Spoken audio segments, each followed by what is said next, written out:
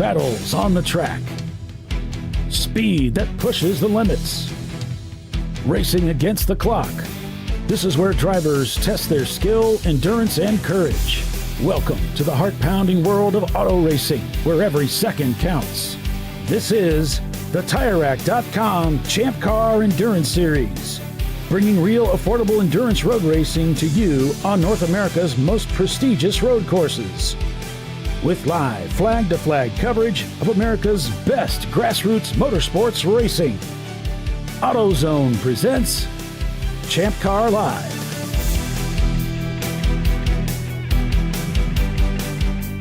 Hello everyone and welcome to ChampCar.Live, presented by AutoZone.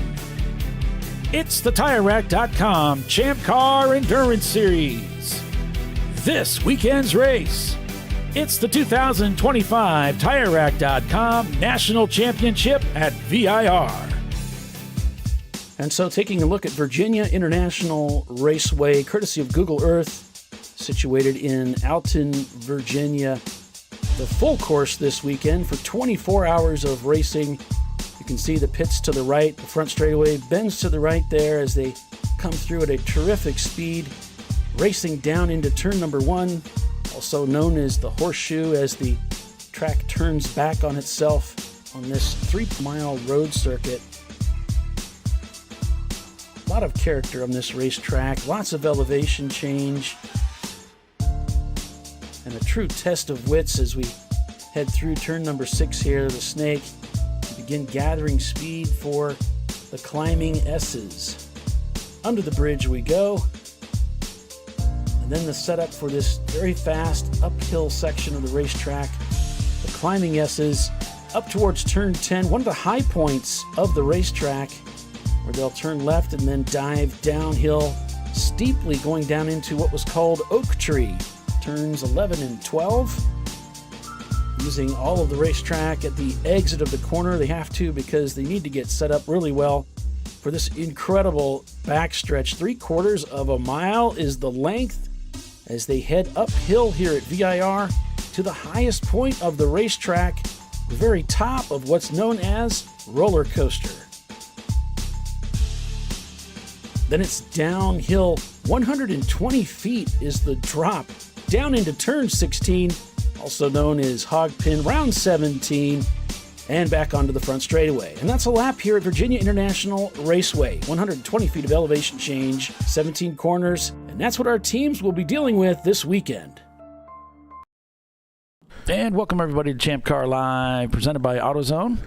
The TireRack.com Champ Car Endurance Series, an 8+7, not a 24. What was I thinking?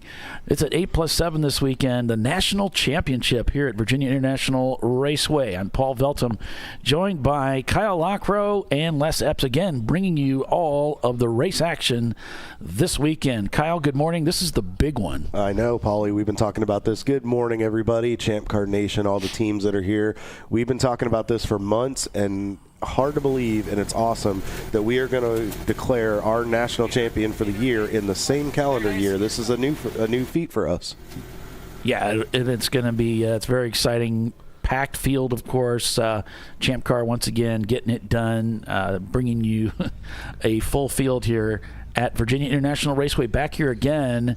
And but on the full course this year, normally we run, I believe it's the North course or the South course. Which one is it? Nope, you were correct on the first one. So usually what we would do is when we would come here 3 times a year, we would come for the 12-hour in March, which was on the South course, which is the 1.6-mile configuration here at VIR. And then when we'd come back in August for the muggy and hot 24-hour here at VIR, on the course that we'll run today, which is the 3.27 mile. And then we would traditionally run a doubleheader on the North course first weekend of December, which is a 2.25 mile configuration. But change of plans this year with the championship race being held here at VIR. We are running the full course. It is an 8-7 park firm layout, and just like we did at NCM, if you joined us for that broadcast back in March, very, very similar as to how this race will play out this weekend. Such a cool racetrack, very dynamic. We've got Les in the pace car with David as they're now rolling out of the paddock onto pit road. You can see there and they'll be heading out onto the racetrack for the first time this weekend. The practice was scrubbed yesterday by the club that was holding the test session yesterday. I think there were some concerns of weather, so they did not get a practice yesterday. There were a lot of teams counting on that to shake down the cars. They're going to have to go in cold. There's ring rust, there's all of that, and this is for all the big prize right here. We've got a combination of Champ Car teams that are here for the national championship, competing within that championship. Then we also have some teams that just want to race with us that aren't included in the championship fight. It looks like Team Salins is going to be on the pole. That's probably not very exciting for some of the other teams. You pretty much just gave Tiger Woods about a 7-stroke advantage right there, folks. But either way, with the no practice, thank you to the Track Advantage folks, Clayton and Krista Ely, that usually run that. Unfortunately, we weren't able to have that this weekend, but thank you to their team for attempting to give us some seat time. So we just want to give them a shout out. They tend to race with us when we go to VIR and to CMP and some of the places here in the Mid-Atlantic region. But pretty much giving Salins the pole that they have a lot of laps here on the pro side as well as on the Champ Car side, which is an advantage for them. But it looks like all of our championship contenders, Paulie, are rolling out. They rolled them off the false grid, and then based on what I'm seeing, it looks like our remaining competitors will roll out behind them. We have 29 championship contenders this weekend, Paulie. 77 entries in total. A class with 17 entries, 6 championship contenders in that class. B class has 8 entries this weekend, 4 championship contenders. C class, as usual here at VIR. I know this is going to sound shocking, folks, so sit down if you're standing right now. 29 entries, 16 entries in contention for the national championship. D class, 5 entries here this weekend. 1 championship contender being Eddie Vedder, and then F class, there's 3 of the entries and 2 of them are contending for the national championship with, I believe it's M2R and Whitnauer Motorsports, and then we have 15 of our EC entries this weekend. We do tend to see a lot of EC entries, but 77 entries in total. 12 different manufacturers represented this weekend, 26 BMWs, 23 Mazdas, Ford has 10, Porsche with 9, Mini with 2, and there are 7 manufacturers, OEMs, with 1 entry apiece. Honda, Acura, Nissan, Chevrolet, Subaru, Pontiac, and Infiniti. Our oldest entry is the USS Enterprise. Oh, Flat Out Nemesis has already lost control. They've slid off the racetrack on the warm-up lap. It is very cold out here, Paulie. I can attest. I've raced here. Oh, no. See if he can... I think he's just waiting. He might be just waiting. Yeah, it looks like he had the clutch in there, Kyle. Yeah, he's got it. Flat Out Nemesis, one of our camera cars for the first time this weekend, and along with Schumacher Taxi and their Porsche Boxster, looks like they still haven't rolled out yet. Eddie Vedder, we've got a camera in that car, along with Parts Badger. A lot of strong contenders this weekend. Obviously, a lot of folks that we've seen win a lot of races this year, a lot of top 5s, a lot of top 10s. Just that's how you qualify for that championship. It's based on those really, really good results, being in that top 75. And good morning to the flagger right there. I think we're under a yellow flag right now, Paulie. So, but yeah, and to Paulie's point, what he was talking about with Flat Out Nemesis, I've raced here before in December. It is very, very cold. The ambient right now, I believe, is in the low 30s. The track, with not getting any practice yesterday, is extremely cold. There was a vicious cold snap that's been rolling through the Northeast and the Midwest and the Mid-Atlantic over the last couple of days. Temperatures were absolutely dropping below freezing, so it is imperative that these drivers really take the time to scrub the tires in. As you can see, Team Salins right there in the rear-wheel drive, you'll see him lunge forward, and then the front end will drop to ensure he gets heat in the brakes. Yeah. You want to make sure you spin those rear tires, but you want to move the car. Looks like he's doing a slalom, but what he's doing is trying to get heat all the way across the contact patch of those front tires. Yeah, these guys are just working to get heat into those tires and stepping on the brakes hard, get those brakes warmed up. This is a cold racetrack where we came out here. We started this morning 32 degrees. I mean, it was right at freezing, but you can see still a few patches from the rain we had yesterday, but for the most part, a dry track. I was out there this morning setting up cameras and didn't really see any puddles, so there's just a little bit of moisture within the racetrack, but shouldn't slow them down too much as far as the wet stuff is concerned. No, I don't think we're going to have to deal with any wet stuff, Paulie. It looks like our forecast for the weekend. So right now we're at 34 is the ambient. We were a low of 32. We're anticipated to get up to 45 degrees today, right around the 3 to 4 o'clock range should be. So that'll help once we can generate some heat in the air and in this racetrack. So drivers for the first hour, definitely be on the radio telling your driver, look, take it easy. You can't win this race in the first hour or the first lap, but you can sure take yourself out of a championship contention, as we just saw with Flat Out Nemesis. So you really need to tiptoe, and discretion may be the better part of valor this weekend if you want to be there tomorrow afternoon. Yeah, absolutely. And you can see how fast they're actually moving. I mean, it doesn't look like they're going very quick on camera, but then when you get to our pace car camera, David's pushing that pace a little bit, and if you had the real eagle eye during the cars rolling out, you might have seen a car that looks a lot like the Simon Says Acura Integra, and it is here this weekend. The car was purchased by a new car owner. They've actually purchased a camera package from me. They are going to be live streaming from inside their car. We'll try to get them in. So yeah, the Simon Says car back in Champ Car. We're starting to see that. That's been a trend we've seen over the last 4 to 5 months. We're really, you can see Salen's right there. I mean, that was a little bit intentional, in there, yeah. But you can see him kick the back end of that car out. He's really testing his grip level. We know Salen's is notorious for going very deep into the brake zones. We'll see if Will and Wayne and Joe Salen and those guys, we'll see if they back it down a little bit just to get through the first few laps. I'm betting probably not, but we'll have to see here when we throw the green. I love Projector Merker, too. He's saying, doesn't Salen's put their wheels on giant hot dog roller to heat them up? That's a great idea. That would be. That'd be a great marketing campaign right there. Yeah.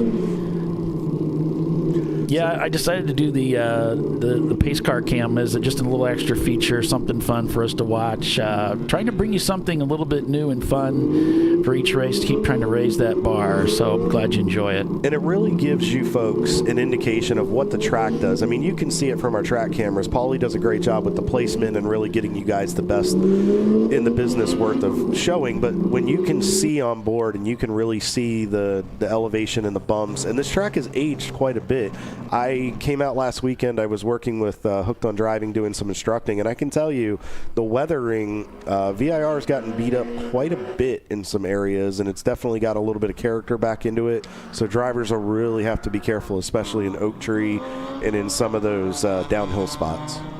Yeah, as they head up through the climbing S's here, one of the most famous sections of racetrack in the world here, the climbing S's at Virginia International Raceway. If you're just joining us, it's a 2-day race. This is endurance road racing, grassroots motorsports racing at its best, entry-level stuff.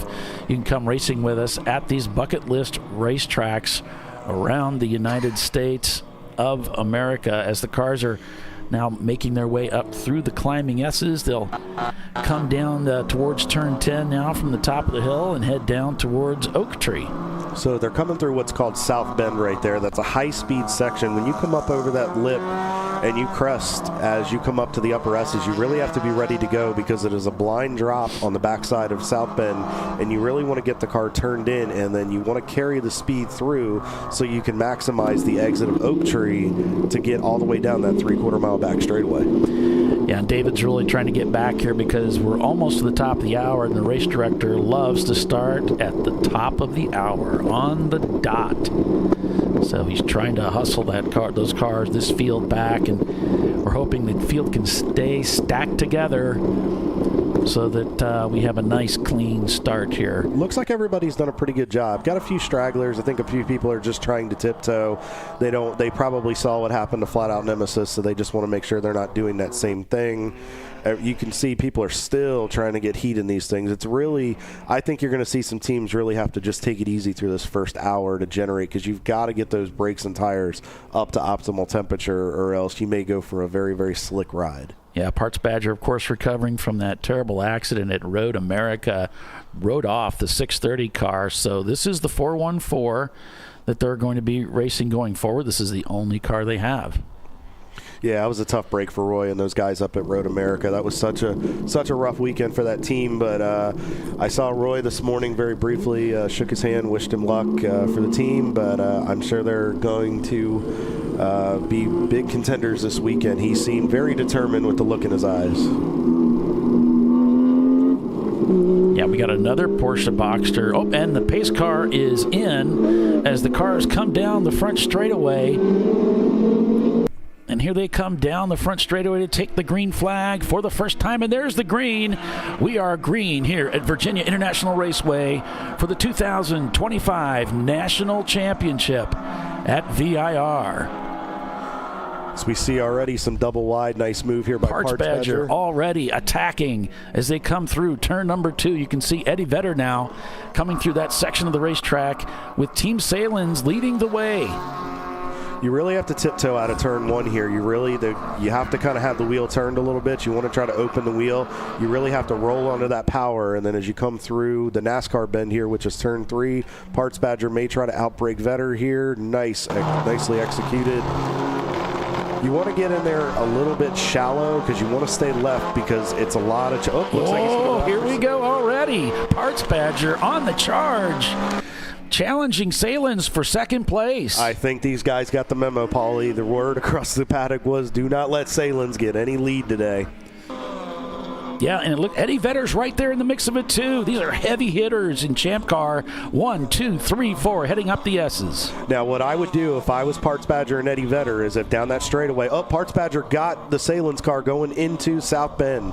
Unbelievable. They've already moved up. It's flat-out nemesis, though, not to be forgotten about. They're on the charge as well, as this race is already well underway. Now, what I would do if I was Parts Badger, knowing right there, nice move right here. Going to be a little slick through Oak Tree, using up all that curve, grabbing a handful of wheel, getting ready to grab probably 4th gear right here. Yep. So what I would do right there is make sure wherever that Salins car goes, you stay with him. Try to get tucked up into his draft right here. Nice run up the hill. Here they come down towards the roller coaster. Vedder's gotten by the other. Nice job. Vedder's up to 3rd. So they've dispensed, I believe, in the 942 car, I believe. So Vedder and the Parts Badger guys are trying to chase down, I believe it's the 943 car. Coming down through roller coaster. You see him just taking it easy. I talked to Dan and the guys this morning. They seemed very sure of themselves that they were going to have a good weekend, but they were a little concerned. Remember, here we go. Here's the pass. Parts Badger going for the lead already on the first lap. Salins trying to stretch their wings here to hold on to the lead of the race. On the very first lap, they come streaming by the front tower. I think he's a little too far back, but he may try to he sets him up for turn 1. Here we go, Kyle. Classic pass down into turn 1. Hold it into the corner, having to use a little curve there. Excellent job. Whoa, handful of steering wheel right there. Catch and release. Nice job. I believe that's Roy in there with the red gloves. So nice job. So Parts Badger takes over your race lead right now. Yeah, he's already got the lead of the race. There's the Simon Says car. Look at the speed differentials. He comes by heading through NASCAR. You can hear just trying to get the traction down right here as he comes through the 4-5. Now, he should be able to stay flat with that Miata through the lower S's and then work his way up under the bridge and head up that hill. And look at the gap he's already put on the Salins team. Eddie Vedder making a pass on the Salins car, the 943. Pulled out to the left, should be able to clear him before he gets up, and he does. Eddie Vedder up to 2nd place. They're climbing up through the S's, and Parts Badger is really starting to stretch out. Yeah, no kidding, Benny. Whatever, I don't know what Wheaties they ate this morning or something, but whatever Eddie Vedder and Parts Badger ate, I think we all need a bowl of it this morning to stay after it. Flying down into Oak Tree here. Oh, he got a little. Did he get a little wide? No, that's just the line, isn't it? No, he was taking. What he was doing is, when you go into Oak Tree, it looks like we got a car off. Is that Eddie Vedder off in the grass? Oh no, Eddie Vedder, no. Nope, it's not Eddie. It looked like a car going through the grass. I wasn't sure what it was there for a second. Apologize for that, folks. Yeah, we do have a car stranded over there. That's one of the Wheels of America cars, I believe. It's either the 999 or 998. He's really down in the grass there, too. So probably with that instance is coming up over South Bend. I bet he got in there a little hot and probably slid off to the right as he was exiting the corner based on the angle of that car. You see Roy's ripping down through here, headed toward Hogpen. Oh, we're going full course caution here, Kyle. Full course caution, no doubt, for that car. The strand looks like he's getting it out of there, though. So hopefully we don't have to go to purple 35. Parts Badger still out front. Coming down the front straightaway to complete another lap, grabbing 5th gear. So what you want to do, folks, let's ride along with them here for a second. We'll see if they end up going. Looks like we may be going to that double yellow. And it looks like we may be back green. All right, so hard brake right here. You probably want to get down to 3rd gear, which it looks like Roy did. You want to turn into the corner. He's got a little bit of throttle right there. You hear him working the throttle, opening the wheel up. He took a little bit more of a shallow line, and that gives him a straight entry through 2. You want to come all the way out to the curb here. There's a bump right there. A patch on the racetrack. Looks like Vetter's within about 5 seconds. Come through NASCAR, brake a little bit early. You want to turn in, stay a little bit to the left, because then you have to take an immediate right. Track out all the way to the left. Here you should be able to go flat. Some cars convert the throttle. Eddie Vedder is right there within a couple car lengths. We're going to have a battle for the lead here. Oh, here he comes. He's looking to get him before they get to the S's. Here they are at the bridge. He sweeps by. Eddie Vedder now takes the lead. We've had 3 leads changes in the last 2 laps. It's unbelievable. We're just on lap 2, and already Vedder now has taken the lead away from Parts Badger. So coming up the hill here, you saw him get on the brakes, you get the car turned in, and then you just have to roll into that power, track out. If you point the car right at the flag station, it'll set you up for straight line braking into Oak Tree, into 11. Let it track out all the way. It's hard to do. It's a confidence thing. And then you want to get turned into Oak Tree, let the car go all the way out to the left, and then you want to get back to the power as soon as possible. You have to maximize the exit. And if you get all the way over to the left, you should be able to go straight up that hill and get a nice run as you head toward 13 and 14. Yeah, he's coming up to the top of roller coaster.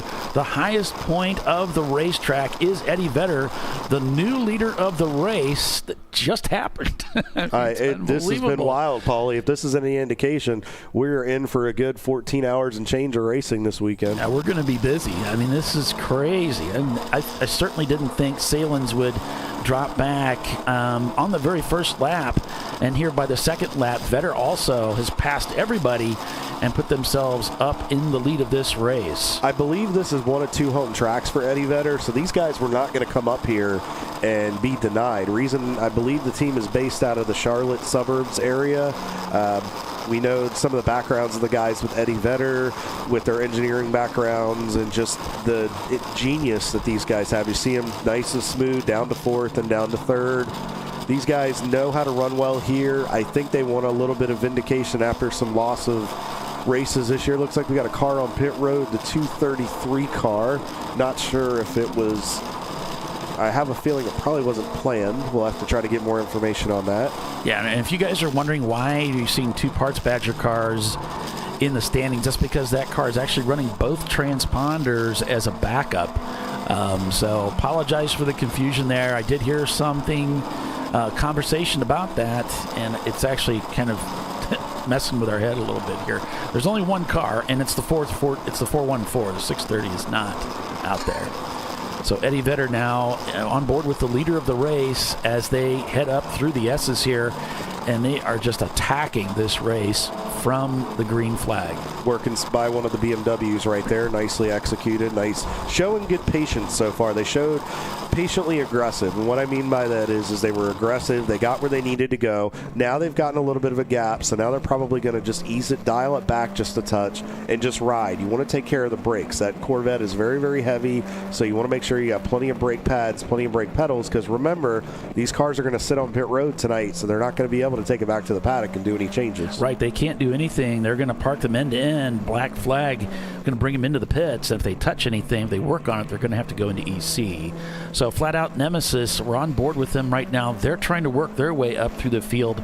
Such a fast race car, and had a great time talking to that crew here this weekend, and they allowed us to put a camera in their car, so we get to go on board with them and watch them fight for the championship this fine year, 2025. I like what I saw right there. He knew he was going to get to clear the red. I believe that was a Miata right there, but he got in line with Race Right, the Silver Bullet.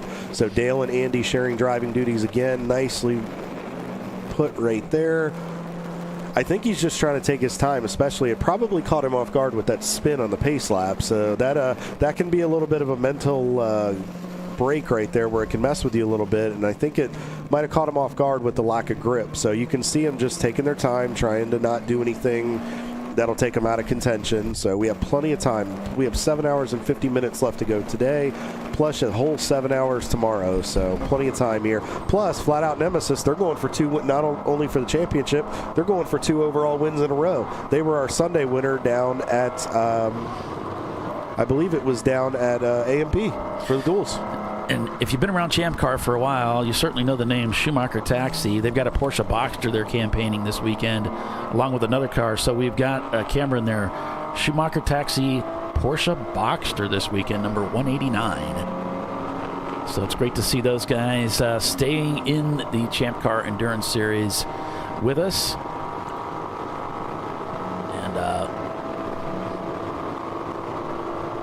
Yeah, so our standings right now, we've got, we're showing that Schumacher Taxi has taken over the lead of the race. I don't see that that's possible. I think our standings might not be quite right. We've got Eddie Vedder leading the race over Parts Badger. Team Salem, Rockwell Autosport Development has already pierced the Team Salem Ketchup Mustard duo there. They're meat in the sandwich, I guess you might say. Wilson Daly Racing behind them. Brew Crew Racing, and don't forget, RVA Graphics and Wraps is out here with a 2-car team as well, so we don't want to forget about those guys. We can expect they're going to be up there in the fight as well. We've got Orange Crush out here this weekend. A lot of our big contenders that we see here. I mean, we've got Wilson Daly Racing. I know I talked to Chris and Brad a little bit this week. Brad just sent me the feed. I'll make sure I get that over to Paulie.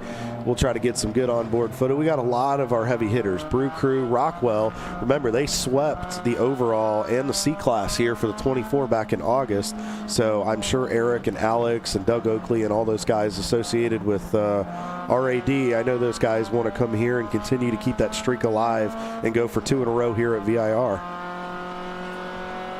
Yeah, Money Shift Racing out here today as well. So it's a full complement out here at Virginia International Raceway.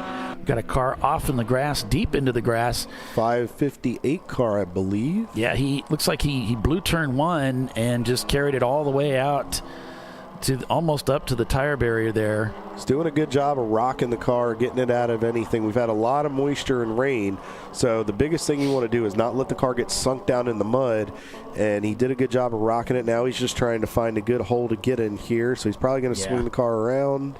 Yeah, unfortunately the track is really high right there, so he's looking for a way to just... Smart move right there. He went out, turned to the left. Up there, yeah. That area of the racetrack, really nobody goes over there unless they're in trouble. Triple Nickel Racing in the 558 there. So that was a good job there. 1983 Porsche 944. As you can see the back end of the car move a little bit. He's going to have to really tiptoe for the first lap back on because his tires have a lot of dirt and junk on them and mud, and he's got to get all that knocked off and get heat back in it before he can go start attacking again. Yeah, speaking of attacking, Parts Badger, they haven't gone anywhere. They are on the charge not to lose any more ground than they absolutely have to from the Eddie Vedder Corvette. He's really loving the edge of the racetrack on the way through Oak Tree. And I was talking to the Vedder guys. They said, you know, I'm giving you one of my special cameras this weekend. It's got the 20-plus horsepower sticker on it. And he kind of chuckled and said, yeah, that's great. You know, what we'd really like, though, is some reliability. So having some reliability problems with that Corvette, that seems to be at the top of their mind, Kyle. That just want to keep that car on the racetrack. Well, absolutely. And also keep in mind, Paulie, Parts Badger is not... they have had some issues with reliability. They had issues with, I believe it was driveline and rear end issues at Road America, and they were hammering the curbs really hard. So that might be something I would be on the radio reminding those guys, hey, you know, make sure you're being nice and easy on those curbs and take it easy because we got a long way to go. You know, you want to get out there and get an advantage, but you also want to make sure you have something for the finish tomorrow. Yeah, you know, Parts Badger, I love watching Roy drive his race car. I mean, he's one of the most exciting drivers to watch in Champ Car. He really hustles that car around the racetrack. You see him checking the brakes. Had that terrible accident at Road America just a few weeks ago and had to go home. It really not only knocked the wind out of him, but it busted him up on the inside. He was pretty sore from it. I don't think he broke anything, but it took some time to recover from that. Yeah, and thankfully we had the month of November off, so Roy's had time to recover and everything. Nice move there, working through some traffic. I'll tell you, Roy reminds me of Rusty Wallace on a road course. If you folks remembered watching Rusty when he was driving the Miller Lite car for Penske, Rusty is a very jukey guy in the car. He was always moving around, very aggressive with his shifting, moving the wheel around, stretching his arms out. And they'd always joke that he was, instead of warming the car up, he was warming up Rusty. And that's kind of what I've noticed with Roy. He's kind of always warming Roy up, and he just has that aggressive driving style where he's a hustler with a race car. There's two different driving styles on a road course. You've got a hustler, and then you've got smooth drivers. If you look at like the Eddie Vedder guys, they're a little bit smoother. And there's nothing wrong with either driving style, but what you notice is it's two different ways to get around the road course, and Roy just happens to be that more aggressive hustler of a driver. Yeah, he really pulls out there so he can get by, and I just love watching him drive. He's a lot of fun. Eddie Vedder, of course, leading the race now. Parts Badger in second. Rockwell Auto Sport Development now has passed another Team Salem car to move into third place. The Salem's cars falling back now with Wilson Daly Racing in the hunt there in seventh. Bruker Racing, the number 86 car, there in eighth place. 45th Parallel Racing is in ninth, and RVA Graphics rounds out your top 10 in the 411. They've got two strong entries this weekend. This is a home track for them. RVA Graphics based out of the Richmond, Virginia area, and they always come down here and bring strong pieces. But they're another one, too, where reliability sometimes has been their nemesis. So hopefully they can overcome that, and they can be in contention for a good finish. Yep, 8 hours of endurance road racing today, 7 tomorrow to determine the national championship title for this race for 2025 for the TireRack.com Champ Car Endurance Series. If you're just joining us, welcome everybody. Paul Veltum along with Kyle Lockrow and Les Epps with the Less is More Camp. We'll be bringing you all the live racing action this weekend. Nice move there by Eddie Vedder. He kind of backed off a little bit. Looks like we have a local yellow here in 4 and 5. I see a car off the racetrack spun. I couldn't tell what it was. It was very faint in the shot, but as you can see, Eddie Vedder, nice bit of patience right there. That might be one of the TCR BMWs. No, that is not one of the TCR cars. I believe that's the 118 car.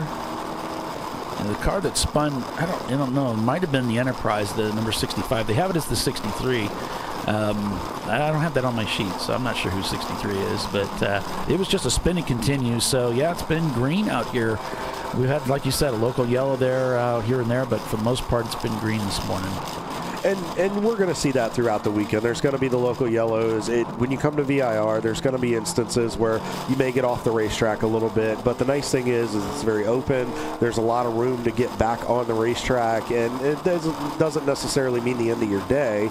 But with as cold as it is, you got to make sure you might have to back your brake zones up. 436 car is on pit road here. Not sure what's going on. I don't see any smoke trailing from the car. They might just be coming in to check something. But we saw them lapping by the 118 car, which are our friends from Warriors in Motion. It looks like we have a local yellow. I wonder if the car in turn 4 might be stuck. Have to check our marching ants here. Yeah, Paulie, that actually might be the Enterprise over there. Good call. Oh, that's a shame. There's a lot of numbers bunched up over there, and we are under our first Code 35 for the day. Yeah, so that brings all the cars.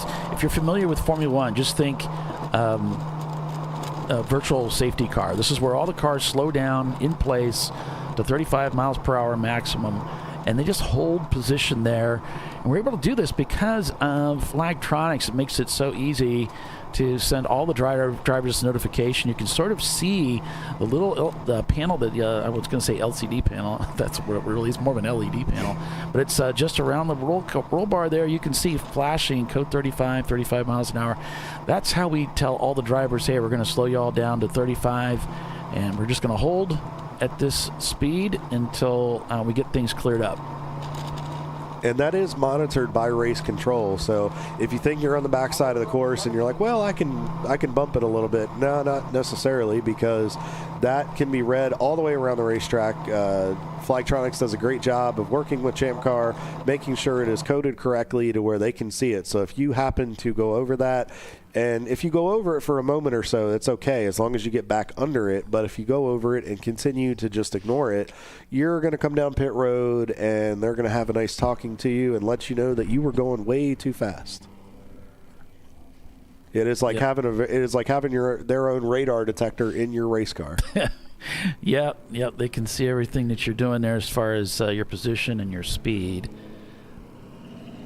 So, Daddy's watching. Absolutely, and they will give out tickets, and the fines are hefty and steep this weekend, especially with the championship on the line. Yeah, absolutely. I was listening. One of the rules was they were going to, if you were caught trying to double stint, it's a 30-minute sit, and you lose your driver loses their driver's band, so they wouldn't be able to race the rest of the weekend. So they're pretty stiff fines if you try to skirt the rules. Absolutely. So, Paulie, it has been a very aggressive start so far. We have Eddie Vedder leading this race and leading our D class here. And then we have Parts Badger in second in the 414 that is leading the B class. If you see the 630, remember that is a double transponder, so the 630 is not in there as well. Leading our C class is Rockwell Autosport Development. Salen's Team Mustard and Ketchup, or Team Salen with Mustard leading Ketchup in 4th and 5th. Brew Crew Racing has worked their way up into 6th position right there. Wilson Daly in 7th. RVA Graphics in 8th.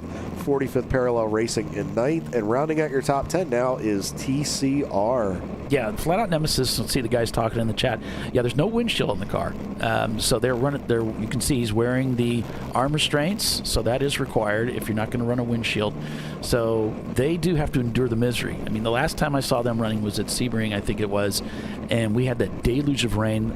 They must have been absolutely miserable just driving for the full weekend in the rain. I mean, that's awful. Yeah. That's what they deal with, though.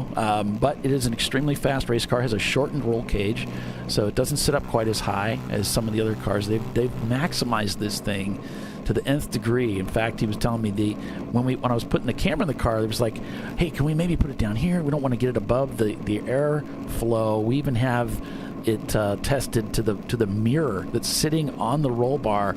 We know about how the air comes over the car. So we really don't. I know it sounds kind of silly, he said, but I just don't really want it in the Airstream. I say, hey, no, I totally get it. I was grateful that you're letting us put a camera in your car this weekend. So we'll stick it wherever it works for you. Yeah, and it's important. And a lot of people think, well, this is a road course. Aero doesn't really mean anything. Well, when you go to big boy tracks like here, Daytona, Watkins Glen, where you get long straightaways, the draft does come into effect, and how the air goes over the top of that car and across it, and how it pushes and makes that hole in the air is very, very crucial. Oh, no, it's the Simon Says car. Oh, tough start to the weekend for those guys. No. That's so hard to see. I'm sorry to see that, guys. Hang in there. Hopefully it put back together. Yeah, hopefully it's just something minor and they can get it back out there. And that happens. We've seen that a lot where something will happen and you just got to maybe get something reattached and then they should be able to get back in the fight. But yeah, that airflow across the race car and over top of it and through it is very crucial. As it looks like we're getting ready to go back green here shortly as we're back to yellow. Yep, we're getting ready to head back out here. Eddie Vedder at the pointy end of the field. These guys were laying on the ground last night as I was headed back to the hotel to get some rest, working on the exhaust system. And in the cold, in the rain, well, it's kind of misty out. Just terrible weather, 32 degrees. These guys work hard, and they're outside. The normal championship or normal weekend of VIR in December. Just grassroots motorsports, really. I mean, this is what these guys go through. You know, you show up on a Saturday watching the show and everybody's out there driving, but there's so much work that goes on behind the scenes for all of these teams to put these cars on the racetrack and go have some fun with their friends, both within their family and the team and also with their buddies they race with out here in ChampCar. Such a family affair, and a lot of teams that have a lot of longevity in ChampCar, they come out. They have a lot of the driver lineups have been around for a long time. A lot of drivers, they just work really well together. There's the Shoemaker Taxi right there to the right as Vedder just works past them. So the standings right now, we have Eddie Vedder leading overall, and he is in the fight for the championship title. Parts Badger in second place. Then it's Rockwell Autosport Development, Team Salen, the Mustard car, then the Ketchup car right behind them. And then it's Brew Crew Racing, RVA Graphics and Wraps, Wilson Daily Racing, and 45th Parallel. That's your top 10. Not an EC car in the bunch.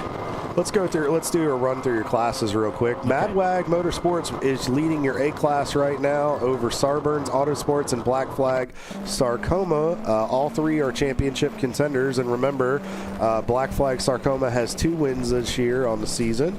Let's take a look at your B class right now. And Parts Badger is running second in the overall and leading the B class over Money Shift Racing. Adrian Willoughby's here again this weekend with Money Shift Racing and with Whitnauer Motorsports. So Adrian will be pulling double duty this weekend. And then Flat Out Nemesis rounds out your podium on the B class. He was very adamant. He wanted me to share that with everybody and very excited about it. Yeah, great. Rockwell Autosport leads your C class over the Condiment duo of Mustard leading Ketchup, so that rounds out your C-Class podium. Brew Crew just outside of there, as well as RVA Graphics. D-Class being led by Eddie Vedder over 2244 Motorsports and their Mustang, and then broken 60 seconds in the number 60. We just saw them. It's a black and green Fox Body Mustang there, 1993. And then let's take a look at our F-Class. M2R, the 1990 Miata, leads that over Whitnauer Motorsports and Flat Earth Racing. And then let's take a look at our buddies over in EC. The Bimmer Performance Center guys in the 132 are leading right now over the USS Enterprise. And then Section 8 Racing having a good early weekend so far in the first 30 minutes. They are third in the EC right now, so a good early jump and start for these guys. And you guys are right, Premium Dudes. I know Roy has to ring that thing out there, so he gives it everything he's got. Like I said, there's a reason I wanted to call him the Rusty Wallace of Champ Car. Yeah, looks like Mark behind the wheel of the Brew Crew, one of the Brew Crew cars. So I believe it's Mark and Matt Pombo, if I remember this correctly. I'm sure Arjun and Kate will correct me if I'm wrong. I believe they talked about this, so I believe it's Mark and Matt. They're brothers, and I believe they have a big history in racing, and I believe there's with their dad, and I believe that's something I'd heard about earlier in the season. So good to see them. They've been regulars this year with us and with Brew Crew, so good to see them back with the Atlanta-based team. And I believe it is the 86 is eligible for the championship this weekend, so Brew Crew has one bullet in the fight. That is trying to contend for that national championship. Back on board the Parts Badger. Still trying not to lose touch with the leader of the race in that very fast Mazda Miata. He caught traffic in a really odd spot right there. It looks like one or both of the Brew Crew BMWs, I believe, because I know that's one there. Yeah, trying to work his way by. That's the 203. That's a different car there. Let me see. That is Corsair Racing Team. Okay. And it's really hard here at VIR, folks. If you really have to anticipate where you're going to catch traffic. We talked about that a lot in the 24. Looks like Rockwell is on the bumper. This might be a fight for second place in the overall. Oh, he's catching him. He's going to get caught up behind Brew Crew here. Yeah. I believe that's Doug Oakley in the one car. I believe he started. Doug may try to... Nope, Doug's going to go with him. Yep. So they've dispensed of the Brew Crew car. Now let's see if that Rockwell Porsche hangs on to the back of the Parts Badger Miata. Grabbing high gear, coming down the front straightaway to complete another lap. Got to run into the draft, going to look to the left. You can see him in the rearview mirror there, looking to the left. That's the disadvantaged side, but wow, look at the power as he comes by. And remember, now breaking into one, here we go. And remember, that's your championship car from last year. They won for 2024, looking for a repeat here, trying to go 2 in a row. Yeah, he's working his way up through the field, these guys. So there's a change of position, another change of position here on ChampCar.Live. You got to see it live, folks, as they head through NASCAR now through turn 3. Now let's see if Parts Badger can hang with the Boxster here. Yeah, they've been working their way up through the field. It's going to be tough, Kyle. I think Roy can do it. I mean, that Boxster's got some power. It's just, it's going to be... It's the handling, you know? Yeah. The brakes and the... Those Porsches are just amazing under brakes, and the rolling speed through the corner is tough to match. It's also going to be, he's going to have to anticipate catching traffic. He's going to have to really think ahead. You have to kind of play the long game, and you have to look, where is the best place? Like right here, Rockwell got caught up behind one of the Section 8 Mustangs. Yeah, that's helping him right there, and looks like the Mustang's going to go ahead and take the racing line, and as they should. But he needs to set up nicely, be better on the outside. He's really not in a great spot, but he wants this outside line. He's going to try to work around the outside of the Section 8 here to really get that good clipping point for the exit of Oak Tree. And actually, that is the better line to go. I know a lot of people think, well, you can pass them on the inside. The problem is it's so tight there getting into Oak Tree. If you go to the outside, it gives you a better run off the corner.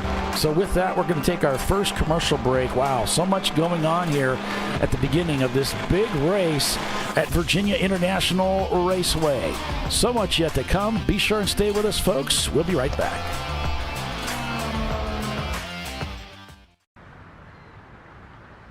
I probably need new tires. You do. What if they sold tires online? We do. We're TireRack.com. They could offer lots of tires We have so many tires. and help you find the right tire. It's called the Tire Decision Guide. Oh, and they could ship them to a nearby mechanic. We shipped over 7,000 independent recommended installers. This is an amazing idea. Sorry. TireRack.com, the way tire buying should be. George and Junior are fed up.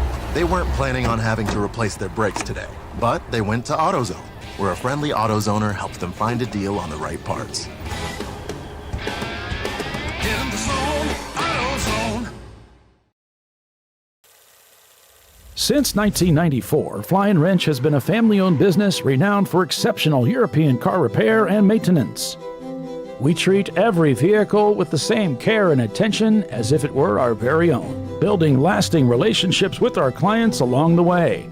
We specialize in high-performance vehicles, offering a range of services that include fabrication, construction, custom wiring, and much more. Visit us at flyandwrench.com. Discovery Parts is a veteran-owned racing and safety equipment company.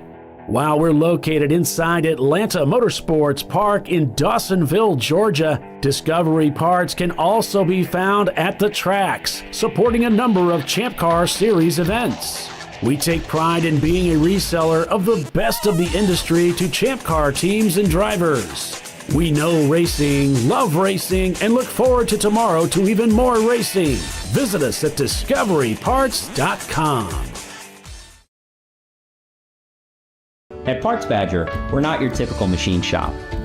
When a market-leading mountain bike manufacturer was looking to reshore their hardware components, they turned to Parts Badger. Within weeks, we had deployed a dedicated manufacturing cell, ramped up production, and had guaranteed capacity to meet their demand. We're looking to be your manufacturing partner. See what we can do for you and your company at PartsBadger.com.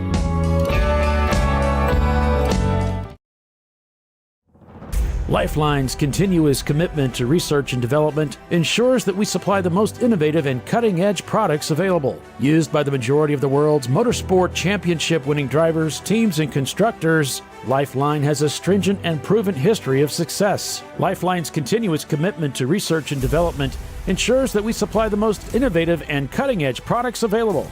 Lifeline's 0360 systems are the result of over 7 years of intensive research and development using 3M's Novik 1230 environmentally safe gas extinguishant. Lifeline uses only the finest quality components. For more information regarding our fire safety equipment and fire safety systems, please contact us at info@lifeline-fire.com. Sentinel is a comprehensive motorsports video solution incorporating live streaming, local recording, 3 cameras with picture-in-picture, flag status, and much, much more. Stop playing with multiple solutions. Sentinel handles it all, including timing and scoring, vehicle data, graphic overlays, adaptive bitrate encoding, network bonding, and more. Sentinel is the solution to sharing your motorsports experience with your friends, family, sponsors, and the world. What are you waiting for? Get your Sentinel today and never miss an on-track moment. www.sentinel.racing. Dave's twitch is bad. That's because his wipers need replacing. But he went to AutoZone, where a friendly AutoZoner guides him to the right wipers and makes sure everything is working smoothly. Get in the zone, AutoZone.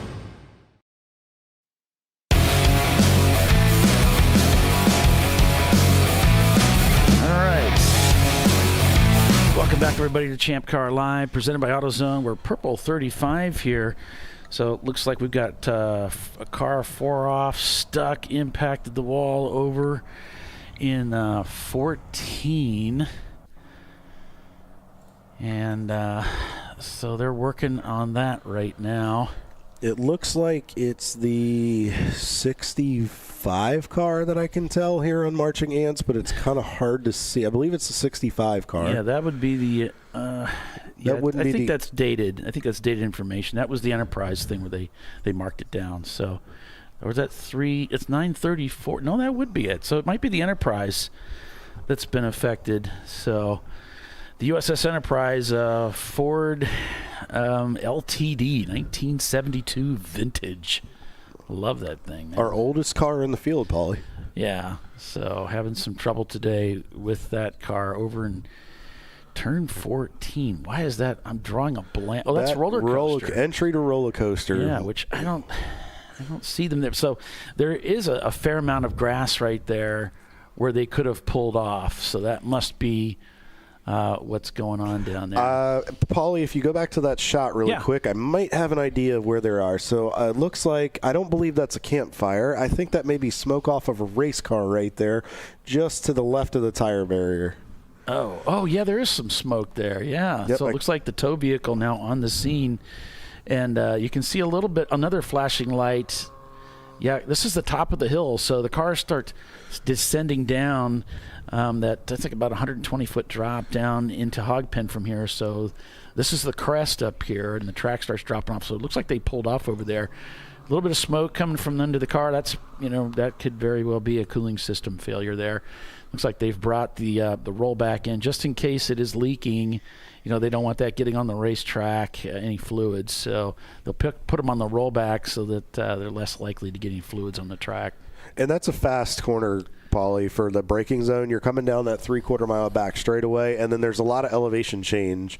As you come up over the hill, you go downhill into the brake zone, and then it goes back uphill, and then there's a slight left kink, which is off to the right of that camera. There's the kink right there, and then you turn in and then start going downhill. And if you miss that, you don't have a lot of runoff before you meet a tire barrier, and that's where we tend to see a lot of people get in trouble here at VIR.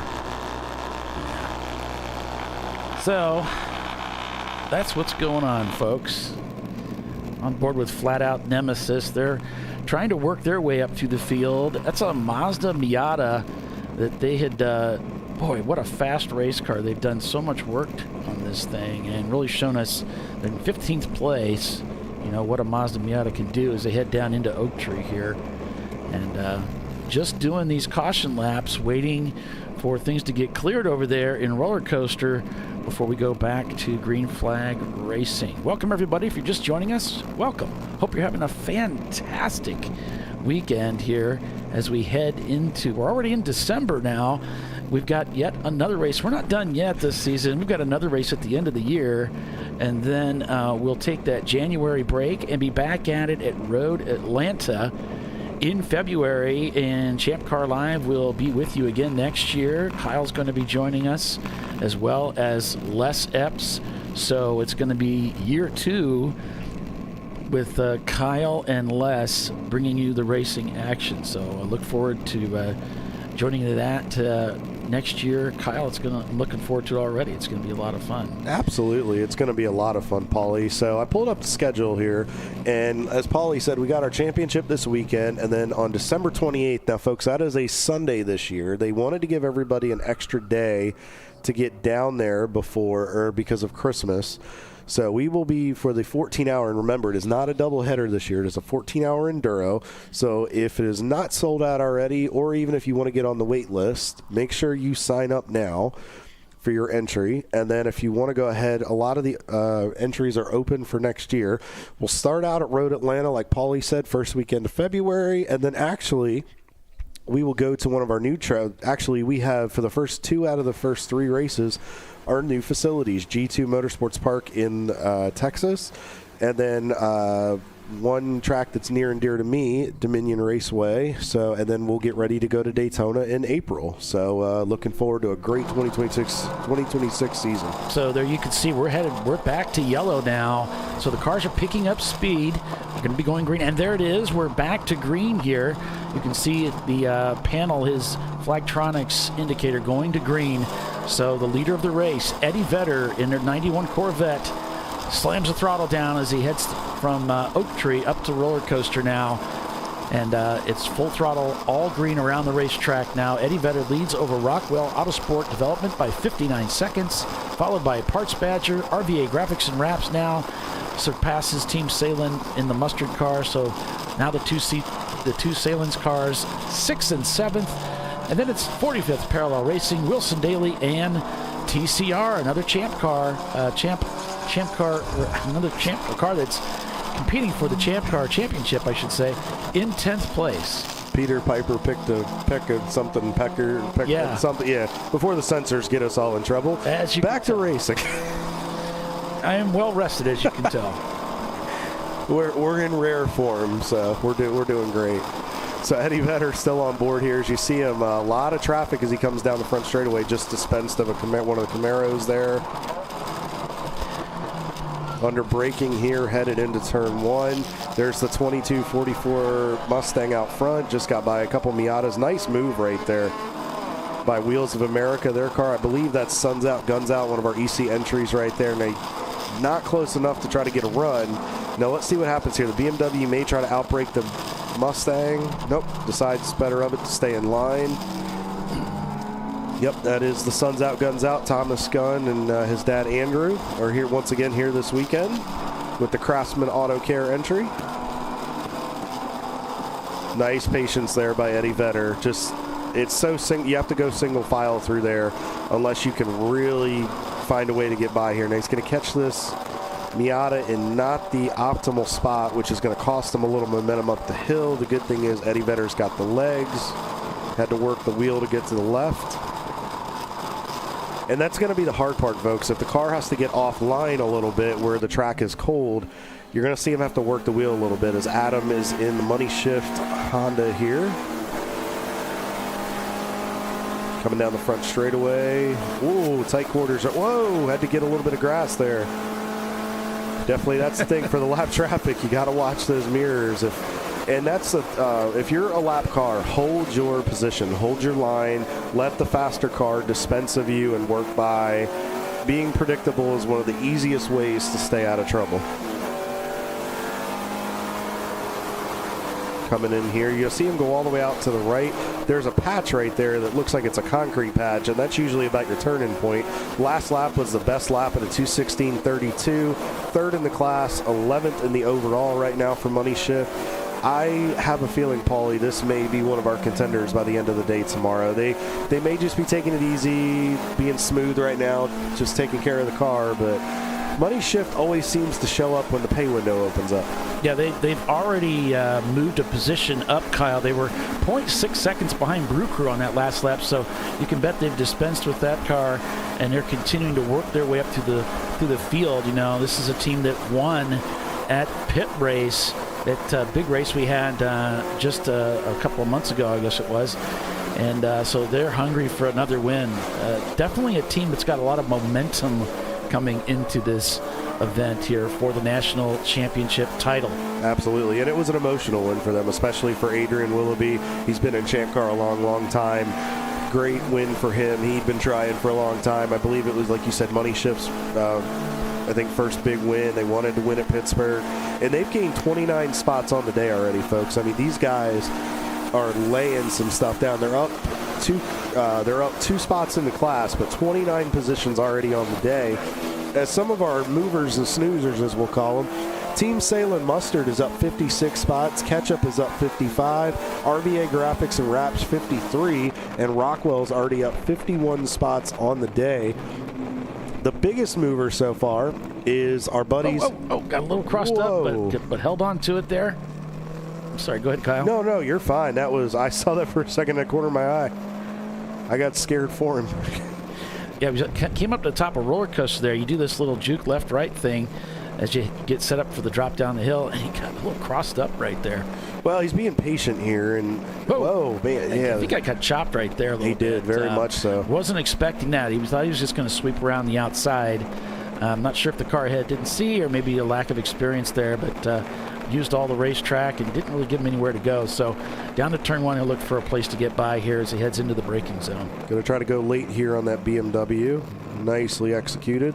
Yeah, really nicely drove down in there. Uses all the racetrack at the exit. Sets up for two here. Nice pass as he continues to bring that Miata up through the field. Doing a great job. I mean, these guys just keep picking them off one at a time. That cost them a little bit of time right there, but better to back off and let it open itself up. Let the hole to where you can get through become available rather than trying to force the issue this early. I mean, we're just over the 45-minute mark at this point, so a long way to go. As I'm seeing some three-wide action here. Down the front straightaway. A little bit of headlight action there from Rockwell trying to let the 901 Motorsport 903 entry know, hey, I need to get through. I got people chasing me down, and they are trying to slowly run down Eddie Vedder. It is now 26.4 second separation last time by the start-finish line, and lap times, we didn't get a lap time for Eddie Vedder last lap by, but last lap for Rockwell was a 2:12.96, and might have gotten caught in a little bit of traffic, but still, that is a fast lap around this full course. Yeah, Parts Badger setting up nice for around the Wittenauer Mini Cooper here, and it looks like one of the 901 cars might be up ahead here as they work their way through the snake, into the snake rather. All right, through 5, through 6. Now they'll head under that bridge.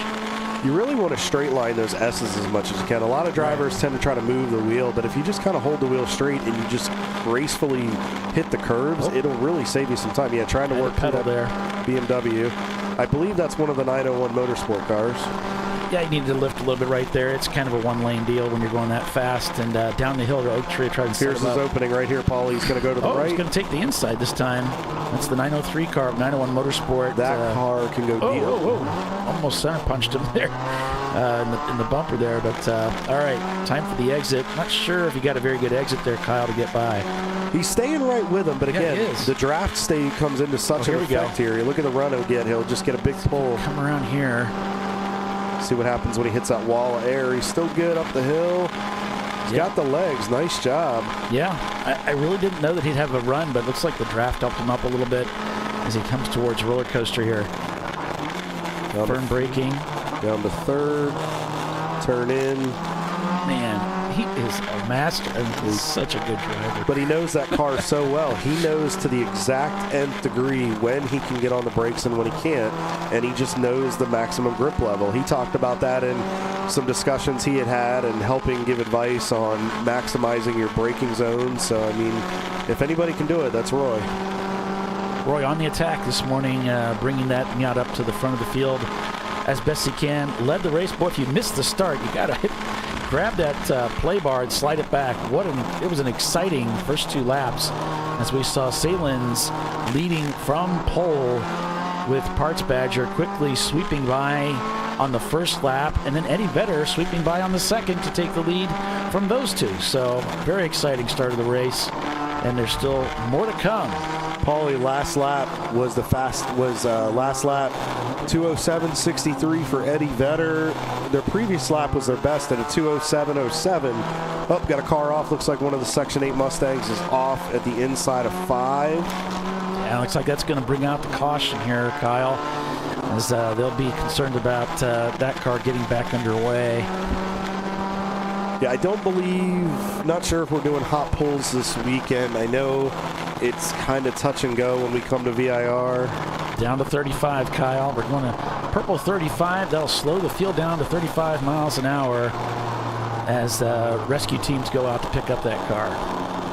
Tough break for those guys. Last time we had checked in on Section 8, they were running in third spot in that EC class. So, unfortunately,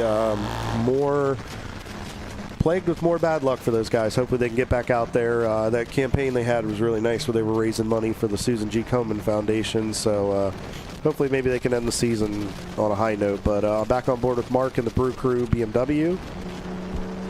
Yeah, just checking in with some of the other teams in the gaps here. 6 seconds from Parts Badger up to Rockwell Autosport Development there in second place. Team Salem back 21 seconds from the Parts Badger machine. The RVA Graphics and Rapid team, RVA Graphics and Raps number 411, splits the two Salem's Porsches 14 seconds in the rears of the Mustard machine. Then it's catch up behind them, back just 2 seconds from RVA. And then it's 45th parallel, back just 5.9 seconds. Wilson Daly in 8th, back just 8 seconds. Money Shift back 18, and Brew Crew 0.392 is the distance between those two cars. On that last lap, you can see he's right on his haunches now. So Money Shift continuing to work their way up through the field, and you could throw a blanket over the top 10, and they are so close right now. And we're still, just getting started here, but yeah, we've had a good almost an hour's worth of racing here. What's it been? It was 7 hours and 9 minutes remain. So, the car's still staying pretty tight up at the front of the field. I think a lot of people knew with the championship on the line this weekend, they knew the best thing to do was not let your fellow competitor get away. And it's easy to do here at VIR. I mean, when we were here for the 24, we know Rockwell had an advantage. Eddie Vedder, I believe they were here for the 24, but I don't remember. But the guys that were here for the 24, they really just kind of legged out a little bit. And I think they just know that with it being less time, they're really going to have to keep them within arm's reach. Yeah, I can already see there's teams getting active, ready to put fuel in one of their cars out here in the pits. And I'm just wondering when Salins is going to see their pit window open up and dive in for their first pit stop. But it should be some time yet. That first window opens up at the 1 hour mark. And the reason for that, folks, is in Champ Car, you can go 2 hours maximum on fuel. You have to, and driver stints are 2 hours. So you have to make a pit stop in that period of time, but depending on how much your fuel burn is and with the consumption, you may have to come in at 90 minutes. You may have to come in at an hour 15 or whatever it is. Some might have to come in a little earlier. So it'll be interesting to see. And with these 8 hour races, sometimes it can mess with teams a little bit. You'll try to do 3 stops, but you might, especially if you can only go 90 minutes on fuel, you might start working the race backward from this point. Tomorrow it'll really come into effect when we do this, when we complete the last 7 hours. Yeah, Les is out there in the pits again with the Less is More cam. You can see our dirt cam we got kind of low on the front straightaway. We catch the cars coming down the front, headed towards the tower there. Looks like one of the Miatas is on pit road. Looks like they just did a driver. Might have just been a fuel stop. I don't know if it was, we caught it late, so they might have done a driver change or fuel, but they're headed back out into the fight. So, Paulie, 20 mile an hour on pit road, just like every track on the Champ Car schedule. And we'll definitely have to, for anybody that's new to Champ Car and watching for the first time this weekend, welcome. We appreciate you watching Champ Car.Live presented by AutoZone. I appreciate everybody as we are getting ready to go back yellow. Yeah, they're getting ready to light them back up, back to caution, which means just moments from now, we will be back green here. And Flat Out Nemesis is ready to pounce. They're in a great spot. There's the green, so they're going to come flying down that back stretch, 3/4 mile stretch up to the top of Roller Coaster, and get ready to start another lap here at Virginia International Raceway. Eddie Vedder still continues to lead on board with Flat Out Nemesis as they come down the back straightaway, headed to turns 13 and 14 to enter Roller Coaster and then down to Hogpen. Rockwell Autosport is in second. We'll have to give it a lap or so when they come by the line to see what the gap is. Parts Badger is in third. Team Salem Mustard in fourth. RVA Graphics and Raps in the 411 splits the condiment duo of Mustard and Ketchup, who is in sixth. 45th Parallel Racing in 7th. Wilson Daly, in That's the top 5. 45th Parallel in 6th. Wilson Daly in 7th. Money Shifting 8th. Brew Crew 9th. And TCR rounds out your top 10. Remember, the 630, that is a dual transponder on Parts Badger. So that the 630 car is not here this weekend. Yeah, no, that car got written off. They decided to run a backup transponder. So they've got 2 in that car. So it looks like we have our gyro cam going again in the Schumacher taxi. I have not had a lot of luck with getting these things to stay hold. I wonder if it just got bumped going over the curbs, and now you're getting a bird's eye view and a rotation. So yeah, back on board with the leader of this race, Eddie Vedder. Talked with them yesterday. Weren't too confident with reliability, but so far so good for the Corvette team. Usually they're good about the 50% mark, but usually it's like once you get inside that last 3.5 hours to go, that seems to be when the gremlins come up. So, but I like the patience again showing right here. They don't seem to be in a big hurry. I think they know they have the legs. It's a 41.4 second gap right now to Rockwell Autosport. So it seems like they can, if they need to step out a little bit and increase the gap, they can. But I have a feeling they're just kind of riding, getting into a pace. A couple of our folks on in the chat had said it looked like that some of them were kind of just riding right now, and I tend to agree with you guys. So our production team that sits in the chat is giving us some really good notes. Yeah, thanks for doing that, folks. It's always great to hear from you, and usually brings some really good perspective and some data that we're not seeing, don't notice. So thank you for doing that. Cars come sweeping down there. It's such a wild part of the racetrack. We really head down. You can see how steep then they climb up to that turn 12 called Oak Tree. Yeah, it's a very high speed. You come through South Bend, and you carry a lot of speed if you can. You try to scrub off a little bit of speed as you come up from the upper S's and you crest the hill, but then you want to get the car all the way to the right and get it pointed down to 11 and then through Oak Tree. And it's really a confidence thing. A lot of drivers feel like, oh, I'm losing time. Well, you have to figure out how to roll through Oak Tree and carry the speed but not go off, and not over slow but then go too fast where you get off the racetrack. You're walking a tightrope, and once you figure it out, though, you never forget it. Yeah, there's the Parts Badger car coming through the backstretch there. You can see the dips and the climbs. Like you said, Kyle, this track has a lot of character, and you've done some racing here. So what are some characteristics about this track that you think are really fascinating or helpful to a driver that maybe hasn't been here? It looks like a very technical racetrack. It's very narrow in certain parts of the racetrack. A lot of single file racing, especially through the S's. You have to be patient coming down through Hog Pen, which is this part of the racetrack right here where you're down to one of the lowest points, and then you work on back up the hill, headed up onto the front straightaway. You really just have to be patient, and you really don't want to overstep. Yes, there's runoff in case you happen to make a mistake, but you also don't want to go off and get dirt and mud, especially with as wet as it is, onto your race car. That just adds weight, and then it gets in there and messes with components. You really just have to execute passes carefully. You want to make sure you get all your braking done in a straight line. Trail brake a little bit through some of these corners. It just depends on your setup and your tire and brake combination, and what your balance is on your brakes front to rear.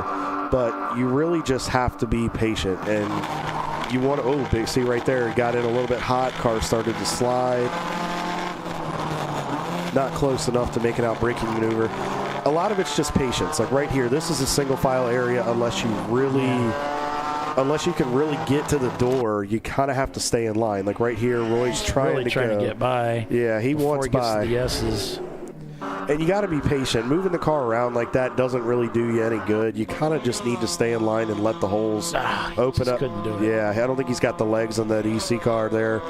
But if he can stay with him, I think he could outbrake him here into South Bend. We'll find out. Nope, still stays at the bumper. Now, if Roy can get in deep into the brakes here, he's going to go around the long way, which is going to give him a great entry into Oak Tree. Yeah, sun's out, guns out guys are not giving him a break. He's got a good run. Oh, now he's got there it. There he goes. He had such an amazing run coming out of that corner. And I have a feeling there might be a finger coming out the window right there that I did not appreciate that, sir, and that will be put into the memory bank. He's got a great run, and boy, he powered out. Oh, yeah, there. he did. He just pulled that thing right, put the pedal down to the firewall and said, I'm going. But the elevation change too, Paulie. If you get a chance, when I ran here with Rad Air for the 24-hour, I had those guys consistently on the sim learning this place, and you have to be aware of the blind rises and that something can all of a sudden show up that comes out of nowhere. Yeah. I would park the car intentionally in the sim, especially at night when we were doing the 24 in spots, and I would turn my headlights off if it was a stalled car, and I would simulate those kinds of things to try to get them ready to go to do it. So you really just have to be as prepared as possible. Yep.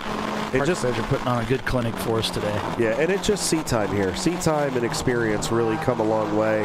But asking questions if you're a new driver and talking to your co-drivers that have experience are what will pay dividends for you your first time here.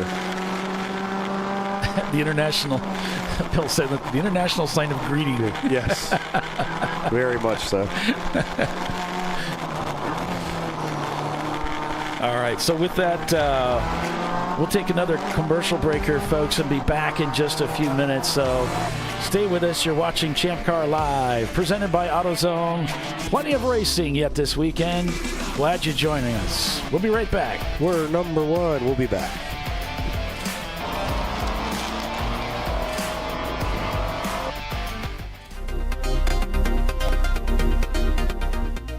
Welcome to TireRack.com, revolutionizing tire buying since 1979. With our unmatched selection of branded products, finding what fits your vehicle and is right for you and how and where you drive has never been easier. Through helpful online shopping tools that include our professional hands-on reviews done at the introduction of a tire and consumer reviews that give real-world feedback over the life of the tire, you can make the right tire choice and find exactly what you need. And if you prefer to talk to someone, our tire testers, our sales team, are available on the phone. And that's how we get you the right tire for you and your vehicle for where and how you drive. Dave's twitch is back. That's because his wipers need replacing. But he went to AutoZone, where a friendly AutoZoner guides him to the right wipers and makes sure everything is working smoothly. In the zone, AutoZone. Since 1994, Flying Wrench has been a family-owned business renowned for exceptional European car repair and maintenance. We treat every vehicle with the same care and attention as if it were our very own, building lasting relationships with our clients along the way. We specialize in high-performance vehicles, offering a range of services that include fabrication, construction, custom wiring, and much more. Visit us at flyandwrench.com.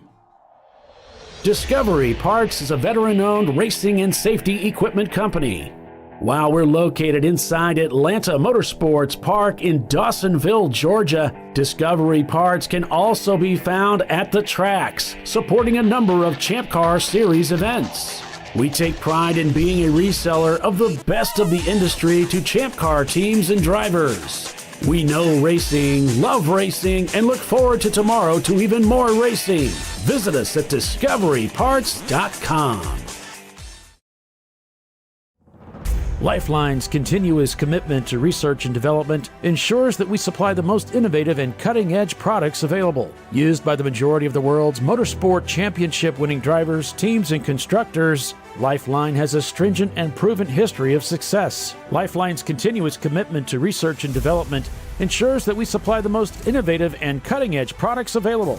Lifeline's 0360 systems are the result of over 7 years of intensive research and development using 3M's Novik 1230 environmentally safe gas extinguishant.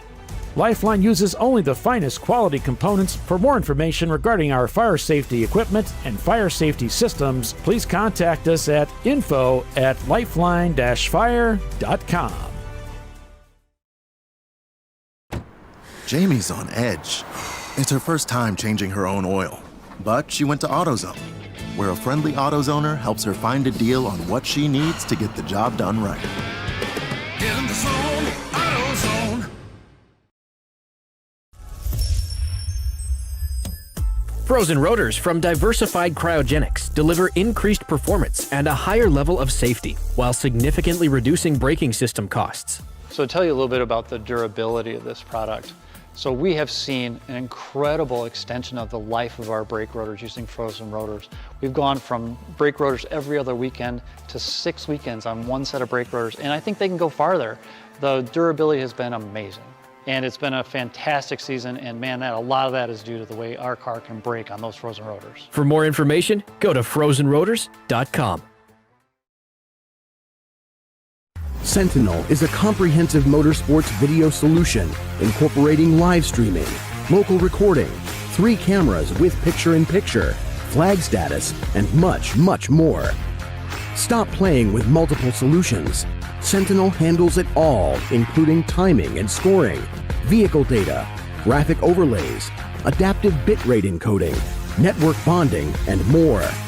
Sentinel is the solution to sharing your motorsports experience with your friends, family, sponsors, and the world. What are you waiting for? Get your Sentinel today and never miss an on-track moment. www.sentinel.racing. Ricky's truck is having trouble starting. So he went to AutoZone, where Joseph, a friendly AutoZoner, totally understands. He points out AutoZone's many free services, including battery testing and charging. Less delays, more free services. Get in the zone, AutoZone.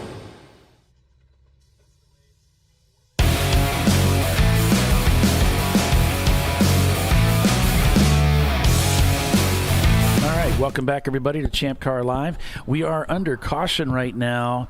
We have a car that contacted the wall. Looks like they have it as the 999, but I don't have that on my sheet. It might have been Wheels America Racing if they have a sister car or something like that. But it looks like Parts Badger in the pits for just a standard stop, fuel, and driver change. We got the Less is More cam on the scene for you, bringing you the up-to-date stuff here as things were happening, unfolding, and during the commercial break. Thanks for joining us, everybody. Hope you're having a fantastic weekend, beginning of your weekend, as we begin the National Championship race out here at Virginia International Raceway. Back to caution, which means we're headed towards green here shortly. Looks like, wow, Parts Badger really did a great job of getting in, getting the pit stop done, getting back out there. Looks like they're about ready to push it out. That'll be perfect for them. But Eddie Vedder, there's the green. Looks like flat out just ahead of them. So this won't really be a pass for position. Flat out, it's just going to put a lap down. As there's the Eddie Vedder Corvette, the leader of the race, putting flat out a lap down. Whoa, as Eddie Vedder's trying to get, hey, did you see me coming, by the way? Had to grab a handful of wheel right there, too. I hope you guys, because I'm coming through, you know. Pardon me. Yeah. He really had to grab a handful of wheel. Like I told you, as you get some heat into the racetrack, the race line will be warmer, but offline it's still going to be a little bit colder because you don't have that rubber buildup on there. So you notice he was offline a little bit, getting into 5, and the car just stepped out, and he really had to wait on it and get a handful of wheels. So you just really got to tiptoe through some of this traffic. And we saw from Les's camera that the Parts Badger team doing some tire pressure adjustments on that left front, or at least doing a check there, and getting ready to send the Parts Badger car out. He has to stay there minimum of 5 minutes because they took fuel, so they can't just put gas in it and head out. They have to stay for at least 5 minutes when they open that gas cap. Yeah, standard operating procedure here in Champ Car. If you're taking fuel, you have to be on pit road 5 minutes. Might have a little 3 wide here. Flat Out Nemesis is trying to get a draft off the 118. Our Warriors in Motion guys are veterans, and then they're coming up on the Enterprise. And there's the 414 heading out. Thanks, Les, for that coverage there. Great shot to the Miata, the 414, as it leaves the pits. Right there, you notice he was offline with his left sides, and the car wiggled a little bit under braking. The car is really light, too. And then, and Porsche got crossed up, too. Almost looked like you put a tire off, Les, or Kyle. I know I get you guys confused all the time. Well, we're brothers. I mean, it happens. We look so much alike. We really do. So he is the better looking one of the duo. So it works out. But yeah, he had to grab a handful of wheel right there. But like I said, a lot of guys are just slipping the back end of these cars, and a lot of the front wheel drive guys are just, when they go back to the power, the car just wants to go straight. At the track, I mean, we're just over almost an hour 10 into this, but you really have to be patient, and you need to just let it come to you. Don't try to force the issue. If the grip level's not there, it's not going to be there until it's there. Yeah, and really take note. Look how he's shifting and braking, just being very smooth, and slowing the car is fast on the racetrack, and that's how he's driving the car, is being very patient and easy on it. It's great to watch a team that's got a lot of experience drive a race car, and you can just see how gentle they are with it. You can just hear him rolling in nice and just gingerly into that accelerator. I like what he did right there. So what he did, folks, is he short shifted before he made the turn. Instead of getting a lot of wheel spin and winding up the RPMs, he just grabbed fourth gear a little early, used the torque to get him through the lower S's, and then he wound the car up as he got onto the straightaway. That's a great way to save fuel too. If you shift a little bit early, a couple hundred or even 500 RPM, it's a good way to not burn off as much fuel, especially if you're trying to stretch to that 2-hour mark with 8 hours today. Yeah, through 10 and 11 now, into roller coaster here. Don't think he's a heel and toe driver. I didn't see the movement on the right foot, but he might have just. I know those guys are bigger, so he got a good run on the 715 going through there. So, and the heel and toe is a good way to just kind of balance it, because if you blip shift the car, it just lets those RPMs come up, and it's not as abrasive on the rear end, and it's a smoother transition on the downshift. So, but it's an art. It takes a long time to get acclimated to it. As Suns Out, Guns Out is on pit road for their first stop of the day, as Flat Out Nemesis has dispensed to some of the traffic as they head into 13. Yeah, so the standings right now, Eddie Vedder leads over Rockwell Autosport Development by 50 seconds on that last lap. We've got Team Salem, the mustard car, now in third place, followed by the ketchup car in fourth, back 4 seconds behind their teammate. Then it's Wilson Daily Racing back 13 seconds, another 14 seconds. Now we see RVA Graphics and Wraps in the 411. 9 seconds behind them, it's the Brew Crew number 86 car. Then it's Money Shift Racing right on their tail by 1 second. Then it's Track Car Rental TCR, Flat Out Nemesis in 9th, and Madwag Motorsports in 10th place. Paulie, we just Flat Out just got by Parts Badger here, so it's not for position. I don't know if that's for position on the racetrack, but that's a big move right there. So yeah, we'll see. Parts Badger is shown in 18th with that pit stop that they took. So Nemesis is in 9th, so they really don't want to let him go. No, not at all. But the pit stops are that's gonna shake everything up. Absolutely. Parts Badger got that pit stop out of the way. Well, plus first couple laps onto the racetrack, you got to let the brakes come back up to temperature. You got to let the tires get up. If they made an air pressure adjustment, let's say you took air pressure out or you decided to bump it up a little bit, you got to get it back to that optimal too. Right. And it looks like there was a driver change. I'm seeing some yellow gloves. That might be Marvin. So and again, no practice this weekend. So Marvin may just be trying to get acclimated to the situation. Yeah, and someone asking, how's the USS Enterprise doing? They're in 58th position right now. And if you want to follow along, keep track of your favorite teams, you can do so at race-monitor.com or redmist.com, I believe it is, or .net, something like that. And you can just look for the Champ Car Endurance Series race at Virginia International Raceway, the National Championship, Saturday. And you can keep an eye on all the standings.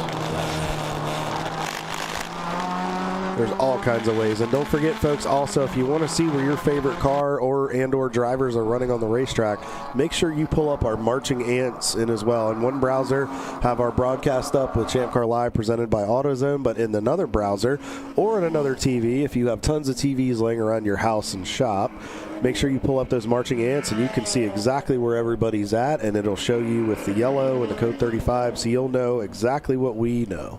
Now look at all the traffic out here as we go back to caution here. And this time it's for car number 790. It's the Nissan 240SX of Fat Boy Racing. And it looks like there's some contact with the wall over in turn number 4. So looking at turn number 4, you can see that's the left hook there, as they call it. And that's a tight corner, and it's the start of a rhythm section where you turn in, and then this is the backside of it here. So you'll turn into to the left, and then where the flat out Nemesis and the one BMW just came through 5 there. Then that's how you work to come through 6 and up through the lower S's. But 4 is tricky, and if you overshoot it, and it's very inviting. If you get a great run through the NASCAR bend, it is very inviting and tempting to overshoot your brake zone there because you just feel like you can carry this speed, but you don't realize that is a 90-degree corner. Here comes the cavalry here to help out. So they'll head down there, and someone's having a good old time. But that's what we want here at ChampCar. We want to hear it's maybe they're jolly. It is the holiday season, so might get a ho-ho-ho out of it here before. Maybe Santa's here on property. Hey, we're going to have our Warriors in Motions buddies. Craig is going to come up and talk about this amazing Toys for Tots drive that they're running this weekend out of their pit stall. They are collecting toys for underprivileged children. And that's cool. Yeah, it's really, really awesome. I mean, those guys, veterans, are big supporters of Champ Car. Andy just came up a little bit ago from there, was telling us about it. They'll give more detail, but you'll find it. Can't miss their trailer, all kinds of veteran-based and patriotic-based stuff. And if you get a chance, run out to your local Walmart or Target here in the Danville or Martinsville or Greensboro area or South Boston. Go get a toy, contribute. It's great. Make sure we can give some well-deserving children a great Christmas. Yeah, that sounds like a lot of fun. Could pick up some toys and drop them off here. That's Warriors in Motion Racing. I wonder how their swear jar's doing. Remember we talked about that at the 24-hour? I wonder what they'll have to give us an update what their swear jar's up to. There was no practice day, so. Yeah, military guys swearing. It's hard to believe. They'll have to give us a 90-minute mark of their swear jar, what the dollar counts up to. Yeah. There you go. The money that for the swear jar could go to the kids to buy presents too. There we go. There's another marketing idea. There you go, guys. If you're listening, you're putting it all together. I know. Kyle. Walking it's all marketing coming together. Yeah, it's my wife rubbing off on me with all the marketing ideas. I got an idea. We'll take that money and put it towards the kids. We'll take it to something that's questionable, and the censors could be like, but we'll turn it into something good because then it's good PR, and then we're not going to get in trouble. So in other words, the swearing pays off. For the children. It is for It's for the children. It's all about the children. We've put it all together now. It's all nicely put together with a bow. Absolutely. We're wrapping up those questionable words and making sure that they come in the form of gifts. Back to caution here. Eddie Vedder still leading the race, waiting to pounce here. It's like give him the wave. Like, come on, bro. We're green. Don't hold me up. We're yellow. Don't hold me up. Let's go for it. And we are now green. There you can see it going green in the Eddie Vedder machine as they head down into Hogpen. Oh, a little crossed up is the car ahead. Nice move right there. He waited. And that's what you got to do through Hogpen. You don't want to do it too early because if the car goes off or happens to you can really lose all your momentum there. So it was a great group of people, the Eddie Vedder camp racing in Champ. Did you, folks, I don't know if you noticed, you saw his left foot. He did about a 3 or 4 hit on that brake pedal. What that is that's a lot of guys in sports cars and in stock cars. That is a security pump. What you're doing is you give it 3 to 4 pumps to either, 1, make sure you have a pedal, but also 2, if you go over the curb, sometimes the pads can get away from the rotors. By doing that, it helps bring them back so to make sure that they operate essentially.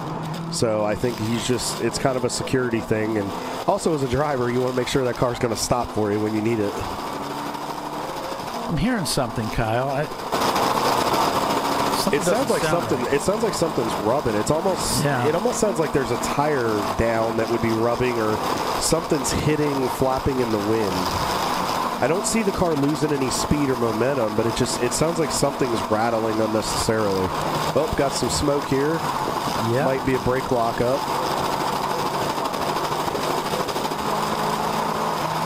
Boy, it doesn't. It's strange. And usually, if you have a tire rub, maybe you'll get it more going through one corner than another. Maybe you get it under braking.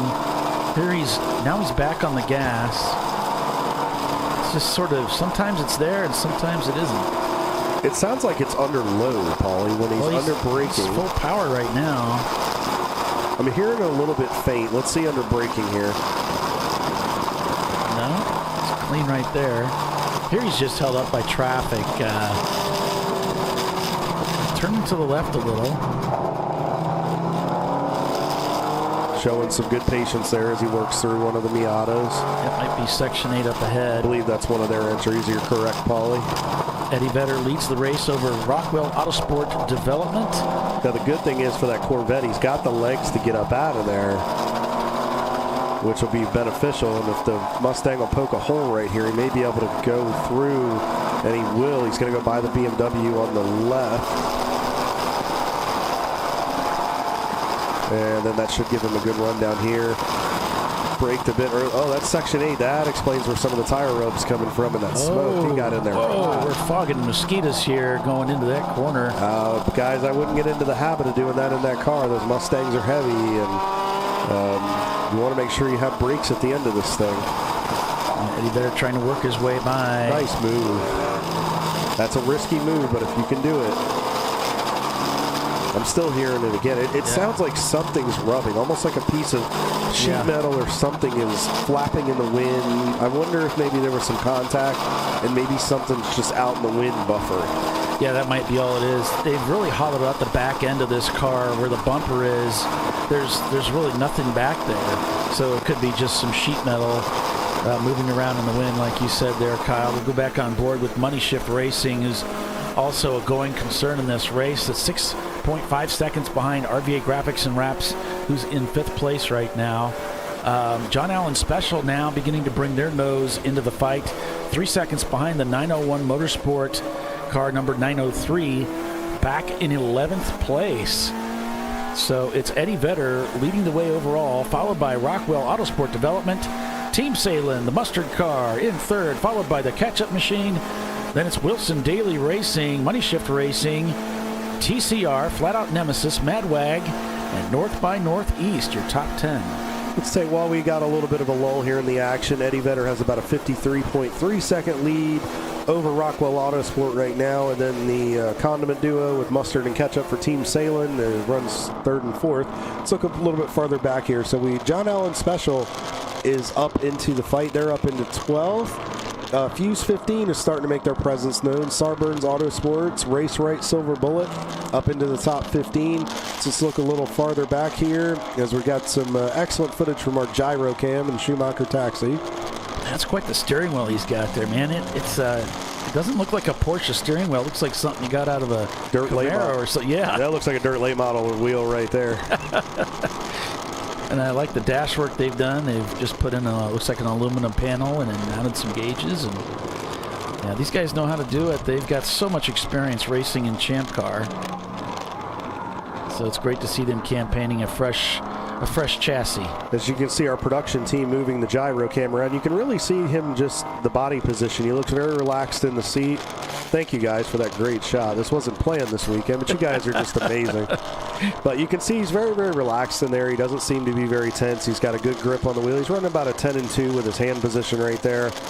He does the slide of the hands, and the reason for that, folks, is because the corners are so sharp here. What you want to do is make sure you don't want to cross over your hands. You just slide your hand up so you can actually pull down on the wheel to turn, because you definitely have to turn past 90 degrees here for some of the corners. A good example right here, getting into one. Then you can hear him just work in the throttle. He had to really try to open the wheel as quickly as he could. Headed into 3. So a little bit farther back in the order. So right now those guys are in what would be 32nd or 31st in the overall. There's 4 EC cars mixed into the fight there. So don't forget, folks, the EC cars are scored differently than our A, B, C, D, and F class cars. They are in their own fight. Club Motorhead is here with us this weekend, the 603. We've seen them a couple times in some fight. Irish Heritage Racing, the 126 car. Orange Crush, Paulie talked about them. Chump Change is back with us this weekend, the 331. Corsair Racing, Weeby Racing in the 702. Wheels America Racing has both their Miatas here this weekend. Five Tails Racing, one of our EC cars. Prancing Donkey Racing. Nice pass by, wow. Bunny Shift came sweeping down. I wonder if that's Adam in there. Or I wonder if Adrian's in there. That just seems like that'd be an Adrian move. Yeah. Now these guys bought a camera from me, and they opted for this is the optional lens. You can see how it pushes the image further forward. You see a little bit more of what's going on outside. You still see some of the handwork from the drivers, the steering wheel and so on, but it's pushed forward a little bit. 2:31.10 last lap. Good time. He stayed to the left, took a little bit of a wider entry, letting one of the Miatas go by him. Yeah. And that's another thing, too. It looks like he's got an MPI wheel in there, one of those Mazda wheels. I can see the orange marker at the top that kind of shows you an indication of how much wheel you're putting into it. Oh, there goes Vetter, our race leader, Eddie Vetter, guys, in the Corvette. He's doing a great job of, he's doing what I really like about the way David's driving here is he's just keeping his pace. But those faster cars, as they come up, he's letting them through at good spots without really losing time. I talked about this at Daytona, and I think I talked about it a little bit when we were here. But the way you kind of have to do this is if you're faster guys, we would consider them more prototype-esque. And the reason I say that is just because of the speed differential from something like what David's in here with Orange Crush, we would consider them like a GT car. So if you're in a GT kind of position, what you have to do is it's a little bit tougher to be in those positions sometimes because not only are you trying to race those guys, but right there, he's having to really stay up on his mirrors, watching both side mirrors in his rear view, making sure he's anticipating, giving those guys room so he doesn't hold them up, but he also doesn't want to end up getting impacted because somebody misinterprets the closing rate, and that can end up taking his race out. So I like what he's doing. He's being very, very patient, but he's being respectful of the faster cars around him, and that was close right there. Jeez. That was a side draft if I've ever seen close. one. Parkway Euro in the 58, they're boxed her. It's going to be a good fight here going into 13. Parkway Euro's got the position, and they cleared them. Yeah, they made the pass on the 901 Motorsport car.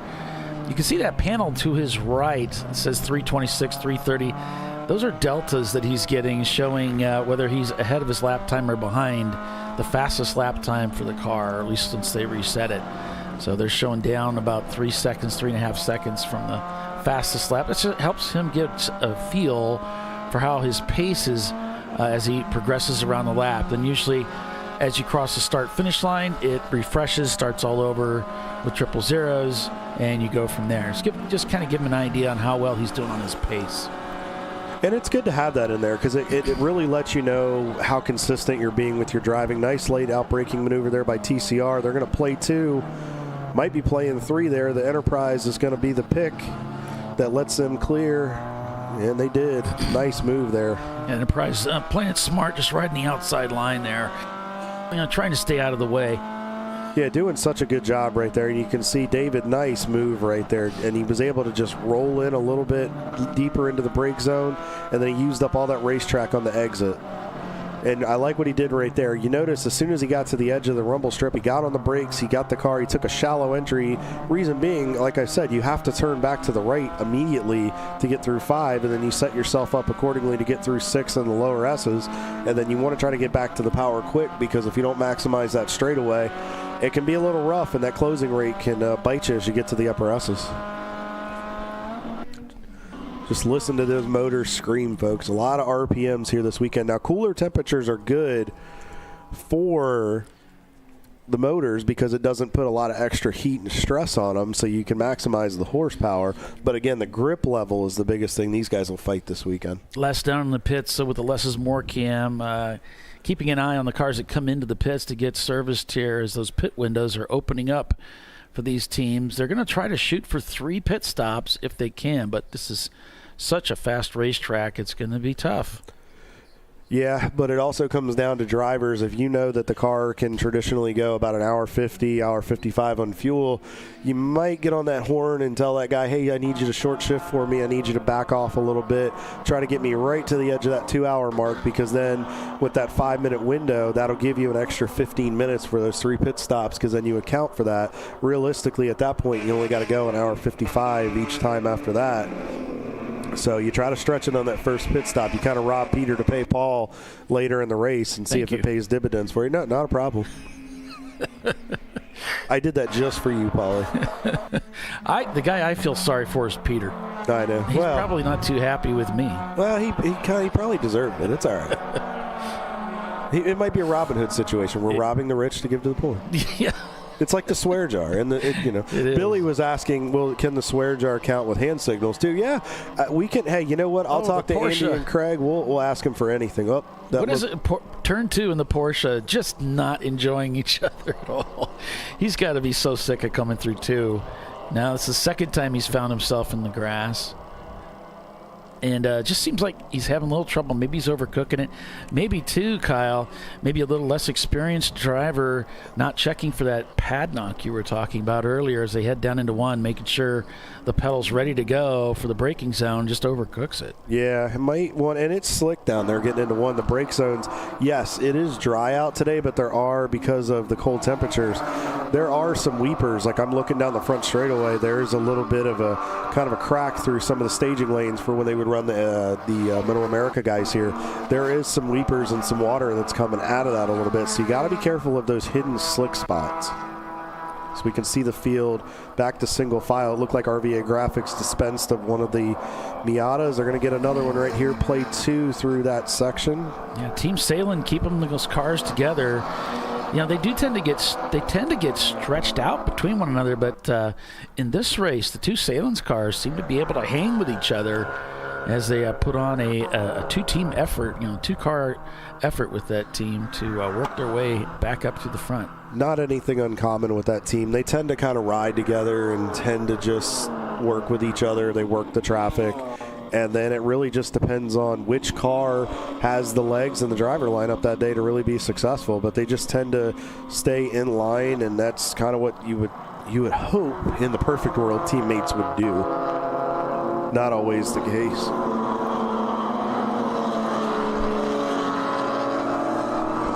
And they'll head down the hill here towards Oak Tree. Whoa, 22.44 got Mustangs. A little bit off the... Wasn't happy with the amount of racetrack he had. Decided to use a little extra. I think got their money's worth, as Doc used to say. Oh, he got his money's worth and then some. And I think the mission for the Enterprise right now is they need to find a better way of getting offline there. They are definitely causing some problems for their enemies. Well, Salem's might be changing positions here as they have so much traffic here, and you can see them nicely drafting one another towards the top of roller coaster here.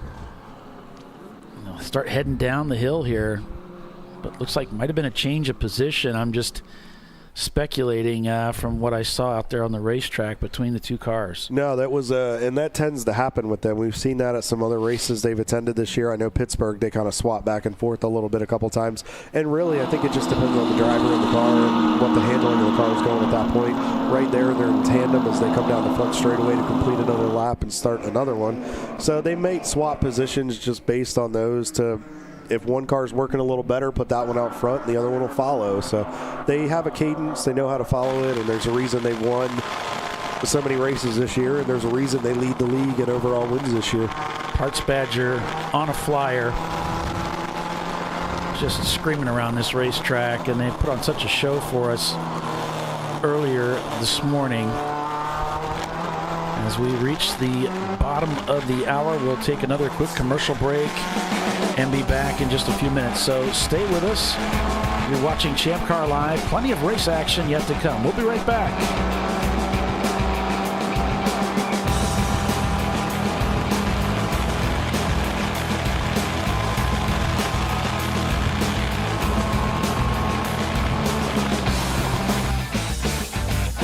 You know, I'd buy tires online, but then what? We've thought about it. We're TireRack.com. They should let you ship directly to a mechanic. Actually, we call them independent recommended installers. They should have like 1,000 mechanics. Try over 7,000 installers. Then you just make an appointment. At a time that's convenient for you. This could change tire buying forever.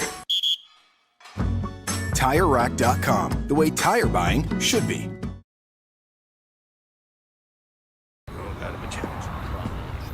Ricky's truck is having trouble starting.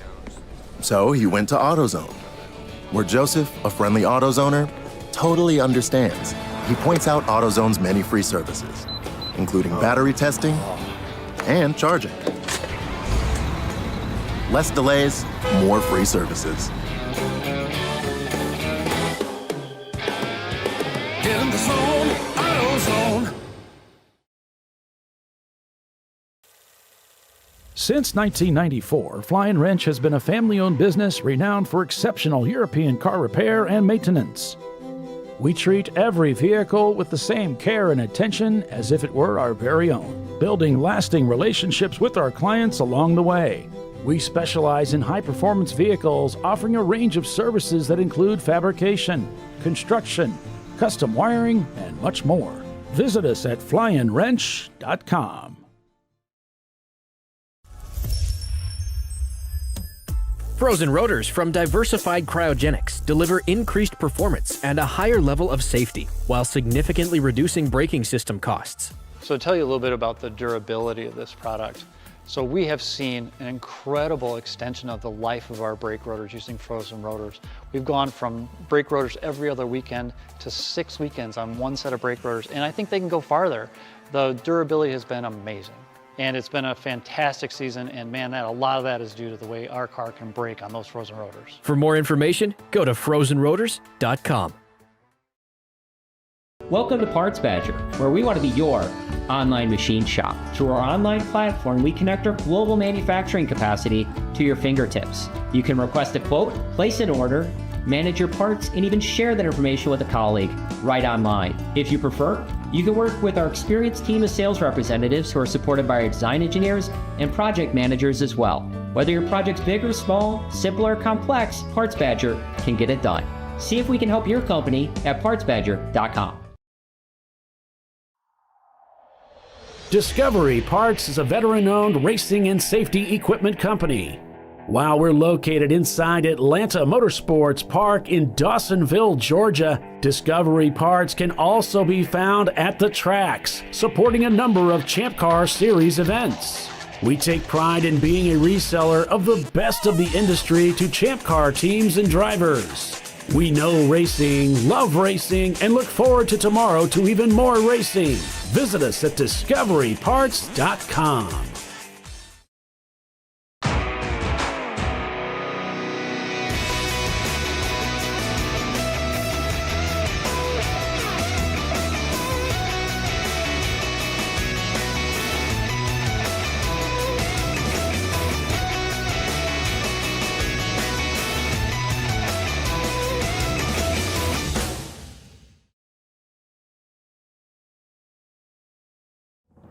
Lifeline's continuous commitment to research and development ensures that we supply the most innovative and cutting-edge products available. Used by the majority of the world's motorsport championship-winning drivers, teams, and constructors, Lifeline has a stringent and proven history of success. Lifeline's continuous commitment to research and development ensures that we supply the most innovative and cutting-edge products available. Lifeline's 0360 systems are the result of over 7 years of intensive research and development using 3M's Novik 1230 environmentally safe gas extinguishant. Lifeline uses only the finest quality components. For more information regarding our fire safety equipment and fire safety systems, please contact us at info@lifeline-fire.com. Sentinel is a comprehensive motorsports video solution incorporating live streaming, local recording, 3 cameras with picture-in-picture, flag status, and much, much more. Stop playing with multiple solutions. Sentinel handles it all, including timing and scoring, vehicle data, graphic overlays, adaptive bitrate encoding, network bonding, and more. Sentinel is the solution to sharing your motorsports experience with your friends, family, sponsors, and the world. What are you waiting for? Get your Sentinel today and never miss an on-track moment. www.sentinel.racing. The Jimenez family are having battery issues. But a friendly AutoZoner tests their battery and helps them find the right Duralast battery to get back on the road. Get in the zone, AutoZone.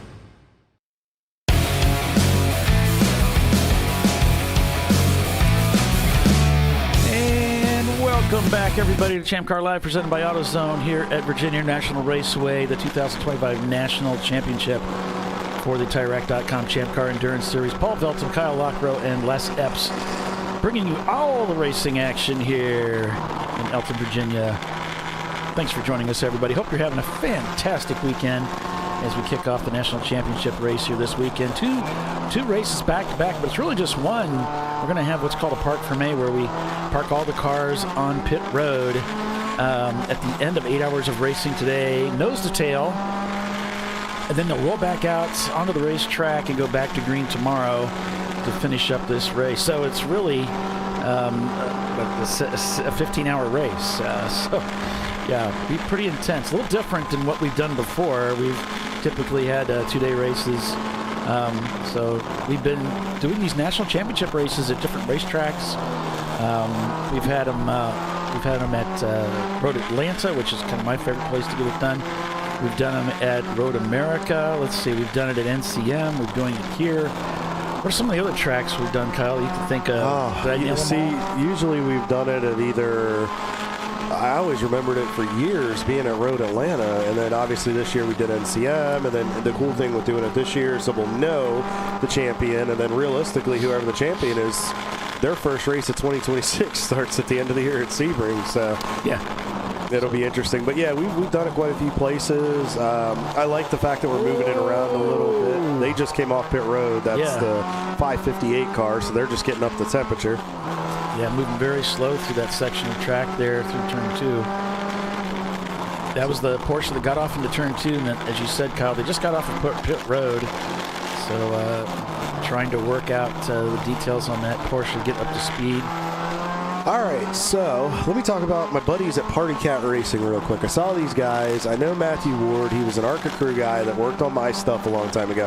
They've been sending me updates, and if I don't talk about these guys, they're going to come up and they're going to tie me up and take me off into hiding. So let me give these guys a little love here. So Kevin Sir from Minneapolis, Louis Acevedo from Chicago, Bears, and Chris Clutch Wagler, Clear Lake, in the Iowa, Louis, Kevin. They have all kinds of backgrounds from PCA, Skippy Barber as they called it, PCA, and then all kinds of experience in these cars. It's a 3-driver lineup. Lewis just got in the car. I believe Chris started the car. Chris or Kevin started. We saw these guys up at Road America. They didn't have the day that they wanted, but they're an A-class car, 617. They got a really cool wrap on it this weekend. So there you go, guys. Please don't come kidnap me so I can do the race tomorrow. There, got it out. Hope you guys have a great race, and we'll keep an eye on you. Yeah, you got it out. The Simon Says machine, the Acura Integra, back here this weekend at VIR, and that car's been to VIR many times, done a lot of laps out here at the 3.27, and so it's great to see that car back out. It looks really good. They've done a nice job with that. Yeah. So they cleaned it up quite a bit. And the story behind that car, of course, Simon Says you've got the 4 colors, was that they would paint the car different colors so that if there was an infraction going through a corner, passing under caution, when the pit worker would call in, they'd say, well, it's a blue car. Wait, it's a yellow car. Well, wait, what color is it? So, all depending on the way that you're Paulie, I just saw one of the cars. I'm not sure. I think it was the 558 again. He got really loose down into Hog Pit, or maybe it was that Boxster right there. It might be Parkway Euro. Sorry to cut you off there, but I thought he was getting ready to go for a ride there for a second. So sorry. Go back to what you were saying. Guys, hold on to it now. Actually, you know what it reminds me of? I know it says Simon Says. It reminds me of the game Bop It. Remember Bop It, Pull It, Twist It. Yeah, that's what it reminds me of with the color scheme on it. Yeah, well, Simon Says that goes back into my generation. It's the 80s stuff. It goes back a ways. See, as race car drivers, I find that ironic because we have a hard enough time just doing what anybody tells us, let alone what Simon says. It's a fun challenge, memory game. Now they use cards and stuff like that, but that was a fun and the originals, like the one that my wife has, are worth a fair penny on eBay. Yeah, there's a lot of cool things you can find on eBay, all kinds of cool stuff, and I mean they go for thousands upon thousands of dollars. It's wild. So as we're looking at the cars going down the back straightaway here, one of the Rockwell Autosport Porsches, I think that's one of the Section 8 Mustangs, another Rockwell Porsche. They have 3 entries here this weekend. Billy was letting us know, Billy, yes, that is the international sign of greeting. Hand signals could count for the swear jar. By the way, their swear jar is full already. So at not even 2 hours, there is plenty of money for the children. It's all for the children. So lots of 4-letter questionable words for the children. Looks like Party Cat Racing. I'm not sure what's going on down here down the front stretch. Do we have a yellow or... Whoa, big lockup from one of the Mustangs. Yeah. So I think maybe they might. There's a yellow panicked. At the start-finish line. Yeah, something's going on there. It must be a local because it's not on the Flagtronics, Kyle. Yeah, it's really odd, Paulie. There's a yellow at start-finish, but we're still showing green on the Flagtronics here. That's a standing yellow, but I'm not seeing what the major malfunction is here. Looking at Turn 2 is under yellow as well. Oh, I see a car off. It's one of the Section 8 Mustangs right at the corner of the just screen. The corner of it, yeah. Yep, you can see the breast cancer ribbons right there. Oh, looks like he might have nosed it into the tire wall there, Kyle. Well, we saw the sister car going hard into those brake zones. I wonder if at that 2-hour mark, they've run out of the stopping power. Yeah, it looks like we are going to go to caution, probably purple 35, because that Mustang, Kyle's not moving, and they're going to have to go get it. And that's down there quite a ways. This camera actually, you're going to see some camera shots that you may never have seen before here at VIR because there's no platform for the cameras over here. This area, I actually had to climb up the catch fence and stick it up at the top of the catch fence because there's no viewports, there's no platform. And this area of the racetrack, you'll notice you really can't see the track and this is up on the catch fence. If you imagine down on the ground, you cannot see the racetrack. All you see is grass because of the way the track is so high. Yeah, and actually you go downhill into turn 1. You don't think about it, but there's actually a little bit of downhill, a slight decline, so you definitely have to... This is even deeper, you know. Oh, you're way... Oh, you're past deep at this point. This is swear jar material right here. Yeah, they've got 2 rows of tires here. They've got the sets of tires you see there is backed by a guardrail, and then there's a gap, then there's another row of tires, and then there's the catch fence. I think they did that because I believe one of the races, and I don't think it was our series, I had heard there was a car that it just had so much momentum, actually ended up in the woods at one point. Yeah. And I wouldn't be surprised. Yeah, I mean, would you carry? I mean, folks, you don't realize, especially when the pro guys come here. I mean, they're doing $170, $180 before you get on the brakes, getting down in there. Yeah. I mean, you're moving, and it reminds me a little bit, of the way Mid Ohio was over there at China. Once you get off the track, you drop. It's very difficult to slow, even though there's a lot of grass out there, Kyle. But yeah, the catch fence, like you said, it's right at the edge of the tree line where the woods is at, to keep them from ended up down in that the wooded area, which would be really dangerous. Oh, absolutely, and it's not good. And the good thing is here, got that barrier. Looks like it stopped. It looks like the car will roll, so it doesn't look like they're anticipating having to put it on the rollback. And Team Salins is in the pits with Les down here. We're catching the pit lane action. Team Salin, they've taken that window opportunity and they're jumping into the pits to get that pit stop done. Both cars being serviced right now. So it looks like they've gotten the fuel done in both cars. It looks like they're getting the driver changes. You can see it looks like one of the Nonamaker brothers is getting the other in the car. I believe Joe Salin is driving with them again this weekend as well. I'm not sure who else is in their driver lineup. Billy, maybe you can give us some insight as to what's going on there with Team Salin. They're still working on trying to get the 626 rolling. And this really plays nicely into the hands of Team Salin for their pit window, 10:48. I mean, that is perfect for them. So they're going to take advantage of this moment. They're not going to leave it to chance. And the Section 8 car really just need tugged out of the wall. It's back under its own motivation, so won't need towed out, which could bring a quick end to this caution 30, this purple 35, which probably isn't really what Team Salin wanted to see. But nevertheless, this is the way it is. As the emergency vehicles are now leaving the scene, they're going to go reposition themselves. Once they're off the racetrack, we should be seeing this field go back to green flag racing. You have to wonder if this was planned, or knowing where it's at and the fact that it happened on the front straightaway, you got to wonder if they saw that there was a car off down there and they went ahead and told the guys to come in.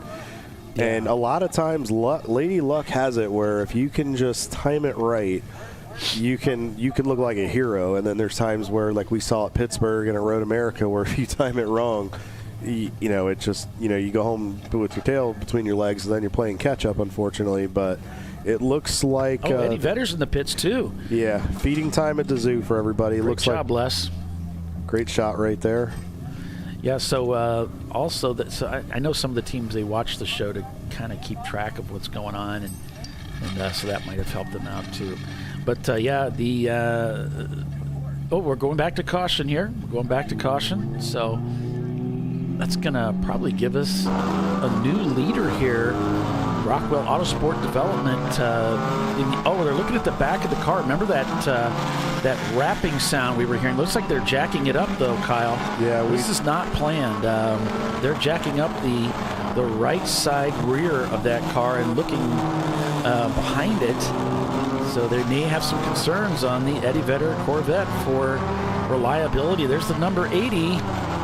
The John Whitnauer team, their Mini Cooper, also in the pits getting serviced. And some conversation going on there between the driver and one of the crew workers. Probably just getting some notes there. Obviously, driver probably hasn't been in the car yet this weekend with not any practice. So probably just getting some, hey, this is what you need to watch out for. This is where you need to really position yourself. So that feedback is crucial. We've got the gun out here. We're taking something off the car. As Parts Badger working their way through traffic, we're back to green as Team Salin now coming down pit lane, ready to head back out onto the racetrack. Coming back, we see Parts Badger here. Looks like they're trying to get back up toward the front. They are in the 9th position as of right now, as they just dispensed the Party Cat Racing. Well, this is huge. Our leader of the race caught in the pits working on their race car as Salin's creeps by around the outside in pit lane. This is going to help move them up in the standings. It looks like we're going to have a little bit of a traffic jam here too, Paulie, at the end of pit road. A lot of cars with that came in, so there's going to be a few people that may get held up here as they check all the safety stuff. Wow, look at the... Oh, yeah. Look at that. It looks like there's a couple cars. I don't know if they're going to the garage or there may be some... they might have somebody else down there checking to release guys. That's flat out Nemesis there. You can see in our camera view getting serviced as Les swept by. We got a quick look there, but we can see in our camera shot here flat out Nemesis getting serviced. And we can see one of the Rockwell cars coming in. So that's everybody's coming in here to get that service done. Looks like the 502 of Money Shift Racing there. They're being serviced. Meanwhile, Parts Badger making hay, as they say. Rockwell now has moved into the lead of this race. The Eddie Vedder Corvette slips to second place.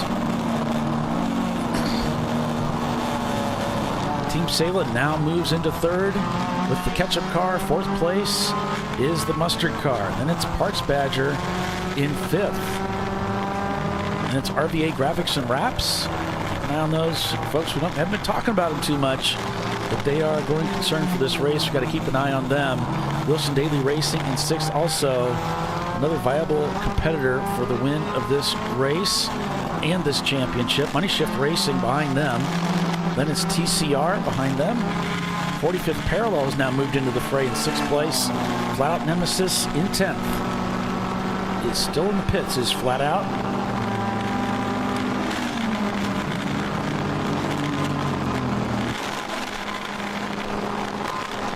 Parts Badger working their way around the racetrack. Down into Oak Tree we go. Come through there. On the north course here. Working himself around one of the other competitors.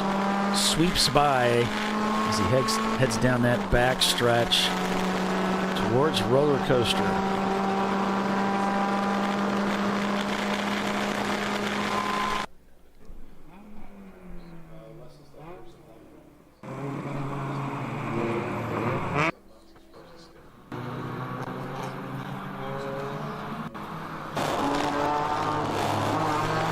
Wittenauer car trying to work his way by there around the outside.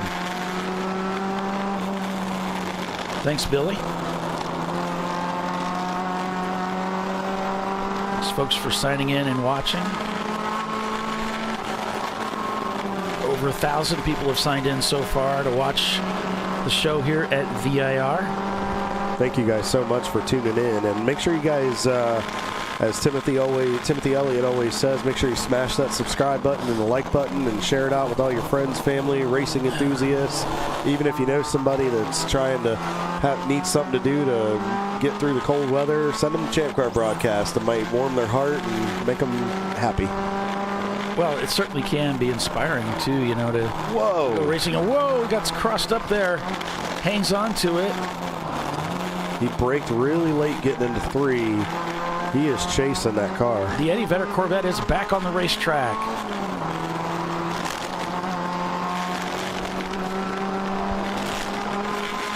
So I definitely think it's going to come down to, so Rockwell right now has the lead. The one car is out front. I believe Doug Oakley's in the car, and then I had just gotten word from one of the officials from the team that Preston Brown, I think, is in one of the other cars as well. And then Eric Rockwell is running strategy on the box. Doug Oakley's with them again this weekend. And then Mac is one of their other co-drivers as well. We'll get a confirmation on his last name. We'll have Les go down there and visit our buddies at Rockwell, and they can get some more information from him. Yeah, we saw on Les's camera, we saw the number 903 of 901 Motorsports coming into the pits there. It looks like the Flat Out guys are still caught in the pits, having some issues there with that machine. Looks like they're on the driver's side of the car and still servicing that machine, hoping to get back out onto the racetrack here. And it looks like they might be just getting wrapped up here. In fact, the car is now rolling off of pit road. Well, they stopped. Oh, they wanted to make sure they were good on the time. So. Oh, okay, I see. He was worried about, he kind of had to light it up. So they've probably got a very tall first gear in the car, so you kind of have to light it up to really take off. Probably a very stiff race clutch in the car. So you tend to see that a lot with like super speedways and restrictor plate cars, where you really just kind of have to light it up off pit road. Yeah, we don't really see it in Champ Car too much. No, you don't. So, but hopefully first gear is working to some degree, and they didn't really give it a shove, so not sure what the issue was there, but she's back underway. Could also be a clutch thing too, but hopefully, hopefully it might have just been something minor, and they can get back in the fight. Last checked, they were in 11th overall before they came in, so they are now, as of right now, 14th and still 3rd in B class. We'll see where they cycle out as they come to pit exit right here. Do the wristband check. So what they'll do is they'll check to make sure your belts are over top your Hans, make sure your Hans is connected, and then excuse me, and then if you took fuel, once you're at the 5 minutes, they will then release you. Again, you have to do minimum of 5 minutes if you take fuel. You really gotta you really gotta mind that blend line came out of there. Got a good run in there. He looked like he was adjusting the mirror. Now just getting in the car, taking it easy, first time out. Got to get those tires and brakes back up at temperature. Checking in with Eddie Vedder here, fresh driver in the car. That extended pit stop is going to set them back a little ways, so that's not something they needed. They're shown in second place right now. We'll see if they slip further behind Rockwell Autosport Development, the number one car on this lap. Caught him in the worst spot right there, Paulie. So he had a heck of a run through the lower S's, and they got him behind, I believe it's that Ford, I think it's that Escort, but the BMW was able to go through. The Enterprise is kind of caught up behind them. Whoa, the into the grass he goes. Yep. Yeah, they're getting a little frustrated. The guys in the Enterprise are not watching their mirrors very carefully. They've got to be careful and make sure that they are not impeding progress of their competitors. Yeah, wow, look how busy it is. Eddie Vedder trying to get by the Enterprise, gets steamrolled by another car. That's the 286. And their Miata. Looks like they were able to go right back by.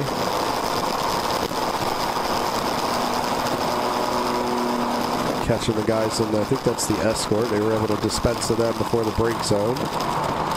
Yep, so Eddie Vedder trying to get back up to speed here. So 15 seconds the gap from Eddie Vedder up to Rockwell Autosport Development on that last lap as Money Shift Racing crosses the start-finish line to start another lap here at VIR. Then it's Team Salem, the catch-up car, back about a minute. Then their sister car back 25 seconds from them. Then it's Parts Badger, RVA Graphics and Wraps, 45th parallel. Madwag Motorsports, Wilson Daly, Brew Crew in the 86. Money Shift Racing in 10th place. On board right here with the Orange Crush guys, that is Sally Mott in the car. And the reason that name might sound very familiar to you is she is an MX-5, Wayland MX-5 competitor out of the IMSA ranks. Here getting some extra laps and seat time this weekend to get ready for her 2026 season. If you've seen her, reason being is because of that Amazon Prime series that they've been doing, highlighting a lot of diversification in the series and female racers. Sally is one of the drivers that they profile, but awesome to see that even though she's made it up to the pro ranks, just like Rockwell and others, she comes down and still plays with us here in Champ Car. And again, it's a great way to get seat time. So great to have her here. All right, now we're supposed to be a commercial. You're watching ChampCar.Live presented by AutoZone. We will be right back with the TireRack.com Champ Car Endurance Series, folks. Hang with us.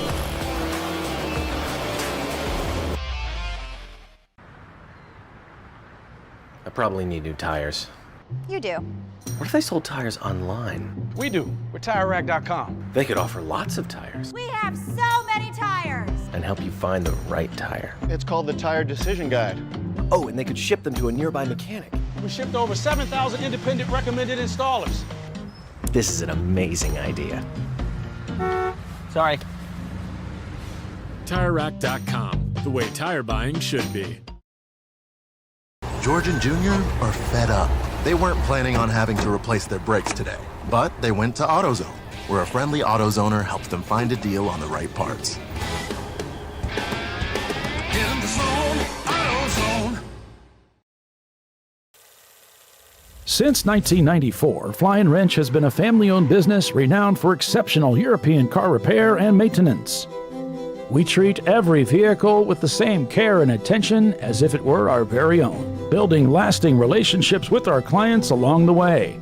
We specialize in high-performance vehicles, offering a range of services that include fabrication, construction, custom wiring, and much more. Visit us at flyandwrench.com. Discovery Parts is a veteran-owned racing and safety equipment company.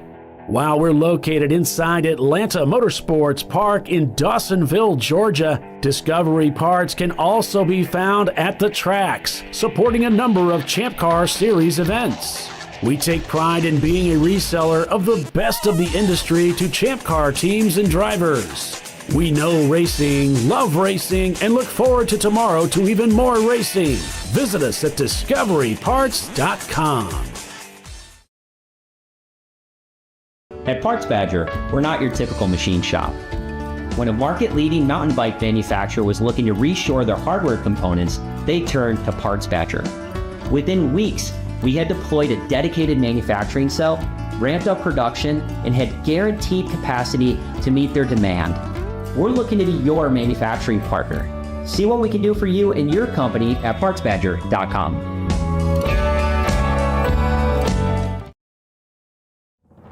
Lifeline's continuous commitment to research and development ensures that we supply the most innovative and cutting-edge products available. Used by the majority of the world's motorsport championship-winning drivers, teams, and constructors, Lifeline has a stringent and proven history of success. Lifeline's continuous commitment to research and development ensures that we supply the most innovative and cutting-edge products available. Lifeline's 0360 systems are the result of over 7 years of intensive research and development using 3M's Novik 1230 environmentally safe gas extinguishant.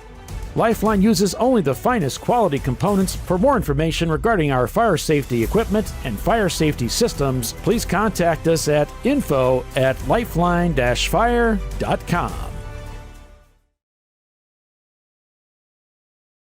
Sentinel is a comprehensive motorsports video solution incorporating live streaming, local recording, 3 cameras with picture-in-picture, flag status, and much, much more. Stop playing with multiple solutions. Sentinel handles it all, including timing and scoring, vehicle data, graphic overlays, adaptive bitrate encoding, network bonding, and more. Sentinel is the solution to sharing your motorsports experience with your friends, family, sponsors, and the world. What are you waiting for? Get your Sentinel today and never miss an on-track moment. www.sentinel.racing. Dave's Twitch is back. That's because his wipers need replacing.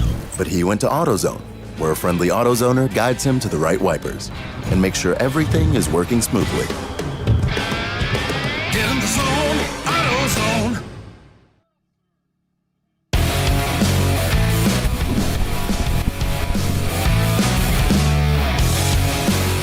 Welcome back, everybody. Welcome back. We're back to caution here. Looks like the 901 Motorsport car, number 903, contact with the wall reported over in turn number 3. And that's brought out another caution here. Brought the cars down to code 35, so they're 35 miles an hour now. You can see on the less is more cam, one of the Rockwell Autosport development cars in the pits there. Believe that's the 715 entry right there. 715 car there. Tom Beers, one of our esteemed photographers. Esteemed, yes. And looks like one of the Brew Crew cars. 244 car right there is up on jack stands. I can see out from outside our booth. The hood is off. So it looks like mechanical gremlins once again for the Atlanta-based BMW team. Yep, Orange Crush here. We got Money Shift Racing getting their work done. The other Brew Crew car out there on the racetrack right now. That's the flagship entry with the 86 with Derek at the wheel. Garrett in the 440 car. Yep, Race Right Silver Bullet here again this weekend. MR. Dan Roman behind the wheel of the 614 right now. Having a good run so far. 7th in the class, 28th in the overall. So now, mind you, folks, just there may be some EC cars mixed in there. So just remember, when you're looking for the position, you got to take a look at that. And then there's Ryan is in the car this weekend for Wilson Daly. They're down here contending for a national championship. I know Chris and Brad are very excited. They feel very optimistic. They're running well. They're in the top 10 right now. And I think they're just kind of laying in wait, letting their opportunities come to them.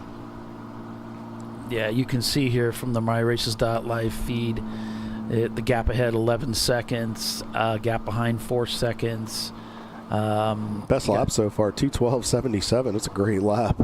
Gap to P1 for class, minus 2L. And then gap ahead to class is just 1. So, yeah, they're just doing really well this weekend, and you get a lot of really great data from the MyRaces.live feed. Get their best lap time. Their position in class is 5th Race position is 8th. And they are a national championship contender this weekend. Everybody vying for that one panel that comes due today, or tomorrow I should say, at the end of the race. Currently the reigning champion, Rockwell Autosport Development, is carrying that banner. So it'll be interesting to see how that pans out. So right now, Rockwell Autosport in the pits. I'm sorry to cut you off. You're fine. I wonder what's going on. The hood's up. Yeah, Parts Badger. Switch off. When I got in, it was off. Okay, now was the problem. Okay, they're talking to the driver about switches. Cool. So I flipped it up. Okay. Okay, they don't seem to be too concerned then. Hood's going back down.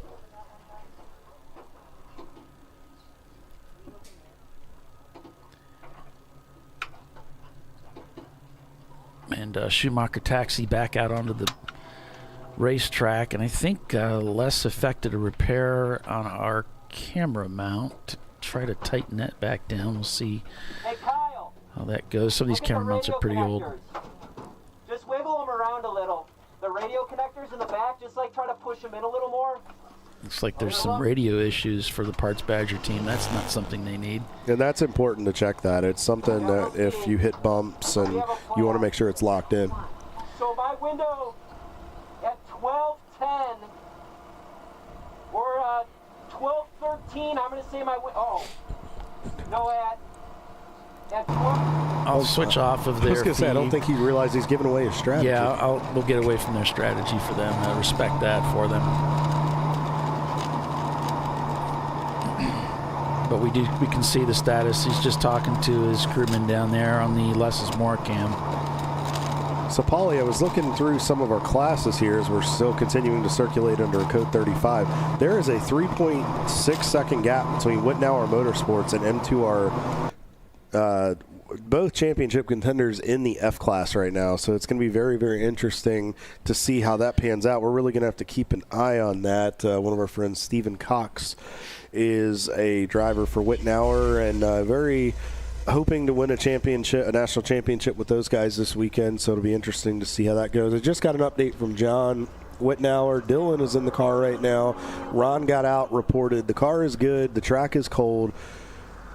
There's not a lot of grip. The leaders are playing nice, but the lap traffic is not playing as nice. So that is the report from John Wittenauer, one of our board members, but good run for those guys so far.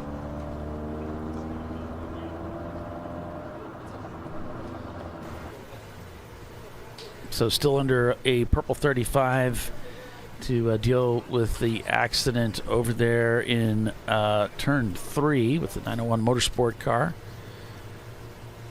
They had a crash here a number of years ago over in Oak Tree with one of their cars. I think it was the 901 car.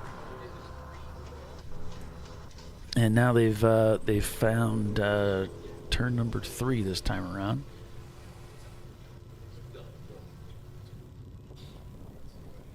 The car's coming up through the climbing S's there as we wait for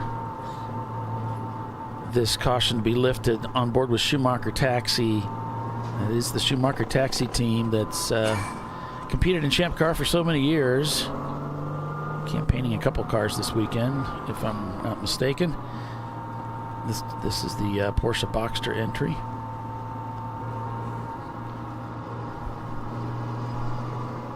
And we go back to caution here. Getting ready to spool this thing back up. Parts Badger ready to go. They've gotten back onto the racetrack there.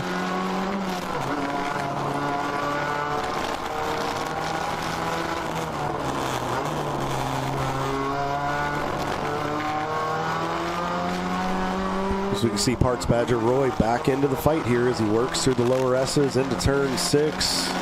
Paulie, we have our first guest of the day. All right. Mr. Bill Petcher, Lay and Pipe Racing. Welcome to ChampCar.Live presented by AutoZone. You guys have been of Lay and Pipe Racing. You guys have been around a long time. You've been racing with us quite a bit. So first of all, how's your weekend going? And what is the outlook? Right now you guys are sitting about 7th in EC right now. Yeah, so right now we've got 4 renters this weekend. So, these are some of our regular renters, and they are familiar with this track. So, obviously, they're trying to just cope with the conditions, like everybody else out there right now with the, cold track, cold tires, cold everything. So, but, they're keeping it clean, they're keeping it on track, and that's all we can ask for, So we saw the cold track, and we've seen a lot of people really trying to get the most grip they can out of it. So what are you guys doing to coach your drivers around the lack of grip? I mean, obviously you said your driver lineup has experience here, but what are you doing to just keep them in that mindset of keep the car on the racetrack? Honestly, don't know. just kind of, letting them do their thing. And, obviously we told them, and they know too, because they're experienced, they know the conditions are cold, they're tricky. So, they're doing what they can to keep the cars on the road, but that car is pretty forgiving. It's standard, BMW 330. So, pretty neutral, pretty easy car to work with, especially in these adverse conditions. So. Yeah, and that's the nice thing is when you have a nice stable car like that, it does make it easier to navigate that. So how did your race team, give me a little bit of background, how did the team come about? What's gotten you to where you're at now, and where are you guys going? Well, Lane Pipe Racing, Martinelli Motorsports Inc. has been around for like the last 10 years or so.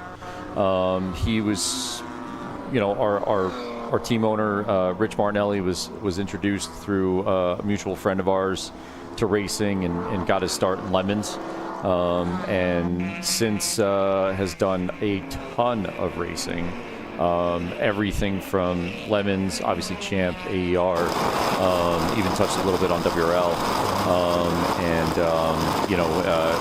we were kind of just trying to figure out exactly how much experience he's got, and it turned out to be almost 13 pages. Oh wow, that's quite a resume. Races and track days and just a ton of stuff altogether. So quite a lot of experience. That's got to be good. So you guys have come a long way. Obviously, he's got a lot of experience and brought a lot to the table. So where are you guys headed? What's the plans for 2026? Will we see you guys at Sebring to round out the year, and what's next? Well, originally we were planning to be at Sebring.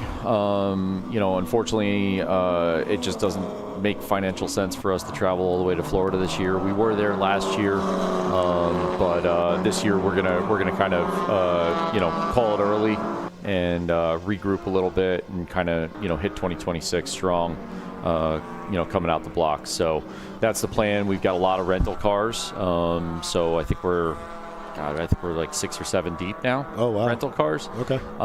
So the plan is to go through all 7 cars in the next couple of months.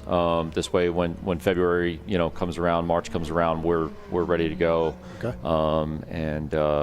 Yeah, that's pretty much our plan. So no Sebring, unfortunately. I was really looking forward to that. I haven't been to Sebring yet personally myself. I've really only just started my endurance racing career with these guys this year. So, I've got a lot of experience in rally and drifting and hill climb, ice racing, a bunch of other stuff. But, endurance racing is something I've only sort of touched a little bit on here and there. I've done some Lemon stuff, and then did one AER event before I started with these guys in May. Okay, that's awesome. So so you said you've got quite a few rentals. So are you guys looking at expanding next year, maybe taking 2 cars to the racetrack, 2 or 3 cars, to allow an opportunity for more renters to come out and play? And then what's your schedule looking like next year?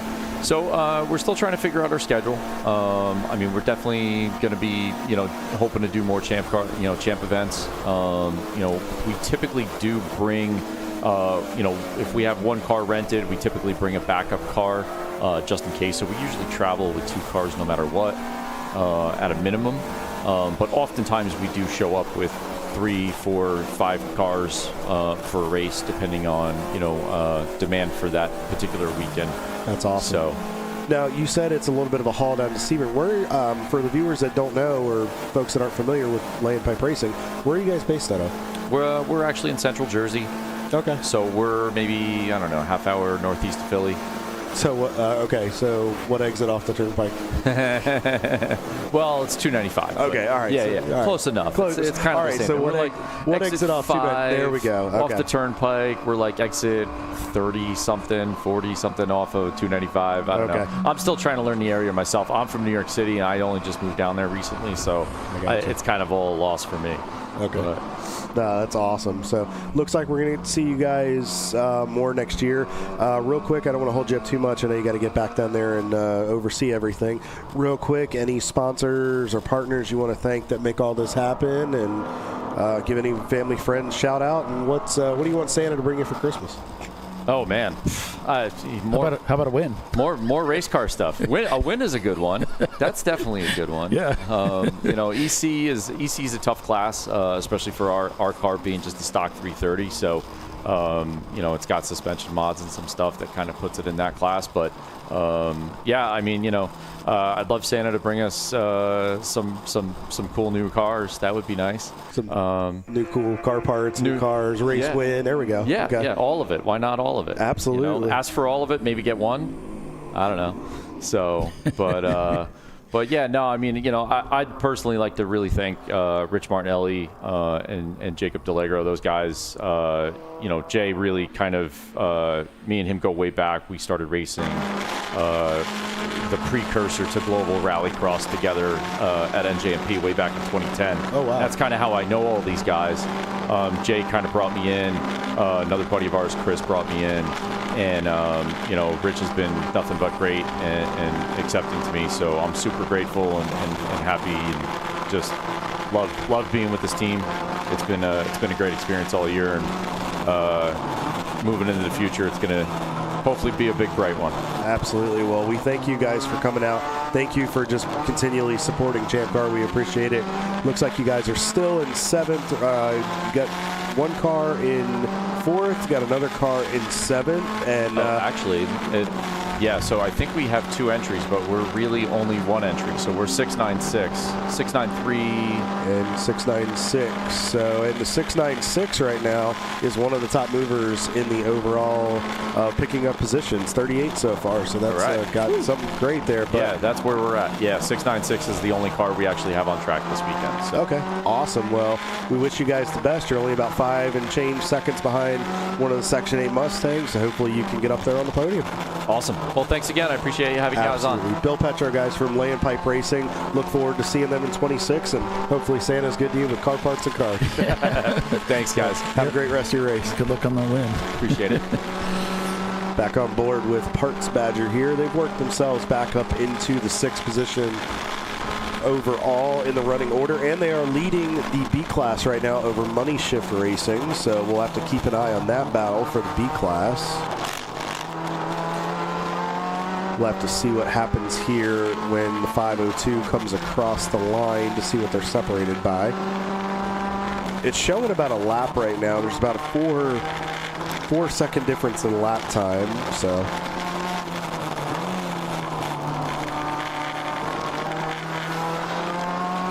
Roy back behind the wheel getting after it. It looks like he's chasing down Parkway Euro right here in their boxer. He's going to try to make a hole.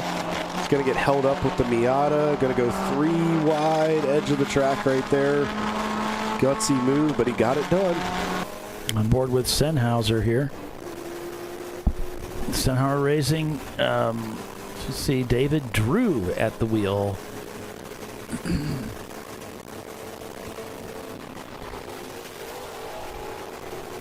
By the way, skip that. Interesting, he's got a fan in there. Don't see too many cars these days with fans mounted inside the race car like that. But up at roller coaster here, looks like Brew Crew up ahead as they head down the hill. Drop into hog pen here. Really fun part of the racetrack, this section. I've never actually raced here. I've done a lot of laps here in iRacing, and of course I've been on the track quite a few times, but it looks like a lot of fun. Definitely is a lot of undulation. You feel like you really are on a roller coaster out there. It looks like a lot of fun. It is, and I mean, it really is a roller coaster. As you can see him pointing by some traffic, which is a smart move. That's Eddie Vedder, your race leader. Yeah, the Eddie Vedder has moved back into the lead of this race. And now Team Salem and Ketchup are right there. And this is what Team Salem does. They put themselves in position. They're not always the fastest cars on the racetrack, but they keep themselves out there as best they can. As I'm watching both the Wittenauer Mini Cooper and the Parts Badger Miata come down the front straightaway, and you can bet that they're going to be one of those teams that's going to be right there to capitalize if you drop away, if something happens. So Parts Badger downshifting now, heading into turn. We're looking for the pass going into 2 there. John Allen special on the left. It's that aggressive move there.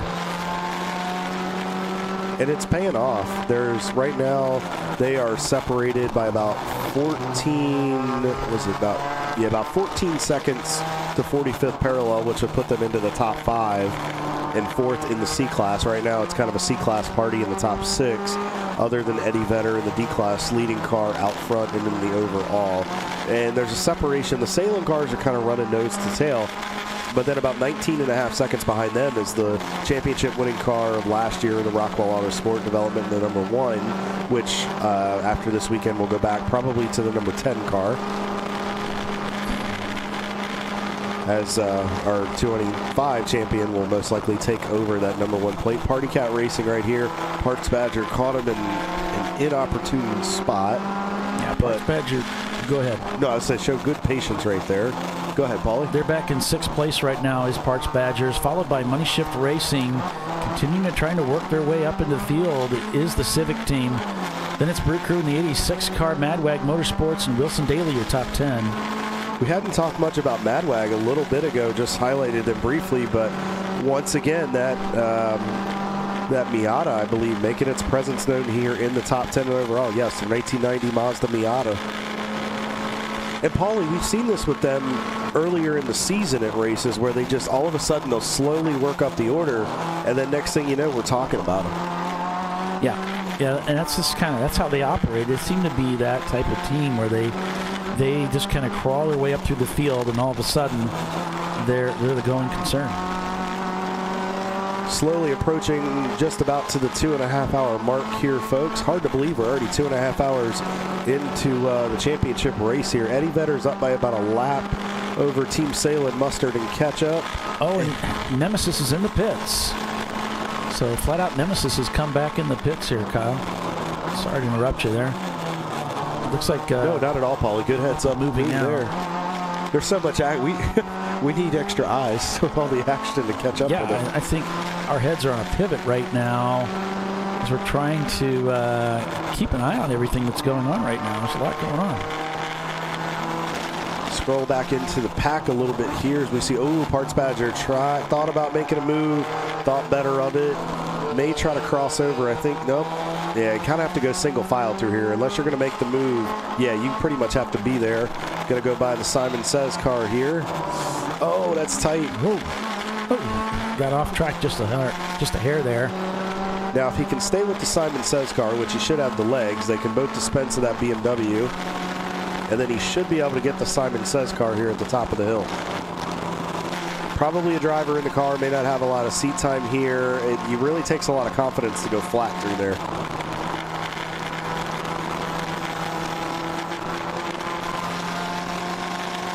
He's trying to books his way by there. Yeah, the traffic's costing him some time quite a bit. The gap has opened up a little bit to RVA Graphics. Actually, it looks like RVA Graphics and Wraps has gotten by Parts Badger.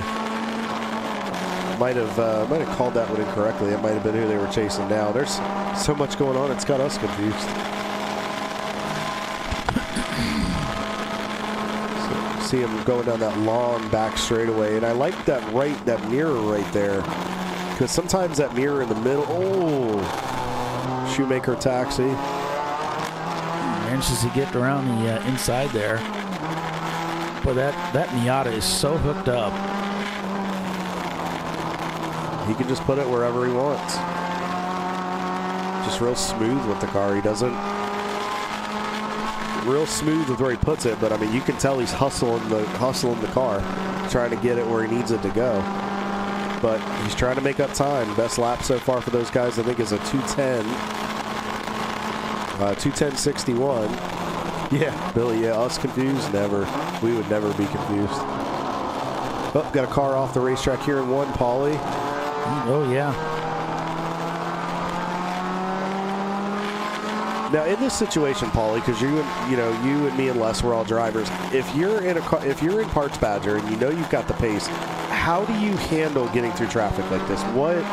What do you do to force yourself to be patient, knowing that the opportunities will come? You just have to wait. Yeah, you really do have to be patient with things. Obviously, you're going to be on the aggressive side if you're one of the lead cars, but at the same time, you just have to be patient with other people. The last thing you want to do is ball up the car, damage the car, get kicked off the racetrack, and lose a bunch of time. You're trying not to lose time. That's the whole goal here. So that's the challenge. It's a balancing act, and that's where experience really does help out a driver. Is it worth sometimes backing off in these situations to just live to fight another day, or do you think it's worth maybe sticking the nose in there, thinking, well, I have an opportunity, I should take it? Yeah, absolutely. It's that you're doing an endurance race. It's not a sprint. And if you have the pace, then your car is going to get up there. So, your job, I think, as a driver is just go out there, turn consistent laps. Most team owners will come to you and say, I want consistency. And, if we got a corner you're having trouble with, we can help you get faster. Bring me back a car that's in as good a shape as it was when it left so we can plug in another driver and go out there and turn laps. And again, that experience that Paulie talked about, it takes time to learn that. And there are drivers that are sometimes better suited for sprint style racing. There are drivers that are really good at endurance. You can teach people to endurance road race. It just takes a little bit of time, and the driver's just got to be willing to adapt. And sometimes you kind of have to put your ego aside. You want to go out, you want to show what you can do, you want to show your talent level, but you're part of a team. You're part of a 3 to 5 driver lineup. You want to make sure you're there at the finish. So with that, we'll take another commercial break. So much racing yet to come this weekend here on Champ Car Live with the Les's Morecam, with Kyle Lockrow. Stay with us, folks. We'll be right back.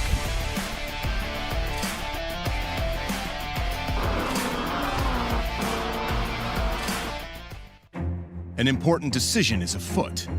This man is about to buy tires on TireRack.com. Tire Rack is the leading online retailer of tires in North America and a repository of advice and expert reviews. And it's done! All that's left is to arrange for safe, easy installation at one of our independent recommended installers. Well, I guess he did that too. TireRack.com, the way tire buying should be. Jamie's on edge. It's her first time changing her own oil, but she went to AutoZone, where a friendly AutoZoner helps her find a deal on what she needs to get the job done right. Get in the zone, AutoZone. Since 1994, Flying Wrench has been a family-owned business renowned for exceptional European car repair and maintenance. We treat every vehicle with the same care and attention as if it were our very own, building lasting relationships with our clients along the way. We specialize in high-performance vehicles, offering a range of services that include fabrication, construction, custom wiring, and much more. Visit us at flyandwrench.com. Lifeline's continuous commitment to research and development ensures that we supply the most innovative and cutting-edge products available, used by the majority of the world's motorsport championship-winning drivers, teams, and constructors. Lifeline has a stringent and proven history of success. Lifeline's continuous commitment to research and development ensures that we supply the most innovative and cutting-edge products available. Lifeline's 0360 systems are the result of over 7 years of intensive research and development using 3M's Novik 1230 environmentally safe gas extinguishant. Lifeline uses only the finest quality components. For more information regarding our fire safety equipment and fire safety systems, please contact us at info@lifeline-fire.com. At Parts Badger, we're not your typical machine shop. An aircraft manufacturer had to deliver a new interior in just weeks. With hundreds of line items and tens of thousands of parts needed, they turn to Parts Badger. We have the connected manufacturing capacity, the experienced team of design engineers and project managers, and the proprietary software to get it done and deliver. See what Parts Badger can do for you and your company at PartsBadger.com.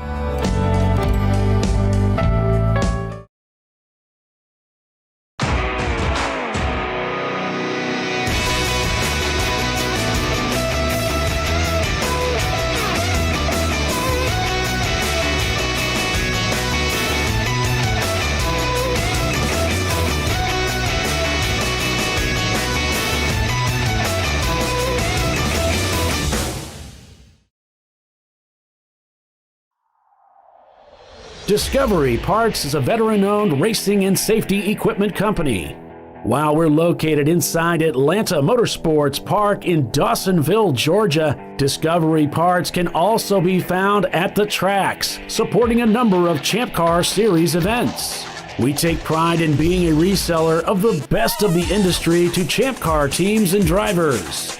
We know racing, love racing, and look forward to tomorrow to even more racing. Visit us at discoveryparts.com. Sentinel is a comprehensive motorsports video solution incorporating live streaming, local recording, 3 cameras with picture-in-picture, flag status, and much, much more. Stop playing with multiple solutions. Sentinel handles it all, including timing and scoring, vehicle data, graphic overlays, adaptive bitrate encoding, network bonding, and more.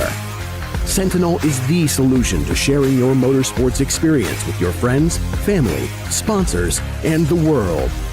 What are you waiting for? Get your Sentinel today and never miss an on-track moment. www.sentinel.racing.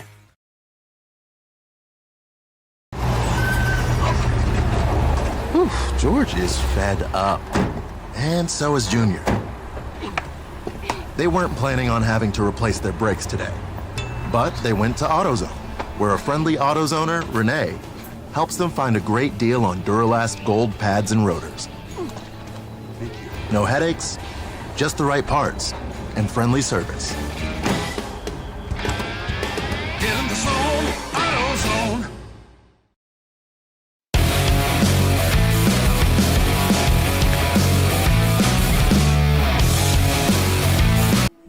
Welcome back to VIR here for the VIR Winter Classic National Championship here at the Virginia International Raceway. I am Kyle Lockrow. He is Paulie Veltum. The less is more cam with Les Epps on pit road. We are just over the 2.5-hour mark into this 15-hour race that is spread across 2 days. Today we'll do 8 hours, and then we will stop about 5 o'clock Eastern Standard Time, park the cars on pit road, cover them up. Drivers get out. I think about the only thing you can get out is a water bottle, a camera, and that is about it. And then we will cover them up, go get some rest, come back, and then do 7 hours again tomorrow, starting at 9 a.m. Eastern all the way till 4, and we will determine the 2025 national champion. Eddie Vedder in their 91 Corvette continues to lead this race by about a lap over Rockwell Autosport Development in the number 1 Porsche Boxster. Your 2024 champion, they are vying to go 2 in a row. They were also your 24-hour winner when we were here last time. And then Team Salem Mustard and Ketchup are 3rd and 4th, with Mustard leading Ketchup. And rounding out your top 5 is your B-Class leader with Parts Badger with Fastlane. Yeah, we had Planet Nemesis in the pits. They were working on that car, and it looks like they still are working on the car. They've got the car jacked up on the right side, and looks like they're working to get a fresh driver in position in that car too. So we knew they were having some unusual issues with the car earlier, and they had a little trouble getting out of the pits. So hopefully for that team's sake, they'll be able to get back out there here shortly and get back into the competition. So, yeah, 5 hours and 23 minutes remain. That is an unofficial clock, by the way. It'll be pretty close to when they bring out the black flag. And they're going to, usually they typically close the pits shortly beforehand, about 15 minutes or so. before they bring out the black flag, and then they'll bring everybody into the pits, nose to tail, and shut them down. They can put covers on. They can take their cameras out. They can remove water or something like that. If they're using a cool suit, not too many teams would be using that this weekend. It's pretty chilly out there. And that's about it. They really can't do anything else to the car. And put covers on them, call it a night. And then we'll come back tomorrow morning, light it back up at about 8:45. They'll roll back out onto the racetrack for a lap or two, and then we'll go back to green and finish this race to determine the national championship for 2025. Hard to believe we're already in December here determining another champion, and one more race after that at Sebring, and then we'll take a nice break. Ooh, a lot of traffic here in front of Parts Badger. He thought about it. Might have to use some curve there. Yeah, I think he decided to think better of it. He knows he's got the legs on the straightaway, so now you just kind of have to find the holes and figure out where you can get through. He's caught up behind Race Right in the Silver Bullet. Looks like he's going to go to the left of them, dispense of the 21 car. Now the hard part here is under braking. There's some slower traffic off to the right. The USS Enterprise is on that right lane. Looks like they're going to try the long way around. And he just dipped, looked like he almost dipped the tire off there. Now he's going to get held up by the BMW here. Really just have to show patience. Yeah. Did a nice job right there. Saw the hole open up. And now he's able to clear him. If you can get all the way to the right, it's going to be a tall order right here. Nope, not able to do it. Yeah, your question, will it be able to fuel overnight? No. Now they could, but they would drop out of class. So you can service the car, you can do whatever you want overnight, but it would take you out of class. You'd end up in EC, and you wouldn't qualify for the championship. So it's really a hands-off situation. It's you're not to do any mechanical work on the car. You'll probably see most teams come in with about 30 minutes to go, and they'll probably try to get all their work done for tomorrow, because with the 7-hour race, if they get in about that between the 20 minutes to go to 30 minutes to go mark, that would allow them to go a good chunk of the way tomorrow, at least get through the first hour, and then at that point you have the remaining 6 hours where you could do it on 2 pit stops from there.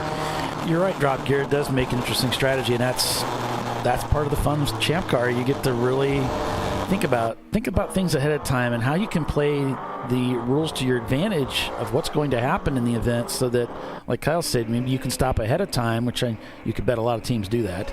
Oh, we got a car that's off. They've pulled off the racetrack there as they're headed up towards the top of the hill here on the back stretch. So that car is parked off to the side there. And I have a feeling that might be our friends in the 558. That looks like a Porsche 944.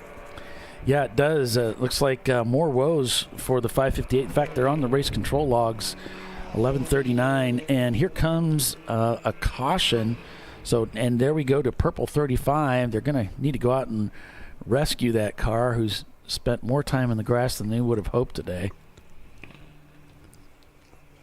So, yeah, they've pulled off significantly off the racing surface. And there goes an EV there. There's one parked there. This is actually, this racetrack is divided into 2 sections where they commonly race. Actually, there's a lot of different configurations here at VIR, but this is actually mounted on the flag stand for the North Course. So they have a safety vehicle that's parked right there. So he's heading over to that stricken car. They're going to check them out, see if they can just pull them out, or do they need to be brought back to the paddock area. Paulie, you were talking about the different configurations. Yes, you can pretty much run the North Course and the South Course and have 2 separate races going on, but there's actually 6 different configurations here at VIR. We have the Grand Course East, which is the longest at 4.2, Grand Course West at 4.1, the Full Course, which is what we're on this weekend, at 3.27, and the North Course, which we traditionally run this time of year, Obviously, with the championship, we're running the full course. That's the 2.25 layout. The South course is 1.65 miles, and then the Patriot course, which is the inner course, is 1.1 miles. So lots of different ways to get around VIR, lots of fun, different series organizations run here outside of Champ Car. So always racing, always events going on here. Make sure you guys go check it out. It's such a cool facility, a lot of great history here. I will tell you that Patriot is a real hoot in iRacing too. Oh yeah, it is. That's a fun track to go around. You know, I think we actually did it once in Champ Cars. Been many years. Ray Frank coming up to check in on us, make sure we're behaving. We ain't misbehaving. Good to see you, Ray Frank. We haven't, you and I haven't spoken much yet this weekend, so it's good to see you. No, we haven't. And once you reach this age, seeing anybody is a good thing. So welcome. I saw you went live for a little bit, and we're catching some of the racing action. So what's it been like from your perspective? We got a good one going on. I know this Corvette is showing these guys the way to go right now, but these Porsches are eating on the back of him, and little Miatas haven't given up either. I'm gonna tell you, this is the best of the best here this weekend, I believe. You know, we do have some teams that are not here that are great, but these guys are serious about wanting to wear that #1 panel next year. Of our championship contenders, we have Eddie Vedder with 3 wins this year, leading this race. Team Salins has 6 wins in the overall. Rockwell with 2, and then Black Flag Sarcoma, which has 2 wins, and then we have a host of teams that have gotten 1 apiece. Right there, that's 6, 9, 11. Right now, that's 13 wins of cars that are in the top 11. 13 overall wins this year. That pretty much solidifies what you just said. Yeah. You know, it's just this is quite a competitive deal. I mean, we have people come in and think it's the easy button. They will come in here and show these guys how it's done. And it's a big order. Not that it can't be done. And we do have some new teams come in and do quite well, but it's a big learning curve to this. And yeah, it's just extremely interesting. I'm just tickled to death with the way things going. The club's doing well. There's an excellent race we got going on. Sebring is coming up, and that's sold out. So we're looking at having a good time for the end of the year. Yeah, Sebring's going to be a lot of fun. Hopefully a lot warmer. Oh, I'm sure. But since my Road America almost freezing to death 2 years ago, this ain't bad. Yeah. That Wisconsin cold is, being a Southern boy is, it's just a dry cold. No, it's doggone it's cold. It's very cold. So the club's in a good spot. You're on board, seeing things looking really, really positive. So what do you think going into next year? Obviously, we're going to determine our champion for the first time this year, and their season will start essentially next race out at Sebring. But what do you see into the future? What's your crystal ball looking like? Well, I don't want to say it's foggy, but we have a very unknown coming in here with this tire rule that we're coming up with. I think it's going to change the performance of some cars. It's going to take some of the grip away from some of these guys, and I think it's going to even the field up even more. And we're after a tire that you can buy and put on the car, and it'll last you a weekend or more. You know, we aren't into changing tires and spending money. So we're trying to save people money and want to get on a tire that will last a weekend or two. And I think that's going to change. It's going to change a bit. But then again, I have teams coming in. The thing about tread wear, it's not a standard. It's a suggestion. And I know of 2 tire companies that say they will put any tread wear on there that the customer wants. And that just makes me furious. I don't know. I mean, they're going for the autocross crowd. I mean, right. I like to think they're doing things because of swing, because of what we do, but I don't believe so. They're going for the autocross guys. But if it was a standard and every tire manufacturer had to adhere to this standard of what tire wear is, oh my gosh, my job would be so much easier. We're back to these green guys here, folks. Yeah, these guys are playing some games, and it's not on the up and up. Well, so I hate to bring that to light, but that appears to be what's going on. And if we find it next year with some tire that has 300 tread wear or something on it, and they're real sticky and real fast, well, we're just going to have to do away with it because that's not what we want. We do not want a tire war, changing tires. Do you feel that it's going to level the playing field? Do you think some of the contenders that we see that are probably up in the top 15 right now that we know are successful or fast, do we feel that the new rule is going to bring in some of the teams, maybe the smaller budget teams, that will allow them to be a little more competitive? Or do you think that just the development in the technology alone is going to continue to keep them up at the top? I think it's going to be a little bit of change. I don't think it's going to be earth-changing. I don't think it's going to be, you're going to be able to see a line and go, oh, well, hell, everybody's the same now. Right. The good teams, they're good. And they aren't just good because they have a car with power or whatever. They work hard. It's just like I did the lineup for the championship teams up there. Well, I have guys rolling up, with like 3 minutes to go on track, and they want to get in line where they should be, or where they could be if they would have showed up on time. But no, they would have come in at the last, and no, I want to get right here. Well, no, you're not. One of the teams that's after it, and they really want it, they were up there an hour early. Yeah. And the ones that want it, they're there early.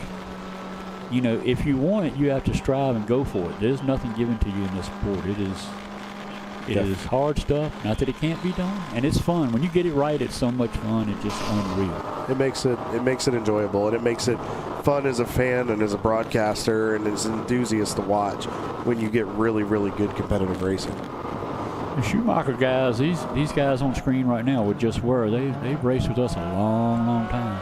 They were a BMW team for a while with a E30 convertible, and they switched over to the Porsche, I think, a couple of years ago.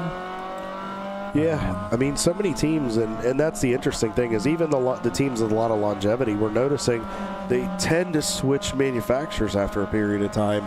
They find a combination that works a little better for them, or they'll try some stuff out, or maybe collaborate with another team. Yep, there are a lot of and I tell you what, just looking at this video going down through here, this track is just so amazing. I mean, it's my home track. I got a lot of laps here. I've taken a few trophies home from this place, and I just love it. I mean, this roller coaster coming down through here. And you've driven here, and I've driven here as well. Explain to the folks, it just looks like it's a nice, easy run down the hill. That's a straight drop down that hill, isn't it? It's not quite Laguna drop, but you're coming down. They don't call it the roller coaster for nothing. Yeah, the cameras do not show the elevation changes of these tracks the way they are. But look at these two straightaways here. I mean, the back straightaway, the front straightaway. Yeah, someone locked them up and went sailing off the racetrack there. See some of those tire marks. Looks like they might have gotten. Oh, there it is. And they're trying to get back on. Might be the 240. Not sure, but go ahead. This little white E30 in front of us here, this has been a car that's competed for a lot of years. It's one of our C-Class cars. It was a SCCA spec car for a good many years. And it's like Manic Motorsports. Manic Motorsports was the one that, they're being flagged in for brake lights. That'll do it. Got to have those brake lights. 2 of them. One on the left, one on the right. So all right. So you said you were particularly excited when we talked to you last time about some of the new tracks coming up. So what? How do you feel? Are there any places that Champ Car might be looking at? We got some new places coming, but is there anywhere that we're looking to go that would be fun? Maybe you can give us a little hint on that we might be looking at maybe for 27, because we've got another car off of South Bend. Well, the scheduling thing is definitely not my forte. Mike's on that. I know he's looking at different tracks, and we want to change up because we don't want to get stale and in the same environment. Of course, our big events will always be there, but going to these smaller club tracks and stuff. We're going to be in Texas 4 times next year. Kind of looking forward to that. I've actually just secured a ride. I'll be racing at Harris Hill. So what is your schedule outside of Harris Hill? Where else are you going to be racing next year? Are you going to be back with Frank's guys? And I don't know. I still got a couple stints coming on one of Frank's cars sometime. We just kind of got to wait till they got an opening. And he didn't have enough drivers to bring the other car here, even though it is qualified, and I am one of the drivers that helped qualify it. But just didn't have enough drivers to make it worthwhile, so we just brought one car and one bullet, and that's what they're going for. But new tracks, yeah, I know we're going to change. But hey, we're going to Lime Rock next year. That'll be cool. I mean, and you know, G2, brand new track. We're going to be the first competition event there, which, you know, we're going to Dominion. That's a new one. You know, it's another new track that's just come along, and I'm like I said, I'm just tickled to death. It's new stuff happening, and we're working on rule sets. Even, you know, we're working hard into 27 right now to try to figure out a way into the future. That's good. And there's no slack news. There's a lot of hard working people in this club, and now that Mike Chiswick's back in command and whipping us all into shape, and you know, finding everybody's forte and putting everybody in the right spots. It's definitely been a well-oiled machine this year, that's for sure. Yeah. It's funny you mentioned Dominion. Actually, Mr. Will Britt, one of the owners that runs the day-to-day up there, he's actually going to join us on the broadcast tomorrow. Dominion's only a couple-hour drive up the road, just north of Richmond. So Will's going to come in. We're going to preview next year's race, and he's going to kind of tell us all about Dominion and let us get familiar with it before we even show up. Yep. Well, that's good. Exciting stuff happening. And y'all come and get you some Champ Car.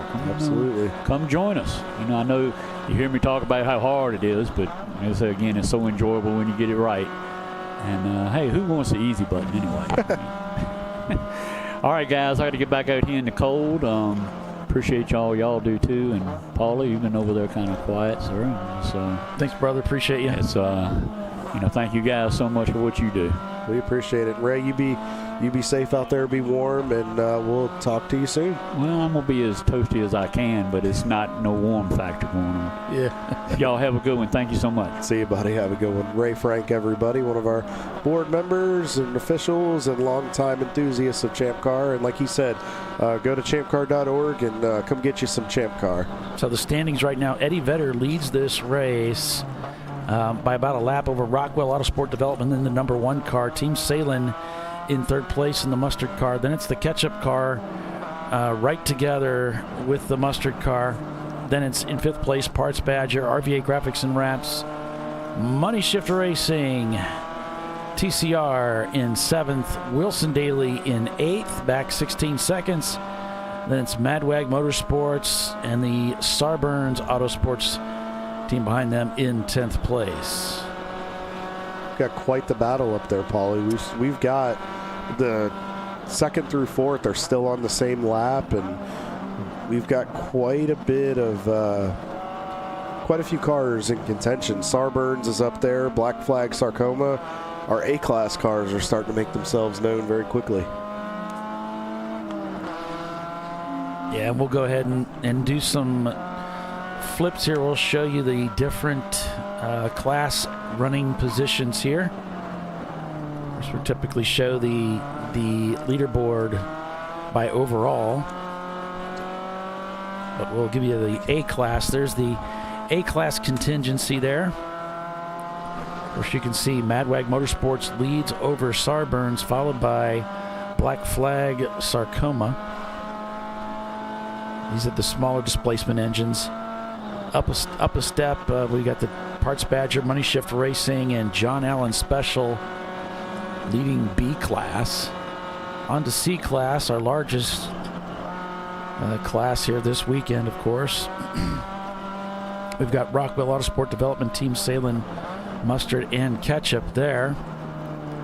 And then the larger displacement engines, what I like to call the American Iron sized class. We got the Eddie Vedder broken 60 seconds. Just two D-class cars out here this weekend. Then F-class, the 300-point and under class, Whitnauer Motorsports and M2R.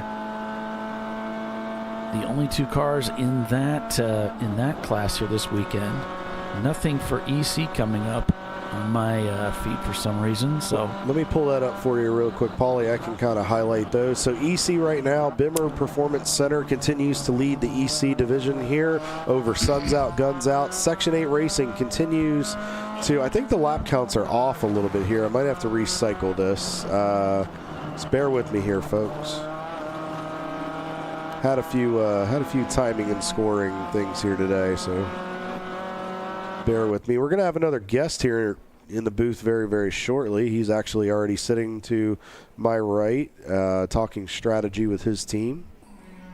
So yes, Bimmer Performance Center is up front. Suns out, guns out. Section 8 Racing, and then laying pipe behind them, and that pretty much is your EC class right now, Paulie. All right. Well, thanks for bringing that to the surface. So you can just see from the ground cam right here, you can really see the cars start coming up. You come up the hill out of Hog Pen, and then you just kind of have a little bit of a slow, steady climb, and you'll see the cars start to fan out as it's a good passing opportunity to get in and start drafting people to really get runs down the straightaway, and then you'll come back to the start-finish line and start another lap here at VIR.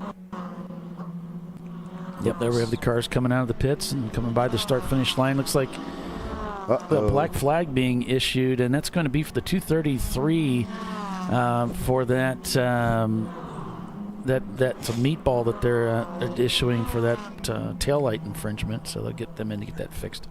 Yeah, got to have brake lights because it's kind of important to know, especially on a darker day like today when you're starting and stopping. So.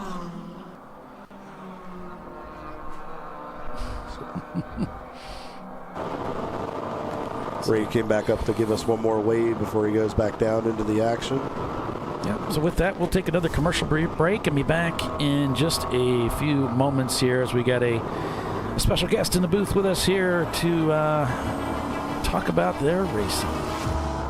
Should be pretty interesting. Stay with us. We'll be right back.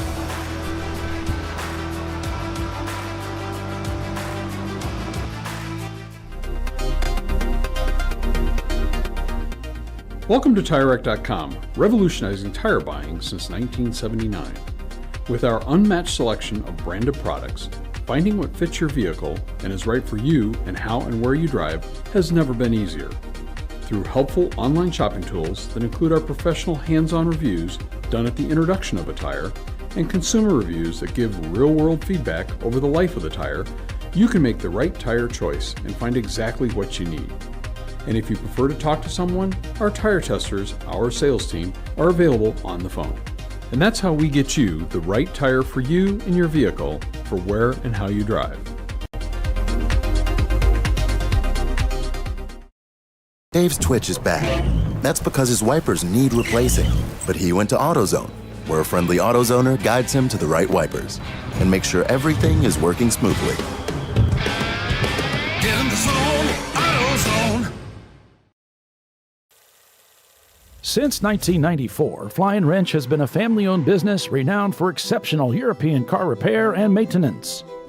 We treat every vehicle with the same care and attention as if it were our very own, building lasting relationships with our clients along the way.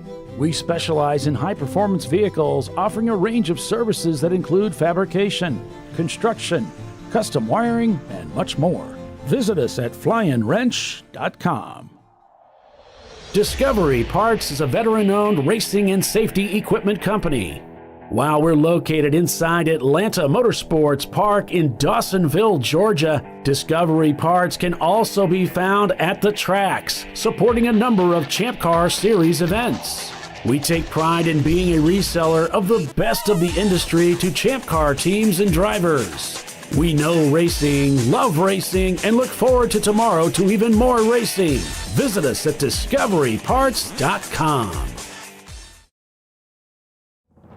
Lifeline's continuous commitment to research and development ensures that we supply the most innovative and cutting-edge products available. Used by the majority of the world's motorsport championship-winning drivers, teams, and constructors, Lifeline has a stringent and proven history of success. Lifeline's continuous commitment to research and development ensures that we supply the most innovative and cutting-edge products available. Lifeline's 0360 systems are the result of over 7 years of intensive research and development using 3M's Novik 1230 environmentally safe gas extinguishant.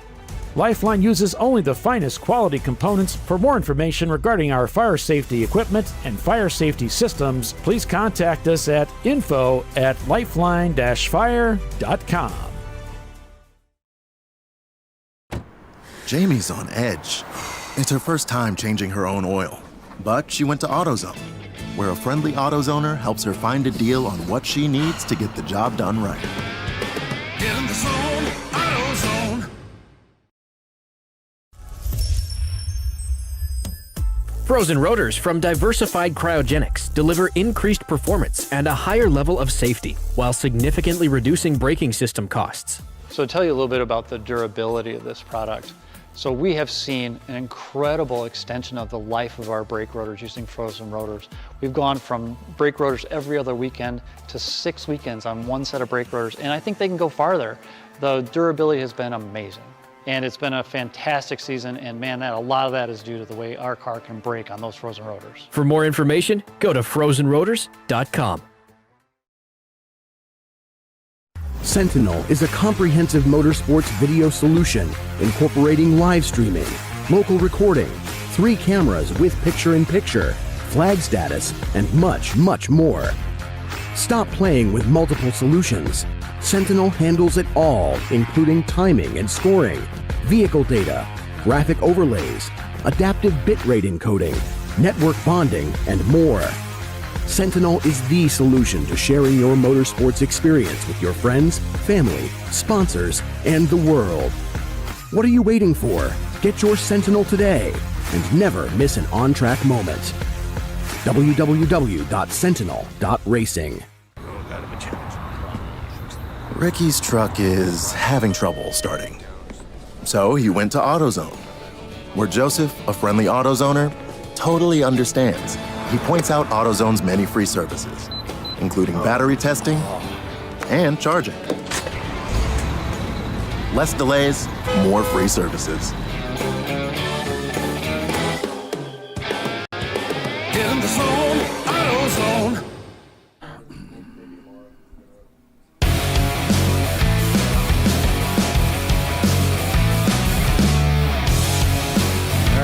Welcome back, everybody, to ChampCar.Live, presented by AutoZone. The TireRack.com Champ Car Endurance Series race at Virginia International Raceway. Paul Velton, Kyle Lockrow, Les Epps, bringing you all the racing action here on ChampCar.Live, presented by AutoZone. And we've got another guest here in the booth with us, talk to for a few minutes as we keep you updated on all the race happenings. So real quick, before we talk to Mr. Doug Oakley from Rockwell Autosport Development, Eddie Vedder continues to lead this race over Rockwell Autosport Development. Team Salem, Ketchup, and Mustard run 3rd and 4th. Parts Badger rounds out your top 5. That's your leading B-Class car. RVA Graphics in 6th.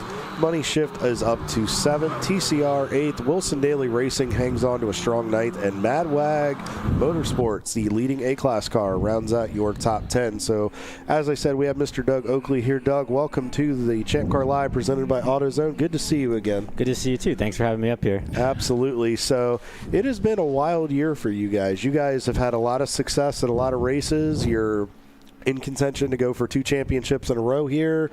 Won the championship for last year at NCM this year. You guys swept the podium last time we were here at VIR for the 24-hour classic, or for the Lifeline 24-hour classic. It's been a really good season for you guys. So how's your race been so far? Yeah, I can't complain, really. I started probably 15th in the row. I mean, we didn't have too great of a start because we had an issue at the 24, so our first one of our numbers for the championship with how it works is we had a bad gate, I guess you would say. So it was good, though. I was able to drive up to 2nd. The car leading right now is very fast, so it's tough to catch them and pass them. But it put us in a good position to push them to the end of throughout the race now. And now it's kind of just laps and drive an endurance race.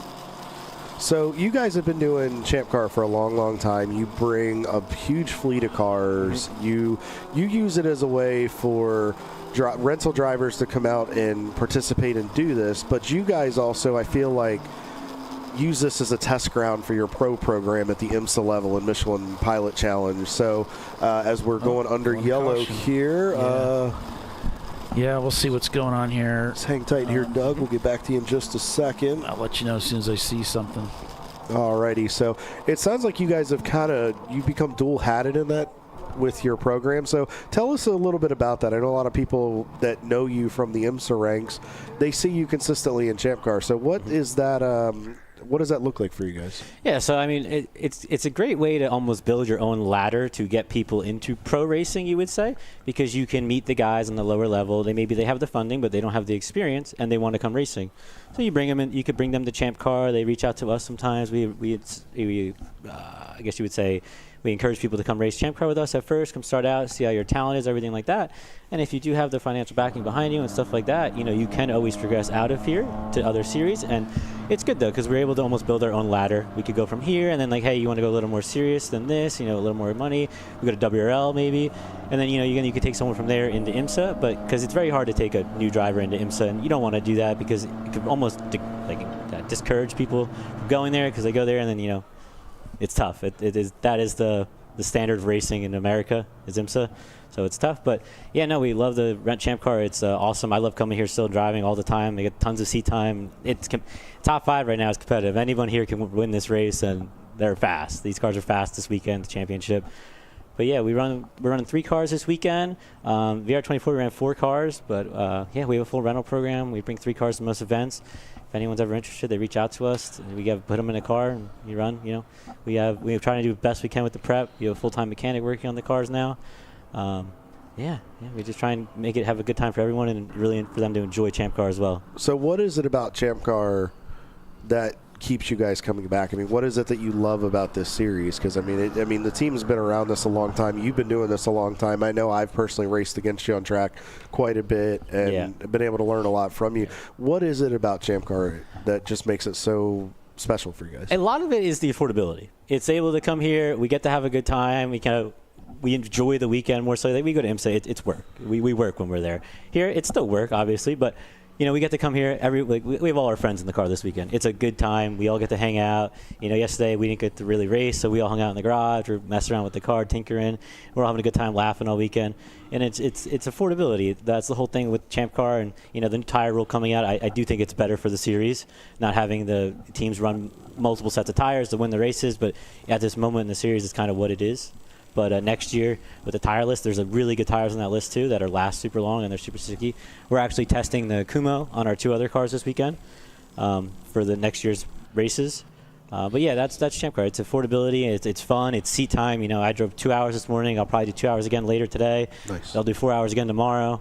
That's almost 4 or 5 weekends at IMSA, basically. So a lot of seat time for you this weekend. It's seat time, sure. and laps in any cars is good for your performance, Absolutely. without a doubt. So obviously we know Rockwell is going to continue to have longevity, but what about Doug Oakley himself? What is your we don't want to hold you up too long. We know you got to get back down there to help out. What is the rest of your 2025 and 2026 looking like for you? So for the rest of 2025, we're pretty much done here. I will be at Sebring, but for the New Year's race, but I won't be driving. Kind of just be managing our program kind of deal.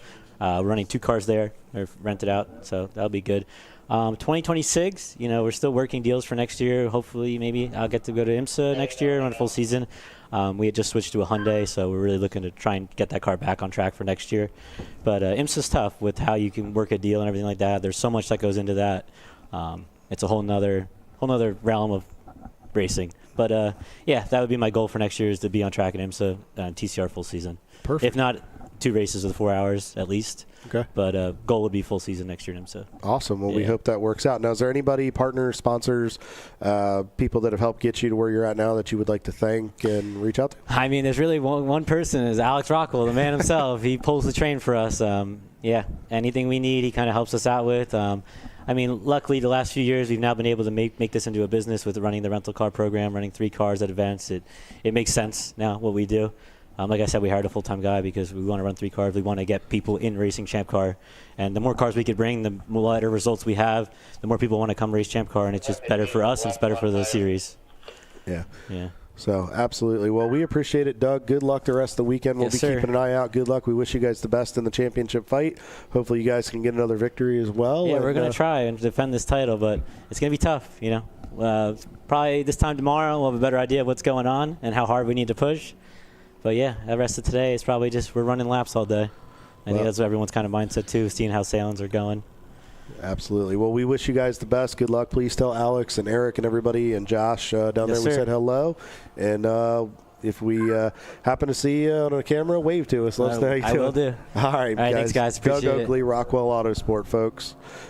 He is in the 1 car this weekend with Preston Brown, Alex Rockwell. So make sure if that is your team of choice you like to pull for, or you're a Doug Oakley fan, keep a close eye on that 1 car. Yeah, that was. Let me just give you some updates real quick here, Kyle. we saw the Parts Badger car was in. That was in for a tire change. They changed that left front tire, and the purpose of the caution, Five Tails Racing, contact with the wall, and there's some oil down on the track too apparently, so they're working on that. Yeah, kind of important to get all that stuff up. That can lead to a very, very bad day. As you can see, the safety team there, it looks like they've got that Miata on the hook, and they will get it back to safety, and hopefully this will be a quick Code 35 period. So, Paulie, real quick, we are getting down to the halfway point of today's race, so we're slowly approaching 2 more pit stops. We saw some guys come in about an hour in. Realistically looking at it, depending on their fuel burn, some of these teams may have to do a 3rd stop. Now, do you think maybe that they're doing that intentionally to set themselves up for a better position tomorrow, kind of giving up a little bit today, knowing we've got 7 full hours tomorrow? It's a different kind of 8-hour race, isn't it? Because you do have that 7 tagged on, and you can't really make a pit stop when you stop the car. So, like you talked about earlier, they may be strategizing to where they're going to pit early to get that pit stop done before they head out for the 7 and make the 7 more of an 8, because they are kind of tied together in that way. So it's I'm not really good at strategy. I'm good at pushing the pedal. That's about it. So, I don't know. But it does kind of explain why we see some teams pitting what we might consider normally off strategy when they're actually probably pitting on strategy. So, it changes things up. It definitely caught my attention, but thinking about it as we talked about it throughout the broadcast, and then you had mentioned that they're going to close pit road probably with about 15-20 minutes to go. That's why I was wondering if maybe they're trying to get that stop done tonight, because then at that point you put your driver back in it and he can just kind of go to work and do his thing. So it'll be interesting to see how this plays out, and then you got to wonder if any Code 35s later in the race will play into that as well. Yeah, the other thing you'll see is once we go back to green tomorrow, you're going to see teams take like a lap under green and then pit. So you're going to see that kind of thing too, which may not be avoidable. There may be some issues with the car they notice when they bring the car in and pit, or as they're rolling off the grid, they can say, hey, we got a problem here. And then they have to come in and pit right away. That does happen frequently. Well, when we were at NCM this year, we saw a couple cars have to get bumped off because of sitting there on a cold pit road overnight. Plus, remember, it was very wet that weekend with the rain delay. Boy, it was. That was kind of a similar format, but it just, you got to wonder with those cars sitting out there, the teams will have to do a really good job of making sure these things get covered up so none of the peripherals and important things get wet. Yeah, Orange Crush getting ready to head back out onto the racetrack. Probably a new driver. It still says Sally M, but I got a feeling they've changed that driver. They just haven't changed the name in the portal there. I think they're trying to fool us a little bit. Yeah. So, but a good run for those guys. Let's take a look here real quick. Let's see. They're running 11th right now in their class. 46. Well, she's staying in. There was no fuel taken. They're 46th in the overall right now. There's 7. So right now they're about 39th. There's about 7 EC cars mixed in there. So good top 40 run for those guys. But again, good seat time for Sally to come in here and probably get ready for her 2026 season. So. And it's so weird too, folks, because usually most teams, you're trying to get yourself in a position to get to the finish. And realistically, now you're trying to position yourself, well, where am I going to be at this point tomorrow? And you really have to think ahead. I mean, this is one of the longest races that we do outside of when we would do the 24 hours, and it's an hour longer than Daytona and Road Atlanta and Sebring. So it brings other things in there. Yeah, flat out nemesis. So under caution here, the car's not allowed to pass, so the positions stay as they are unless someone comes into the pits or stops on the racetrack. That's really the only thing that changes the standings. So still waiting for the track to be given the clear, so that what we'll do is go back to caution, bring the cars up to speed, and then we'll go to green after that.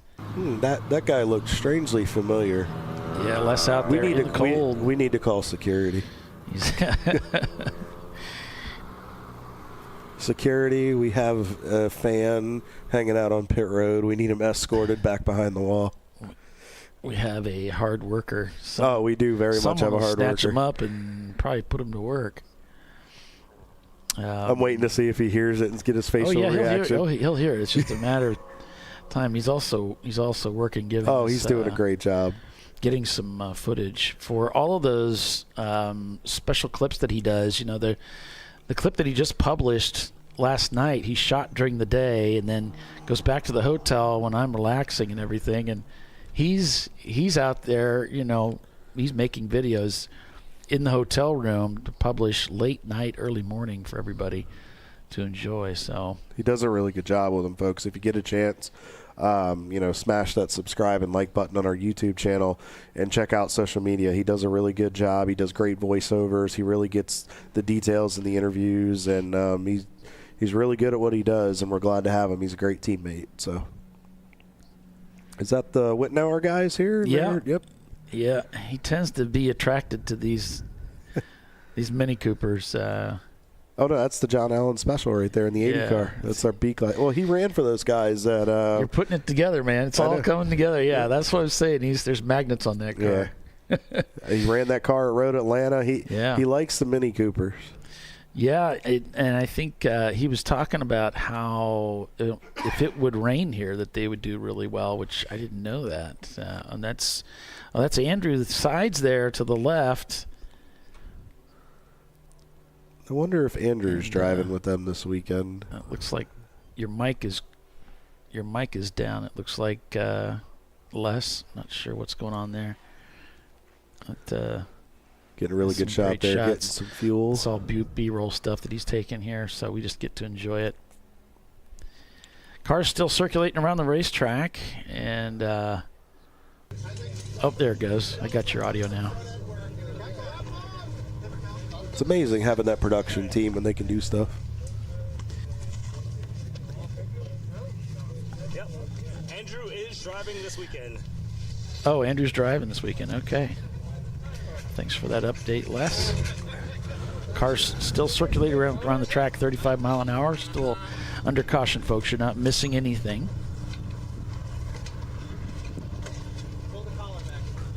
So now that the fueling is done, folks, if you're new to Champ Car and you've never watched our races before and you're wondering what's going on, so after the fueling process is done, once everything is back over the wall and the fuel cap is on, all the guys can come over, do all the rest of the work, torque the lugs, make sure if they have to change any tires, make sure the windshield is clean, camera, help get the driver in the car. Because the way it works is when you come in and once the fuel cap is off, it is only the fueler, the fire bottle individual, the driver getting out, the driver getting in, and then you can have a fifth person that can help the drivers only. No other work can be done on the car at that point for safety's sake.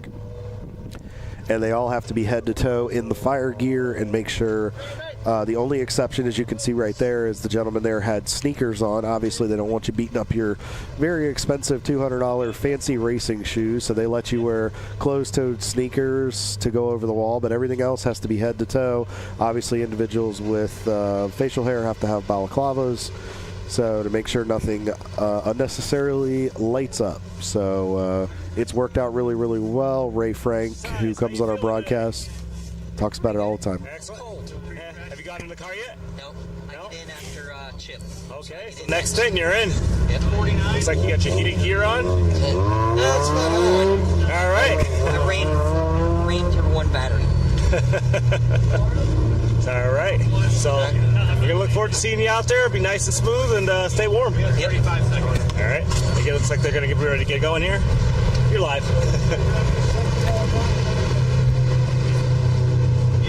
Andrew will go in next. We'll look forward to seeing him wheel the Mini this weekend. That'll be kind of cool.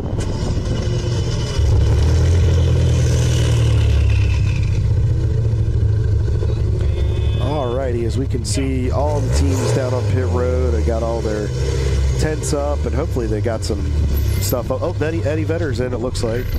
In for their next pit stop of the day. This is your race leader, folks, who's in right now.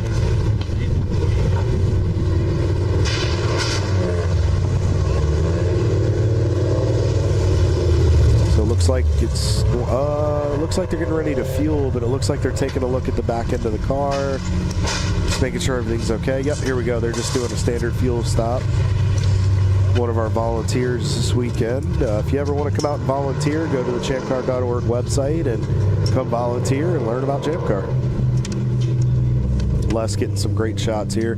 The Eddie Vedder guys are working once again on a skeleton crew.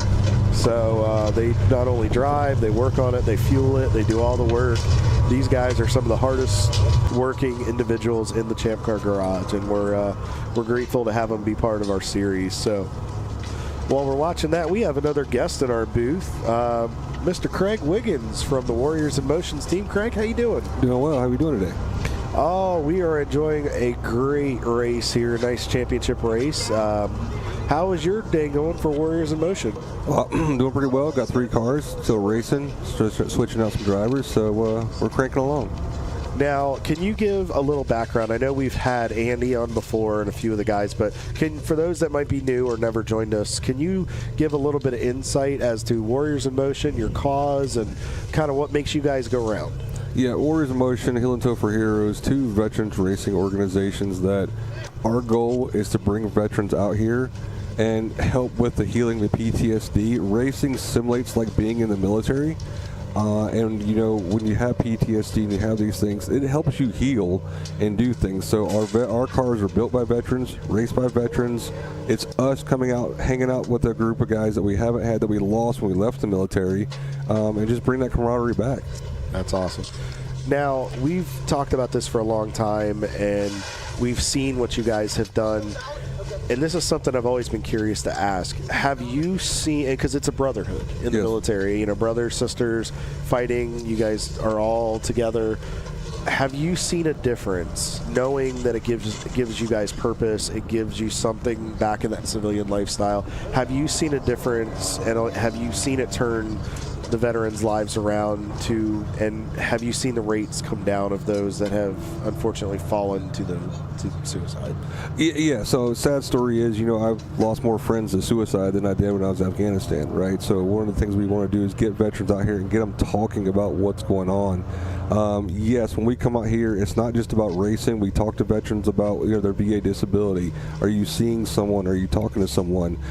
We helped a kid a year or 2 ago, and you know, he called me crying because he got his VA rating, which he was allowed to go back to school and get the medical treatment he needed. So yeah, we're trying to do more than just here and on the weekends, and veterans don't know. We got a veteran down here now that doesn't have a VA rating, so we're spending some time with him going, okay, let's help you get what you need so you're covered and can get the medical expense that you need.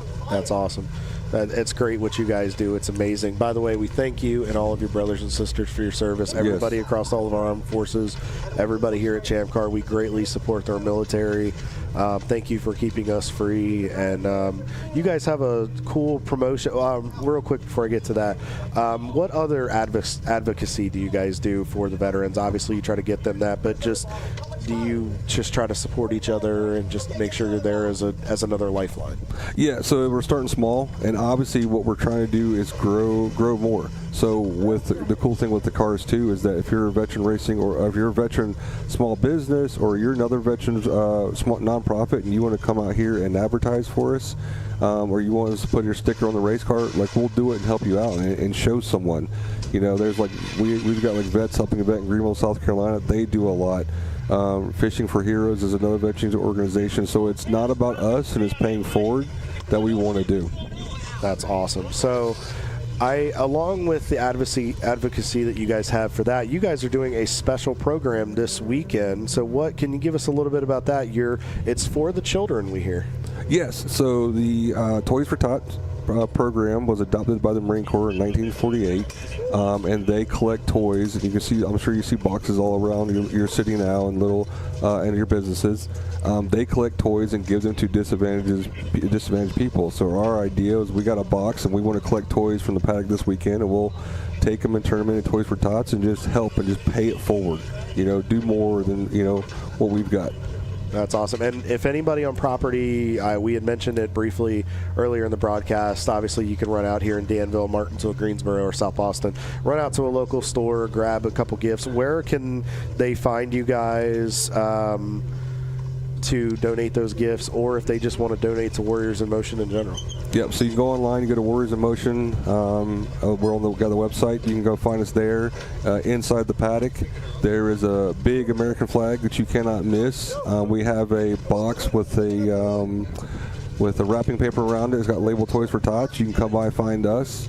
And then we're going to try and find out who get donated toys and collect a raffle. We got a little piston guy over here we're going to give away, and then first place and the second place we can give a sweatshirt too, and kind of just raise awareness. That's awesome. So outside of that, how many toys have you guys gotten so far this weekend? I saw about 15 down there earlier, so we want to get some more. We got to bump up those rookies. We do. We got to get those numbers up, but we'll get going. Everybody will get through it, so we'll appreciate any donations. One 71 veteran getting one toy is definitely worth it. Absolutely. Well, we appreciate everything you guys are doing. So real quick, how's the race going so far? 3 cars this weekend. You guys having a good time? We're having a blast. We're out there turning laps. Had to go through tech inspection and make sure we got all our stuff straight, which is always a fun ordeal, but we love it. We love it. This simulates being in the military, the operations, the logistics, the safety, the strategy, everything that we do. So it kind of completes us. We lose that when we leave the military, and this is so much fun. We enjoy it. Looking back, you guys are running EC this weekend, Yep. so it looks like right now it looks like you got 2 cars right around the back half of the top 10. Looks like Heel and Toe for Heroes is not having the day that they wanted, it seems like. But well, our transponder messed up in the beginning, so we lost a bunch of laps because we had to fix that. So we got that fixed, but we're turning laps. We're still racing. That's all that matters. You guys just want to see the checkered flag. That's it. That's all we're going for.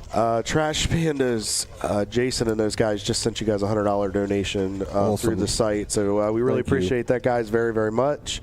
So what's on deck for 2026? We don't want to hold you up too long and let you get back down there with your guys. So no, I mean, one thing we can say is that Champ Car has been very good to us, and we love the series. We love the people that are doing it in the paddock. So we're going to keep racing as many as well as we get funding. As many Champ Car races that we can do, we're going to do. March, we're going to do the Mint 400. So we're going out there to do the Mint 400. So yeah, out in Las Vegas. Out in Las Vegas. Yep. Cool. And this will be the second or third time you guys have done Second Mint, right? time. Second time you've done Mint. How'd you guys do last year? I don't remember off the top of my head. We had some issues, but yeah, they had a blast. I didn't get a chance to make it. I'm hoping to go next year. Well, we hope you get to make it too. Craig, where in the military were you? What branch were you in? I spent 20 years in the Marine Corps. I was enlisted an officer, did some avionics, and then was a communications officer. That's awesome. So we appreciate everything you guys do. Thank you so much. Who all, real quick, do you want to thank that makes this program go round? Any sponsors, partners, anybody that really just makes your program happen? Yeah, I mean, we've got Carl Townsend, who's the founder of Warriors in Motion. I mean, he's out there every day and night just turning the midnight oil and doing a lot of things. We've had BF Goodrich give us some tires and Hawk give us some brakes. So anything that we can get, we can just keep doing, and we love it. That's awesome. Well, Craig, thank you so much for coming up, and we'll look forward to giving somebody that piston right there later in the day. But don't forget, folks, if you're on site this weekend, if you go find their pit stall, donate a toy. It's for a great cause. So. And with that, we're going to go take another commercial break and be back once they get all the lunches distributed to the folks that work in the corners for us to help us put on this great race this weekend. We'll be back to green, so stay with us. We'll be right back.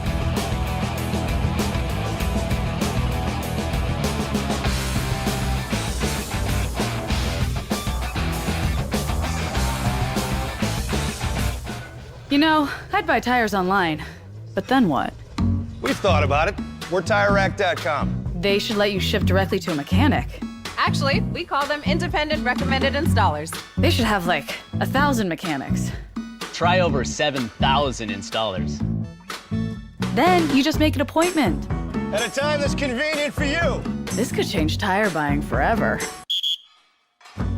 TireRack.com, the way tire buying should be.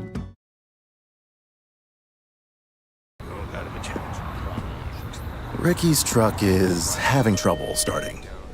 So he went to AutoZone, where Joseph, a friendly AutoZoner, totally understands he points out AutoZone's many free services, including battery testing and charging.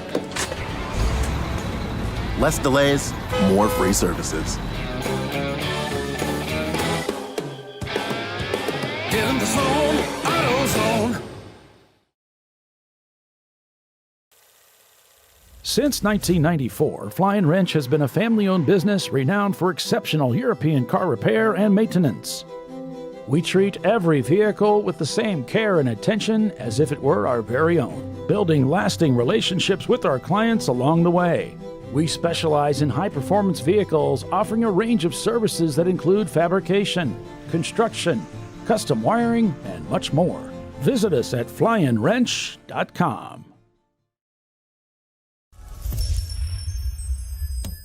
Frozen rotors from Diversified Cryogenics deliver increased performance and a higher level of safety, while significantly reducing braking system costs. So to tell you a little bit about the durability of this product.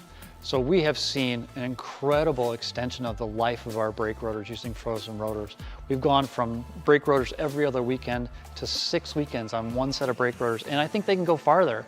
The durability has been amazing. And it's been a fantastic season, and man, a lot of that is due to the way our car can brake on those frozen rotors. For more information, go to frozenrotors.com. Welcome to Parts Badger, where we want to be your online machine shop. Through our online platform, we connect our global manufacturing capacity to your fingertips. You can request a quote, place an order, manage your parts, and even share that information with a colleague right online. If you prefer, you can work with our experienced team of sales representatives who are supported by our design engineers and project managers as well. Whether your project's big or small, simple or complex, Parts Badger can get it done. See if we can help your company at partsbadger.com. Discovery Parts is a veteran-owned racing and safety equipment company. While we're located inside Atlanta Motorsports Park in Dawsonville, Georgia, Discovery Parts can also be found at the tracks, supporting a number of Champ Car Series events. We take pride in being a reseller of the best of the industry to Champ Car teams and drivers. We know racing, love racing, and look forward to tomorrow to even more racing. Visit us at discoveryparts.com.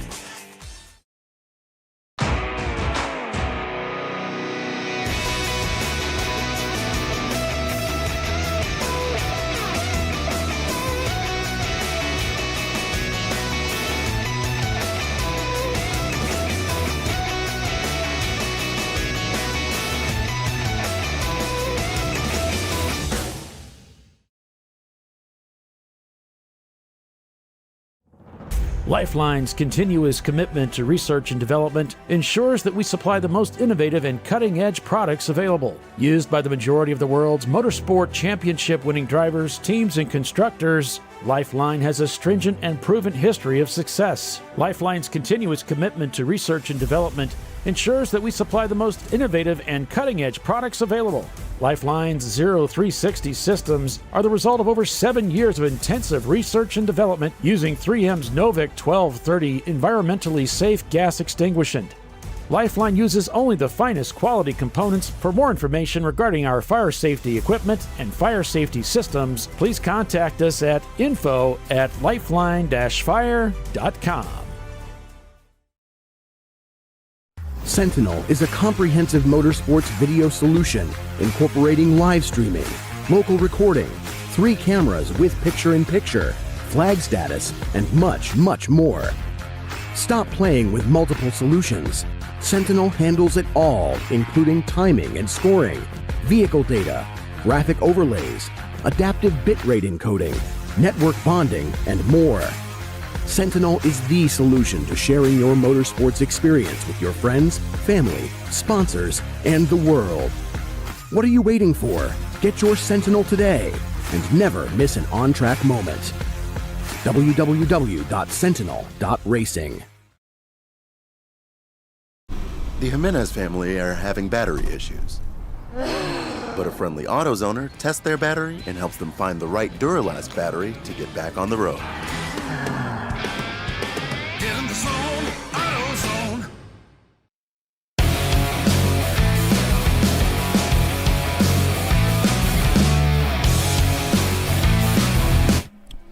right, welcome back. You caught me with a cookie in my mouth. Flat Out Nemesis on board with them here.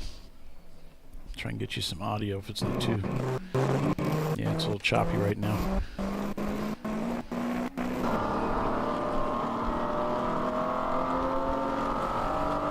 Check out our standings here. Eddie Vedder leading 36 seconds over Rockwell Autosport Development. Team Salem, Mustard, then catch up behind them. Money Shift Racing in 5th. RVA Graphics and Wraps also shown in 5th. Let me try and refresh this and see what we got here.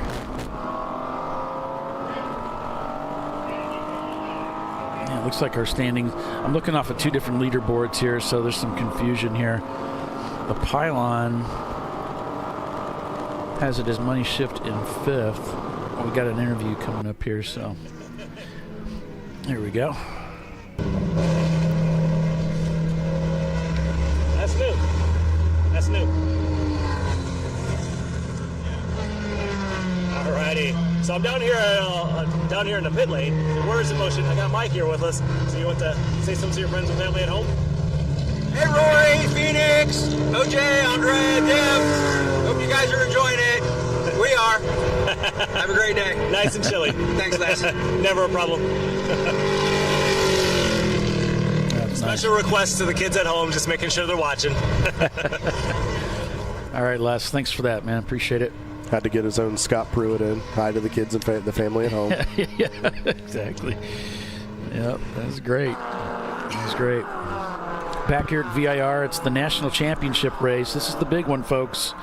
Here at Virginia International Raceway on the full course this year, running the full course in the winter race. And we've got Simon Says back out here. Warriors in Motion, we just heard from them. Yeah, they're doing a Toys for Tots drive. So if you can get out to the stores and pick up something for the kids and stop by and see them, that would be great. You got time, they'll be here today and tomorrow, so be sure and do that. That's one of the best gift you can get is the gift of giving. So hope you'll partake in that, folks. Absolutely. Tanya and I will definitely be going out after we get done today. We're going to go get a few toys, and we will definitely be contributing to that one. And if you get a chance and you want to find out more, or if you have a family member or a friend that is a veteran and you want to get them some help and some resources, even just stop by the pit, talk to them, get some information, as we're going to be going to a yellow flag period here. Stop by their pit stall. They're about midway down, and I'm sure Craig and Carl and Dan and those guys will be happy to give you everything that they know here. Yeah, Barras Racing going to be black flag for passing under that code 35. And looks like we are going to, yes, a code 35 period here. It's North by Northeast is the team that's being indicated here in the race control logs. And as soon as we get more information on North by Northeast, I'll let you know. It has been a rough day for those guys. Usually we see them contending around the top 10, top 12.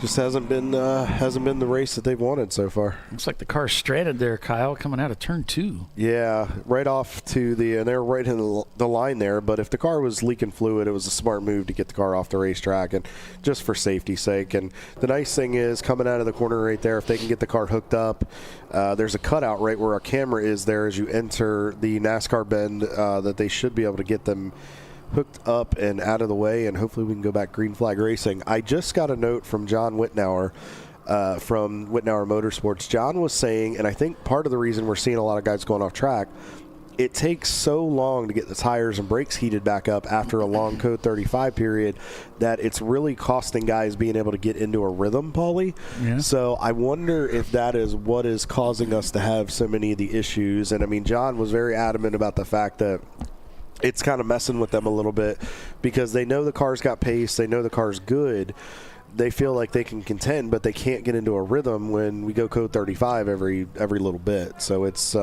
definitely a challenge, but that's what happens when, every time we come here, even when we would run the North Course, it was, and especially with that uphill there, when you would run that configuration, it was hard to get traction there just on a good day. And usually when we come to VIR, it's traditionally 30s and 40 degrees in the ambient. Looks like the 311 RVA graphics is in. So they're taking advantage of this code 35 period. So while we got a couple minutes, let's kind of scroll through the order here. All right. Let's see. Team Troxel Racing, C-Class car, 325, actually in 19th in the overall. I believe they're in the top 10 or right outside the top 10 in C-Class. So a good run for those guys today. Haven't really had a chance to talk about them too much. We've seen them a little bit mixing it up in traffic. And then we've got 901 Motorsports. Kind of been a bit of a rough day for those guys. No Foo Racing. We've talked to them before. Our friends with their 993 Mazda Miata. I did get some information from their team, and I'll have to roll back through it to find out what they had told me. I had so many people that wanted to tell me all kinds of cool stuff this morning that it kind of got lost and I got overwhelmed. I'm not going to lie. But those guys are having a good day, so once I pull that up, I'll pay that back. Looks like we're going back to caution here, so that's going on. Should be going back to green shortly. Perfect. Stroke and Checks Racing is here with us this weekend, the 191 car. They sent me some information a little bit earlier as well. Eric Apotheker. They have a 4-driver lineup this weekend. Mike Heppenstill, Tim Stevens, and Kevin Perkle. They won the overall here on the 12-hour on the South Course earlier this year. So they do have a overall race win to their credit back at the 12-hour this year. So good to see those guys back at it again. Back to green.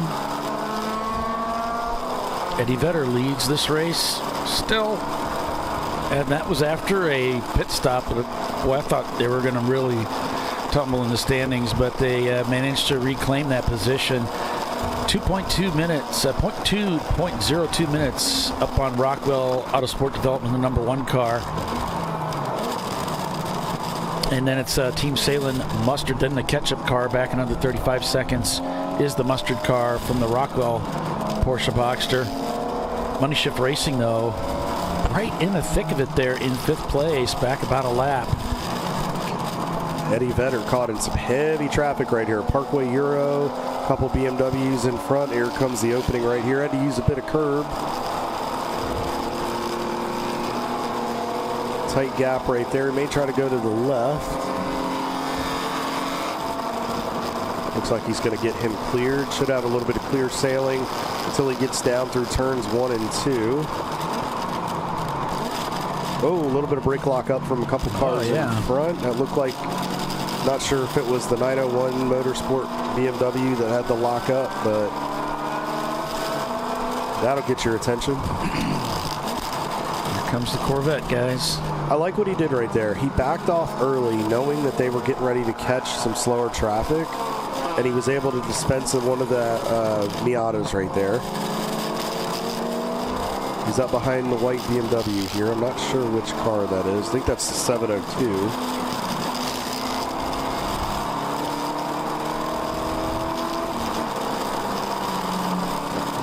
That is Weeby Racing. Going by the 903. Still holding right now, Eddie Vedder still holding a 50... I believe it's about a 51 second, about 51.36 second lead over Rockwell Autosport. Only 2 cars on the same lap right now. Only 2 cars on the lead lap. Yeah, it looks like they just went by Bliss Racing there as they come through Oak Tree back onto the back stretch here. And you'll see the legs of the Corvette right here as he works through some of the lap traffic. And you really kind of have to bob and weave as you come down the straightaway. As you can see him working through, giving that security tap on that brake pedal, bringing those rotor or pads to the rotor. These guys are putting on a great performance today as we're almost halfway done with today's portion of this 15-hour contest. Yep, it's coming down into Hog Pen here. Going to get held up here a little bit But it looks like he just kind of eased it down the hill, knowing he has the legs on the straightaway. There he goes, should be able to pull to the right and make a pass as he comes down by pit road. And I can see in the mirror he clears that BMW, so it looks like he should have some clear track ahead of him now.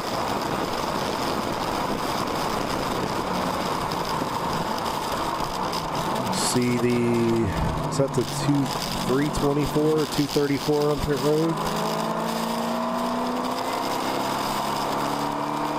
Going under the hood, we'll have to see what's going on there.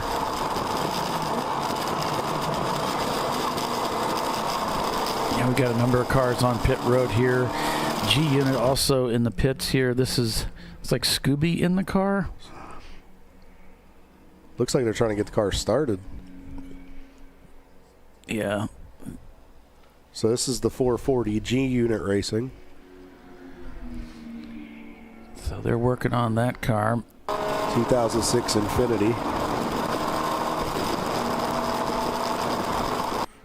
Might be Race Right heading down pit road here, getting ready to rejoin.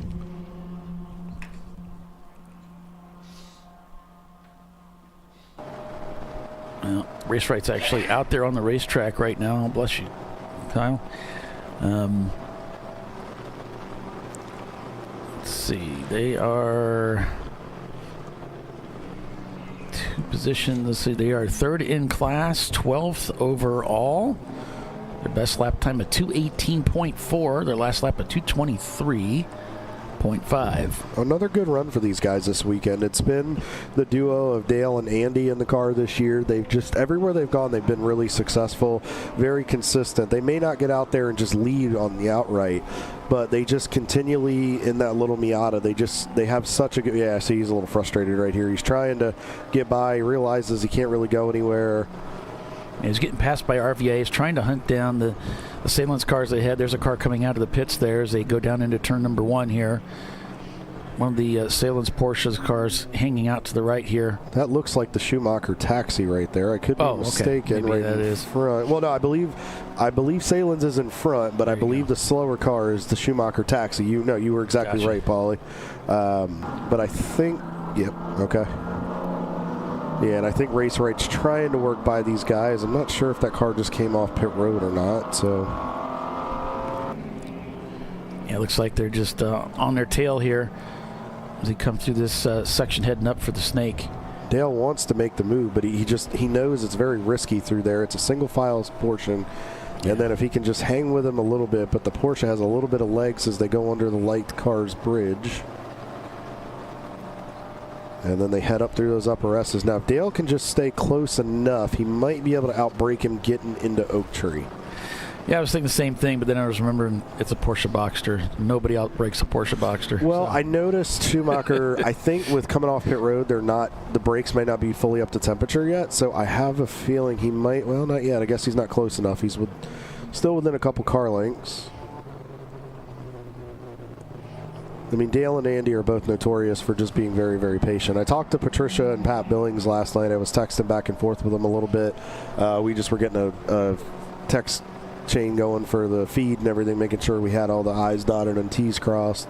And they seemed very excited about today, optimistic. I think they felt like they didn't have, obviously, pace to hang with Vetter and Rockwell and those guys. But the fact that they're, third in the A class, consistently running well. I mean, they're always in the top 10, top 15. I think if they can just stay in contention, a little bit of bad luck on some other teams' parts, I think they're going to be right there. He got a great run coming through Roller Coaster. Now, if he can not get boxed in down here in Hog Pin, if he can get the car to the right and get back to the power right there. Yep. A little bit of curb, able to clear him in the mirror. Yeah. Nice move. Yep. Gets the pass done. Not sure it's going to stick, but some good battling about going back and forth here this afternoon. We'll check in with Wilson Daily Racing. Those guys have been doing really well so far. They're in 8th place overall, and that's 5th place in class. Well, these guys are having a great run today. We usually see them. They're based up out of the upstate New York area. Watkins Glen is home for them. So it's cool that they were able to come all the way down here to do this. We've seen them at Watkins Glen, Daytona this year, a few of our bigger, let's say, standout races. I'd say big boy track races they tend to come to. And Jesselyn Photography that you see up there, that's one of their sponsors. I believe that is, I'm probably going to get this wrong, I believe that is Brad's wife. And I'm probably going to get a text that's incorrect, but I'll take my chances. And then Swanee's Garage, and then Cabrix, which is, I believe that is Brad's mom's apparel business there up in the Corning area. Ooh, nice move there, getting by one of those cars.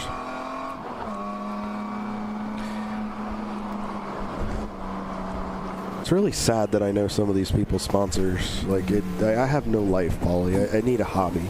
Can you help me find a hobby? Like a trap. Can Santa bring me a hobby for Christmas? You just remember stuff really well. I feel like Rain Man some days. I don't know if that's a good thing or not.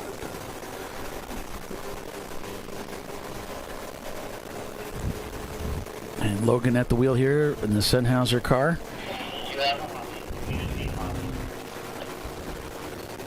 Raced against Logan many times on iRacing in the ChampCar Racing League. Salen's in the pits here, and it looks like they're looking under the back of the car. This doesn't look planned for sure based on the reactions of the crew guys. So we'll have to see if Les can get us a story. He's right there. They're checking the splitter. Les is giving us suggestions for hobbies for me for over the off season, so I can sound like I have a life. So I appreciate that. He's such a good teammate. He's always looking out for me. When I won the race here for the 24, he gave me a nice martini champagne bottle and a card, just congratulating me, and he's always pumping me up and helping me, and I appreciate that. So if he can help find me a hobby, it's a win. So, but yeah, they're really looking very heavily underneath there. I wonder if there's something leaking rear end wise. I wonder if maybe it's a driveline issue. They seem very concerned in that area. 2244 Motorsports going to be black flagged in for passing under caution. That note comes to us from the control logs. And Billy letting us know that driver change. Joe just got out. Now, which Joe? Joe Nonamaker or Joe Salem? There's two Joes. I'll say Nonamaker. He gave us the driver order. I mean, that's true. Yeah, he did. How much does he have to? Well, I mean, he's their PR. He's got to keep us in line. He's our production line to them. So, now, Billy, we appreciate all that. C2R2 is a hobby. It passes. I appreciate that, Timothy. You see him communicating with the driver. Yeah. Yeah, they're looking really heavily at that left rear. They must. There's something that they don't like, or it is.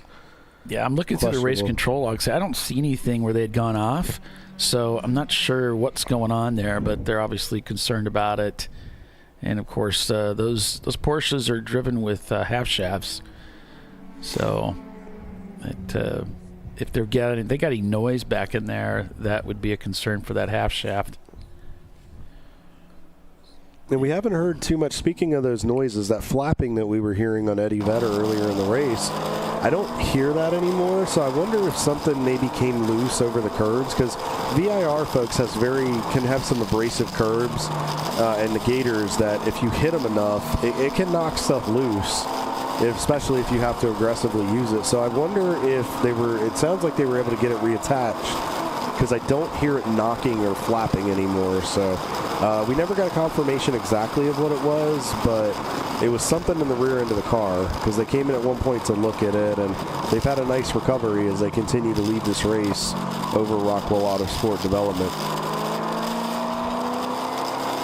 So right now, we have a D-Class car up in the lead. We have Rockwell Autosport Development in second, which is your leading C-Class car, with Team Salem Ketchup in tow as the sister cars on pit road as they're trying to, well, it just come off pit road, trying to figure out what that issue was. Parts Badger is in fourth, your leading B-Class car, and Money Shift Racing Kevin's team has slowly worked themselves up into the top 5, so they are making their presence known.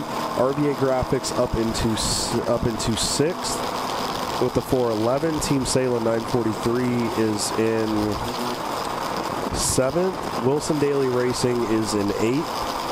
TCR in 9th, and Bruker Racing is up into the top 10. So good run for those guys. Yeah, I was going to say the USS Enterprise is in the pits right now. They're servicing that car right now for those of you that are following the Enterprise around to see how they're doing this weekend. Oh, had to go the long way around there. Yeah, Flat Out Nemesis, keeping the car on the racetrack. So we're just about to the 4-hour mark to go. So it'll be interesting to see how the fuel strategies start to pan out. And really, I think some of it will depend on those Code 35. So we'll definitely continue to keep an eye on that. Flat Out Nemesis in 21st position right now overall. I believe they got some EC cars ahead, so that actually moves them up a little bit. So your standings right now here is just getting ready to head out to commercial break. You've got Eddie Vedder leading this race, followed by Rockwell Autosport Development, Team Salem Ketchup, Parts Badger, Money Shift Racing, RVA Graphics and Wraps, Team Salem Mustard, Wilson Daily Racing, Track Car Rental, Bruker Racing in the number 86, and Sarburns Autosports, rounding out the top 10. So stay with us, folks. Plenty of racing coming. We'll be right back.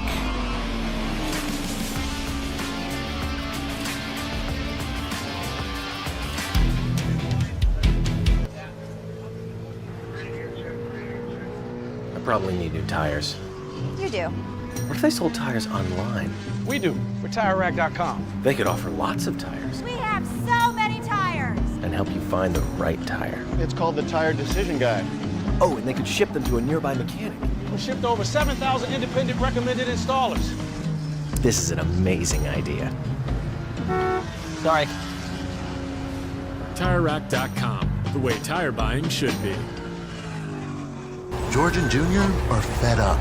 They weren't planning on having to replace their brakes today, but they went to AutoZone, where a friendly AutoZoner helps them find a deal on the right parts. In the zone, AutoZone. Since 1994, Flying Wrench has been a family-owned business renowned for exceptional European car repair and maintenance. We treat every vehicle with the same care and attention as if it were our very own, building lasting relationships with our clients along the way. We specialize in high-performance vehicles, offering a range of services that include fabrication, construction, custom wiring, and much more. Visit us at flyandwrench.com. Discovery Parts is a veteran-owned racing and safety equipment company. While we're located inside Atlanta Motorsports Park in Dawsonville, Georgia, Discovery Parts can also be found at the tracks, supporting a number of Champ Car Series events. We take pride in being a reseller of the best of the industry to Champ Car teams and drivers. We know racing, love racing, and look forward to tomorrow to even more racing.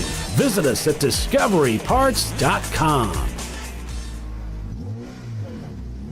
At Parts Badger, we're not your typical machine shop. When a market-leading mountain bike manufacturer was looking to reshore their hardware components, they turned to Parts Badger. Within weeks, we had deployed a dedicated manufacturing cell, ramped up production, and had guaranteed capacity to meet their demand. We're looking to be your manufacturing partner. See what we can do for you and your company at PartsBadger.com.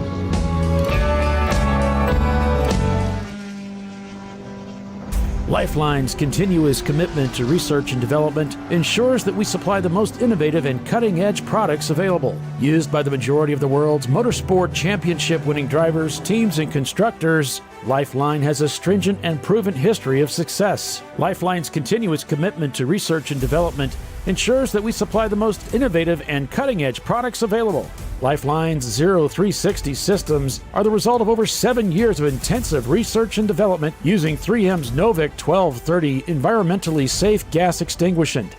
Lifeline uses only the finest quality components. For more information regarding our fire safety equipment and fire safety systems, please contact us at info@lifeline-fire.com. Sentinel is a comprehensive motorsports video solution incorporating live streaming, local recording, 3 cameras with picture-in-picture, flag status, and much, much more. Stop playing with multiple solutions. Sentinel handles it all, including timing and scoring, vehicle data, graphic overlays, adaptive bitrate encoding, network bonding, and more. Sentinel is the solution to sharing your motorsports experience with your friends, family, sponsors, and the world. What are you waiting for? Get your Sentinel today and never miss an on-track moment. www.sentinel.racing. Dave's twitch is back. That's because his wipers need replacing. But he went to AutoZone, where a friendly AutoZoner guides him to the right wipers and makes sure everything is working smoothly. Get in the zone, AutoZone.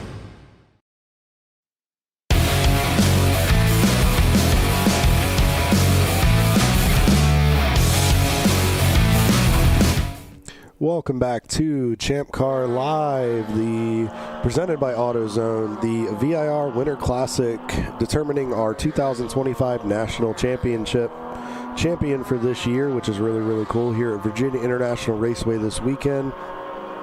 I am Kyle Lockrow. He is Paulie Velton. We have the Less is More can with Les Epps on pit road, giving you all the action. Eddie Vedder continues to put on a clinic here today for the first 4 hours and change of this race. We've just popped over that halfway mark for today's 8-hour portion of it. But again, this is not a doubleheader like we would normally have here when we come in December. This is a Park for May format where we will do part of the race today, stop, bring the cars on pit road, cover them up. No changes can be made other than just getting your driver out, your camera, and all the small stuff. And then from there, we'll go again tomorrow. So it'll be very interesting. Looks like there's some takers on pit road, but Eddie Vedder continues to lead D-Class and lead this race overall over Rockwell Autosport Development. Your C-Class leader, Team Salem Ketchup, is in third. Rockwell is behind Eddie Vedder. It's ranged between about 45 to about 52 to 53 seconds. It'll come down a little bit. Rockwell will start to close. Eddie Vedder will stretch it back out a little bit. So they're kind of in a good pace. Last lap for Eddie Vedder was a 2:07.86. Last lap for Rockwell in the one car was a 2:12.01. As Doug Oakley said, it's going to be a challenge for them, but at this point, they're just trying to log laps and continue to be there at the end. So let's go a little farther down in the order.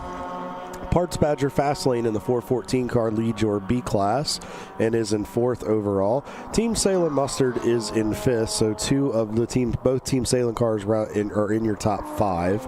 Wilson Daily Racing has worked themselves up into the sixth position. Brewker Racing is up to 7th, TCR in 8th, Money Shift Racing up to 9th, and Sarburns Autosport, your leading A-Class car now, is up to the 10th position overall. They have surpassed Madwag Motorsports. We're not sure. We'll have to take a look and see if that was through a cycle of pit stops to find out. Be interesting to see, but it's been very interesting today. It was hard-nosed racing at the beginning of the race, and then we've had a bunch of code 35s at various points in this race. As we see the 440 car, G-Unit Racing, they're headed back out in their Infinity, back into the action. Gotta love that Bell South colors on there. It's shades of Kenny Irwin Jr. and Joe Nemechek back in the day with those streaks. It's really, really cool if you guys get a chance.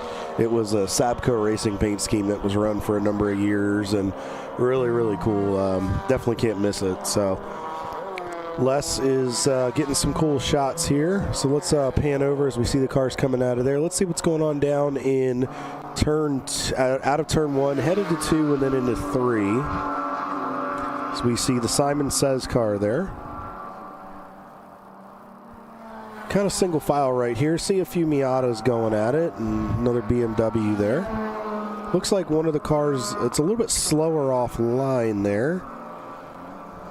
Oh, that's the 440 car that had just come off pit road, so they're probably just trying to get heat back into the tires and the brakes.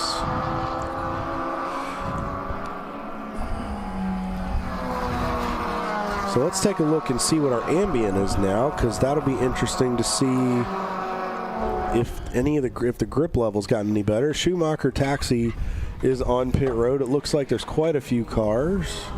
Yeah, they put gas in. Why are they putting gas in the fender? Why don't they put it in the back where the gas tank is? I know. Oh, that's the gas tank's under the fender. They're putting it in the frunk. Oh, that's that term, right? Frunk. Yeah. There's Nemesis is also getting fueled, so they're going through their pit stop routine.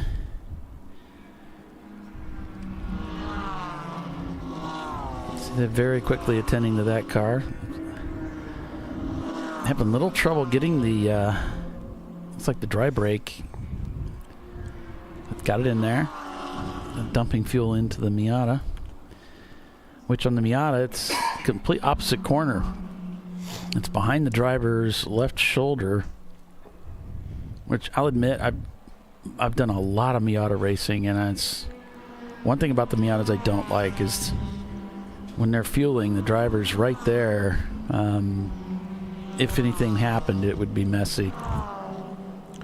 So I believe that's the Trash Panda guys. I believe that's Jason. So to answer your question, you were talking about blend line violations. So the rule of thumb at VIR is when you leave pit road, there is a blend line to a point once you get past the start-finish line. But then the rule of thumb is you would stay track right all the way down to pit road, or all the way down to turn 1. And then as you get into the corner around the apex is where you can easily blend in, and you should be able to get into the traffic. But the hard part is when you're in that corner, sometimes you kind of have to use a little bit of curb. And if your tires and your brakes and everything aren't up to temperature, it can get a little sketchy. Plus, it's a fast corner, but usually that's where you're supposed to blend in, and then you can work up to speed and go from there. That's always how I've known it to be when I've come to VIR. That's how they've always done it, and most clubs and race organizations tend to do it.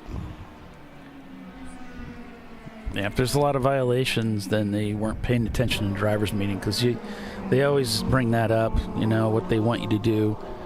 And, of course, if you miss it, not everybody makes the driver's meeting, even though it's mandatory. And so you're going to get flagged in.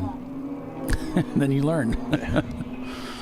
But we race drivers. We always pay attention in the driver's meeting. We pay attention to every single detail. Yeah, the actual line is, well, what you're seeing in this is part of it. You're not really seeing down track.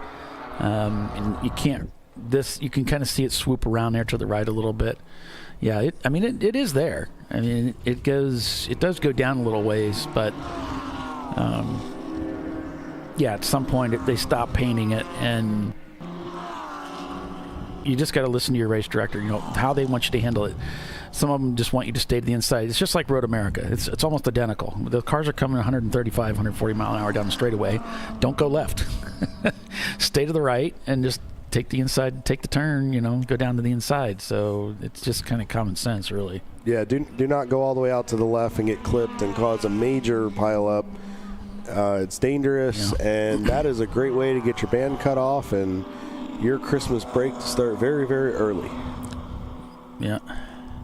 So, what are we looking at here? What's the situation? We've got 3 hours and 50 minutes remaining in today's event. We've got Eddie Vedder leading decisively, about 49 seconds over Rockwell Autosport Development. So they've been losing a little bit of ground. A 2:12 on that last lap to Eddie Vedder's 2:15, and chopped another 3 seconds out right there. Team Salem catch up behind them, just turned in a 2:19 on that last lap.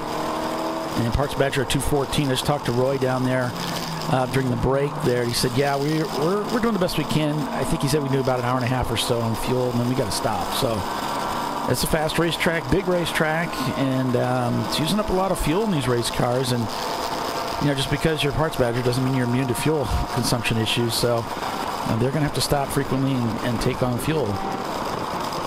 So there's a little bit of different strategy going on for each team. Not everybody can make 2 hours on a load of fuel, especially these Miatas, the smaller fuel tanks. So Looks like the 715 of Rockwell Autosport Development coming down pit lane, getting ready to head back out onto the racetrack rather. A little bit of a long stop here for the Party Cat guys. They're pitted just in front of our booth. So it looks like they're checking some stuff very thoroughly. Wonder if some suspension pieces or something, or the way that it might be that there is a lug that may not go on the stud, but they're working to get that going. Yep. And looks like the G Unit guys have gotten back out there. So they're back on track, turning laps, having some fun. Guys are running 24th in their class right now, so not having the day that they wanted, but they're still running. I'll tell you what, they're showing a lot of tenacity. I mean, they've had some issues, but they're still in the fight. Best lap so far is a 2:21.08. So we'll have to see how Alvin does when he gets up to speed. Yep, nice quiet car.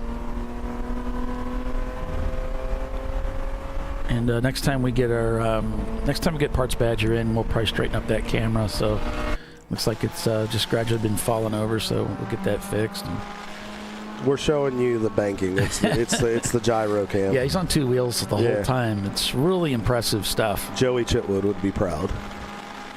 So no, it's Rags. Dan at the wheel, apparently. That's the 2244. That's the guys in the Mustang. Yep. Last lap, a 2:16.82. Second in their class right now. I believe that is, I want to say that's D class. Yep. They are, well, it's showing that 22:44. Yeah, they're a ways back of Eddie Vedder. So, but they're hanging on. They're still on the podium.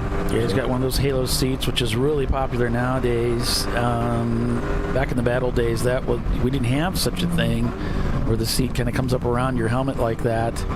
And boy, ever since they've come out with those, I've been a big fan.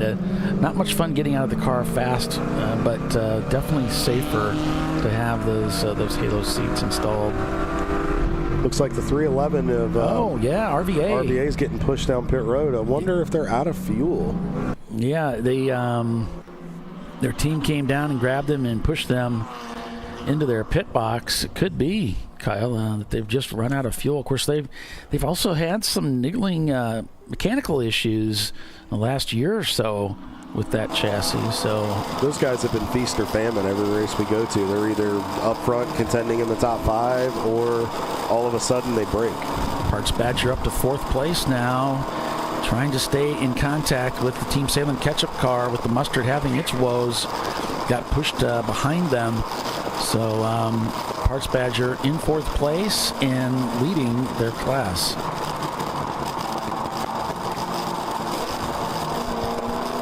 That puts Eddie Vedder at the lead. We've got Wilson Daly in 6th. Brew Crew is in 7th in the number 86. TCR is another one of the cars in the hunt for the championship in 7th, as well as Money Shift Racing and Sarburns Autosports.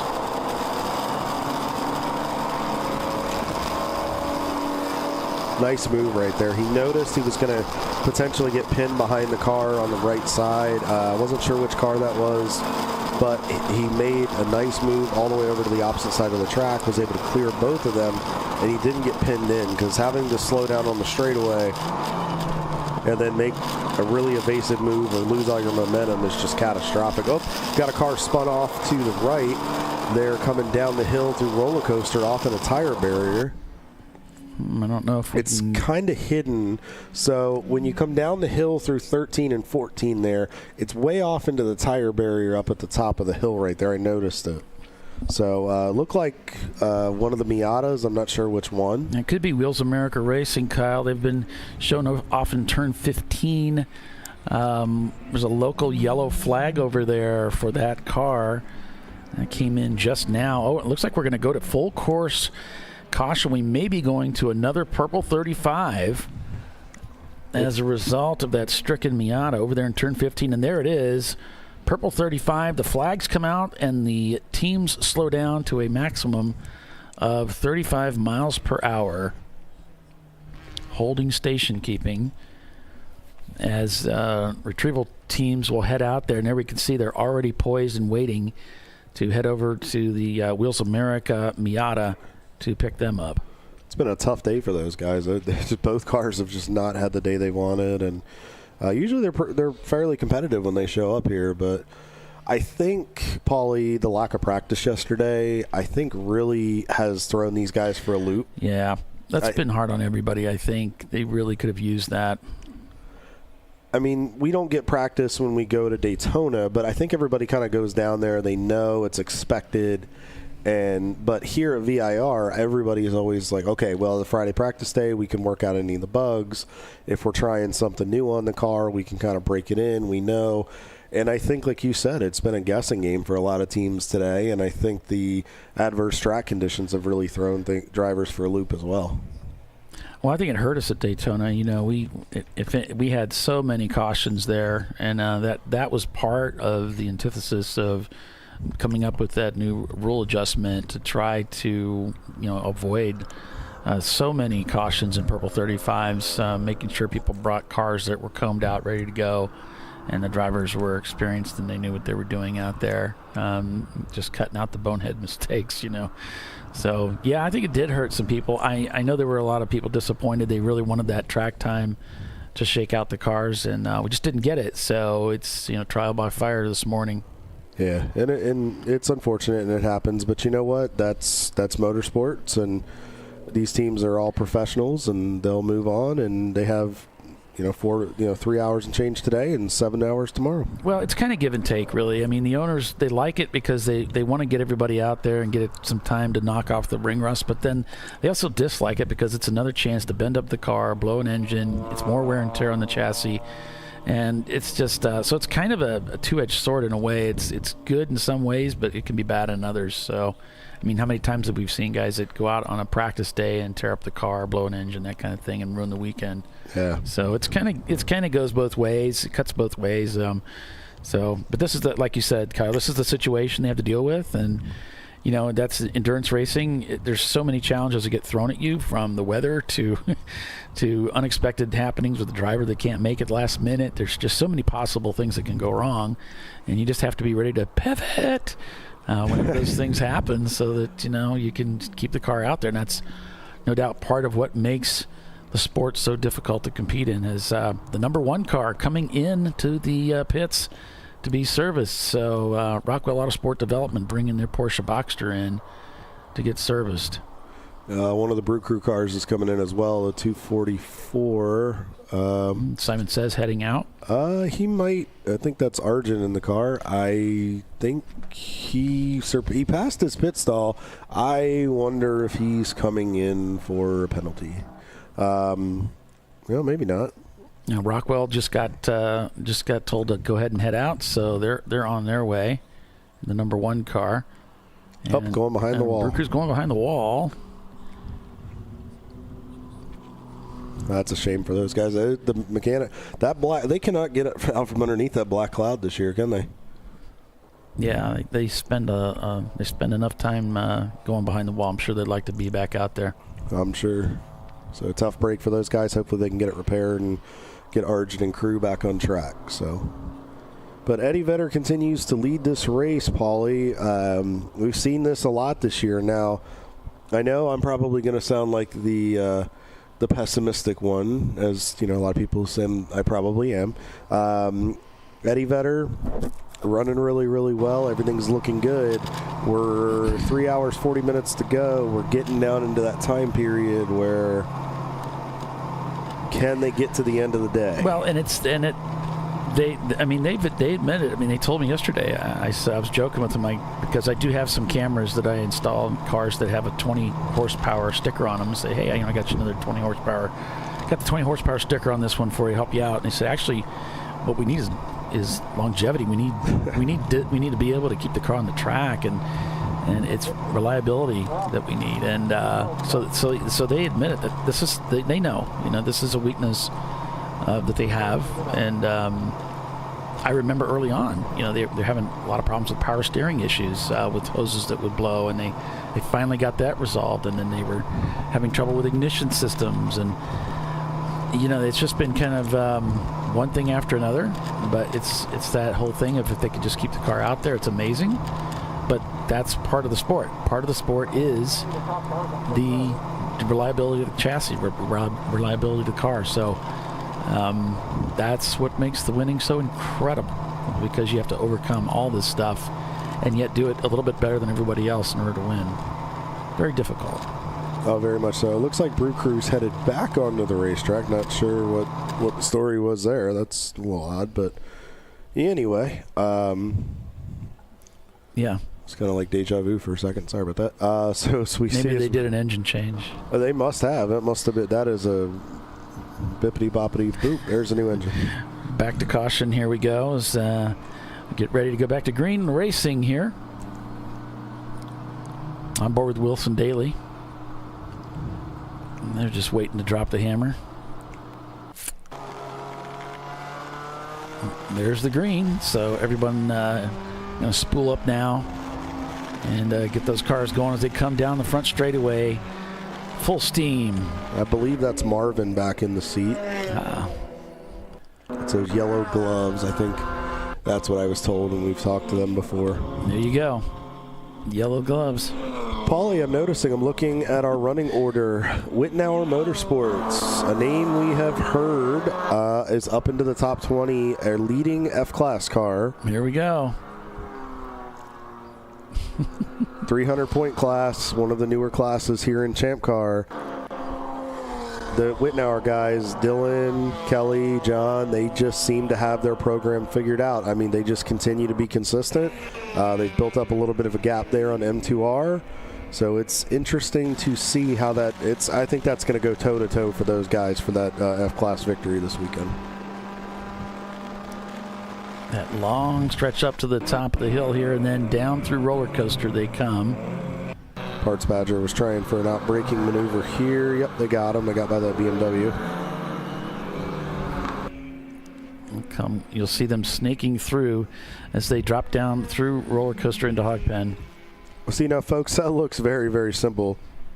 When you turn down and go down the hill at the top there, you see the cars coming, and then now they'll swing. You want to get all the way out to the right, and then you'll turn in. You want to straight kind of put your left sides on the curb there, a little bit of brake pedal. You want to kind of track out to the middle 3/4 of the way, and if you can get the car pointed, you can pretty much start rolling back into the power. And then the idea is to just get back to the power as quick as you can and get it down as much as you can, hopefully be flat. If not, you're just kind of burping it a little bit to get it to rotate, and then carry the car all the way out to the left side. And there's a curb out there that's a concrete curb that you just kind of want to gently graze, and it just sets the car and straightens it out for you. And it's a good way to get through there. And you really see these cars twisted up and coming through this section. But a lot of drivers tend to get in trouble. Usually hog pen is one of our trouble spots when we come here to VIR. And surprisingly this weekend, so far, it hasn't been that way. It's because I got 2 cameras down there. Oh, that's exactly why. So it's never going to happen.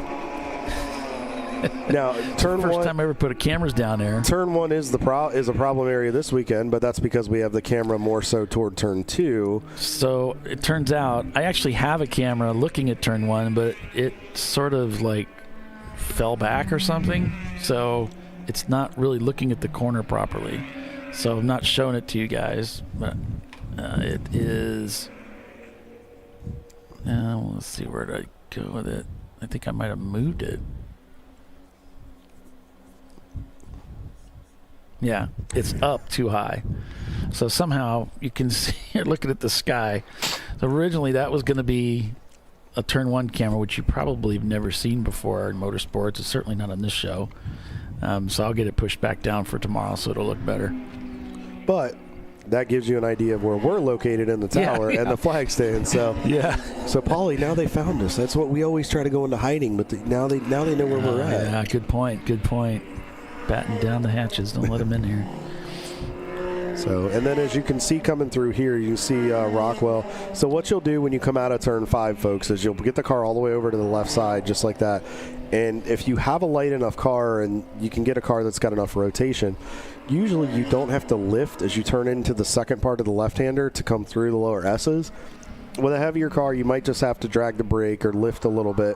to get the car to rotate, but you can straight line and just gently graze those curbs to get through there to start building speed. Like right there with Rockwell, you see them just easing over the curbs. They're not hammering them, just gently touching them, and then you just let the wheel open up, and then you just continue to build speed to go up through the upper S's. So it really is a rhythm section. If you miss 4 or 5, it absolutely messes up and destroys your lap because you lose all your momentum coming through the lower S's. Yeah, if you guys didn't know this, we have our iRacing League for the Champ Car iRacing League, and you can find out more about that in the forum. Just check out the iRacing League there, forum thread in the forum, because and you can get a feel for it. It's a lot of fun. I've done a lot of laps here in iRacing, and I know it's difficult to get the pedal down as you come through there and keep it down all the way through there without blowing it. So make sure you check that out. If you're interested in joining us in iRacing, you can do that by going to ChampCar.org and go into the forum and check out the links and the information. They race just about every weekend.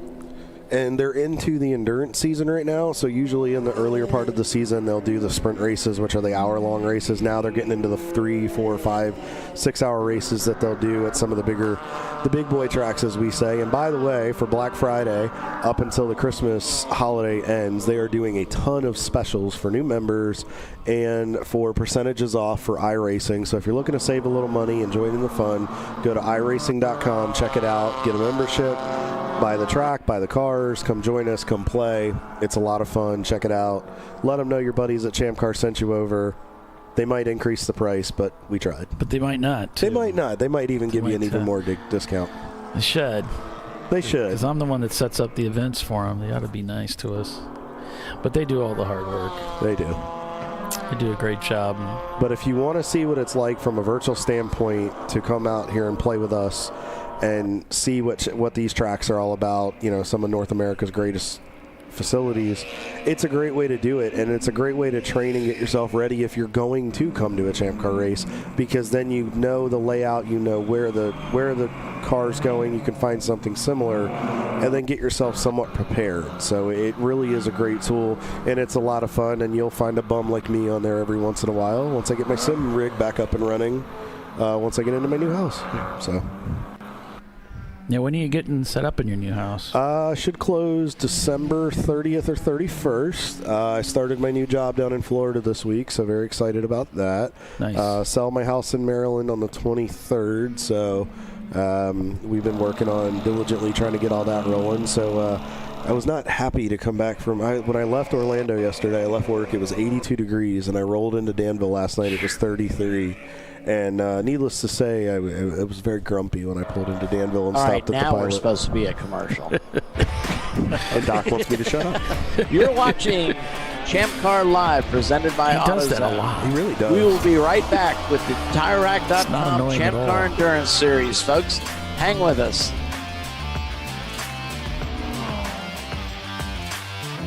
An important decision is afoot. This man is about to buy tires on TireRack.com.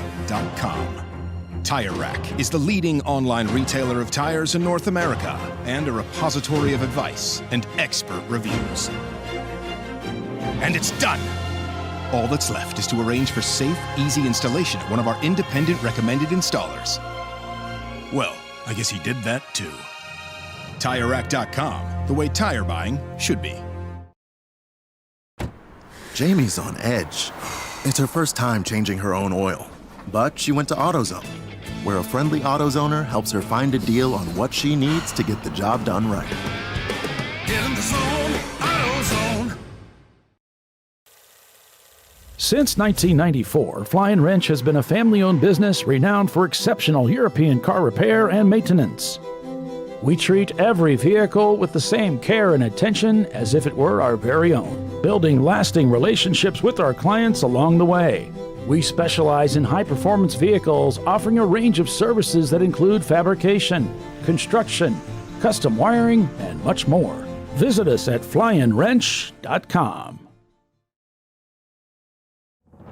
Lifeline's continuous commitment to research and development ensures that we supply the most innovative and cutting-edge products available. Used by the majority of the world's motorsport championship-winning drivers, teams, and constructors, Lifeline has a stringent and proven history of success. Lifeline's continuous commitment to research and development ensures that we supply the most innovative and cutting-edge products available.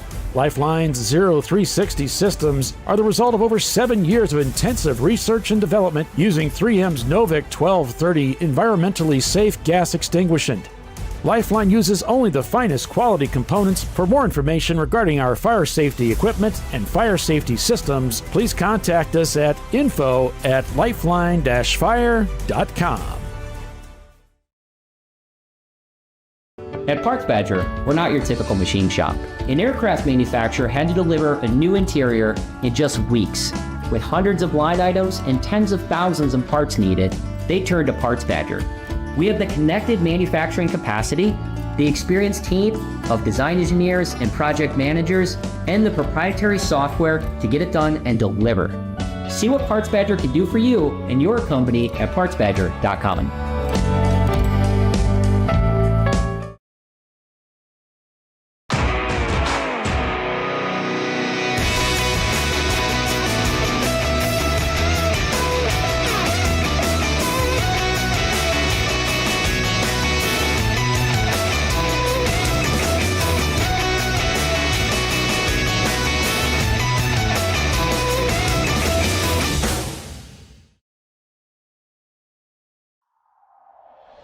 Discovery Parts is a veteran-owned racing and safety equipment company.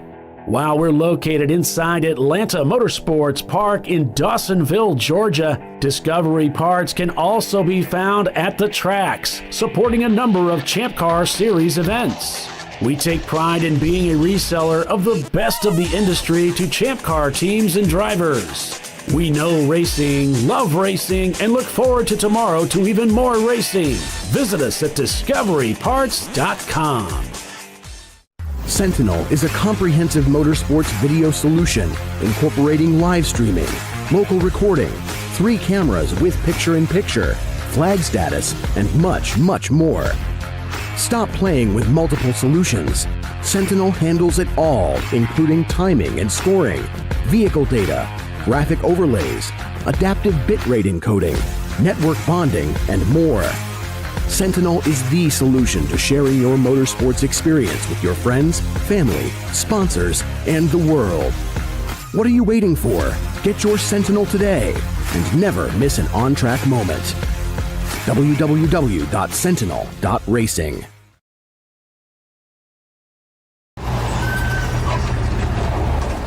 George is fed up. And so is Junior. They weren't planning on having to replace their brakes today.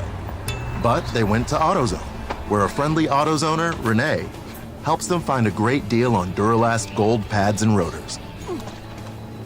No headaches, just the right parts, and friendly service.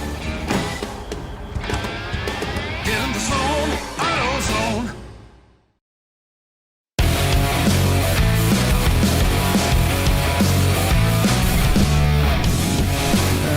Welcome back, everybody. Welcome to ChampCar.Live, presented by AutoZone, Schumacher Taxi, and the USS Enterprise. Duking it out with our friends in the Porsche 944.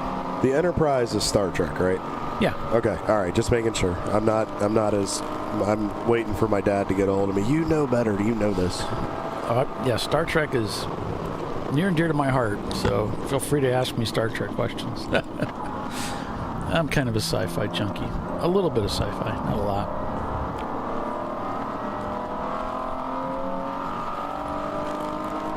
So we'll go back to the standings here. Eddie Vedder leads over Rockwell Autosport Development by a couple laps. Team Salem catch up behind them by just 6 seconds, so they're getting close. Parts Badger there, the meat in the sandwich between the two Salen's machines. 17 seconds in the rears of the catch-up machine. Then it's the mustard car. Remember, they were set back a little bit by a lengthy pit stop. They're shown back 2 laps from RVA Graphics and Wraps, now in 5th place. They, too, had a little bit of a mishap. They got pushed into the pits Kyle hypothesized it might be just might be they ran out of fuel. But looks like they're back out there. Wilson Daily Racing is in 6th place. Brute Crew in 7th. TCR is 8th. Money Shift 9th. And Sarburns Autosports in 10th. So it looks like Eddie Vedder leads D class. Rockwell leading C class. Parts Badger B class. A class is Sarburns. And what else? We got F class. We got Wittenauer Motorsports leading that class. Heading down the backstretch.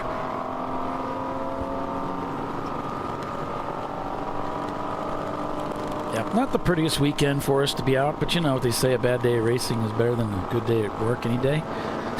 Yes, I wholeheartedly agree. Well, thanks for tuning in, everybody, and watching with us. Over 2,400 people have tuned in so far to watch the show here this weekend. Looks like we got a local caution being thrown over at the it's because we had a car that's checking out the agriculture over there and headed to the oak tree. So as they were coming through turn 10 there. Guys, I don't think they need extra help mowing the grass. It's off season. Yeah, it really is. It's just kind of a combination of grass and mud. But I'll tell you, really, as much moisture as they've had, the grounds aren't really that bad out there. No, the team here, little brake clock up there from one of the Miatas getting into 11 there, headed to Oak Tree. But I got to tell you, the facilities folks here at VIR, Connie Nyholm's team, have done an exceptional job, and they always do when we come here. They do a great job taking care of this facility. It's well maintained. It's very beautiful. And when it's very warm out, it's a beautiful place to come in the spring and the summer and the fall. And it's a lot of fun. And you really can come here, race, and take some of what you learn from this place and apply it to other tracks around the country. And so many different clubs, organizations. This is a historic track. You know, NASCAR's been out here, IMSA's been out here. I'm sure they've raced motorcycles out here and go-karts and anything else you can imagine. So, IMSA, Champ Car, some of our competitors' sister series here on the more amateur side. Trans Am, Moto America runs here. They do charity laps here quite often for Victory Junction. The Camp for the Petties that I have an affiliation with that was started on behalf of, for Adam Petty's dream after he passed away in 2000 after his accident at New Hampshire, but to carry on to help give those kids something. HSR with the Historics, SVRA, NASA does stuff here. They also do the CrowdStrike Veterans Race of Remembrance. And then there's all kinds of stuff. Warriors in Motion and some of the other folks do a lot of events here. And some of the former series, NASCAR used to run here with what was then the K&N series, which is now ARCA East, USF 2000, all the IMSA stuff with MX5. This place is, they used to do Star Mazda, Atlantics. I think they did the Dodge Barber series and the Viper series here for a little while. And before Grand Am and IMSA and American Le Mans merged back into IMSA, they both used to run here. So, it really has a lot of history. It was open originally in 1957, and then it ran up until 1974, and then it was closed for a little while, and then it reopened in 2000, and there was an ownership group from co-founding resort owner Harvey Siegel. Connie Nyholm, who was the CEO and president, told us about it when she was on the broadcast with us for the 24, and she sent us her regret that she could not make it to join us this weekend. They had some prior engagements that they could not get out of, but she took over as full owner in 2012, and it just continues to get bigger and better every single year. It's located in Alton, Virginia. It's right on the North Carolina-Virginia line. It's in between, essentially kind of like a triangle. It's in between South Boston, Virginia, Danville and Martinsville, Virginia, and then Greensboro, Durham, North Carolina. So it's in a really great area down here. Yeah, it's so close to the state line that you cross between the state lines when you're just trying to drive into the track from the entrance. It's kind of strange. It is really right on the line. You jokingly could probably stand at the edge of Oak Tree. If you had somebody with a really good arm, you could throw a rock that would probably land across on the North Carolina side. It's crazy how close it is to North Carolina. So thanks for tuning, everybody, and watching. as Eddie Vedder continues to lead this race by a couple of laps over the rest of the field. It'll just be interesting to see how this race plays out as we get deeper and deeper into the event. 3 hours and 20 minutes remain as we go back to caution here, folks.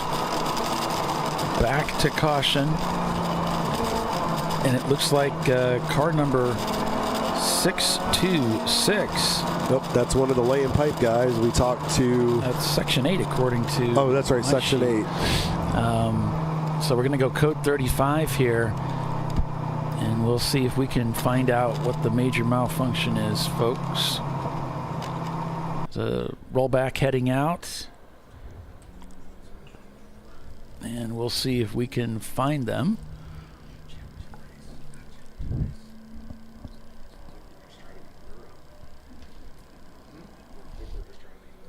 But so far, I don't see anything. So it's code 35. This slows all the cars down to 35 miles an hour. And they don't, there's no passing permitted. It might be over in the roller coaster area here.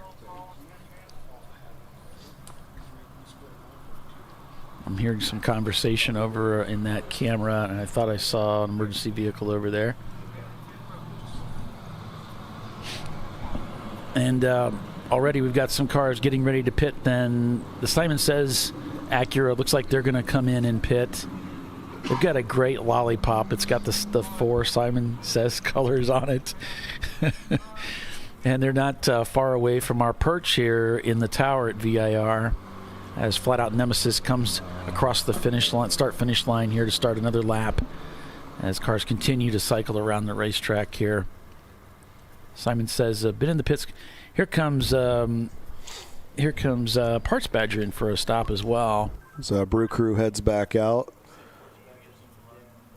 So, folks, if you're watching our marching ants, Bill Strong just came in and gave us a really good piece of information.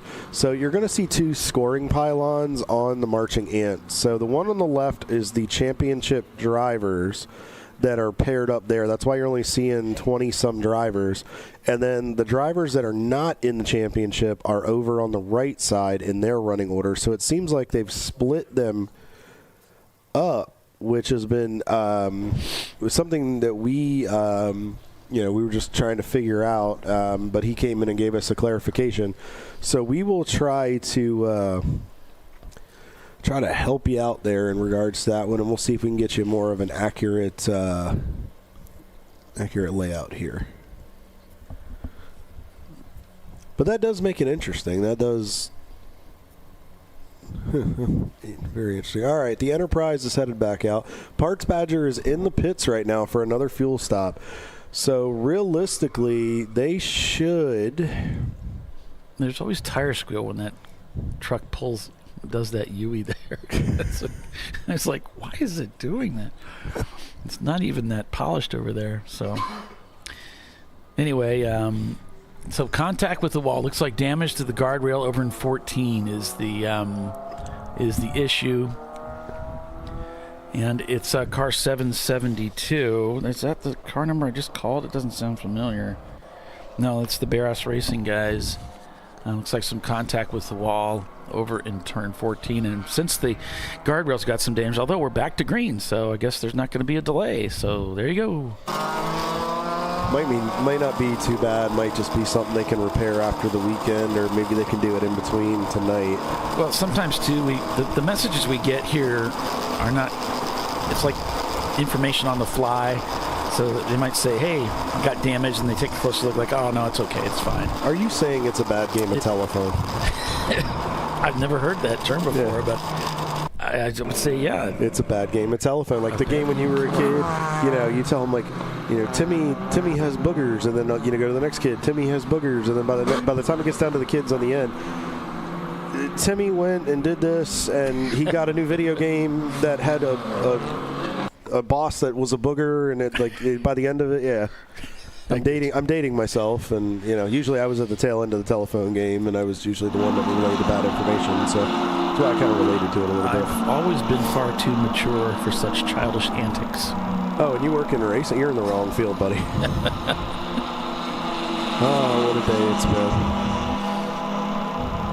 As we see Flat Out Nemesis coming out of Hog Pen, working through some traffic coming down the front straightaway. I tell you what, these guys have been, they haven't had they were running well earlier, but with some of the issues they've had, they're down into 20th spot, and I believe those are the championship guys, so.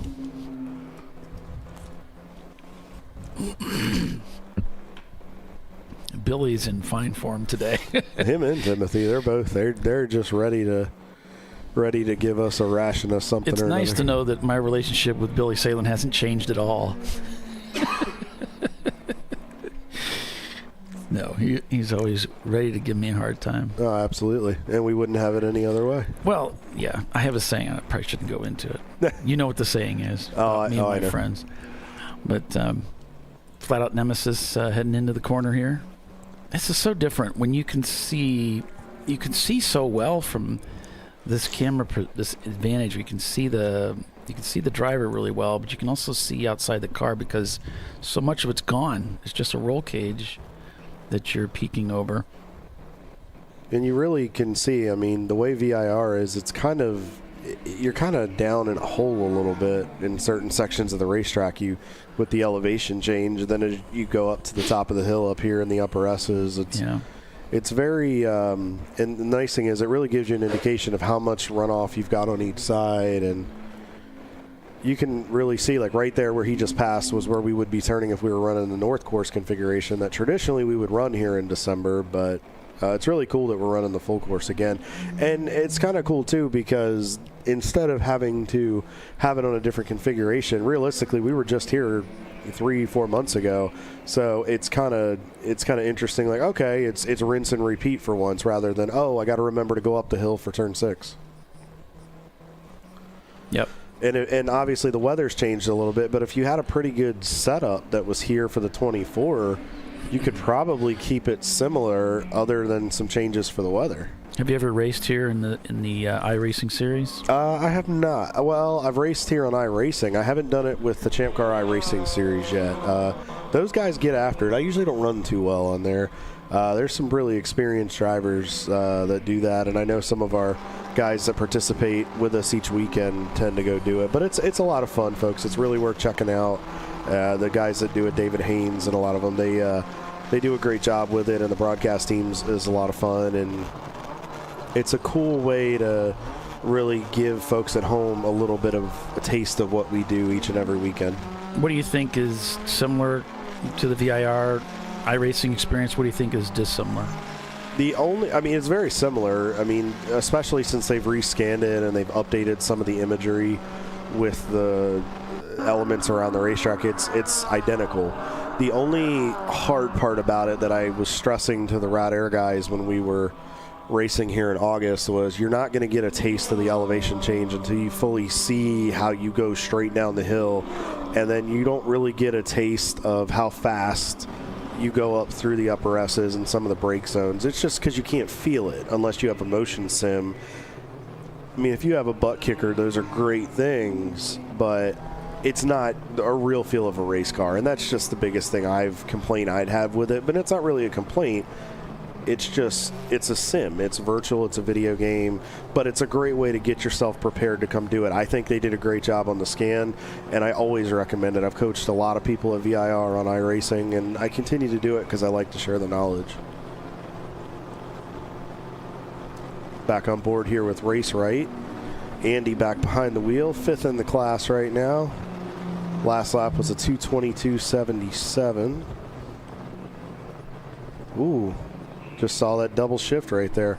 See, that's where you know that car really well. He just pretty much used 90% of the brake and then went from 5th to 3rd. It's risky, but if you know your car and you know the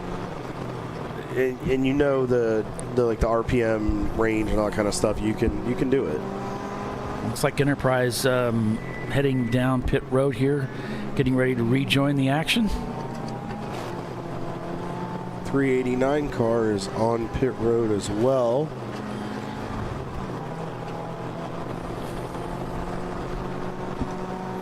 .389 car, that is our friends with Flat Earth Racing.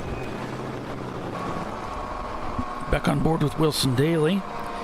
And they're in 6th place still. Just slowly creeping up toward the front. And T. Samlin Ketchup just ran a 2:12 to Eddie Vedder's 2:13.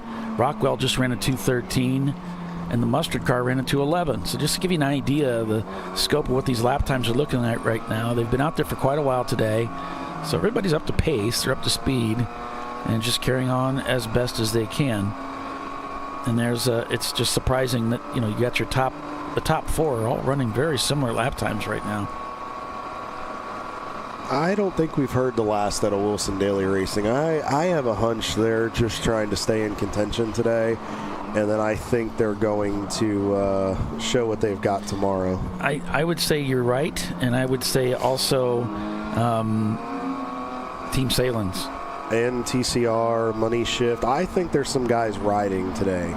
Not that they're not trying, but I think they're just trying to stay in striking distance, because I've noticed as VIR continues to age a little bit through just weathering, it's getting rough in some sections, and you got to wonder what the attrition rate will be tomorrow too. And the guys that are really hammering the curbs, how much car are they going to have left tomorrow? Because we saw that, got a car off. Oh yeah, I've got a car off in 2. I think is that Wittenauer's, the F-Class car? Dun, dun, dun, dun, dun.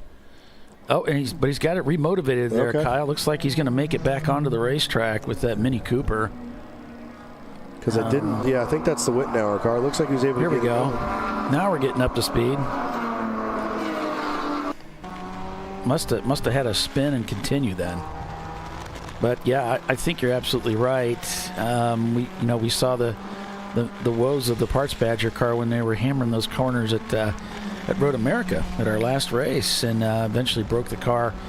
And I don't know, do you think the curbs are here that aggressive? Oh, very much so. That was one thing that I told the guys. Yeah, the concrete portion, so the way the curbs are laid out here at VIR is there's 2 portions to it. There's the concrete curb that you can kind of see the front section, which it has some gator teeth in it, but they're not that bad. It's when you get onto the green and yellow curbs that they're more abrasive. And then especially out of, like right here, you can see the chattering of the car. That's because he straddled and went over those curbs to get a good run out of Oak Tree, the normal line, but there's also a risk of that, of if you continue to run on those, it can beat the car up pretty good. If you use the concrete ones, it really does a good job of just setting the car, plus they're elevated a little bit. Yeah. So it actually is a good way to what we call de-wedge the car. It's a good way to help get the car to rotate out of the corner or even into the corner, because it'll help kind of shift a little bit of that weight in the direction you need it to go. Yeah, Roy at the wheel here.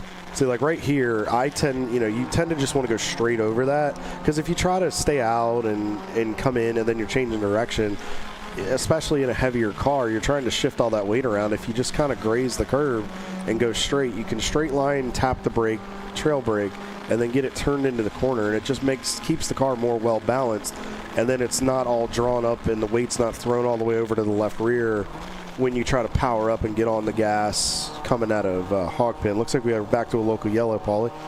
Yeah, we got Fat Boy Racing. They've had contact with the wall over in turn number 4, but we're also getting something on another car right now, and that's the Pontiac Trans Am of Prancing Donkey Racing, and that's over in turn number 4. I wonder if there was some contact. Oh, that's the Wittenauer. Wittenauer's also off track there again. This is near the same area where they were off on the previous lap. So they've called out the cavalry to go over there and sort out this mess. That was a tough break for those guys. They were up to the 18th spot in the overall. Yeah, they were having a good old time. And that's probably why Les likes driving with them, because they're a lot of fun to drive. Those cars can get up front. He had a good time driving that John Allen Special at Road Atlanta. You couldn't wipe, when he came in to talk to us and he still had his fire suit on, you couldn't wipe the smirk off his face. And rightfully so. I mean, he was putting on a show for us out there. But he was saying that the shorter wheelbase in those cars really, is something you have to get used to because the car will rotate quicker. And if you're used to a longer wheelbase car, you kind of have to make adjustments on car placement, entries, exits to the corner, throttle application, things like that. So if you'd like driving tips on Mini Coopers, go see the Wittenauer's M2R or our own Les is More Cam.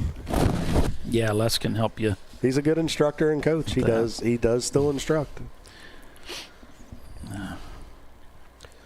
All right. Well, we got a little bit of a lull in the action here. I'm going to go ahead and give you guys an update on the classes. So right now, Eddie Vedder, surprise, continues to lead the overall in the D class by about a couple laps over Rockwell Autosport. It seems like Eddie Vedder just continues to stretch that lead out, but consistently running 2:11s, 2:10, and then down into the high 2 minutes, and then Rockwell Autosport leads C class in there with the number 1 car, the championship winning car. Team Salem, Ketchup, and Mustard run back to back in 3rd and 4th, and then Parts Badger, your leading B class car, rounds out the top 5. And I think that RVA car that's in here, I think that's in that's in that overall. So then RVA Graphics is in 6th. Wilson Daly is in 7th, TCR in 8th. Money Shift Racing, your second place car in B class, is up to 9th. And then Sarburns Autosport leads in A class. They just fell down to the 11th position. They just got passed by Brew Crew. Not sure if they're on pit road. And then let's give you a quick rundown of your classes here. So your EC class right now continues to be led by Bimmer Performance Racing. Those guys have been on top of it all day long. They've got a nice, healthy advantage, it seems like, over Suns Out, Guns Out. We'll have to keep an eye on that. Lap times are pretty similar. Last lap, 2:18.2 to a 2:18.4. So very comparable in times. And then the F class, unfortunately, not the day. We just saw Flat Earth Racing on pit road. We just saw Wittenauer there sitting between 4 and 5, or 5 and 6. I think so, but now I'm not 100% sure. I mean, because I saw another car.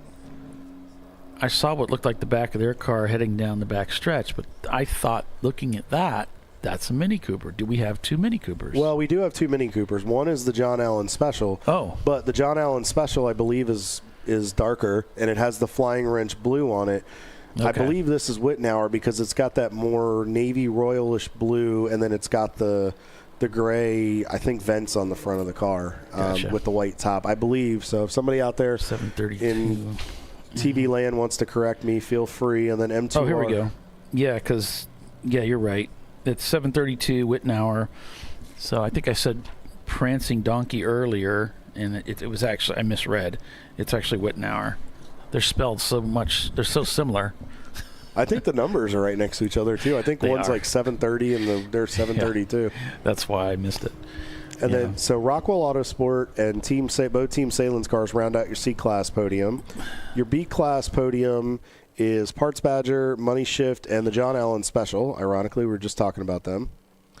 And then we talked about our F-Class already. Let's scroll down and take a look at the D-Class.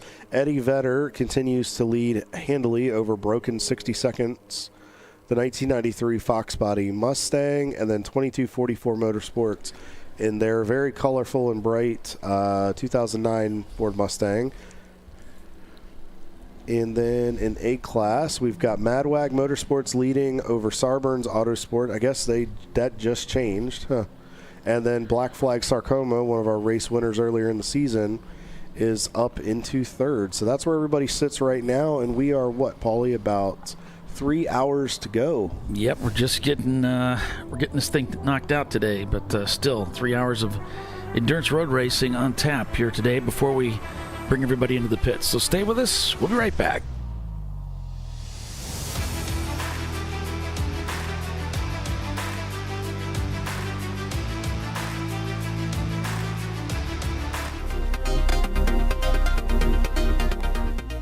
Welcome to TireRack.com, revolutionizing tire buying since 1979. With our unmatched selection of branded products, finding what fits your vehicle and is right for you and how and where you drive has never been easier. Through helpful online shopping tools that include our professional hands-on reviews done at the introduction of a tire and consumer reviews that give real-world feedback over the life of the tire, you can make the right tire choice and find exactly what you need. And if you prefer to talk to someone, our tire testers, our sales team, are available on the phone. And that's how we get you the right tire for you and your vehicle for where and how you drive. Dave's twitch is bad. That's because his wipers need replacing. But he went to AutoZone, where a friendly AutoZoner guides him to the right wipers and makes sure everything is working smoothly. Get in the zone, AutoZone. Since 1994, Flying Wrench has been a family-owned business renowned for exceptional European car repair and maintenance. We treat every vehicle with the same care and attention as if it were our very own, building lasting relationships with our clients along the way. We specialize in high-performance vehicles, offering a range of services that include fabrication, construction, custom wiring, and much more. Visit us at flyandwrench.com. Discovery Parts is a veteran-owned racing and safety equipment company. While we're located inside Atlanta Motorsports Park in Dawsonville, Georgia, Discovery Parts can also be found at the tracks, supporting a number of Champ Car Series events. We take pride in being a reseller of the best of the industry to Champ Car teams and drivers. We know racing, love racing, and look forward to tomorrow to even more racing. Visit us at discoveryparts.com. Lifeline's continuous commitment to research and development ensures that we supply the most innovative and cutting-edge products available. Used by the majority of the world's motorsport championship-winning drivers, teams, and constructors, Lifeline has a stringent and proven history of success. Lifeline's continuous commitment to research and development ensures that we supply the most innovative and cutting-edge products available. Lifeline's 0360 systems are the result of over 7 years of intensive research and development using 3M's Novik 1230 environmentally safe gas extinguishant. Lifeline uses only the finest quality components. For more information regarding our fire safety equipment and fire safety systems, please contact us at info@lifeline-fire.com. Jamie's on edge. It's her first time changing her own oil. But she went to AutoZone, where a friendly AutoZoner helps her find a deal on what she needs to get the job done right. Get in the zone, AutoZone.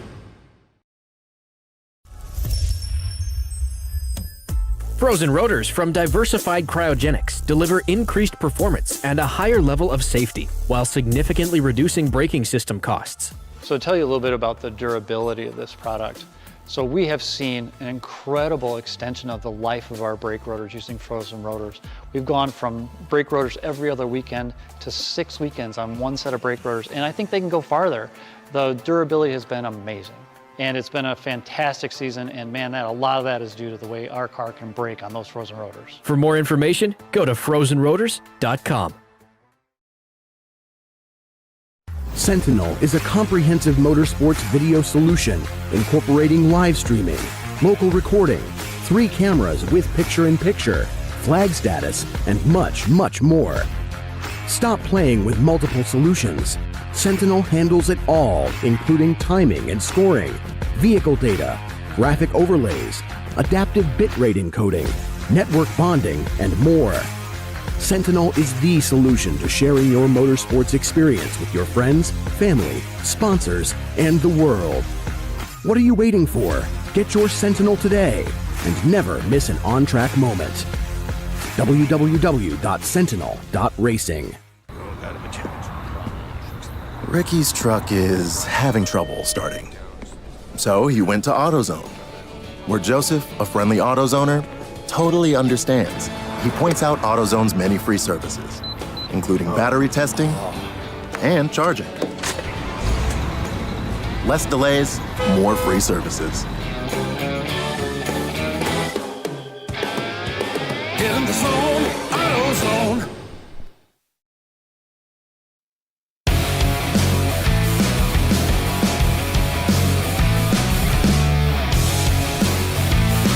Welcome back, everybody, to ChampCar.Live, presented by AutoZone. Eddie Vedder at pit out, and just getting ready to be sent back out onto the racetrack. Our leader of the race. Yeah, I've been hoping for this auto reset, so they're trying to get time fed.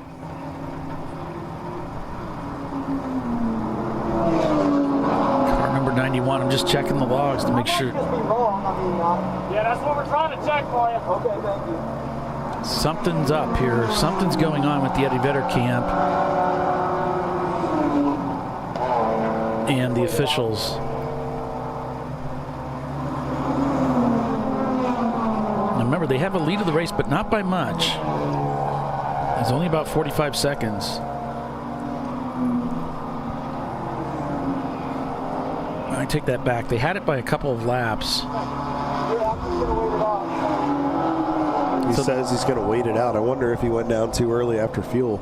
It could be that the clock wasn't set right, and that's what it was. Sometimes we're still using those egg timers, Kyle, and sometimes they don't set properly. And when you get to pit out, they're still sitting at 5 minutes. They don't know what to do, so they could have been talking to the officials to see, hey, where's he at on his time, so that we don't leave him here forever, but we don't want to send him out early. It's extraordinarily important since this is the leader. Well, with that just gives Rockwell about a 36-second lead. So we're really going to have to keep an eye on this. And where Eddie Vedder was able to just take it easy and cruise, they might have to really stand on it now and try to play catch-up because they don't want to let Rockwell get out there and get a bit of a lead. Yeah, drop gear. The Flagtronics has a timer on it, so I'm thinking they were checking with the tower to see what was going on to make sure that they released him at the right time. So I don't know what the problem was, but there was obviously some communications going on there before they cut him loose. No, just leave him there. Oh, William, you're always making us laugh. We know that you guys want to win fair and square. If you're going to beat somebody, you want it to be when they're at their best.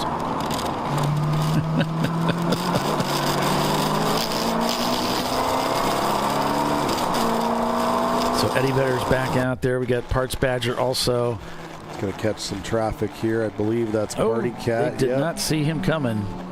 Oh, man. Should be able to get by him right here. Yeah. Yep. A little burp of the throttle right there, get it rotated, and then just use those curbs, go straight through. That's the key right there. He did a great job. Roy did navigating that. He saw him, he realized that he just eased up for a second, got to the bumper, and then moved to the right, and knew he could clear him before he turned into 6. So it was a very smart move on his part. Track car rental coming in, and Brew Crew right on the tail of Wilson Daly. This would be a pass for position if Brew Crew manages to get by. Let's see, the gap right now between these guys is less than 0.2 of a second. So this will be interesting to see what happens. So we're riding on board with Chris Wilson here, one of the team principals.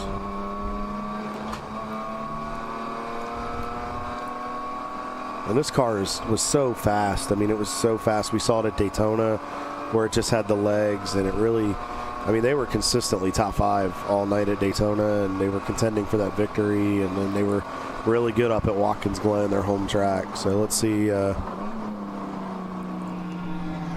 now it looks like Brew Crew has gotten by Wilson Daly, and looks like they're down by about 5 seconds. But let's take a look at the lap time. So last lap for Brew Crew was a 2:18.4. Last lap for Wilson Daly was a 2:23.4. As we see Cliff behind the wheel, I wonder too if, because with Chris being in the car, I wonder if he just got in a few laps ago. Because I know the last time we checked in with them, Brad Daly was in the car. So. And just a reminder, folks, Warriors in Motion is doing a drive for the Toys for Tots. Yes. And so if you want to get involved in that, I know Kyle's going to go shopping tonight. I'm probably going to give you some greenbacks, pick up something for me too. We're running some donations. Going to get them some Toys for Tots for the drive that they're doing to help out the kiddos. So you can always come by and find them in the paddock, or you can come see us and we'll get it to them. So I'm going to throw them back in the chat for you guys, just so you've got it, where you can find out about them. You can just, if you just want to donate to the cause itself, or if you want to learn more, again, if you know somebody that is retired, former, actively serving in the military that could use some services, some help, that brotherhood and sisterhood and, just family aspect of being a veteran and being in the military. Reach out to these guys. They're phenomenal people. Craig, Carl, Dan, every single one of them. They're great people, and here's everything. Thank you for sharing that, guys. We appreciate it. And Black Flag Sarcoma becomes the latest violator of the blend line. The blend line saga continues. We need a theme song. Somebody's watching it very carefully because it's getting violated frequently, and they're getting flagged in for it. So, that's what's going on there. It's 2 minutes in Black Flag. Well, it's not hard for Champ Car to see it because the tent that they're check you out at to go out is right at pit out, and they can see. They have a direct line of sight down to turn 1. Plus, you have the flagger in the flag stand, and then they can see, but they have to look. Well, then you also have. Well, true. Good point. Touche. Then you also have the flag station in turn 1 in the gazebo right there. Yeah. So, I mean, you've got 3 or 4 eyes on it right there. So, if you're going to violate it, you're going to get caught. Yeah, I used to work pit out, and that's the thing. I used to see it quite a bit, and I would call it in, and they didn't always get penalized and brought in for it. Depends on the kind of heart that the race director has. Andy is race director. Andy's a driver. Andy takes that stuff very seriously. Andy is very much, you violate those rules, we're going to have a conversation with you. Well, the car's coming through Hogpen there. It's great to see that that bowing about back and forth as they head through the corner there.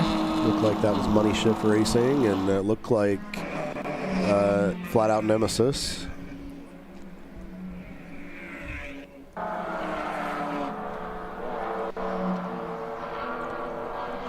Money Shift's having a pretty good day. They're up into the 7th position in the overall, having a decent day, 2nd in B class.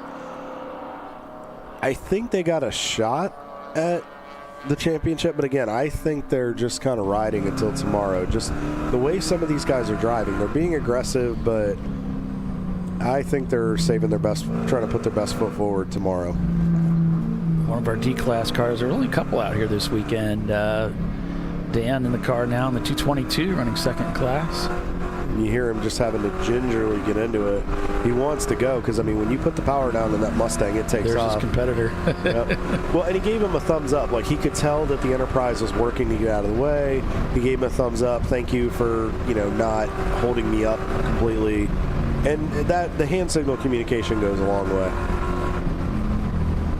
Heads through the climbing S's here at Virginia International Raceway. Then down the steep hill, and then you'll go back up towards Oak Tree before you brake and turn in.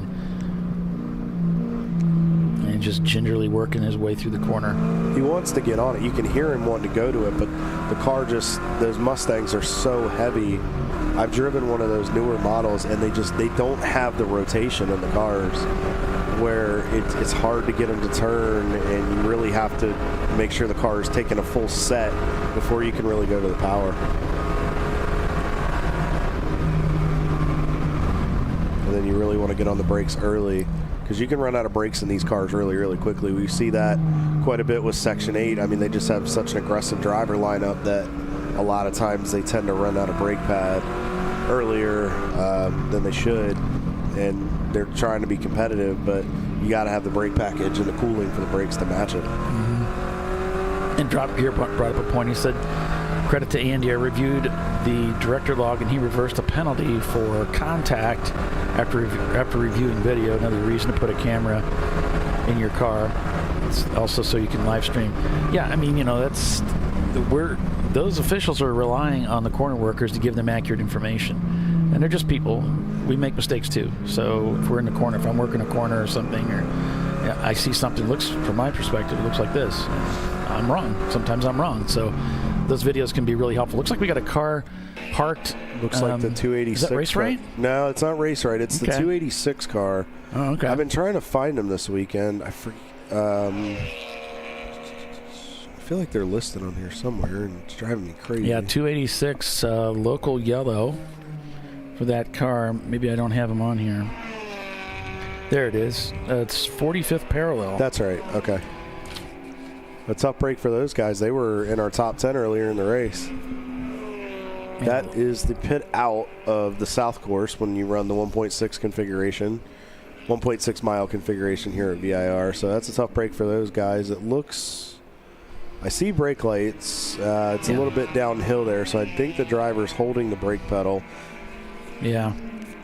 Can't really tell. I don't see any smoke coming from the exhaust. I saw his foot off the brake. So, okay, so he's trying to cycle the car. So what he's trying to do is he's probably completely shut it down, turned off all the switches, give it a second, and then you go back through whatever cadence you have to refire the car to see if you can get it going.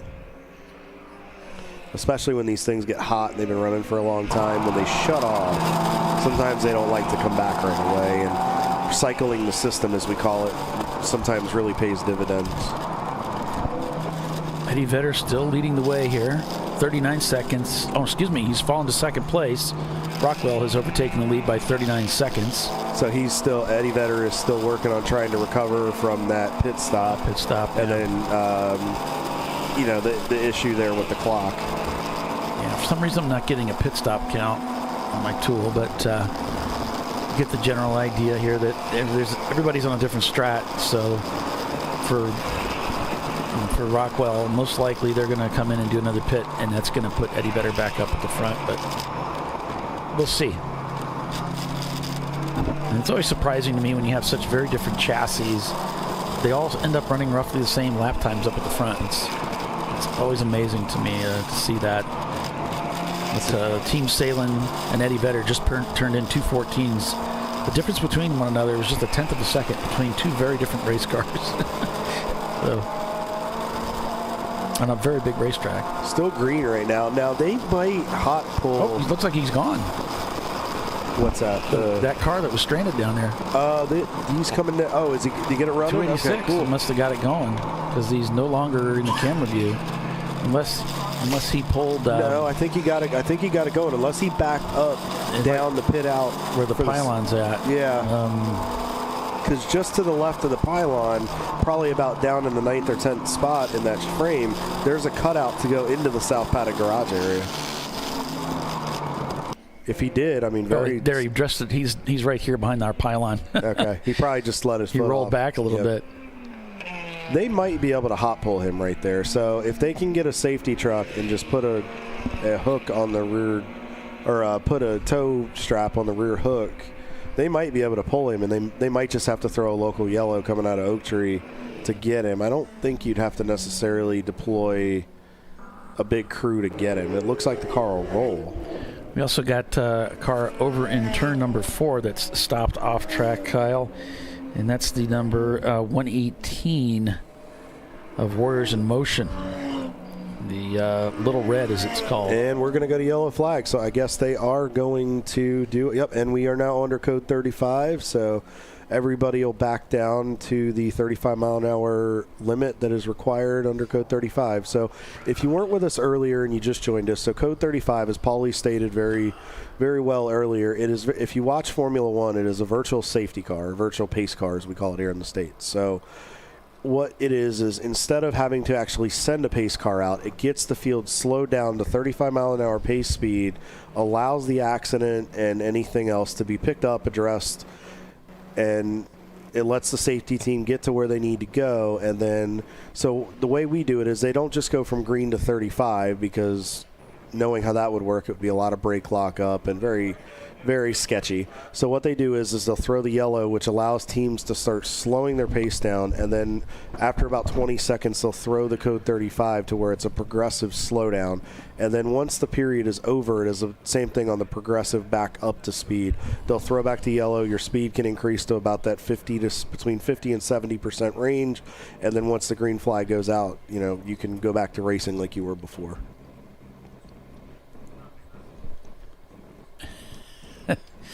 The Parts Badger driver is not happy with the competitor in front. He's not going 35 miles an hour, so he's like, please go faster because he's holding him up. Well, and there's another. That's like another $15 toward the kids for Christmas in the swear jar. So. And that's so 35 means 35. You don't want to go slower than 35 because it holds up the drivers. And of course, for Parts Badger, this is critical. This is absolutely. the championship race. They are in the hunt for this win. So that's the last thing they need is to be held up by a slower driver. And they're only 27 seconds behind Team Sale and Mustard. So I mean, any little bit, and you can get held up on under code 35, and it is hard to make that up, especially with as many as we've had in the second half of this race. As you can see, the team is being deployed, so they made a liar out of me every time. I can never do. I try to feel like, I look like I'm a good broadcaster. I look like I'm anticipating, and then they just absolutely. I think Andy's in there listening. Going, you know what? Just to spite him, send out a code 35. Send it out just to do it. So, anyway, we have a guest, Mr. Thomas Gunn. How are you doing, sir? He's from Suns Out, Guns Out. How's your race going so far? Right now we're in P2 in class, so I'd say pretty good so far. We had a little issue this morning. Their coolant decided it wanted to leave, so we noticed the air bubble early, and we got it fixed under caution. Okay. So you guys are having a pretty good day so far. Let's take a look. I think last time we checked in on you guys, you're still second in that EC class. You're only about a second or two back of the Bimmer Performance. Oh, that's to the car in front. Okay, so you're only about 41 seconds off of Bimmer Performance. You're keeping them honest. Yeah, I think a little bit of strategy got us up again because we were about a lap and a half. We got a good pit under caution under that last one, and that helped a good bit. Well, that's good. So we're back to green, folks. So we see looks like Broken 60 Seconds is on pit road. Party Cat Racing is back down for another pit stop as we see the cars coming out of turns 1 and 2. Now back on board with Roy. Now let's see how patient Roy is. All right, Thomas, you've been in this situation before. I know you're a very calm, cool, collected driver all the time. I've seen you. So in a situation like this, when you get, okay. That's like watching me when I race. So in a situation like that, how do you overcome that? What do you do? What's the best thing a driver can do in that situation? There's not really a great way, and I get that way sometimes. The best way is to not have a camera in your car, and not, or have one but only have your dad watching it. But that's no fun, because then you could have the raising of the fist by whatever sponsor you got, by Craftsman Auto. Yeah, get a Craftsman Auto. Just have that on your glove, and But so like, how do you recover from that? You get in a situation like that, you're being held up. How do you keep your emotions in check to know when you go back green? All right, I got to get around this guy or girl, and I got to get going. What do you do? So me personally, I'm really bad about it. I typically I'm yelling on the radio at my dad. I was like, "You won't get out of the way! Get him out of the way!" And my dad, he normally talks me off that cliff before it gets too far. Yeah, it's hard because you want to. Schumacher, big lock up there, getting in there, shaking his hands a little bit. I don't think he was too happy with that one. So, and it's a lot of patience. But you guys have done that. We've seen you in some instances where you just have to be patient. And VIR is home for you guys. Was your home track. We'll get into that in a minute. So, you guys know this place really well. Is patience really important here to work traffic? Very important, especially through the S's. I've had a couple of drivers put themselves in predicaments coming up through there, just not being patient. Is it hard for somebody that's never been here, for like this example right here with the Schumacher taxi, is it hard to really get them to understand, like when you're going downhill into one, you've got to brake a little bit early to really get it slowed down, because it invites you to overdrive it? So my driver in now, Jake, this is his first time at VIR, and he's a Miata guy. He's never driven a BMW. So I talked him through it this morning. Me and my dad sat down, and we showed him some video of our other drivers who are all locals, and they're very good. They've ran with me plenty of times. So we showed him their video and walked him through it, and he's getting the hang of it. It looks like he's running his last one may have been 218, Yep, So 2:18.41. He's doing. Let me reset. That might actually be one of our fastest laps of the day. I believe so. You guys have been consistent all day long, and I did the wrong thing. Oh, stop making a liar out of me. So we got a pretty good lineup today. Yep, 2:18. I'm not driving myself. 2:18.41, and that's been consistent for you guys. I mean, you've been right in that 2:17, 2:18, 2:19 range. Yeah, we just got to keep those consistent, and we'll hopefully end up in first. So you guys have been out here quite a bit, and looks like we're going to go back yellow here. Paulie, not sure what's going on. It's all of a sudden become yellow fever. Yeah, 367. So we've got the Full Send Motorsports. Ooh, a local yellow. Oh, looks like it's at the bottom of the S's. Yeah, those lower S's. Yeah. And we're going back to 35.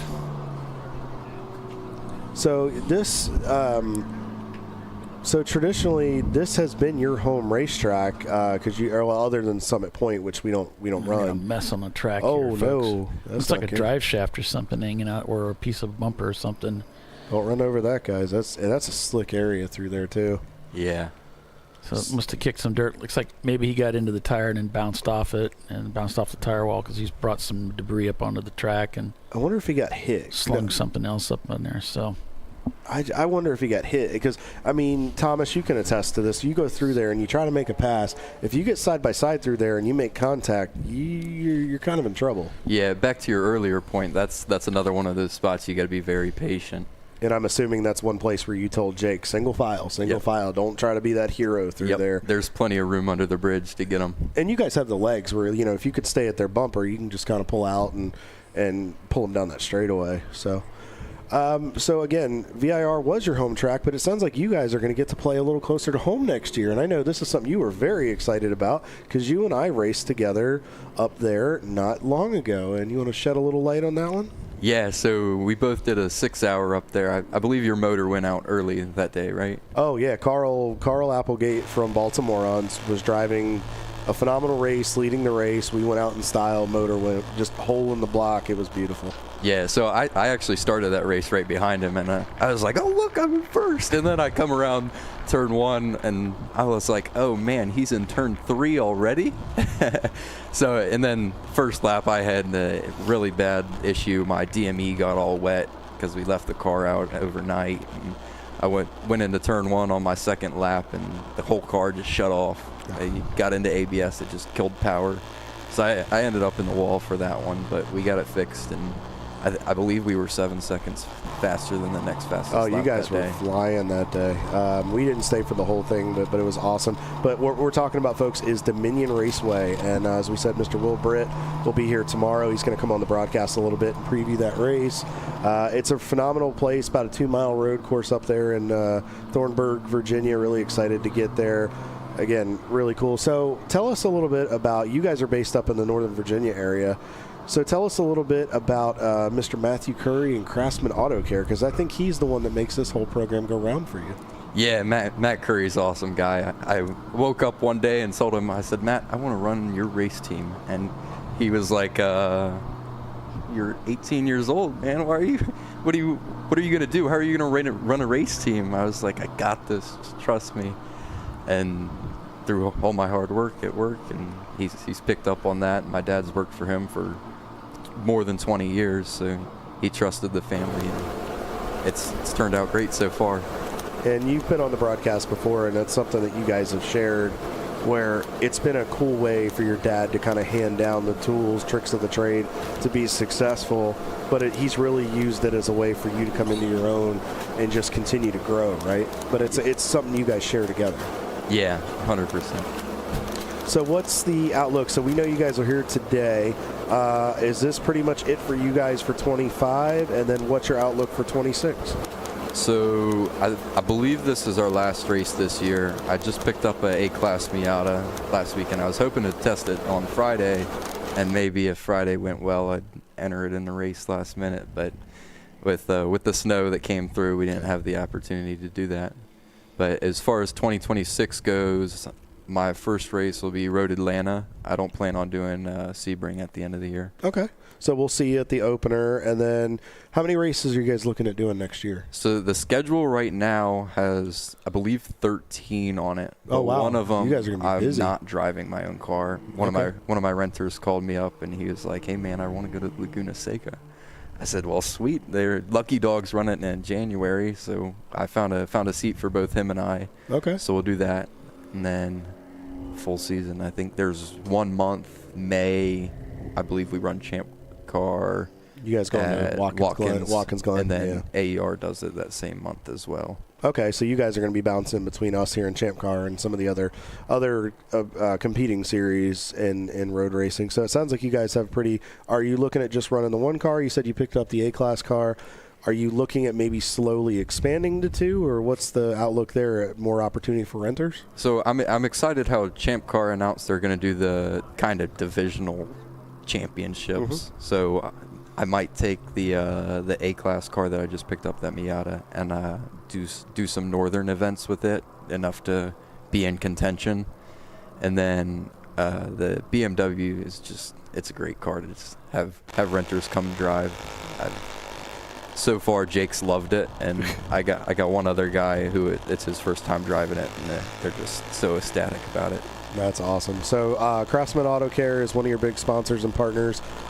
Who else would you like to thank? Anybody you'd like to throw a shout out to that really just helps your program just continue to grow as it has? So yeah, huge shout out to Matt and Judy Curry with Craftsman Auto Care. They're amazing. They do so much for me and my family. And then Bunnyman Brewery in Northern Virginia. My Uncle Sam just opened it up in 2019. And he's been a great help to us as well. That's awesome. So keeping all the business interests in the family, aren't we? Yep. That's awesome, man. So when are you driving today? When are we going to see you in here? Yeah, so I'm not driving this weekend. You're not driving at all this weekend? Not at all. Oh.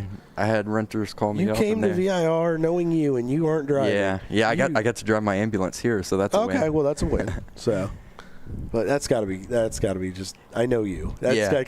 Yeah, that's why I wanted to bring the A-Class car. I was like, I could register it, baby.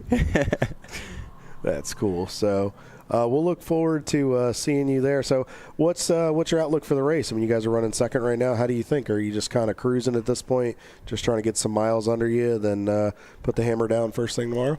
I think we're getting ready to put the hammer down right now. All right. Well, real shortly. You'll have to text us and keep us up to date on how that goes, and let us know how your guys like VIR, and encourage them to do some more ChampCar next year. Yeah, super excited. A bunch of them said after they hopped out of the car, "What's the schedule for next year?" Yeah. I was like, "Perfect. Let's get you signed up for all of them." Pull that schedule up on there. Perfect. Go to ChampCar, like Ray Frank said. Get you some more ChampCar. Pull that up. Come hang out with us next year. Yeah, I told him. I said, "I'll print you a schedule tonight. I'll run to Staples and I'll slap it up on your RV so you know." There you go. Cool. Well, we'll let you get back down there, man. Thank you so much for coming up. Appreciate it. We'll look forward. So the 207 BMW, Suns Out, Guns Out. Mr. Thomas Gunn, thank you so much, sir. Thank you very much for having me. All right. Looks like Rockwell, one of their cars, is having a conversation with ChampCar. Not sure if this is a meatball or...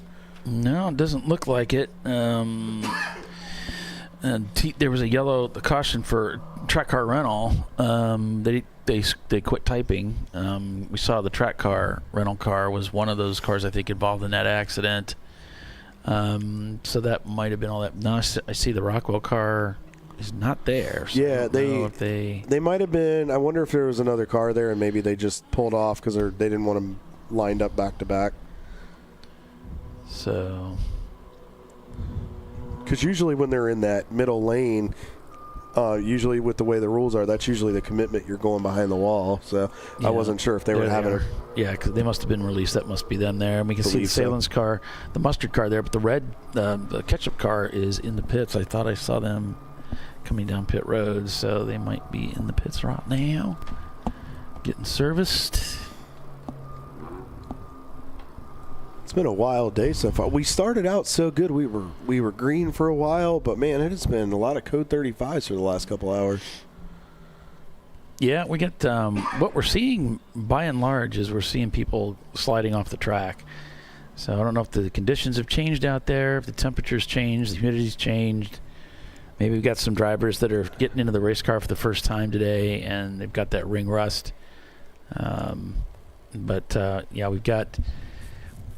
we've just seemed to be having some accidents here and there, and we need to get that behind us so we can get out there and start racing again. John Wittenauer just got a hold of me and said it was an electrical issue with the 732. So unfortunately, that's going to make things a little more challenging for them. Yeah, it looks like he's getting picked up right now, and the track car rental car was put up on a flatbed, and it looked bad. Gavin and Riley Wittenauer tuned into the broadcast, finding the 732 back at home. So they're watching us from their basement or race hangout, race central there. That's awesome. Thank you guys for tuning in. We appreciate it. Hope you're enjoying the race so far. So let me actually, Paulie, since we were just talking about that, while we have a couple minutes while they're working on this, let's look at the ambient, and that might give us an indication. So it's 43 degrees right now, and it's supposed to stay about that. It'll cool off a touch before we get to the end of the first part of today. Be about 41 when we get black flag this to get ready for tomorrow. So I wonder if the track is getting dirty, and I don't see any moisture outside. No. I wonder if just guys are running out of brakes. I wonder if just they're starting to take some more chances as we get close to the end. It just seems like there's a lot of I don't want to say necessarily desperation, but just a lot of guys are pushing it more so. Yeah, Billy, that was the Wittenauer car that was stranded down there. So they're picking them up too. See, they got him on the strap. So he's having some electrical issues with that car. It looks like they got him pulled away. I've seen him stranded. I think this is at least the third time I've seen him stranded. Yep, he's on the tow hook right there. Yeah, they're not wasting any time with him either. Yeah. So it's kind of scary. It's like, you're going a little faster than I'm really comfortable with these brakes not having any assist. So as you can see, they were rebuilding the tire wall there in turn 6. It looks like where TCR had that impact, they were making sure those tire barriers are reset so everybody has that nice safer barrier to hit. Well, the story is Chris. No, we don't want to do any of that stuff. We don't want to do buy or any of that stuff. What we need to do is go to commercial break, so we're going to do that. All right, now we're supposed to be at commercial. There we go. You're watching ChampCar.Live, presented by AutoZone. We will be right back with the TireRack.com Champ Car Endurance Series, folks. Hang with us.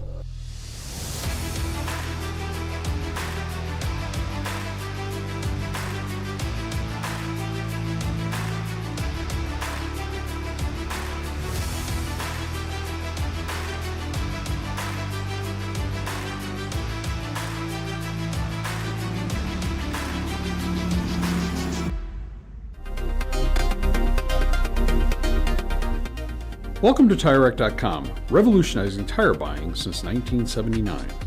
With our unmatched selection of branded products, finding what fits your vehicle and is right for you and how and where you drive has never been easier. Through helpful online shopping tools that include our professional hands-on reviews done at the introduction of a tire and consumer reviews that give real-world feedback over the life of the tire, you can make the right tire choice and find exactly what you need. And if you prefer to talk to someone, our tire testers, our sales team, are available on the phone. And that's how we get you the right tire for you and your vehicle for where and how you drive. Dave's twitch is back. That's because his wipers need replacing. But he went to AutoZone, where a friendly AutoZoner guides him to the right wipers and makes sure everything is working smoothly. Get in the zone, AutoZone. Since 1994, Flying Wrench has been a family-owned business renowned for exceptional European car repair and maintenance. We treat every vehicle with the same care and attention as if it were our very own, building lasting relationships with our clients along the way. We specialize in high-performance vehicles, offering a range of services that include fabrication, construction, custom wiring, and much more. Visit us at flyandwrench.com. Discovery Parts is a veteran-owned racing and safety equipment company. While we're located inside Atlanta Motorsports Park in Dawsonville, Georgia, Discovery Parts can also be found at the tracks, supporting a number of Champ Car Series events. We take pride in being a reseller of the best of the industry to Champ Car teams and drivers. We know racing, love racing, and look forward to tomorrow to even more racing. Visit us at discoveryparts.com. Lifeline's continuous commitment to research and development ensures that we supply the most innovative and cutting-edge products available. Used by the majority of the world's motorsport championship-winning drivers, teams, and constructors, Lifeline has a stringent and proven history of success. Lifeline's continuous commitment to research and development ensures that we supply the most innovative and cutting-edge products available. Lifeline's 0360 systems are the result of over 7 years of intensive research and development using 3M's Novik 1230 environmentally safe gas extinguishant. Lifeline uses only the finest quality components. For more information regarding our fire safety equipment and fire safety systems, please contact us at info@lifeline-fire.com.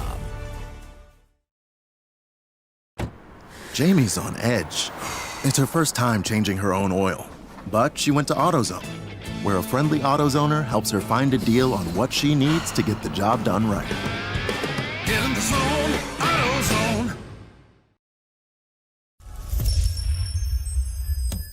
Frozen rotors from Diversified Cryogenics deliver increased performance and a higher level of safety while significantly reducing braking system costs. So to tell you a little bit about the durability of this product.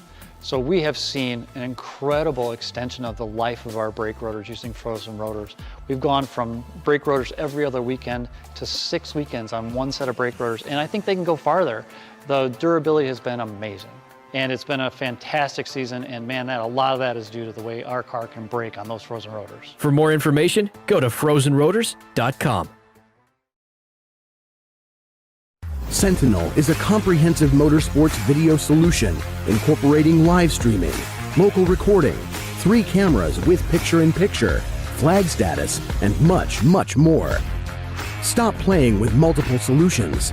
Sentinel handles it all, including timing and scoring, vehicle data, graphic overlays, adaptive bitrate encoding, network bonding, and more. Sentinel is the solution to sharing your motorsports experience with your friends, family, sponsors, and the world. What are you waiting for? Get your Sentinel today and never miss an on-track moment. www.sentinel.racing. Ricky's truck is having trouble starting. So he went to AutoZone, where Joseph, a friendly AutoZoner, totally understands. He points out AutoZone's many free services, including battery testing and charging. Less delays, more free services. Get in the zone, AutoZone.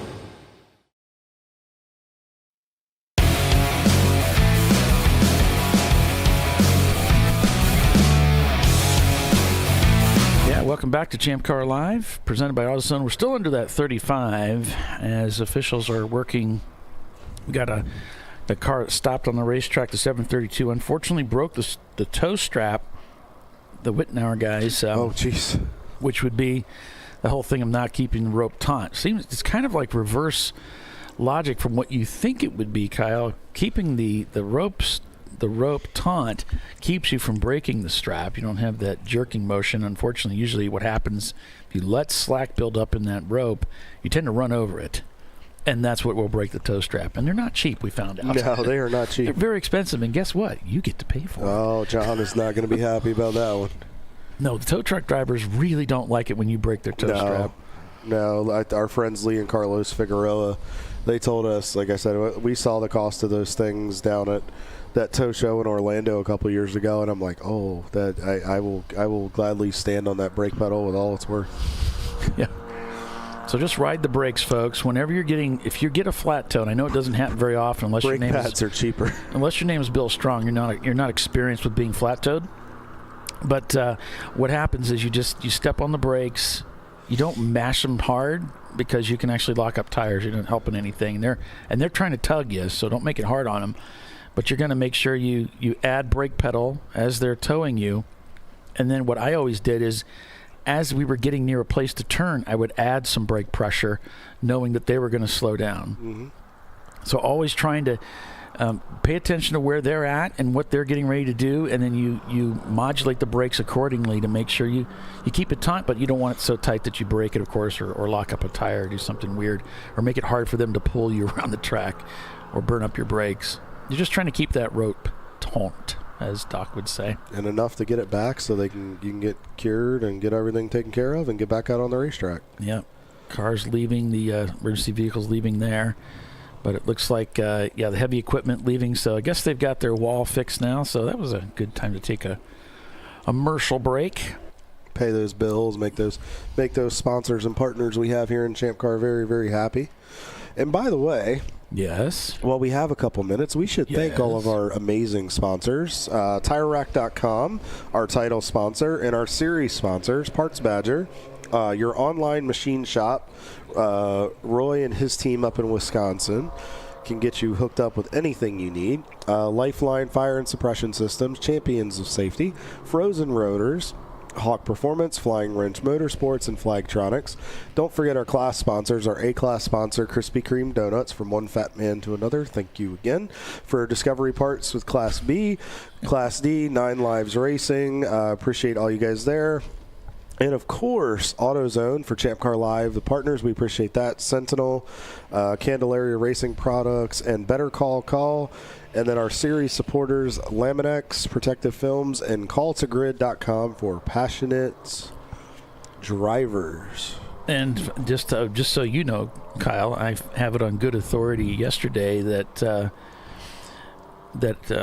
is it Eric Call? Yeah. Eric Call. Yeah, I don't know why I'm not remembering that. He's actually getting ready to become our C-Class sponsor. So. Oh, great. Okay, Better cool. Call will also be our C-Class sponsor, moving up a rung in the ladder for us. So I thanked him for that for you.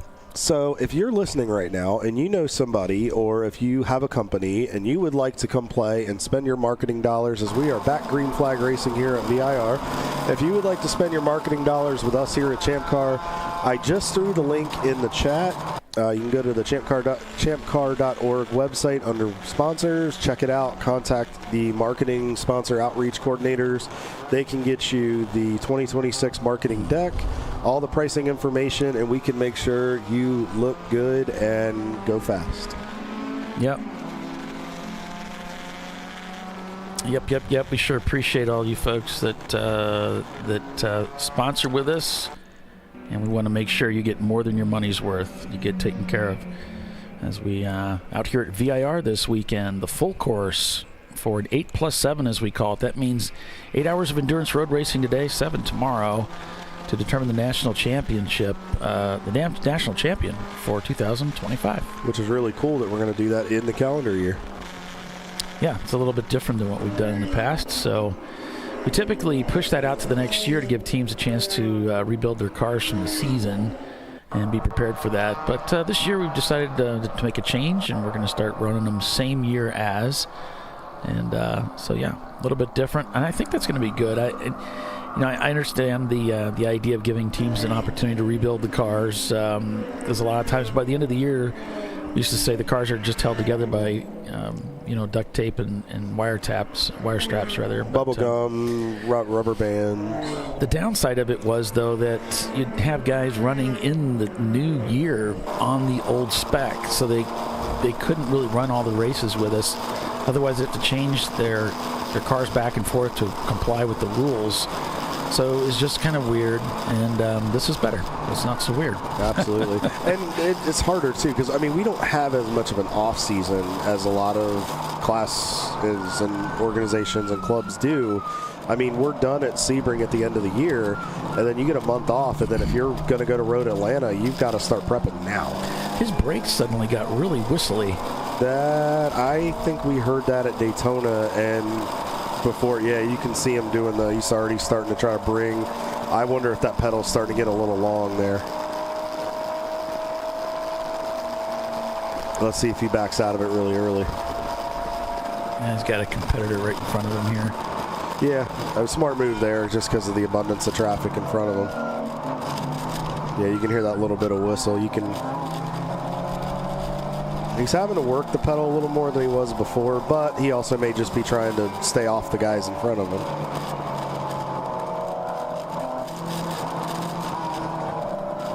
YouTube has off and on, has been doing that occasionally. Huh. Yeah, I had it where I was watching a video the other day. I was watching an old race, and the closed captioning would automatically come on. So I think YouTube is having some glitches. Okay. Or it was trying to tell me I'm deaf. One of the two. I haven't figured it out yet. Yeah. But. Well, thanks for letting us know, guys. Letting me know as you see some glitches with YouTube. I mean, it seems like he's got a decent pedal, Paulie. I mean, he doesn't seem like he's going to the floor and then he's like really having to continually pump it. I mean, he's doing the security pump, which we've expected. They've been doing that all day. Well, a little bit of squeal is really not really a problem. There's brake chatter is just a function of hard, smooth brake pads on a hard, smooth brake rotor. So the squeal's not necessarily bad. It's a vibration between the surfaces, but as long as it's nothing serious, it should be all fine. I wonder if there's maybe a little rubber that's gotten up in there and might be rubbing a little bit or something. Well, there's a condition called glazing that takes place, which is it's sort of like a mirror finish that can develop where it gets a little too smooth. Brakes actually don't adhere very well to smooth brake rotors. What they do adhere to is their own brake material. So the bedding process is actually depositing microscopic, whoa, nice close shave there, microscopic particles of the brake pad material into the surface of the brake rotor. And that's what gives the brake pad so much bite. And there can be some glazing, which really the rotor just needs to be roughed up again a little bit with like a pad, and then it can bed back in. Usually this is what causes the squeal, so it's probably not a problem for him. I'm just going to go with that. He's okay. I'm good. Well, I mean, the fact that he's still carrying decent speed, he doesn't seem to have any urgency in his body language. He still seems very relaxed behind the wheel. I didn't think so, but you never know. I mean, sometimes, especially these experienced guys, they're very good at being savvy and not. They don't display their poker faces very well. So I haven't actually heard it since he's been braking full brake, and they have overtaken the lead of the race again from Rockwell Autosport Development, the #1 car. So apparently a pit stop took place there. 1 minute 45 seconds ahead of the rest of the field is Eddie Vedder in their Corvette. Team Salem catch up in second. Parts Badger in third. Parts Badger in fourth, with the ketchup car in third. And then it's the mustard car in fifth. RVA Graphics and Wraps in sixth. Brew Crew Racing seventh. Wilson Daly in seventh. Money Shift eighth. In ninth, it's Madwag, and 10th, it's Sarburns. I'm looking at two different leaderboards, and one of them's a little bit mixed up here. I have two fifth place cars there. But, I think that Parts Badger thing is still throwing some of our standings a little bit for a loop, but I'm just going to go with what we have on the pylon here. Of course, you folks understand that is unofficial, by the way. So looking back in the order a little bit, as we know, Eddie Vedder continues to lead this race over Rockwell. Take a look back here. So Flat Out Nemesis, they've worked themselves back up to the 15th spot in the overall. There is an EC car mixed up into the fight there. Team Troxel is now up to 13th. Those guys just slowly are picking them off one at a time. They have gained 50 spots on the day. Great job by those guys. TCR, the 97 car, they gained 45 spots on the day. M2R F-Class car, the 321, 47 spots on the day. John Wittenauer's guys, 54 spots on the day. Let's see here. No Foo Racing. I still didn't find that note. I got distracted. Surprise. And forgot to update that. But those guys are having a good day in their Miata, the 993. They're up 34 spots on the day. And it looks like they are in a fierce battle with a couple of cars back there, so we'll have to keep an eye on that. Parkway Euro's having a decent day in the 58 car. We talked about Party Cat, Fat Boy Racing, The Green Machine, the 316 car, it's another BMW EC class. We haven't talked much about them. Rolling Roadblock, they're 27 spots on the day. So they're having a pretty good day up in the top 40. Look a little farther back, Five Tails Racing, another EC car. Then we've got Prancing Donkey. It's been a bit of a rough day for those guys, but they're still up 3 spots. Warriors in Motion's guys still having a great time out there. All 3 of their entries, both Warriors in Motion, and then the Heel and Toe Warriors in Motion. Not the day Bliss Racing wanted in their 436. I think this is their home track. I don't think they're from too far away. Spade 7 Racing in the 93 car. They're up 6 spots on the day. Not the race that they've wanted, but we still have a long way to go. Yeah, folks, I got a lot of people that send me text messages and DM me from Facebook, and I just want you to know, I'm not ignoring you. It's just my workload is super high, so I don't really look at my phone too much. I'm trying to look at it, but I'm trying to run a live show too. So sorry I haven't been able to get back with everybody as quickly as I could. Yes, Stephen Cox, thank you for sending me messages about some of the things you're seeing out there.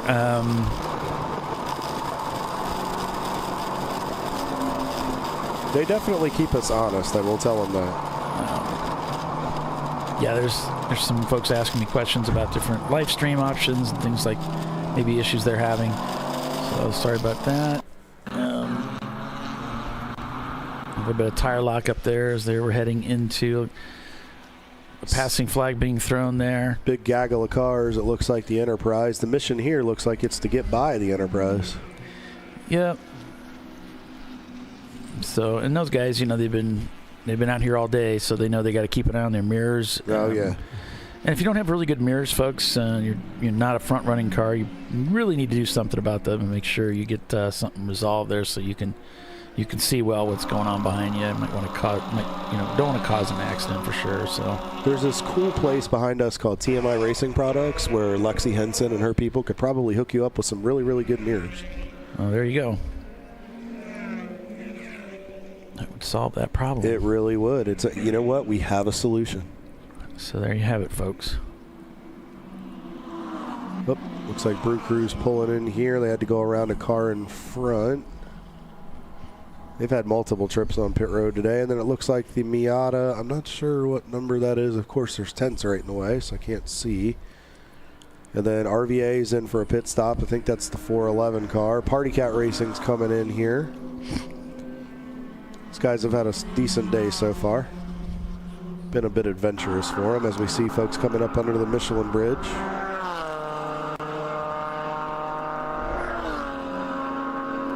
I didn't realize that the last few times I came through here, there's a cool Michelin statue of the Michelin Man that they put up. Oh, yeah. I didn't even notice it when I looked over.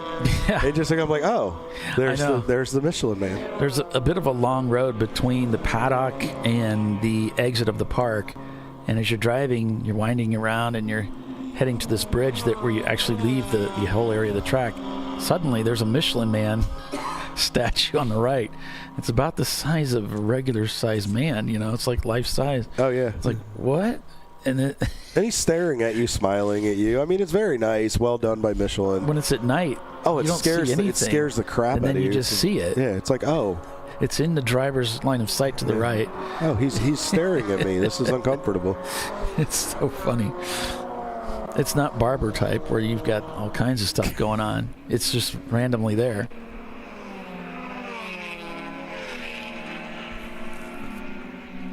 See him heading up that hill. On board with Flat Out Nemesis here. Let's see how they're doing. Gonna try to make a move here. I don't think they're close enough.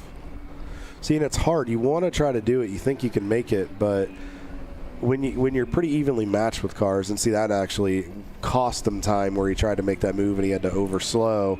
That just gave him a spot to race right, and I think that's the 116 car? It's hard to see it. Probably just making up numbers at this point. But see, now they got a good run down the straightaway, so it looks like they're going to chase race right back down. and going to complete the pass before they get to 13. So you come down the hill, folks, so then you go uphill under braking, and then there's that slight kink to the left, and then you really have to turn in a little earlier than you think you do, because if you turn in late, you're going off into the grass there off to the driver's left. He might try to sneak by the Enterprise right here. If he can run the right side, yeah, nice job right there, because that's a tough place to get held up by slower traffic, because it absolutely just kills all of your momentum as you come through Hogpen. You really want to get to the power quick through there, get the car settled, and especially in a Miata, just absolutely get back into the power and get where you need to go, just because especially if you're trying to stay with faster traffic.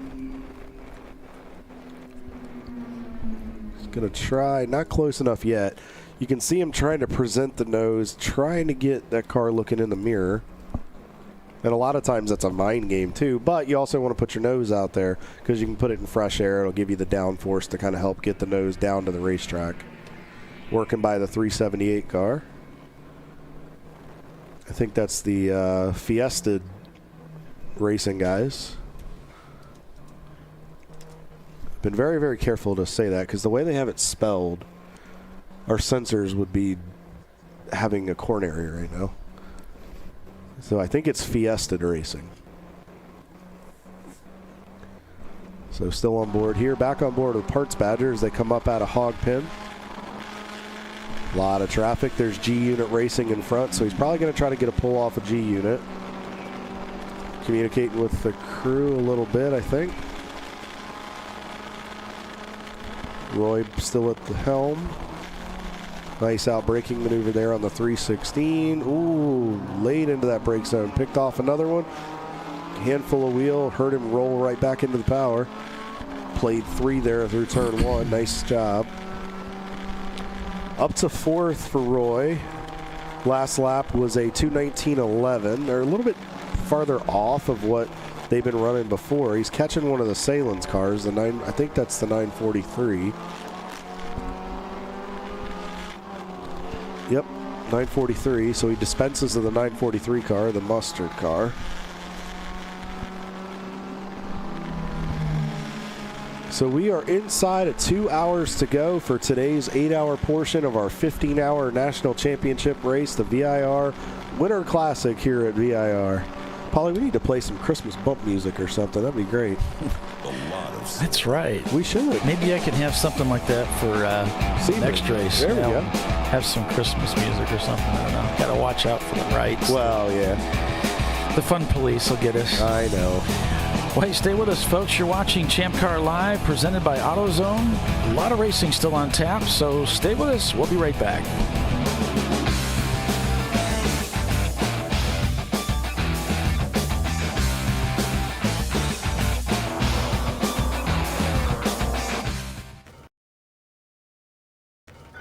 You know, I'd buy tires online, but then what?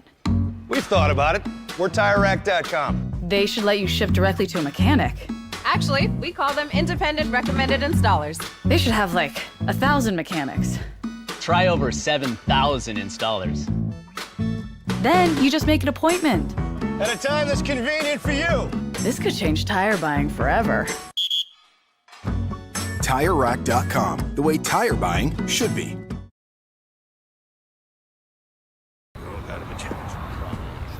Ricky's truck is having trouble starting.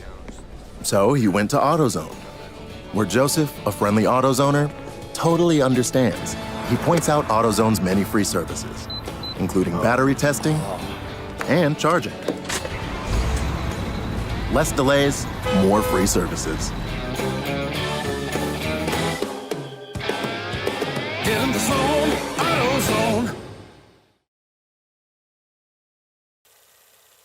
Since 1994, Flying Wrench has been a family-owned business renowned for exceptional European car repair and maintenance. We treat every vehicle with the same care and attention as if it were our very own, building lasting relationships with our clients along the way. We specialize in high-performance vehicles, offering a range of services that include fabrication, construction, custom wiring, and much more. Visit us at flyandwrench.com. Frozen rotors from Diversified Cryogenics deliver increased performance and a higher level of safety while significantly reducing braking system costs. So to tell you a little bit about the durability of this product. So we have seen an incredible extension of the life of our brake rotors using frozen rotors.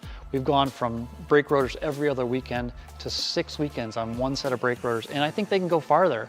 The durability has been amazing. And it's been a fantastic season, and man, a lot of that is due to the way our car can brake on those frozen rotors. For more information, go to frozenrotors.com. Welcome to Parts Badger, where we want to be your online machine shop. Through our online platform, we connect our global manufacturing capacity to your fingertips. You can request a quote, place an order, manage your parts, and even share that information with a colleague right online. If you prefer, you can work with our experienced team of sales representatives who are supported by our design engineers and project managers as well. Whether your project's big or small, simple or complex, Parts Badger can get it done. See if we can help your company at partsbadger.com. Discovery Parts is a veteran-owned racing and safety equipment company. While we're located inside Atlanta Motorsports Park in Dawsonville, Georgia, Discovery Parts can also be found at the tracks, supporting a number of Champ Car Series events. We take pride in being a reseller of the best of the industry to Champ Car teams and drivers. We know racing, love racing, and look forward to tomorrow to even more racing. Visit us at discoveryparts.com.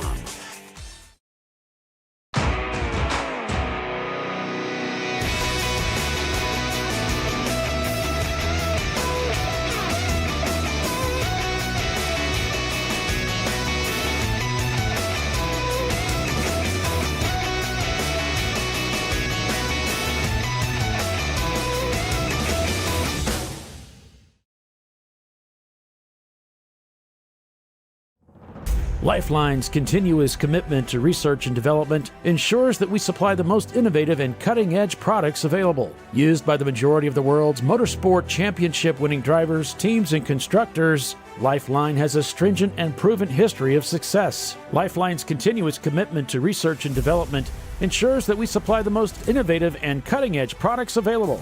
Lifeline's 0360 systems are the result of over 7 years of intensive research and development using 3M's Novik 1230 environmentally safe gas extinguishant.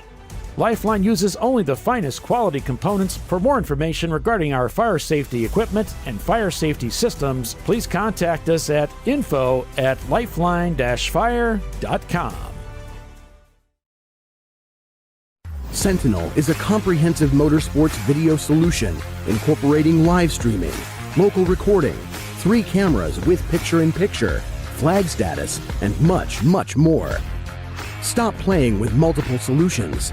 Sentinel handles it all, including timing and scoring, vehicle data, graphic overlays, adaptive bitrate encoding, network bonding, and more.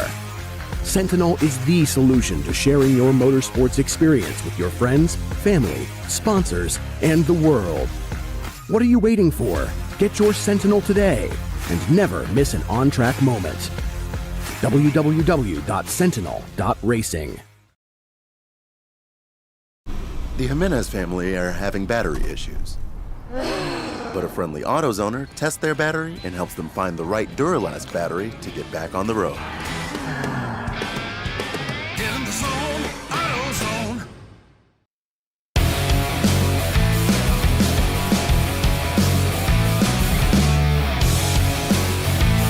And welcome back to the family, the racing, the fun, the frenzy, the stress, the highs, the lows, all of it here on ChampCar.Live and Racing in Champ Car. We're back at VIR for the National Championship race. This is the big one that so many teams, have fought all year long to make it here for this big event in hopes to come away with glory and taking the big win. And it's only going to go to one team this year for the overall, but this is what we race for, and so it's all about that and just having a good time. Here's Simon Says, for instance, coming in, speaking of having a good time for a pit stop and hoping to get back out there after their service Did get a black flag for another blend line violation on 244. Let me see, that's the Brew Crew team, their sister cars. Oh, jeez, another one for those guys. So it's a 2-minute stay for them. And that's something we'll have to keep an eye on is, I mean, we've been going for over 6 hours. We'll have to see. I mean, it's not a warm day out here, but with the track conditions, with it being very slick, and just with the constant being in traffic, you got to wonder if the mental fatigue is starting to set in a little bit, and maybe some of the pressure with some of these guys where they're making mistakes is starting to become part of it as well. So I have an update from that stop that we saw of Eddie Vedder, where they were held at pit out. And so here it comes. The car 91 was held at pit out with a question on pit time. Car was held for 1 minute and 57 seconds too long at pit out. We are adding 15 seconds to their next pit stop for a total of 5 minutes and 15 seconds. And we will give the car a lap back to probably make the difference or whatever. Ran out of room for the text on the line. So that's an update to what happened with that whole pit stop thing, with them being held out. Okay. Thanks, Greg Lade. Glad that we could bring you a little bit of joy in the winter blues there in Wisconsin. And by the way, we're big fans of the big state of Wisconsin and love coming up through Sheboygan there and racing at Road America with Timothy Elliott and the rest of the gang. And yes, Timothy, that's Scirocco. I came really close to remaking a commercial with the owner of Frozen Rotors. He wanted to do it. We were going to get together and go over it, and we just never got together. He's just a busy guy, so we keep using that old commercial. So someday, eventually, we'll probably end up remaking that commercial, and we're going to lose the Scirocco. But for right now, it's still in.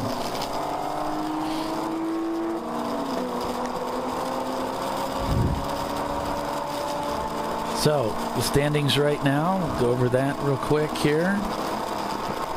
It's Eddie Vedder, Rockwell, Team Salem, Parts Badger, Brew Crew, RVA, Team Salem, Money Shift, Wilson Daly, Sarburns, and Black Flag, your top 10.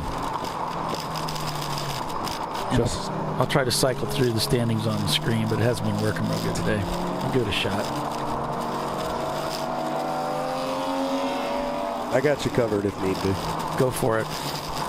All right, so here we go, folks. So right now, A-Class is being led by Sarburns Autosports over Black Flag Sarcoma, and Mad Wag round out your podium with Fuse 15 on the same lap as Mad Wag and Black Flag Sarcoma. And with an hour 47 left, Race Right Silver Bullet is not out of the fight. They're only a couple laps back, so one mistake could bring in some new players. As far as B-Class, we have Parts Badger Fast Lane, has about a 3-lap lead over Money Shift Racing.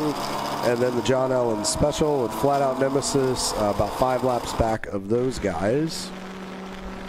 C-Class, of course, is being led by Rockwell Autosport on the same lap as Team Salem Ketchup.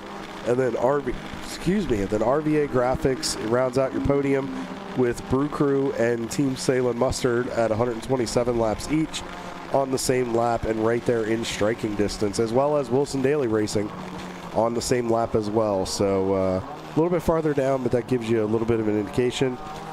D-Class, it has been the Eddie Vedder party. They hold a substantial 14-lap lead over Broken 60 seconds. And then 2244 Motorsports is rounding out your D-Class podium. And then let's check out our buddies down in F-Class. Been a little rough for some of those guys. M2R has taken over the lead by a healthy margin after the electrical issues by Wittenauer. And then Flat Earth Racing, obviously with only being 3 cars, all of those will be your podium finishers in the F-Class. And then let's take a look at your EC right here. Bimmer Performance Center over Suns Out, Guns Out. It hasn't given us a good indication on the laps. We're having a little bit of issues with some of the timing. So it's not fully. I would have to do some checks on it. I don't want to give you guys the wrong information here. So let me just refresh my page. So far, it looks like the 605 of Section 8 Racing is still up there, and then Laying Pipe and Fat Boy in striking distance. So it'll be interesting to see how everything pans out.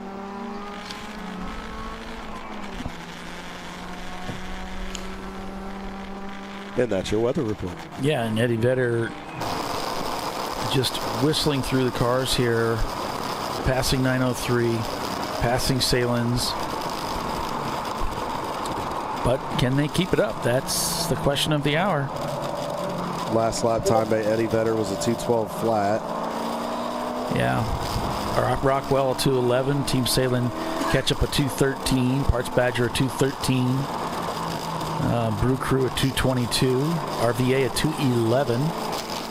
Matching Rockwell's lap time. Team Salin Mustard a 213. A lot of very similar lap times in that top 10. Money Ship with a 213. Seems like everybody's on the 213 train, 211, 213 train. Yeah, then you got Wilson Daly or 216.58. But again, I just a gut feeling. I don't think we've heard the last out of Wilson Daly this weekend. I think they're just trying to get to tomorrow. I think knowing that some of those cars up front have tendencies to break, I think they're trying to do that. And then 220 for Sarburns and a 216.6 for Black Flag Sarcoma. So it's going to get interesting as we get down to the end here. And we should anticipate at least one more pit stop for everybody. The question will be, though, when will they do that? We've had a number of Code 35s, which can stretch your fuel mileage a little bit. So the question will be, how soon do you want to pit? Do you want to go ahead and get it done and then pit with not long left to go in the race? Or do you just kind of split it, like you said, Paulie? Do you split it, pit with about an hour to go, and then about an hour into the race tomorrow? It'll be interesting to see what these teams decide to do. Yeah, not much time left to make a decision. They're going to have to decide what they want to do here quickly, because this thing is just about ready to be flagged in. You know, it's funny to say that with an hour and 43 minutes, but, you know, SCCA sprint race is usually around 35 minutes. So we have, for us, that's not much time. Yeah, that's a sprint race for us. Live cam going? All them screens. What, you want to play some Call of Duty? I'm just saying.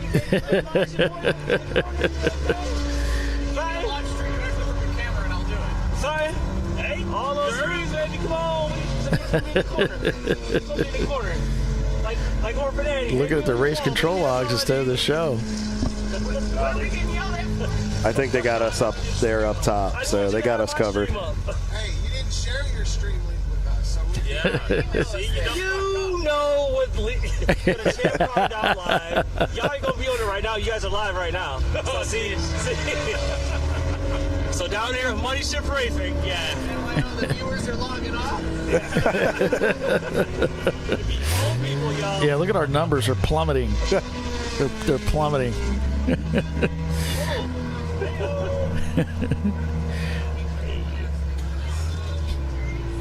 And Simon Says pit there. They got the best lollipop in the business. That's for sure. All right. Keeping the mood light, which is kind of what you have to do in this situation. You got to just, you know, they're running well. They're second in the B class. They're seventh in the overall. I mean, they're having a good day. It's just, like I said, I think tomorrow we will see who has what.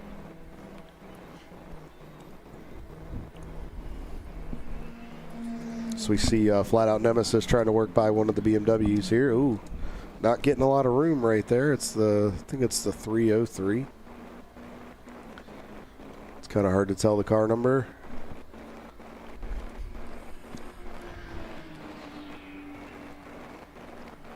So you head down into turn one, laid on the brakes down there. Ooh, had to get a handful of steering wheel right there. Now it's starting to get slick, folks. So remember, they've been out there for over 6+ hours on these same sets of tires. depending on where they're at in their fuel run, if the car is starting to get lighter and in the back end and the weight's transitioning to the front, it's gonna want to stop and slide the front tires a little more because it doesn't have that rear weight to hold the car into the racetrack. So the rear tires are naturally going to get lighter. Oh, looks like we're going to a local yellow or a yellow flag. Okay.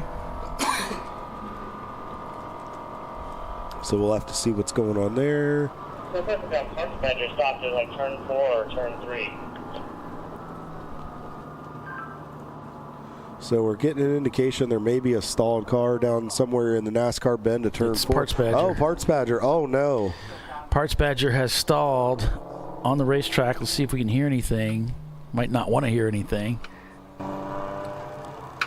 Oh, it looks like he's playing with electrics here. He's trying to cycle the car, is he, Kyle? I think he's trying to cycle the car or trying to get it to fire. I mean, obviously he knows the car a little better than I would, but I'm surprised because I can see the dashes flashing and flickering. I'm surprised. Power. Copy. I mean, depending on how long this goes, well, at least it's under purple, so maybe we won't lose that many laps. We'll see. Is he presuming this? We have another car stopped on track, car 118. So that's one of the Warriors in Motion's cars.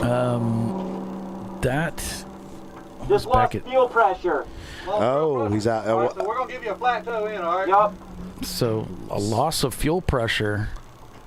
That could be a pump failure. It could be an obstruction, or just ran out of fuel. Didn't they have a fuel pump issue at Mid-Ohio? If I remember correctly, they have had a number of fuel pump issues at times. Oh man, this is unbelievable.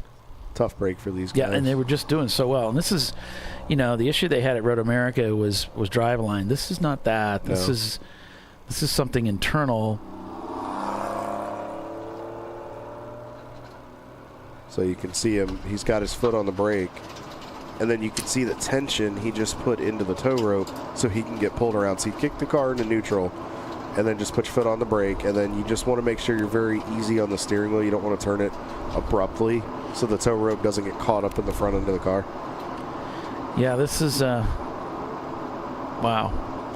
A top break for these guys. I'm sure it's fourth in the overall, leading B class. Money Shift Racing, Merry Christmas. You may have just gotten an early Christmas present depending on how bad this is for these guys.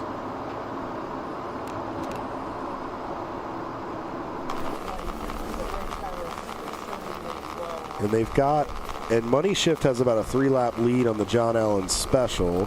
Parts Badger only has a 2-lap lead over Money Shift, so even if it's a quick fix, if it's over 2 laps, Money Shift's going to take the lead. Looks like we're going back yellow. Yeah, I think a lot of that was just for Parts Badger, really. And so here we go going back to green here shortly.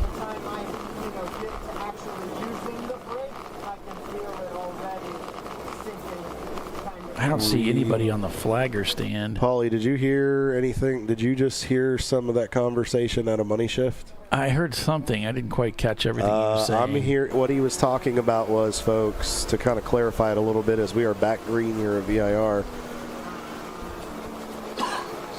So what I believe he was discussing, and we may need to get clarification, they might not tell us, but from the impression of the conversation, he can use the brakes, but he's feeling something that is not right. So I'm wondering if he's starting to get a long pedal, or maybe it's getting spongy, where if it has built up some heat, it's not hot today, so the chances of boiling the brake heat or the brake fluid are slimmer than you would get on a hotter day.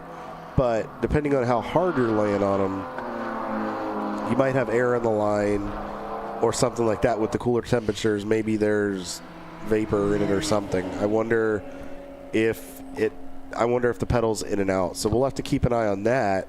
because that's going to be something, and especially with not being able to change brakes tonight, what's their brake situation going to be tomorrow when we start the 7-hour portion? So we'll have to keep an eye on that situation. Timothy, I would love to see you have the ability to build a Scirocco. That would be incredible. He's still talking about doing that. I know he wants to take that old Scirocco of his and make it a Champ Car. That'd be cool. It would be really cool. Have we ever had a Scirocco race in Champ Car? I don't know. We'll have to we'll have to check with Andrew Sides. He might have a stat on that one. We've been around a long time. Somebody must have done it once. Parts Badger already back out. Maybe they were just out of gas. This is pit in. I wonder if they brought it back to the paddock. The guys filled it up back there. They put in enough just to get it into the pits. Sue down at pit in. Puts the egg timer on the car.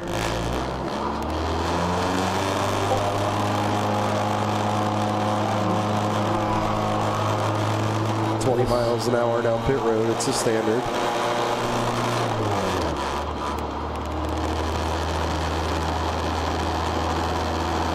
Says he has no fuel pressure, but I wonder if he just dumped the clutch while they were towing him. It's a big no-no.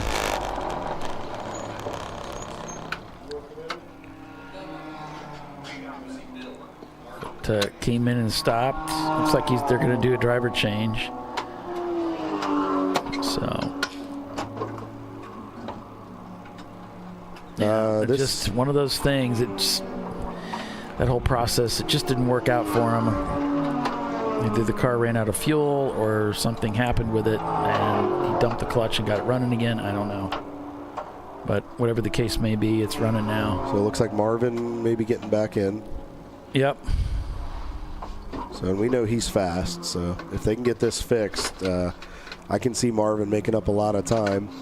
They're consistently about, last lap time that they ran was a 2:16.07, and then last lap for Money Shift was a 2:19.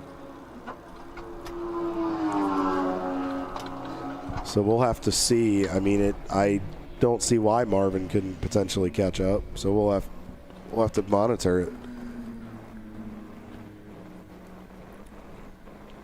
Back on board with Flat Out Nemesis here as we're headed down that 3/4 mile back straightaway.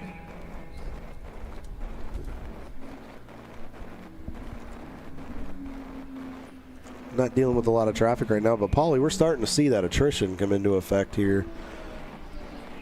And it's only day one, so it'll be interesting to see what happens with some of these teams. Oh, late on the brakes there, a couple quick downshifts. Coming down through Roller Coaster, headed to Hogpen. Now, I wonder if he'll ease out of it here. Yeah, trying to, because there's Flat Earth Racing. Oh, he's there. Able to clear him.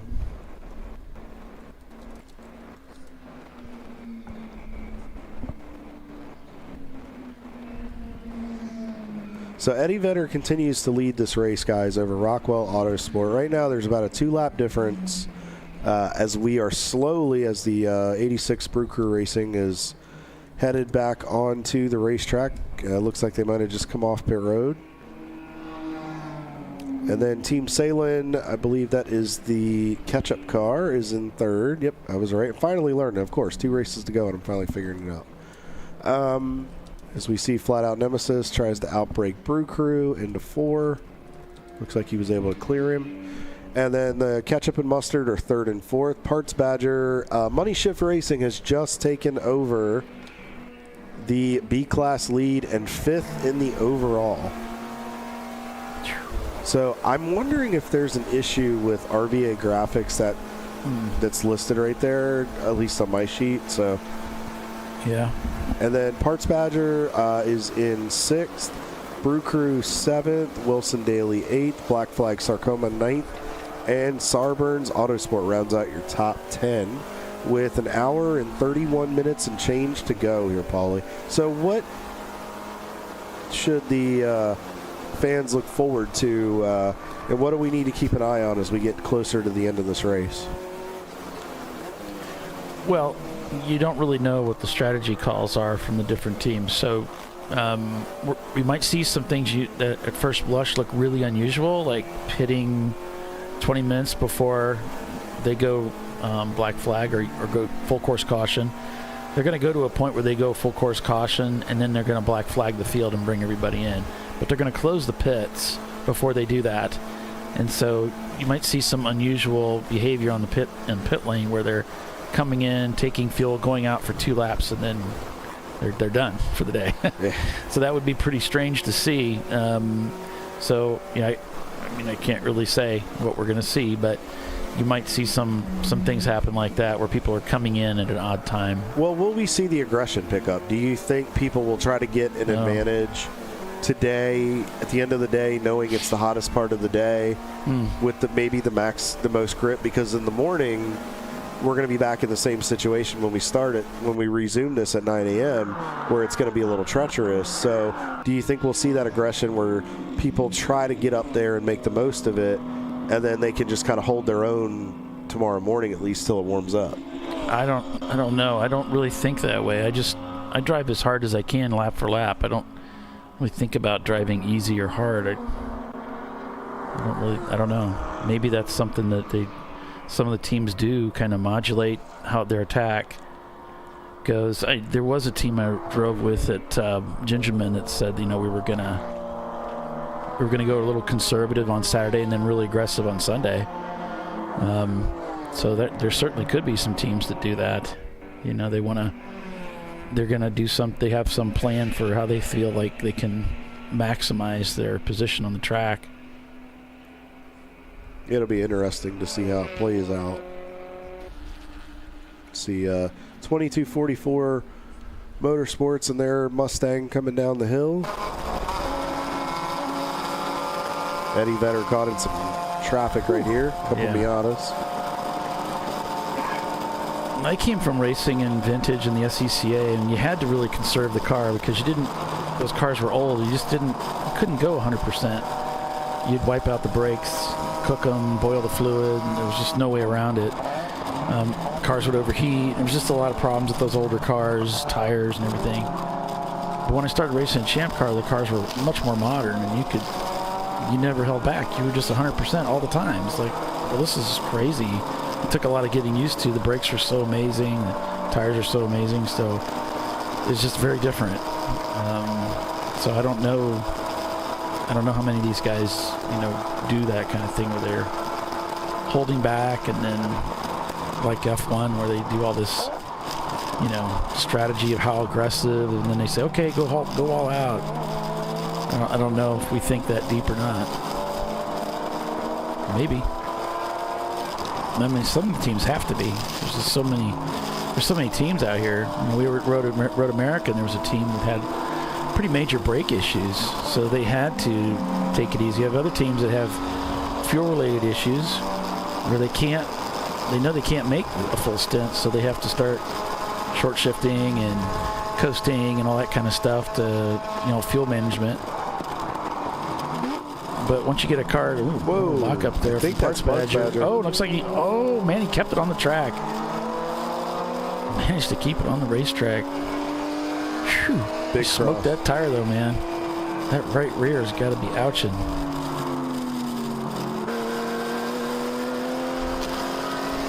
Going to get boxed in here by the Miata. If he can get to the left, and he did. Billy Salem said, thinking gets us in trouble. Try not to think, just go. Yeah. Well, what really got me thinking about it was, if this was an 8-hour race or a 7-hour race, obviously just go full board. The only reason that I really was curious, and it was on my mind, is because the cars will sit on pit road all night tonight. Yeah. And then you don't have that opportunity to put fresh brake pads on it. Yeah. Or to put new tires on it, or whatever you want to do. So that was kind of where it adds an element that we only do once or twice a year. Yeah. Everybody's used to driving a 7-hour race or an 8-hour race, right? And then you have all the time you need to fix it you have all night. And that's what everybody's used to. That's what these cars are used to. And that's like the guys that go to the 24-hour races. They're more familiar with this whole thing of exactly what we're dealing with today, where you have to be able to take that car much, much further than what you're used to in the past. And if those brakes can't hold up for 10 hours, you got a problem. Yeah. So that is the drama that's unfolding here in front of us. Can these cars make it the full 15 hours out there on the racetrack? Because that's really what we're putting them through, plus a cold night's stay on track. So a lot of question marks might be hovering over the heads of these teams and their strategists. We'll see how it plays out. Stay with us. We'll be right back.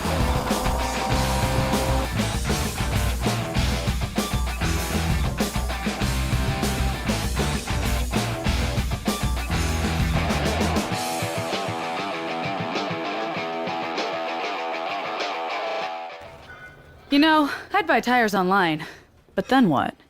We've thought about it. We're TireRack.com. They should let you ship directly to a mechanic. Actually, we call them independent recommended installers. They should have like 1,000 mechanics. Try over 7,000 installers. Then you just make an appointment. At a time that's convenient for you. This could change tire buying forever. TireRack.com, the way tire buying should be.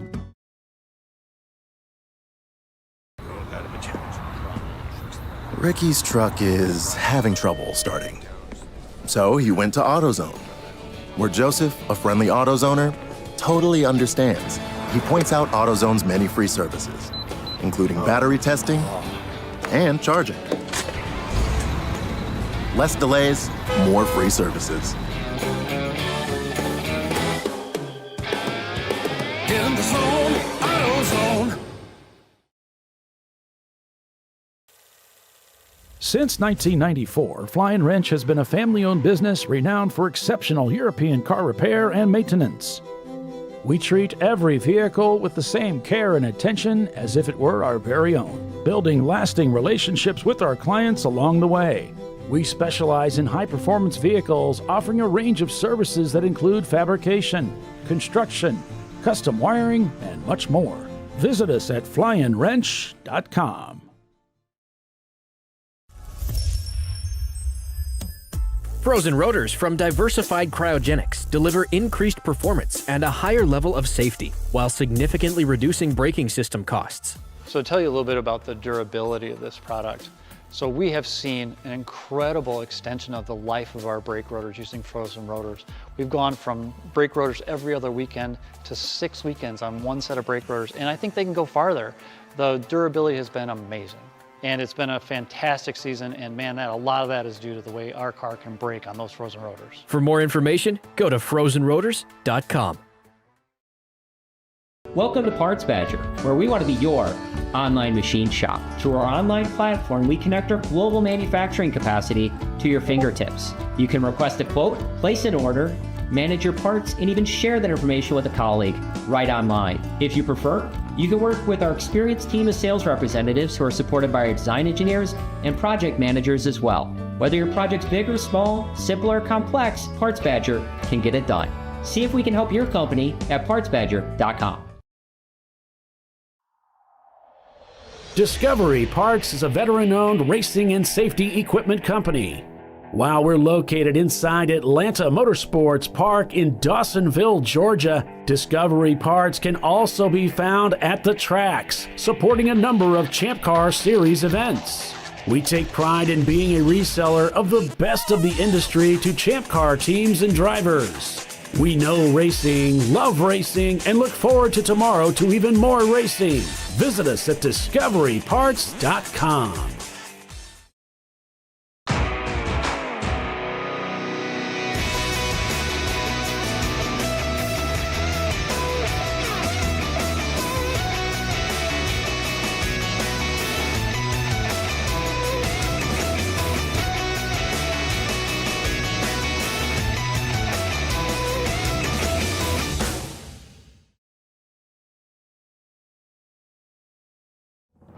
Lifeline's continuous commitment to research and development ensures that we supply the most innovative and cutting-edge products available. Used by the majority of the world's motorsport championship-winning drivers, teams, and constructors, Lifeline has a stringent and proven history of success. Lifeline's continuous commitment to research and development ensures that we supply the most innovative and cutting-edge products available. Lifeline's Zero 360 systems are the result of over 7 years of intensive research and development using 3M's Novik 1230 environmentally safe gas extinguishant. Lifeline uses only the finest quality components. For more information regarding our fire safety equipment and fire safety systems, please contact us at info@lifeline-fire.com. Sentinel is a comprehensive motorsports video solution incorporating live streaming, local recording, 3 cameras with picture-in-picture, flag status, and much, much more. Stop playing with multiple solutions. Sentinel handles it all, including timing and scoring, vehicle data, graphic overlays, adaptive bitrate encoding, network bonding, and more. Sentinel is the solution to sharing your motorsports experience with your friends, family, sponsors, and the world. What are you waiting for? Get your Sentinel today and never miss an on-track moment. www.sentinel.racing. The Jimenez family are having battery issues. But a friendly AutoZoner tests their battery and helps them find the right Duralast battery to get back on the road. In the zone, AutoZone.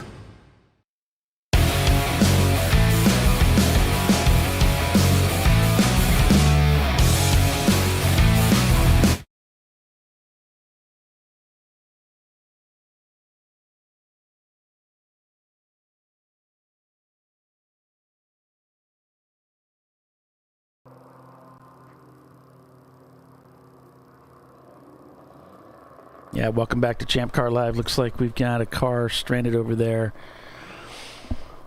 coming through turn 3 and 4. Excuse me, I guess that would be around 5, actually. Somewhere in that area as they head into the snake. Welcome back to ChampCar.Live, and they're in the process of picking up a car. I don't have any information on a car number or exactly what's happening just yet. But this is a look from behind the tents on Les's cam. You can see those tires those wheels look badly damaged from our camera view there. But once they get that car moved, we'll be back to racing. Oh, looks like they might have moved it already. So thanks for joining us, everybody, as the Saturday is winding down. We've got still about an hour and 18 minutes left to go. And Thank you. You're welcome. In the 8-hour, it's hard work up here. We're working. Although that production team's a little slow getting you that clock, and they kind of letting you down there. Now about an hour, 18 minutes left to go as we're still under a code 35. Looks like the Enterprise had a black flag there for some speeding. Yeah, and Eddie Vedder's coming into the pits now. And it looks like they're going to get their pit stop done. Still under code 35. Those OMP gloves are top drawer, man. I love them. Got a pair myself. They're pretty good. Although I'm partial to those MPIs. I love those things. It's like a hug for your hands.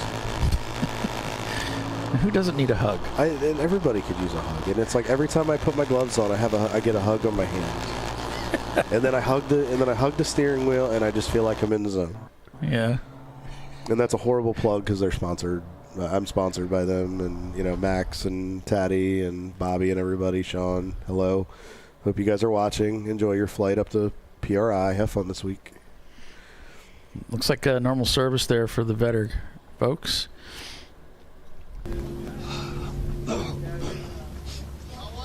Poor Les. Yeah, Les is on the run here. There's our Porsche 944 getting serviced. And it hurts because it's so cold. I mean, it's cold, folks. I mean, yes, it's not. Salen's in the pits. It's bitter, so poor Les has got to be sore. This is catch-up here. Yep, standard pit stop. Doesn't seem to be any major urgency. Just looks like it's fuel, driver change. Yeah. You can check out the tire situation. Look at air pressures, it looks like. And letting a little bit of air out. Why would they be letting air out at this point, Kyle? So what you want to do is you've been running on the tires all day long, depending on how hard you were pushing as a driver, which knowing the Salins guys, they push really hard.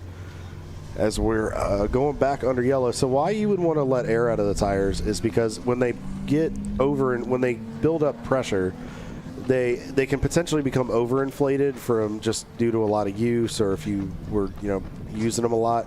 So you want to bring the pressure down because you want to make sure you're using all of the contact patch to get the most out of the tire. So a lot of times you'll bring those pressures back to whatever temperature you want them to start. If you felt like you were a couple pounds too much, then you want to maybe start a little lower on your pressures the next stint out. It's always a game, and it changes so much, especially with weather conditions, track conditions, rubber buildup on the racetrack, driver tendencies. So you kind of have to be willing and be flexible to adjust it. So, and you always want to take, especially on hotter days, you want to have somebody hit the pavement with a temperature gauge to kind of know, okay, this is what I'm looking at. As we are back green here, it looks like they are getting ready to change the left front, and this might be. We'll have to take a look at that tire. I wonder if it's just overuse, or maybe, depending on their caster camber setup, might have a little bit of wear here. It's kind of hard to see. Maybe Les can go over and take a look at it, and we can try to describe it. But he's getting that tire put on. It's a clockwise racetrack, and so you're gonna see more wear usually on the left side. So what he showed with the tire there is obviously that open portion is kind of going to be in where the rotor and the caliper is. So what you have to be careful about is, depending on your camber setup, whether it's negative or positive, depends on the wear on what portion of the tire in the buildup. So like right here, you see he's looking at it. You can see it's built up. You can see it's kind of chunked a little bit on the inside. It'd be interesting because of the shadow to see the outside of the tire, but you can tell that he's put a lot of use on it. And with as heavy as that car is, he's probably leaning on that left front quite a bit, especially later as the car burns off fuel. So thank you, Les, for showing that. I appreciate that, buddy. Yeah, thanks. We appreciate that. Go back on board with Parts Badger here, but we'll keep an eye on the pit lane reporter camera. Less is more.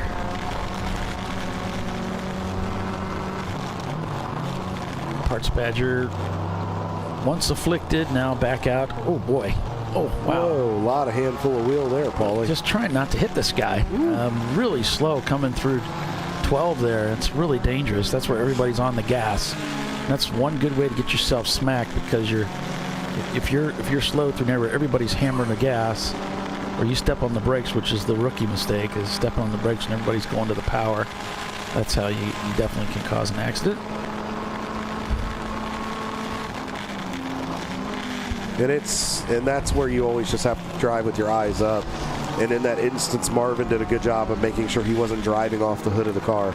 That's something that a lot of newer drivers tend to do, is they drive off the hood of a car. They don't get their eyes up and have that peripheral. It's a big thing we teach and instruct it when you're instructing students and new drivers.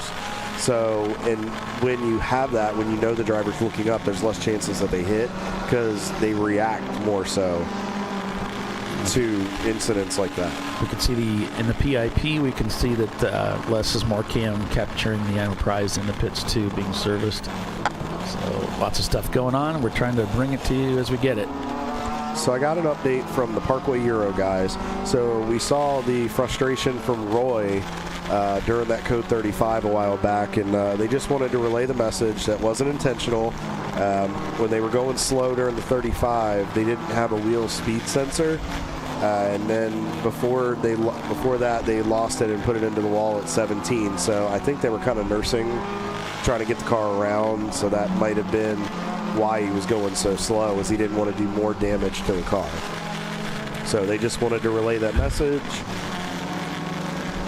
I know it's may not mean something after the fact sometimes, especially in the heat of the battle, but it's good to know there was a reason behind it, and that's a lot of times where you don't know the rest of the story. Yeah. On board with Schumacher Taxi and their Porsche Boxster that they've brought to the track this weekend. Of course, the team that raced the BMW for many, many years, an E30 for many years here at Champ Car. We continue to see more and more teams transitioning to that Boxster. It'll be interesting to see with the new tire rule next year if teams consistently continue to go to Boxsters, or if maybe the equalizer with the 200 treadwear rule might allow teams to not feel like they have to be in a Boxster to be competitive. Well, competitiveness is part of it, I think, too. The other issue we're running into with the E30s is parts availability, especially for those transmissions. Those cars were made back in the 1980s, and these are made in the 1990s. So it's a nice step forward of parts availability, too. So it's not just, I think I can be a little bit faster. There's more to it than that, I think, for these teams. But the E30 is just such a great chassis. And so many people like myself love the chassis. We love the car. Of course, it's got some Achilles heels, the rocker arms. But unfortunately, yeah, the parts are finite, and that becomes a challenge, too. Yeah, and that makes sense. I mean, sometimes you don't think about that because it's like, oh, it's easy for some of these cars. It's easy to get parts, but then you realize, like, wow, it was 40 years ago. Yeah, it's almost 40 years ago for some of these late 80s BMWs, early 90s. It's getting harder to find those parts for those cars, and then can you really trust some of the aftermarket stuff? What reliability is there? Yeah, anytime you get rocker arms for it, those are 40 years old. It's like you're not doing. The writing's on the wall. I used to race a vintage race car. It's like I love my vintage race car, but it was, there's one guy that made Datsun parts for that car that was still around, and eventually he's going to be done. And if I wreck that car, the fenders, the quarter panels, the door panels, all that stuff was really, really hard to find. It's just discouraging to keep going with that chassis, and it's encouraging to move. You're encouraged by the nature of attrition to move on to something else. And the nice thing is, too, there's so many different OEMs and models that you can choose from in Champ Car. It's not like you're limited to, like in IndyCar, where they used to have just a couple of chassis where it was Dallara or G-Force, and now it's pretty much Dallara. And then like on the NASCAR side, where it's like, well, you have Toyota, Ford, or Chevy, and then now with Dodge potentially coming back here, you have a whole plethora of OEMs to choose from, and we know some teams have different cars. Like we know the Suns Out Guns Out guys have an EC BMW, but they're talking about they just picked up an A-Class Miata, so it allows you to branch out really well. Yeah, Money Shift Racing continuing to keep the top four honest. Those three Boxsters and, of course, the Eddie Vedder Corvette turned to 2:16 on that last lap. Their fastest lap time at 2:12, holding down fifth place. RVA Graphics and Wraps behind them. Then it's Parts Badger, Brew Crew Racing, Wilson Daly, Sarburns, and Fuse 15. Your top 10 there. They've snuck in there. I mean, Wilson Daly's consistently been there, but Fuse 15 has snuck up into the fight, and John Allen Special continues to sit right on the outside of the top 10. So and Team Troxel, they're up into the 12th position right now. So interesting. So I did just notice, that's really weird. Anyway, I'm losing my mind. So anyway, back to the race at hand. So I did just get clarification in the chat. They said that Cam Eben is out there now in the 414 Parts Badger car. And then because they were saying, how many guys do we have with yellow gloves? And I don't think we've gotten a straight answer. I mean, we know it's horsepower, but they got to start putting like little stickers or something in there like some of the teams do to let us know who's in the car.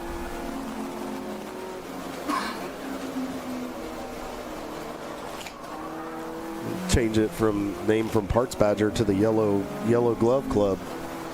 Well, that's one of the advantages of running with the myraces.live system, because you can just go into your phone and change who's being identified in the car, just like Money Shift does. They can just go into the app, it's not an app, it's a web interface, and just change, as they make the driver changes. So it's pretty convenient. And you don't have to it's not a paid, you don't have to pay either. They have a couple of different pay levels you can get into for being able to add and move around. You'll notice like the layout here that Money Chef has with their driver name, everything's in the far upper corner, and then you've got this scrolling thing on the right with different logos, one with our badge and very Champ cards. Very festive. Yeah, they really went all out. They're the only ones that did the festive thing, which I really love. They got a clock, they got that's more of the upper tier stuff, which doesn't cost that much. It's like, I think it's less than $1,000 to have. I'm just kidding.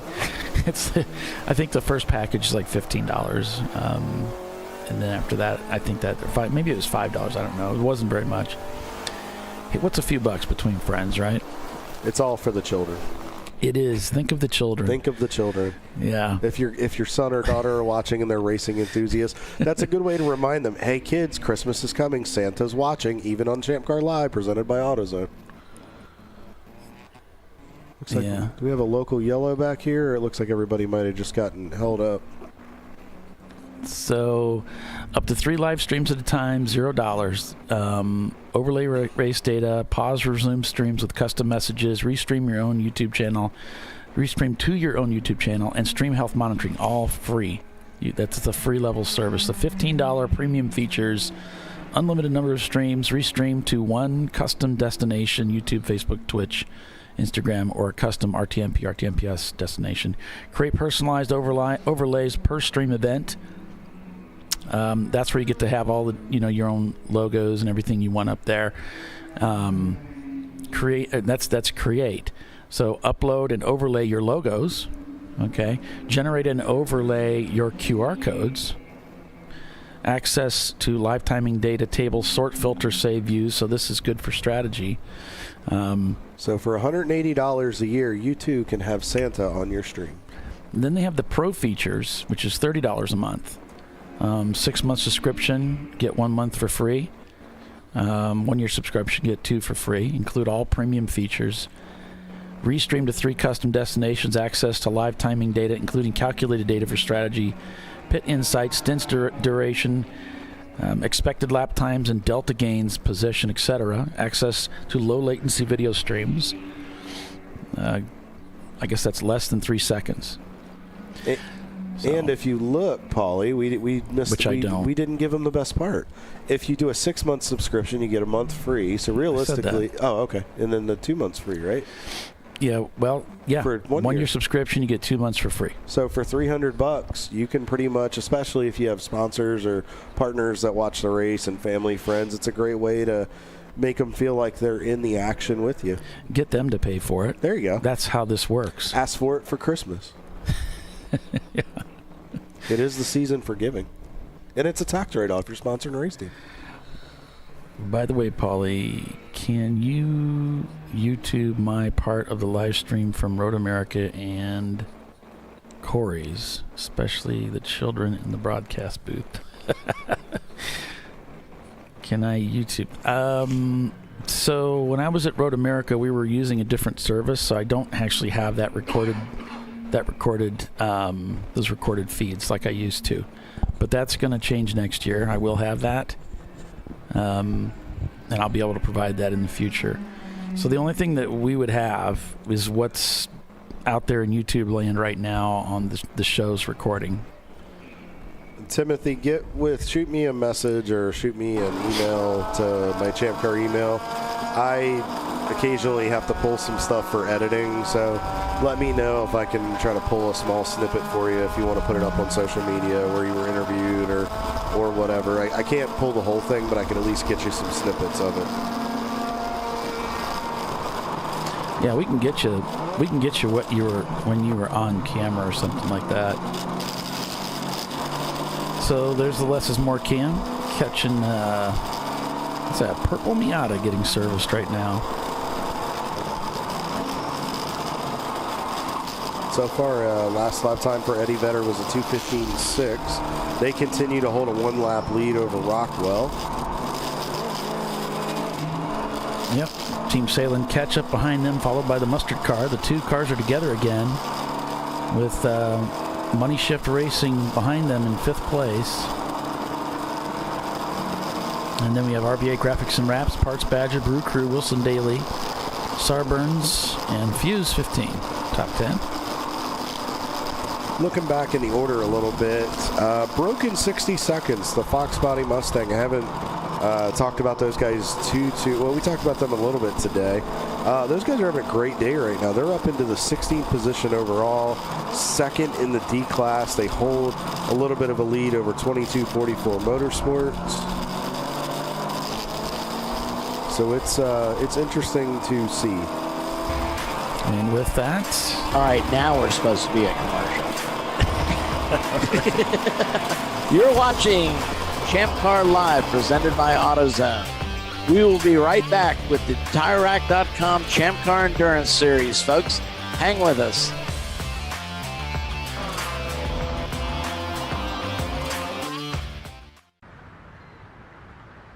I probably need new tires.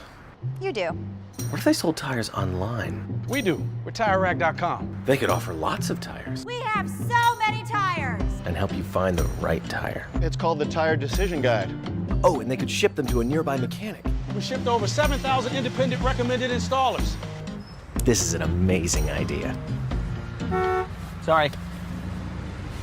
TireRack.com, the way tire buying should be. George and Junior are fed up. They weren't planning on having to replace their brakes today, but they went to AutoZone, where a friendly AutoZoner helped them find a deal on the right parts. Get in the zone, AutoZone. Since 1994, Fly & Wrench has been a family-owned business renowned for exceptional European car repair and maintenance. We treat every vehicle with the same care and attention as if it were our very own, building lasting relationships with our clients along the way. We specialize in high-performance vehicles, offering a range of services that include fabrication, construction, custom wiring, and much more. Visit us at flyandwrench.com. Discovery Parts is a veteran-owned racing and safety equipment company. While we're located inside Atlanta Motorsports Park in Dawsonville, Georgia, Discovery Parts can also be found at the tracks, supporting a number of Champ Car Series events. We take pride in being a reseller of the best of the industry to Champ Car teams and drivers. We know racing, love racing, and look forward to tomorrow to even more racing. Visit us at discoveryparts.com. At Parts Badger, we're not your typical machine shop. When a market-leading mountain bike manufacturer was looking to reshore their hardware components, they turned to Parts Badger. Within weeks, we had deployed a dedicated manufacturing cell, ramped up production, and had guaranteed capacity to meet their demand. We're looking to be your manufacturing partner. See what we can do for you and your company at partsbadger.com.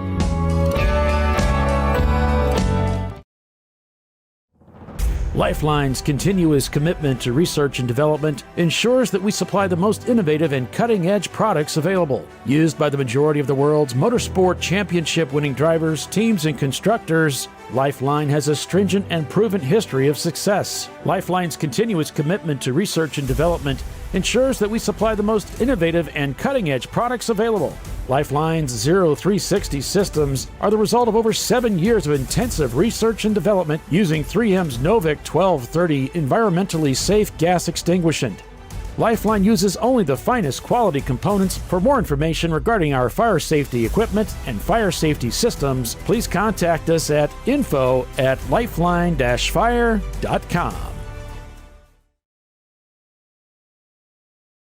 Sentinel is a comprehensive motorsports video solution incorporating live streaming, local recording, 3 cameras with picture-in-picture, flag status, and much, much more. Stop playing with multiple solutions. Sentinel handles it all, including timing and scoring, vehicle data, graphic overlays, adaptive bitrate encoding, network bonding, and more. Sentinel is the solution to sharing your motorsports experience with your friends, family, sponsors, and the world. What are you waiting for? Get your Sentinel today and never miss an on-track moment. www.sentinel.racing. Dave's twitch is bad. That's because his wipers need replacing. But he went to AutoZone, where a friendly AutoZoner guides him to the right wipers and makes sure everything is working smoothly.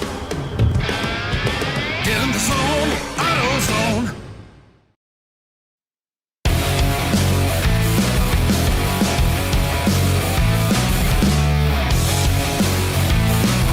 And welcome back to Champ Car Live. It's still green out here. And Parts Badger still going after it after being stranded on the racetrack.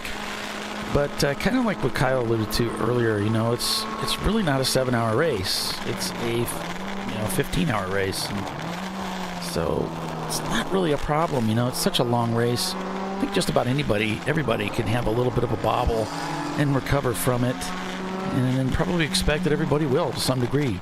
We saw it happen to the Salins, I believe it was the Mustard car. They've recovered. We saw it happen to Eddie Vedder. They've recovered. We've seen it happen to Parts Badger. They seem to have recovered.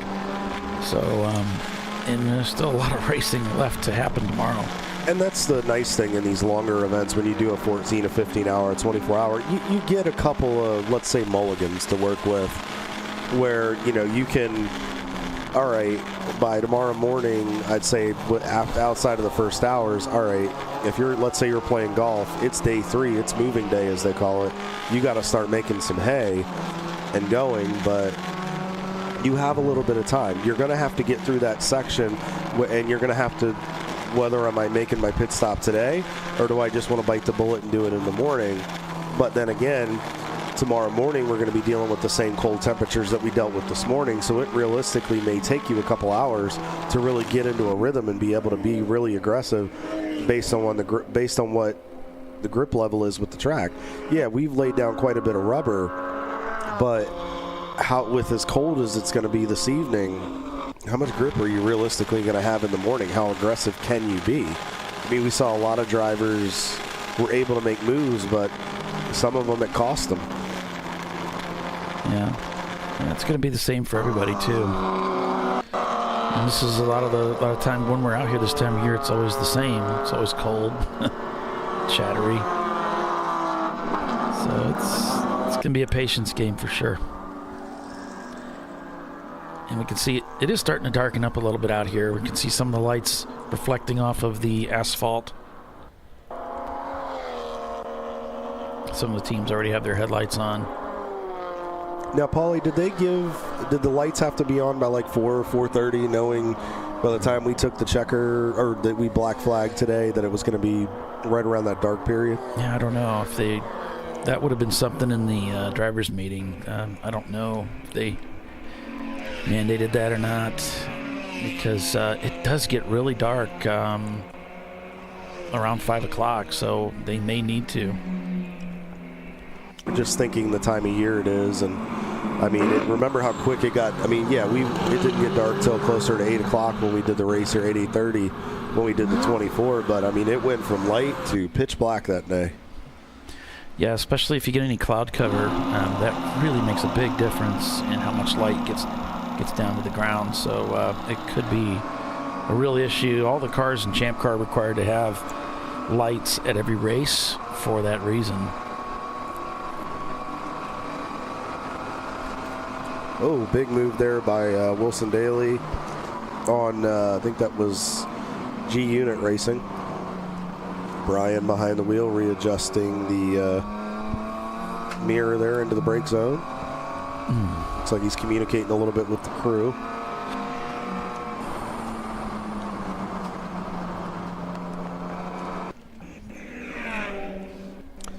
So as we see the field coming up at a hog pin down the front straightaway. Back on board with... Oh, sorry. No, you're fine. See something? No, you're fine. Back on board. Actually, that's perfect. I was just catching them. I saw them go by our track camera, so I knew they were close to that area. It looks like Money Shift has about a lap up on Parts Badger. So if they can just continue, their last lap was a 2:13. Let's see what they run this time by. 2:15.79. And last lap for Parts Badger was a 2:12.09. So Cam is definitely rolling. Billy, had I gone to the drivers' meeting, I probably still would not have paid attention. Billy, we're race car drivers. We have this listening problem. Like, just you know this. Come on. You have racing people and racing drivers in your family. Like this. This should just be called Saturday.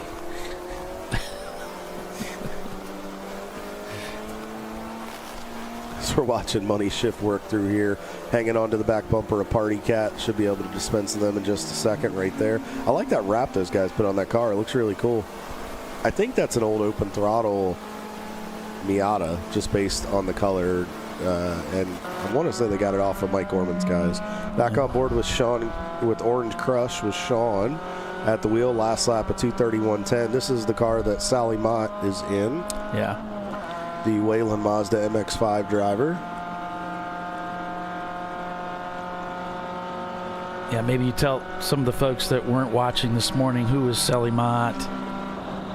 Give you a chance to bring up that data real quick. Alrighty, so Sally Mott, if you're not familiar, or if she sounds familiar but you're unsure, so she is an MX-5 driver in the Wayland Mazda MX-5 Cup Series, which is one of the development ladder series in the IMSA ranks. Ooh, big catcher. Nice move by Sean. And she is one of the competitors. I forget which team she runs with. I don't know if I mentioned that earlier. Let me see if I can find it, because there's a number of those teams in there. Not seeing it, but if you get a chance, go to her website, SallyMottRacing.com. The reason for some of the significance is IMSA has been very big on trying to provide, diversifying their portfolio, provide opportunities to different drivers of different ethnicities, races, but especially provide opportunities for more women to get in motorsports. So you have more, Janet Guthrie's, Danica Patrick's, Lynn St. James.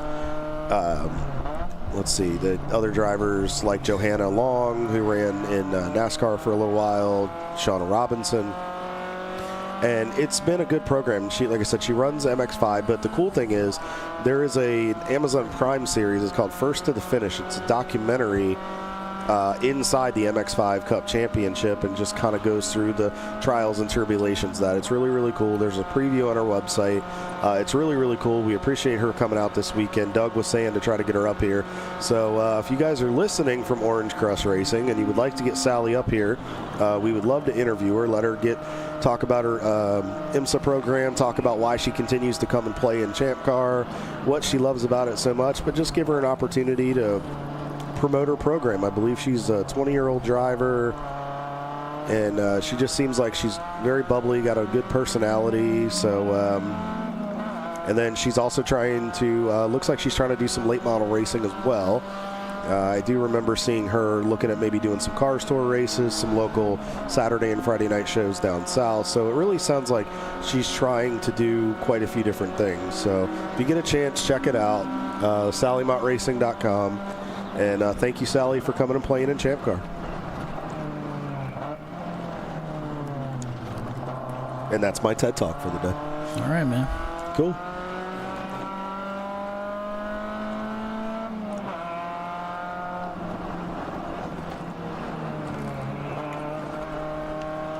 So we are back, still on board here with Orange Crush, guys. Let's take a look. They are 11th in their class right now, 46th in the overall. A-class car. Let's see where they're running in A-class right now. 11th in the A-class, and let's see where they're actually at in the overall. The reason I say that is the EC cars are mixed in there.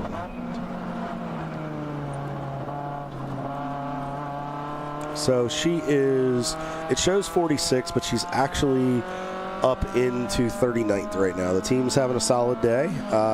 Probably just continuing. Looks like the Delta's looking good for a good lap right here. may be on pace to break it by about 0.3 of a second. Yep, she's going green, and I'm going to bring something to you here in a second once I get it lined up. Really see him using that racetrack right there. See, he really didn't have to lip. He might have just burped it with a big toe, and then he's just flat, grabbing gears, getting up through these lower S's. The trick is you want to carry it, but you have to have the confidence to try to go flat through the upper S's, as he was letting the no-foo guys. So, all right, since they came into the picture, you guys couldn't have timed that any better.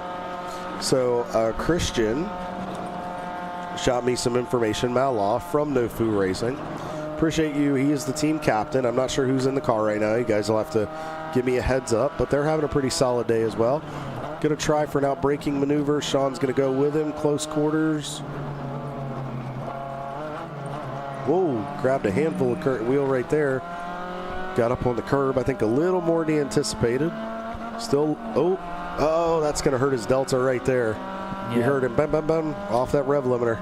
Yeah, just didn't quite get to that gear change early enough. Might have been a little distracted by what was going on. Sometimes you get a little too excited and you forget to shift. It sounds strange, but it does happen. And so, yeah, I've got a clip here. Now, this is the track car rental. This is from inside the track car rental team. We saw that that was the car that was facing us backwards from our cam looking at the snake, with parts strewn across the racetrack. So we're going to go to that, and I'll just play this out for you so you can see kind of what happened here. Is they're coming through 3. That looks normal. Brakes right there. There's a yellow out already. So that looks like Badger's down there. No. That's one of those BMWs. It's one of the BMWs. He's not quite, we're not quite on line here, Kyle. Oh, yep. So I can tell you exactly so those BMWs are heavy. He went extremely shallow for good reason. So, Paulie, if you want to back that up real quick, we can kind of walk through this a little bit. And it happened. So right here, he's way shallow, used a little more curb. You can see him, how much he's got the wheel cranked to the right, and then he went back to the gas. The car was loaded up, and it just started sliding. And it's not necessarily anything that the driver did maliciously, overdriving the car. It was he was trying to be respectful of the traffic, letting the guy on, and the problem is he just got him or herself offline, which then messed up the entry getting in there, because that is a really weird corner. You feel like you can just float through it, but if you're shallow, you have to really get off the throttle a little bit and let it settle. But I think with all the wheel he had cranked into it, and I heard him go back to the power, I wonder if just the torque just spun the car out. So that was the 367 car we were just talking about in that replay. That's them on pit road right there. That is Full Send Motorsports in their 2002 BMW Z3. So they are down in 70th in the overall. So not the day that they were planning for, but they're still running. So they will see hopefully they can get to the end of today and continue on tomorrow. Yeah, sorry to see that for that team. The car got mashed up pretty good. Hopefully they can still salvage that chassis and get back out there. And the nice thing is the tire barriers like that tend to take the brunt of the hit. Yeah. So hopefully it's just more cosmetic, and it might have a few bent pieces, but I don't think the hit like that necessarily might write the car off. I mean, it might end their weekend, but I think they can get it repaired. We'll have to talk to Dan and the guys and find out more when we get a chance. Yeah, it didn't look too vicious.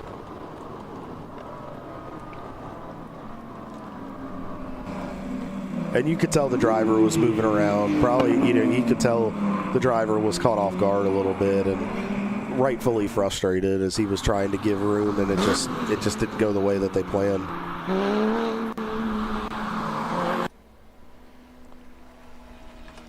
So we're back coming through roller coaster. So it really is like a roller coaster, folks. I mean, you're going downhill. It just kind of evens out a little bit, and then all of a sudden you're back downhill. It evens out down here at the bottom, and then all of a sudden the track just goes away from you.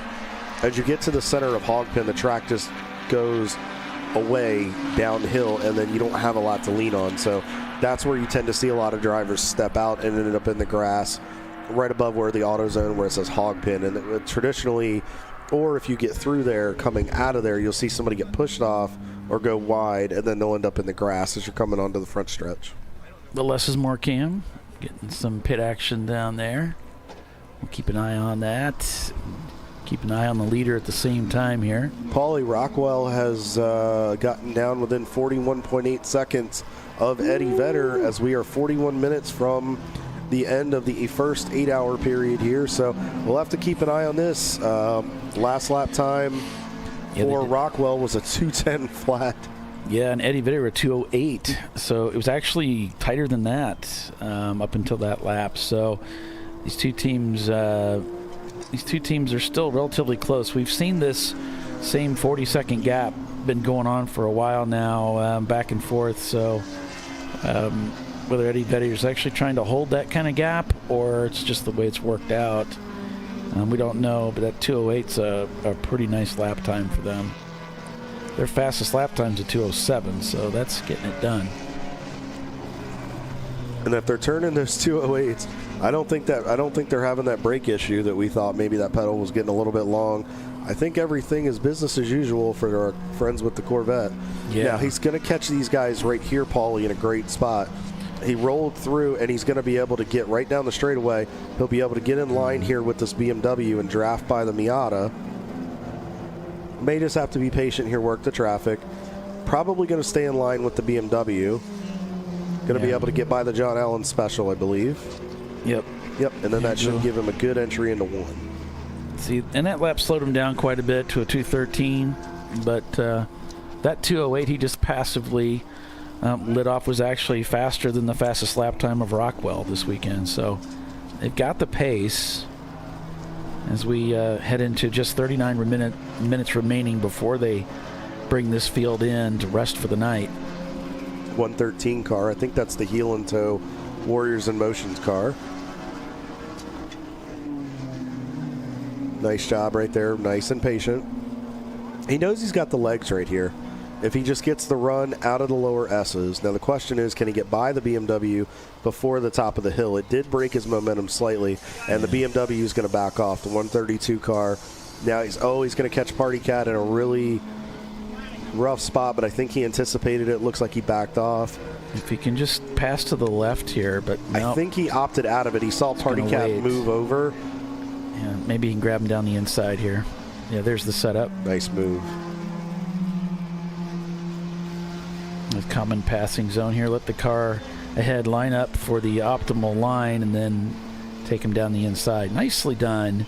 Really good exit. Just a really clean pass that he orchestrated. And I say orchestrated because it's the responsibility of the overtaking driver to conduct a clean, safe pass. And he did that well. Did you notice too, Paulie, as he exited the corner, he didn't pinch the car off or turn the wheel. He just gracefully turned the car in, and then as soon as he started easing into the power, you saw him smoothly start opening the wheel to where he was matching the throttle input with releasing the wheel to straighten it up, so he didn't have what happened to TCR, knowing he was a little bit shallow getting in there. Right. It's the same. He was in the same situation as the TCR car, but the way he handled that exit was to make sure he didn't get the car into a pinch, like you said, and put power down, and then the back end comes out, and then you can be in trouble, depending on how the what the terrain is and how you drive it. Now a little bit of brake lock up here, getting into one little side-by-side action. G-Unit racing in front in the 440. He may be able to get them before the corner. Looks like he's got. Yep, he got the point by. Nice heads-up job there by G-Unit. Those. Hats off to those guys for being patient, really showing they're looking in the mirror. I believe that's race right in front of Eddie Vedder. Yep, that is the silver bullet.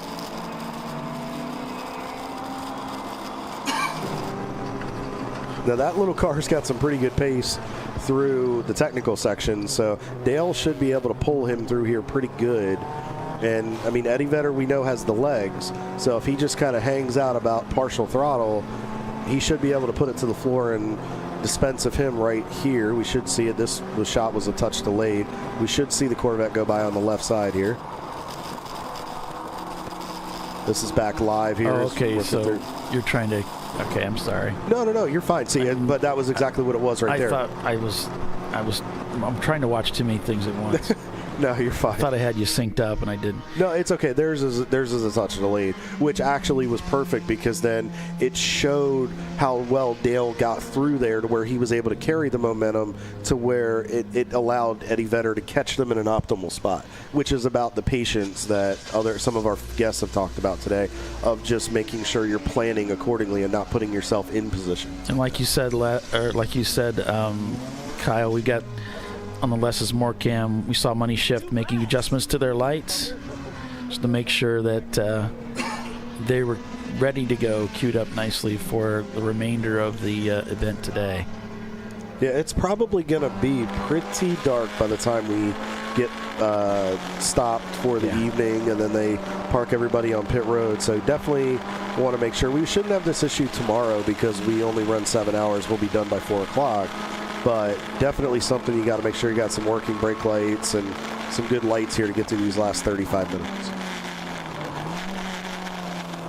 Summer, you got fuel? Yes. You got 60 seconds. So 60 seconds, and they'll cut them loose. Back with Less is More.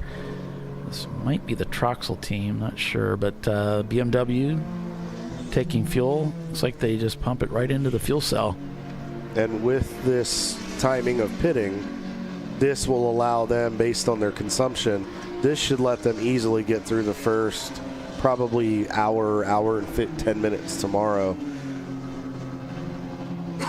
Yep, they're just feeding the back of that Troxel machine, and Team Troxel have been with us for quite a while too with that car.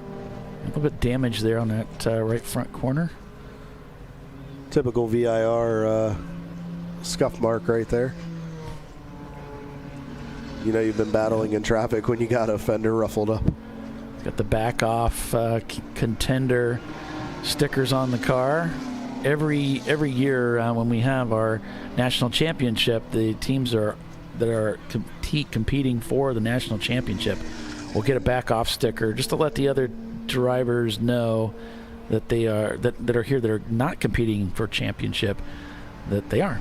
So, and it's a respect thing where you don't want to be that guy or girl that ends up interfering with somebody's chances to contend for the national championship. So it's more of, hey, just might want to give a little more room, might want to pass in a better spot. Not saying don't race them and don't make it hard, but don't do something foolish. Don't be that person, because then if they end up going, sometimes that can get you in trouble where you can get a penalty, and then if they're sitting in there, you may be sitting in with them.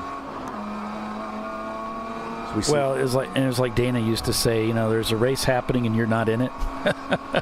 This is not your fight, so just make room and be predictable and let them through. Don't try to race somebody that is clearly not in your league.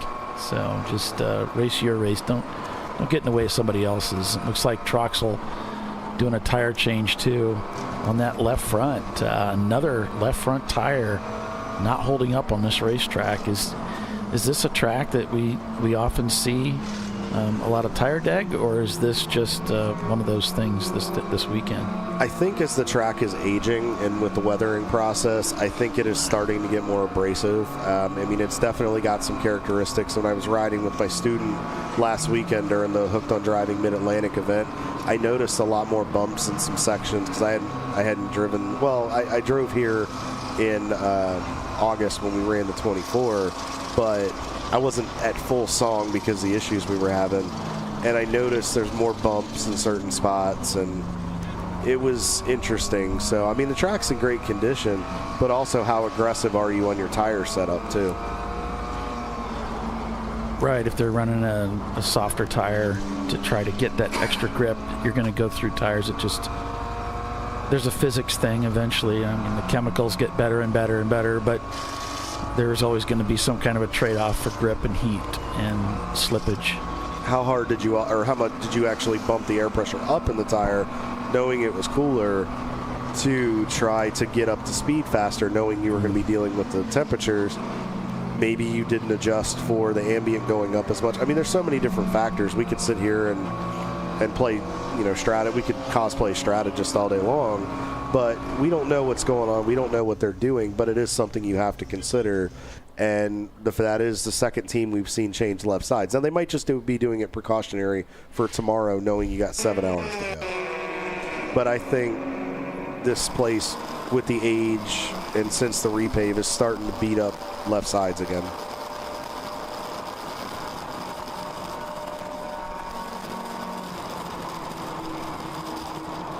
I would say probably one of the best things that's happened this weekend is we're not getting rained on during the race. That it was kind of that way yesterday with it was just kind of misting and the track was wet, but it was so cold. It's so cold out that getting rained on in these conditions would just make you so miserable. It doesn't look like we're going to have that problem this weekend, so that's probably one of the best things coming out of this. If we had some sunshine, man, it'd be fantastic. It'd be beautiful. And this place is beautiful when it's sunny and the trees are full. This place is gorgeous. It's just unfortunately when we come down in December, it's still beautiful, but it's just very frigid. And it's a beautiful part of the country if you ever get a chance.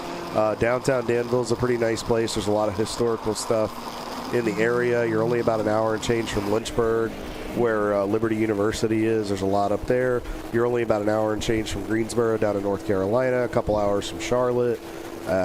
South Boston's got some good stuff. I mean, you're primarily located, and then 2 hours west, you can be over 2-3 hours west. You could be over in Abingdon near the Bristol, Tennessee, Virginia area. So it's very centrally located. Well, Eddie Vedder just turned out another 2:08. Again, a second faster than anybody but them. Not sure he really needs to. I mean, we're gonna put everybody nose to tail, so there's not much to be gained unless you can just pass a bunch of back markers. But since you have the pace, I'm not sure what the strategy would be here. But knowing you also just changed your left front, do you have another left front that's not your spare? Yeah, I'm not sure what the strategies are here, but Alessa's more cam kind of locked on us, so refresh that. I mean, Eddie Vedder absolutely has the pace. At this point, they've got a lap, I think, on Rockwell. But realistically, they could probably just get to about a 2:11 and just ride. I mean, we've only got 29 or 28 minutes and change. I mean, maybe save the car a little bit and save that tire, knowing you're going to have to go like crazy tomorrow. But we'll have to see.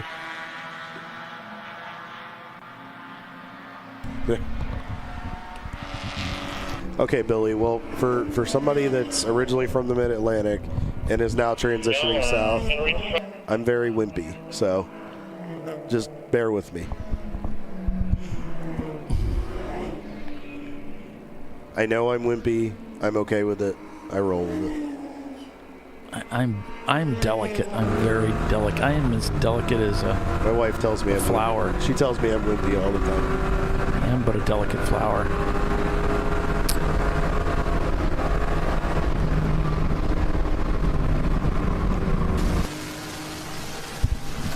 Derek back behind the wheel of the 86 car.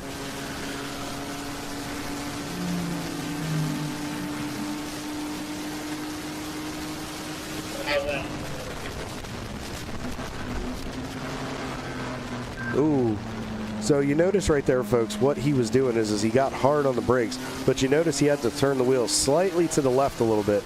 So he had it loaded up on the front end, and as the back end's lighter, probably because they've burned off fuel, the back end moved a little bit, so he had to slightly react with the steering correction.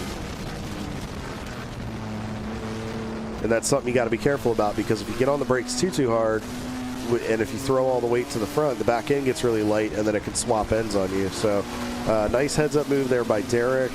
Nice, easy correction, but something you got to be careful about. So with that, we're going to take care to do our final commercial break of the day. So a quick break, and we're back to finish this up, bring them into the pits, and set up for day 2. So stay with us, watching Champ Car Live, presented by AutoZone. If you've been with us this long, you might as well stay to the finish. We'll be right back.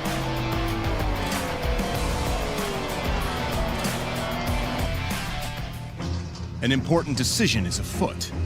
This man is about to buy tires on TireRack.com. Tire Rack is the leading online retailer of tires in North America and a repository of advice and expert reviews. And it's done! All that's left is to arrange for safe, easy installation at one of our independent recommended installers. Well, I guess he did that too. TireRack.com, the way tire buying should be. Jamie's on edge. It's her first time changing her own oil. But she went to AutoZone, where a friendly AutoZoner helps her find a deal on what she needs to get the job done right. Get in the zone, AutoZone. Since 1994, Fly & Wrench has been a family-owned business renowned for exceptional European car repair and maintenance. We treat every vehicle with the same care and attention as if it were our very own, building lasting relationships with our clients along the way. We specialize in high-performance vehicles, offering a range of services that include fabrication, construction, custom wiring, and much more. Visit us at flyandwrench.com. Lifeline's continuous commitment to research and development ensures that we supply the most innovative and cutting-edge products available. Used by the majority of the world's motorsport championship-winning drivers, teams, and constructors, Lifeline has a stringent and proven history of success. Lifeline's continuous commitment to research and development ensures that we supply the most innovative and cutting-edge products available. Lifeline's 0360 systems are the result of over 7 years of intensive research and development using 3M's Novik 1230 environmentally safe gas extinguishant. Lifeline uses only the finest quality components. For more information regarding our fire safety equipment and fire safety systems, please contact us at info@lifeline-fire.com. At Parts Badger, we're not your typical machine shop. An aircraft manufacturer had to deliver a new interior in just weeks. With hundreds of line items and tens of thousands of parts needed, they turned to Parts Badger. We have the connected manufacturing capacity, the experienced team of design engineers and project managers, and the proprietary software to get it done and deliver. See what Parts Badger can do for you and your company at partsbadger.com.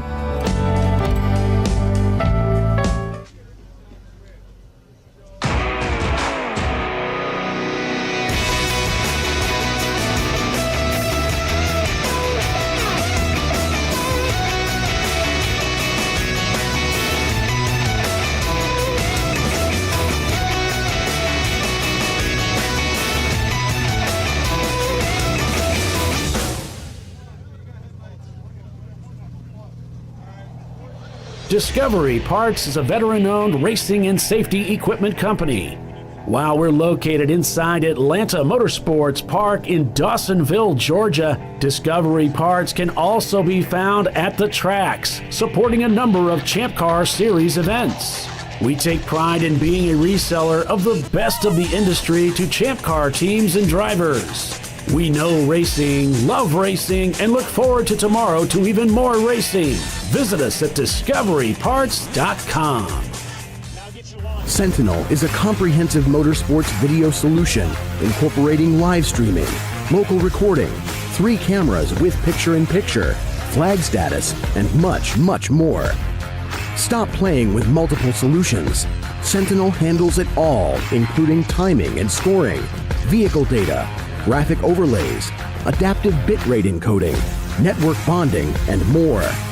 Sentinel is the solution to sharing your motorsports experience with your friends, family, sponsors, and the world. What are you waiting for? Get your Sentinel today and never miss an on-track moment. www.sentinel.racing.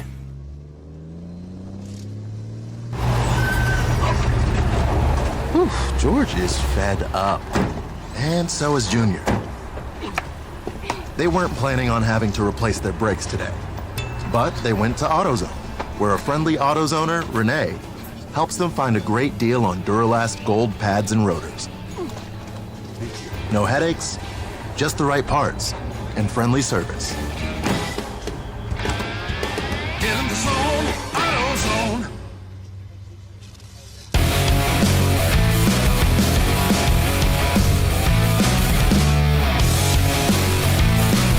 All right, welcome back to Champ Car Live, presented by AutoZone. Team Salem in the pits. We saw Rockwell coming through as well. They're all taking advantage of it because, well, as we talked about it earlier, this is the time when teams are going to come in, take advantage perhaps of that opportunity to get that pit stop done. So that way they'll be ready to go tomorrow. They won't have to take a stop then. So we have a purple 35. So this is the time when teams are going to want to come in and take advantage of that. Car 617 is our stricken animal. That's the Party Cat Racing team. Looks like they're stopped off track over around turn 3. And I don't really see them on the cameras, but it could be they've already been they're already on the hook there, Kyle, so they're already being pulled back. The Party Cat team right now. Les got his hands full down there. There's so much stuff going on. His head's on a swivel with the Salen's cars coming through. We've got, there's the Simon Says car again. We saw Rockwell just leaving the pits, so it's a flurry of activity down there because of the nature of the strategy. We've got Parts Badger also taking advantage of this caution. Now the driver stints will reset. That's the way it's always been in the past. I shouldn't say things that I don't really know the facts on, but that's generally what we do. Now if they choose to put the driver back in for some reason, that's fine. It wouldn't be held to the 2-hour stint.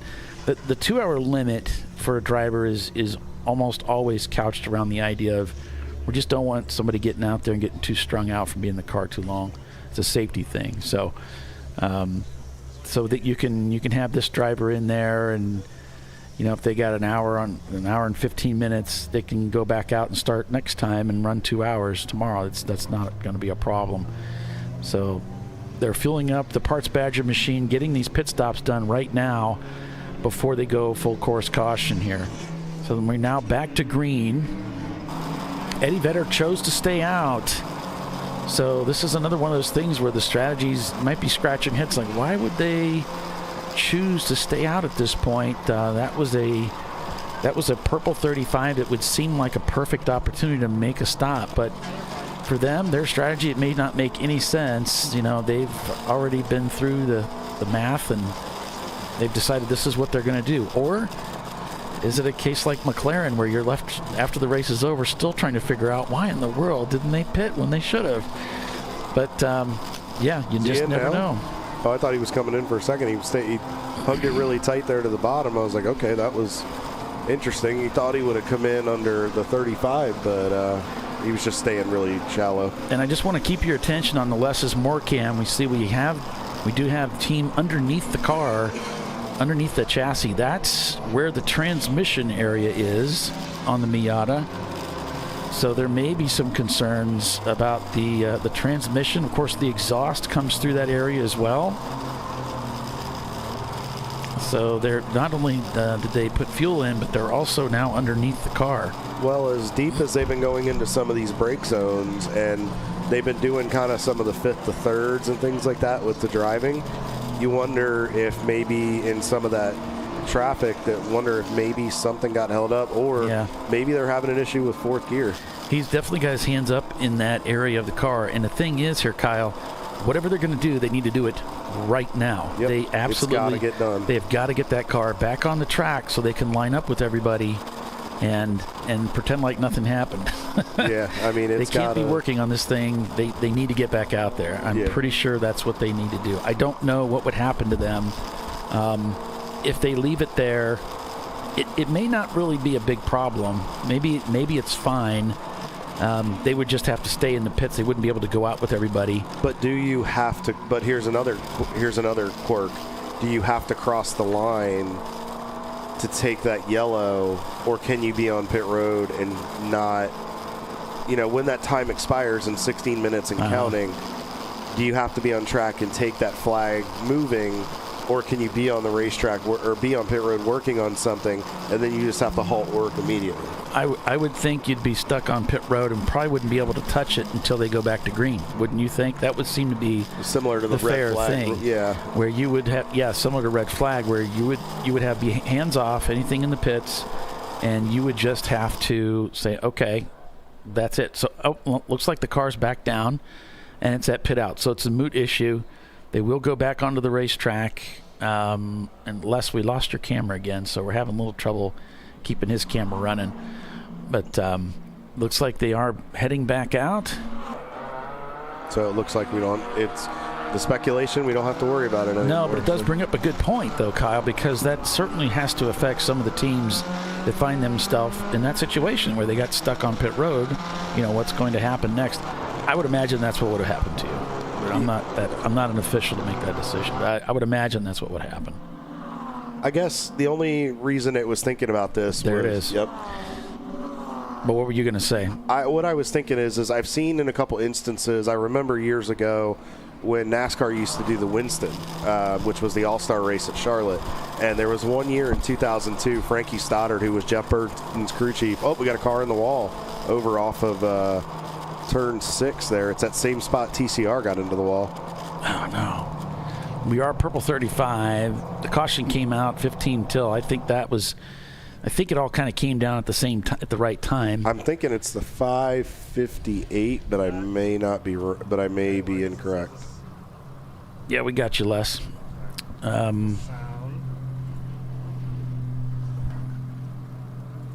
Go take a look here. 445, contact with the wall. 436. Oh, Bliss. So, yep. And just as you said, over in that corner, here comes safety vehicles through 5, I believe that is. Through this 1 to 3. That's coming to the NASCAR bend. So, still a couple corners from the corner.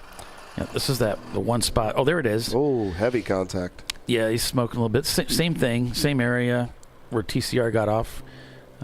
Just wrapped it into that wall. Got some smoke coming up from the hood, which looks like steam. I think he took a pretty good left side impact on the left front. The hood looks pretty bowed up in the front on the left side.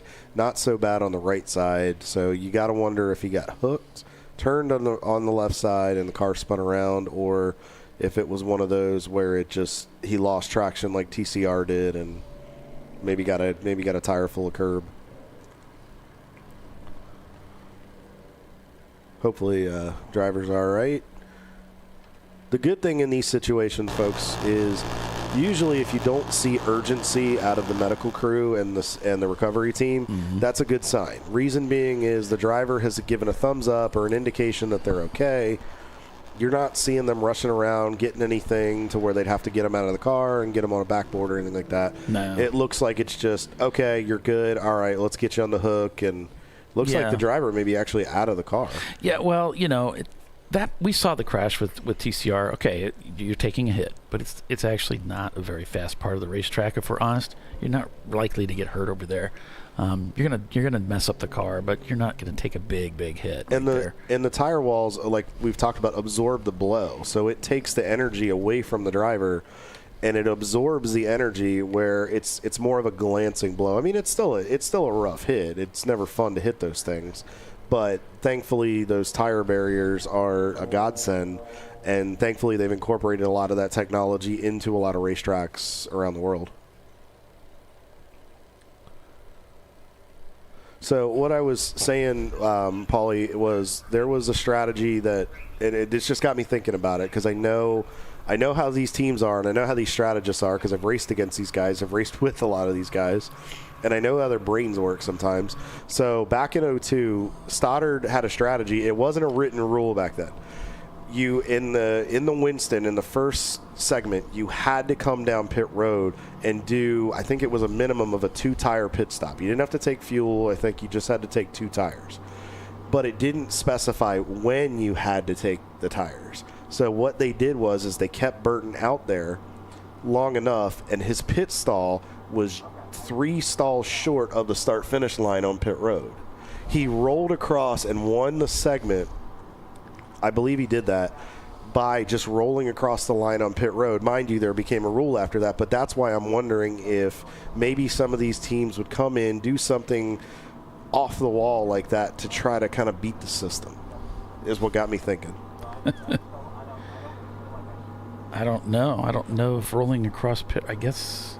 Well, it's more, do you have to loop. Well, it's more, do you have to take the flag on the racetrack to not, or if you're on pit road, do you automatically get pelted to EC? Ooh, I hope not. That's what's got me curious about it is if you're on pit road and you're making your change and all of a sudden you're like, well, you're trapped on pit road, you kind of win, because then at that point you're not putting laps on your tires in your car.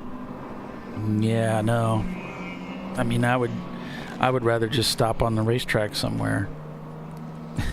I would then end up being pit road. It would cause you to do some weird things to avoid getting pushed in. I would think it would just be a matter of you'd have to start the back of the field.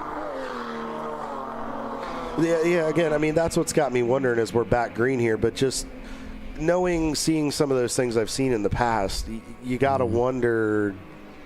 To keep people from trying to beat the system somehow. Right, because then at that point, you come in, you get your service done, and then you're sitting on fresh stuff for in the morning and a full tank of fuel.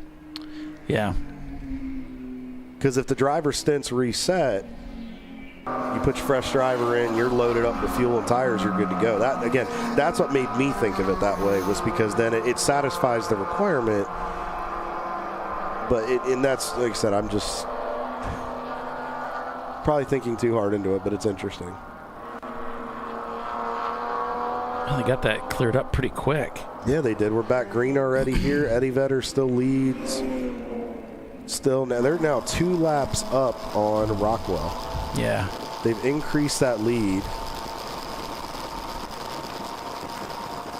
Yeah. So as we're under 10 minutes to go, let's kind of recap here and give you guys a synopsis of what is going to, just where we're at this point. So Eddie Vedder continues to lead the overall and the D class over Rockwell Autosport by about 2 laps, Autosport Development by about 2 laps, followed by both Team Salen's cars, Ketchup and Mustard, and then Parts Badger, who's had a pretty good recovery after that little transmission scare, it looked like, is still in the top 5. RVA Graphics and Wraps, I think, is up there in 6th, or it might be Money Shift is in 6th, Wilson Daily Racing in 7th, Brew Crew Racing is in 8th, Sarburns Autosport leads the A-Class and is in 9th, and John Allen Special rounds out your B-Class podium and rounds out your overall top 10. Parts Badger leads your B-Class. Let's take a look back through some of your classes here. So your top 3 in C-Class is Rockwell Autosport Development and the 2 Team Salen's cars. In D-Class, it's been the Eddie Vedder show over broken 60 seconds with a nice, healthy 38-lap lead over those guys. And then 2244 Motorsports rounding out your D-Class podium. Your F-Class is being held down right now by M2R, who holds a substantial lead over Whitnauer after their electrical issues. We'll have to see what happens with those guys if they choose to make the repairs. I think at that point that's going to eliminate them for the championship, so they'll probably fall into EC for tomorrow. I'm thinking. We'll have to find out. And then as far as our buddies in EC, we have Bimmer Performance Center has absolutely just dominated this class today over Suns Out, Guns Out, and then Section 8 Racing, I believe, is still up there in the 605. So it's been interesting. We'll have to get further clarification. We have had some glitches with timing and scoring, but so far that's where we stand. Well, thanks for that rundown and update on the championship standings. It's always a little bit of a mental bend to keep track of all that in combination with other people that are not in the fight for the championship title. So thanks for doing that. Thanks for joining us, everybody, here today. Appreciate you. Just moments away. They should be, I would imagine, somewhere around 10 minutes till, well, we're already past that. So I would think we'll be going to full course caution here shortly, and then they'll bring folks in. So it might be at 5 till. But this is always a cool time to be out racing. I think it's kind of neat. It's not so neat when the sun's right in your eyes, doesn't seem to be a problem today. I was going to say, I don't think that's a concern with the forecast and the weather we've had today. Nice move there by Parts Badger. Coming through hog pen. It's so, and the twilight here is just so beautiful. I mean, just the colors, and it's a beautiful part of the country, folks. If you, like I said, if you get a chance, come check out this area. A lot of history, a lot of cool things to do, and it's always cool to come hang out at another racetrack. See the teams working through turns 1 and 2.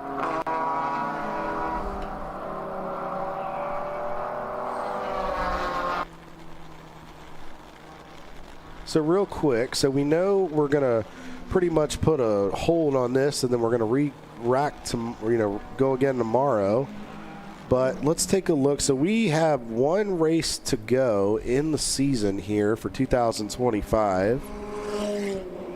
Our next race will be Sunday, December 28th at Sebring for the New Year's Eve 14-hour Enduro. So if you're interested in running it, make sure you guys get entered or get yourself on the wait list. If it's full, things happen. You can't be there if you don't enter, so make sure you enter. And if you're interested in any of the first 4 races, it looks like most of the entries are open for next year. If there's any races you want to enter, make sure you get your entries in now.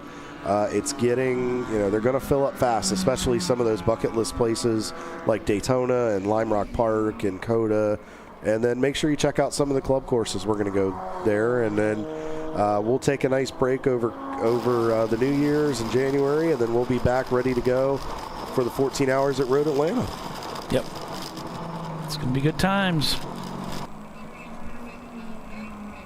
Thank you, Timothy. We appreciate that. Yeah, we're really enjoying doing it this year. It's hard to believe we're already at the end of the year, but we're looking forward to having the band back together and doing it again next year. And thank you guys, everybody, for tuning in.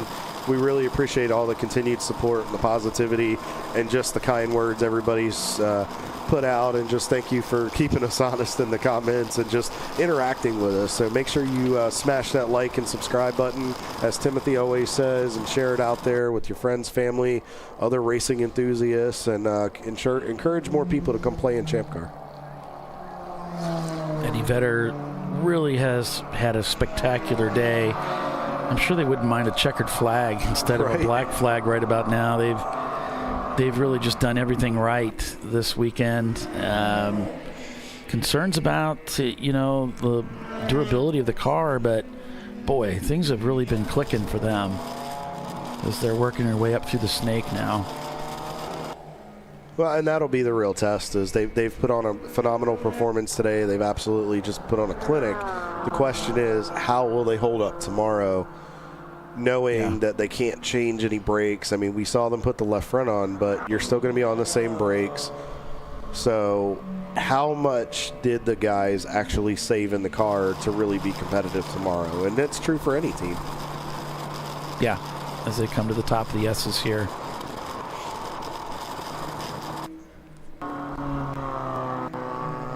So should be getting a yellow flag here, or we'll do probably a yellow flag, right, Paulie? Yeah, they should go to caution here. I'm a little surprised it still hasn't happened yet. I'm not privy to all the details of what they were going to do. I didn't attend the meeting because I was bad. I was also a little busy.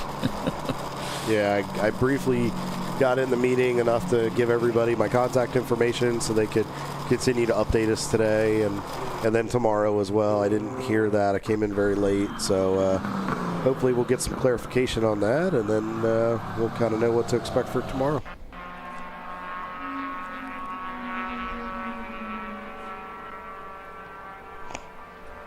Yep, that's what we're going to do, folks. Coming through hog pen here.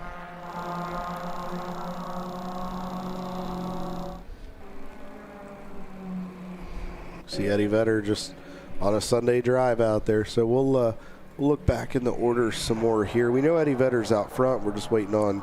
There's Tom up there waiting to get the flag. Looks like they're calling him around. I'm a little surprised they didn't flag him in that time. Oops, sorry about that, folks.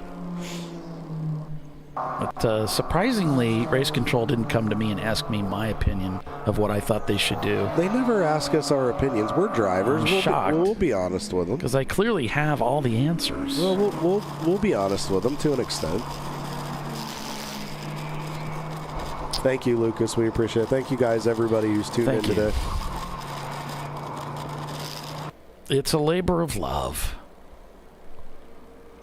So the 603 Club Motorhead guys, B class car. They've had a decent day. They're in the top 10. They're top 5, I think, in B class, and Enterprise is still out there chugging along.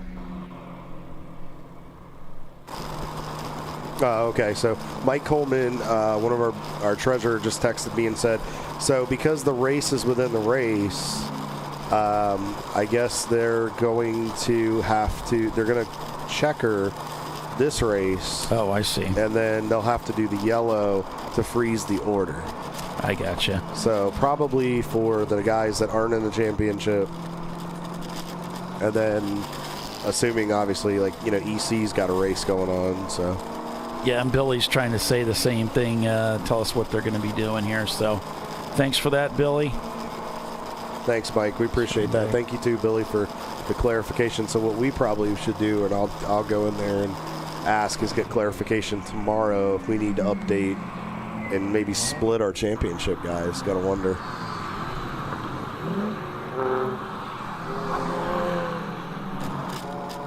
Down the roller coaster we come, likely for the last time.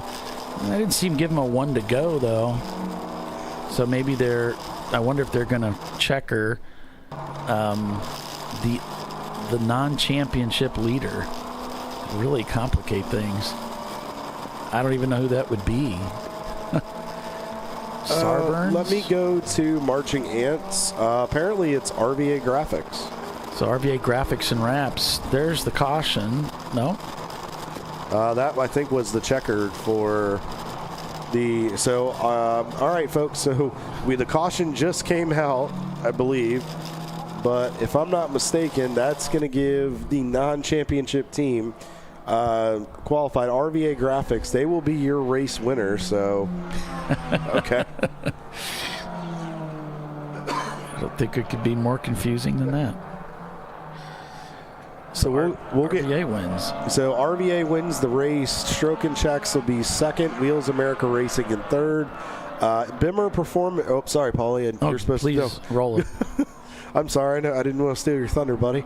Bimmer Performance Center is your EC winner on the day. I'm not sure where they're at on the racetrack. And then RVA Graphics will win the C class for the day. Wheels America Racing with the 999 will be your A class winner on the day. Fiesta Racing will win your B class in the 378. And then the D class will go to 2242 on that side. Again, this is your non-championship contending drivers. So the running order right now for your championship drivers is Eddie Vedder, and this is at the break, or the caution for the overnight break. Eddie Vedder, Rockwell Autosport Development, Team Salem Ketchup, Team Salem Mustard, and then Parts Badger Fastlane, Money Shift Racing, Wilson Daily Racing, Brew Crew, Sarburns Motor Autosports, and the John Allen Special are your top 10 for the championship contenders. So we apologize for that. I'm gonna go get some clarification, and we'll make sure we adjust on that tomorrow. Yeah, that'll work. Man, that was a great race, though. That was a lot of fun watching that unfold, and it started off too. It was a really exciting start. There was so much going on there. We had Team Salen's leading from the pole, both passed by Parts Badger within the first lap, and then by the second lap, all three of them were passed by Eddie Vedder. And maintained that lead, although there were some changes there from the pit stops and so forth. What are you seeing over there, Kyle? So, Paulie, I had pulled the speed high. I had pulled the red mist stuff that we were doing, which encompasses it. Race Monitor actually has them separate. So, folks, we apologize for that. We will make sure tomorrow we keep them separate. We'll keep you updated on class in both sides of things and the championships. So, we will make sure that we're on top of that. I will make sure I make a mark of that for in the morning, and we'll make sure we give further clarification. But congratulations to all of our winners today for the 8-7 Winter Classic, and we are now at the break for the championship, guys. So at this point, I believe they'll bring all the cars down pit road, and I don't believe they can touch their cars until tomorrow. Yeah, I would imagine they're all going to be brought in right now at this point. There's already some EVs moving out on track for cleanup and things like that. So there the cars are being brought in as they come off the racetrack. And they will be lined up there. Now, not all the cars will. Of course, there's Parts Badger coming in to line up. Just the cars that are queued up for the championship run. Okay, so that will let the guys that are just doing the 8-7, they'll be fine. They can go back and work on their stuff and prep for tomorrow. Right. Yeah, okay. It actually used to be even more confusing than this. Oh, okay. This is way easier. Oh, all right, cool. There's the black flag being called. So, and Ray is talking to the drivers as they come in to make sure they understand what they can and cannot do. If there's any questions, they're asking him questions about what they can and cannot do. If I remember from NCM, I think the most you could do was, I believe the most you could do, and I might be wrong, they might have changed it for this year. I believe it was obviously driver, camera, SD card or whatever, water bottle. Yeah. And I think that, and then cool suit. And then cool suit, and I think that's it. Yeah, that should have been it. I would think that would be it. I think there was questions about cleaning windshields. I don't remember if that was let go or if they let them do that or not. Maybe. I know at NCM they did because we had the deluge overnight and a bunch of cars because the tarps got dismantled. So they were letting drivers, because I remember a lot of people were like, the seat's wet, it's cold. So I remember everybody let them go and take shop vacs and clean, and they were watching them like hawks, but they told them, yeah, you can dry the seat out, but that's it. So they were very specific about what they could and couldn't do, and that was a driver comfort thing, and so nobody's out there riding around getting sick. All right, folks, so I think that's going to do it for us. I think at this point we're going to go ahead and call it a show for today. Still, obviously, a lot of racing to be done. Flat Out Nemesis is pulled behind the wall with their car, so that takes them out of the show. That'll put them in EC. You have to ask them what their plans are when you go to visit them. Yeah, that's going to do it for us for today. So tomorrow we'll pick up here 8:45. We're going to start things back up again, and then we'll be back for another 7 hours of endurance road racing here at Virginia International Raceway. So thanks so much for joining us today, folks. It's been a pleasure and an honor. Kyle, thank you. Thank you, Paulie. And a special thanks to Les as well. So Absolutely. For Kyle Lockrow and Les Epps, I'm Paul Veltum, and we'll see you tomorrow morning at 8:45. So long, folks.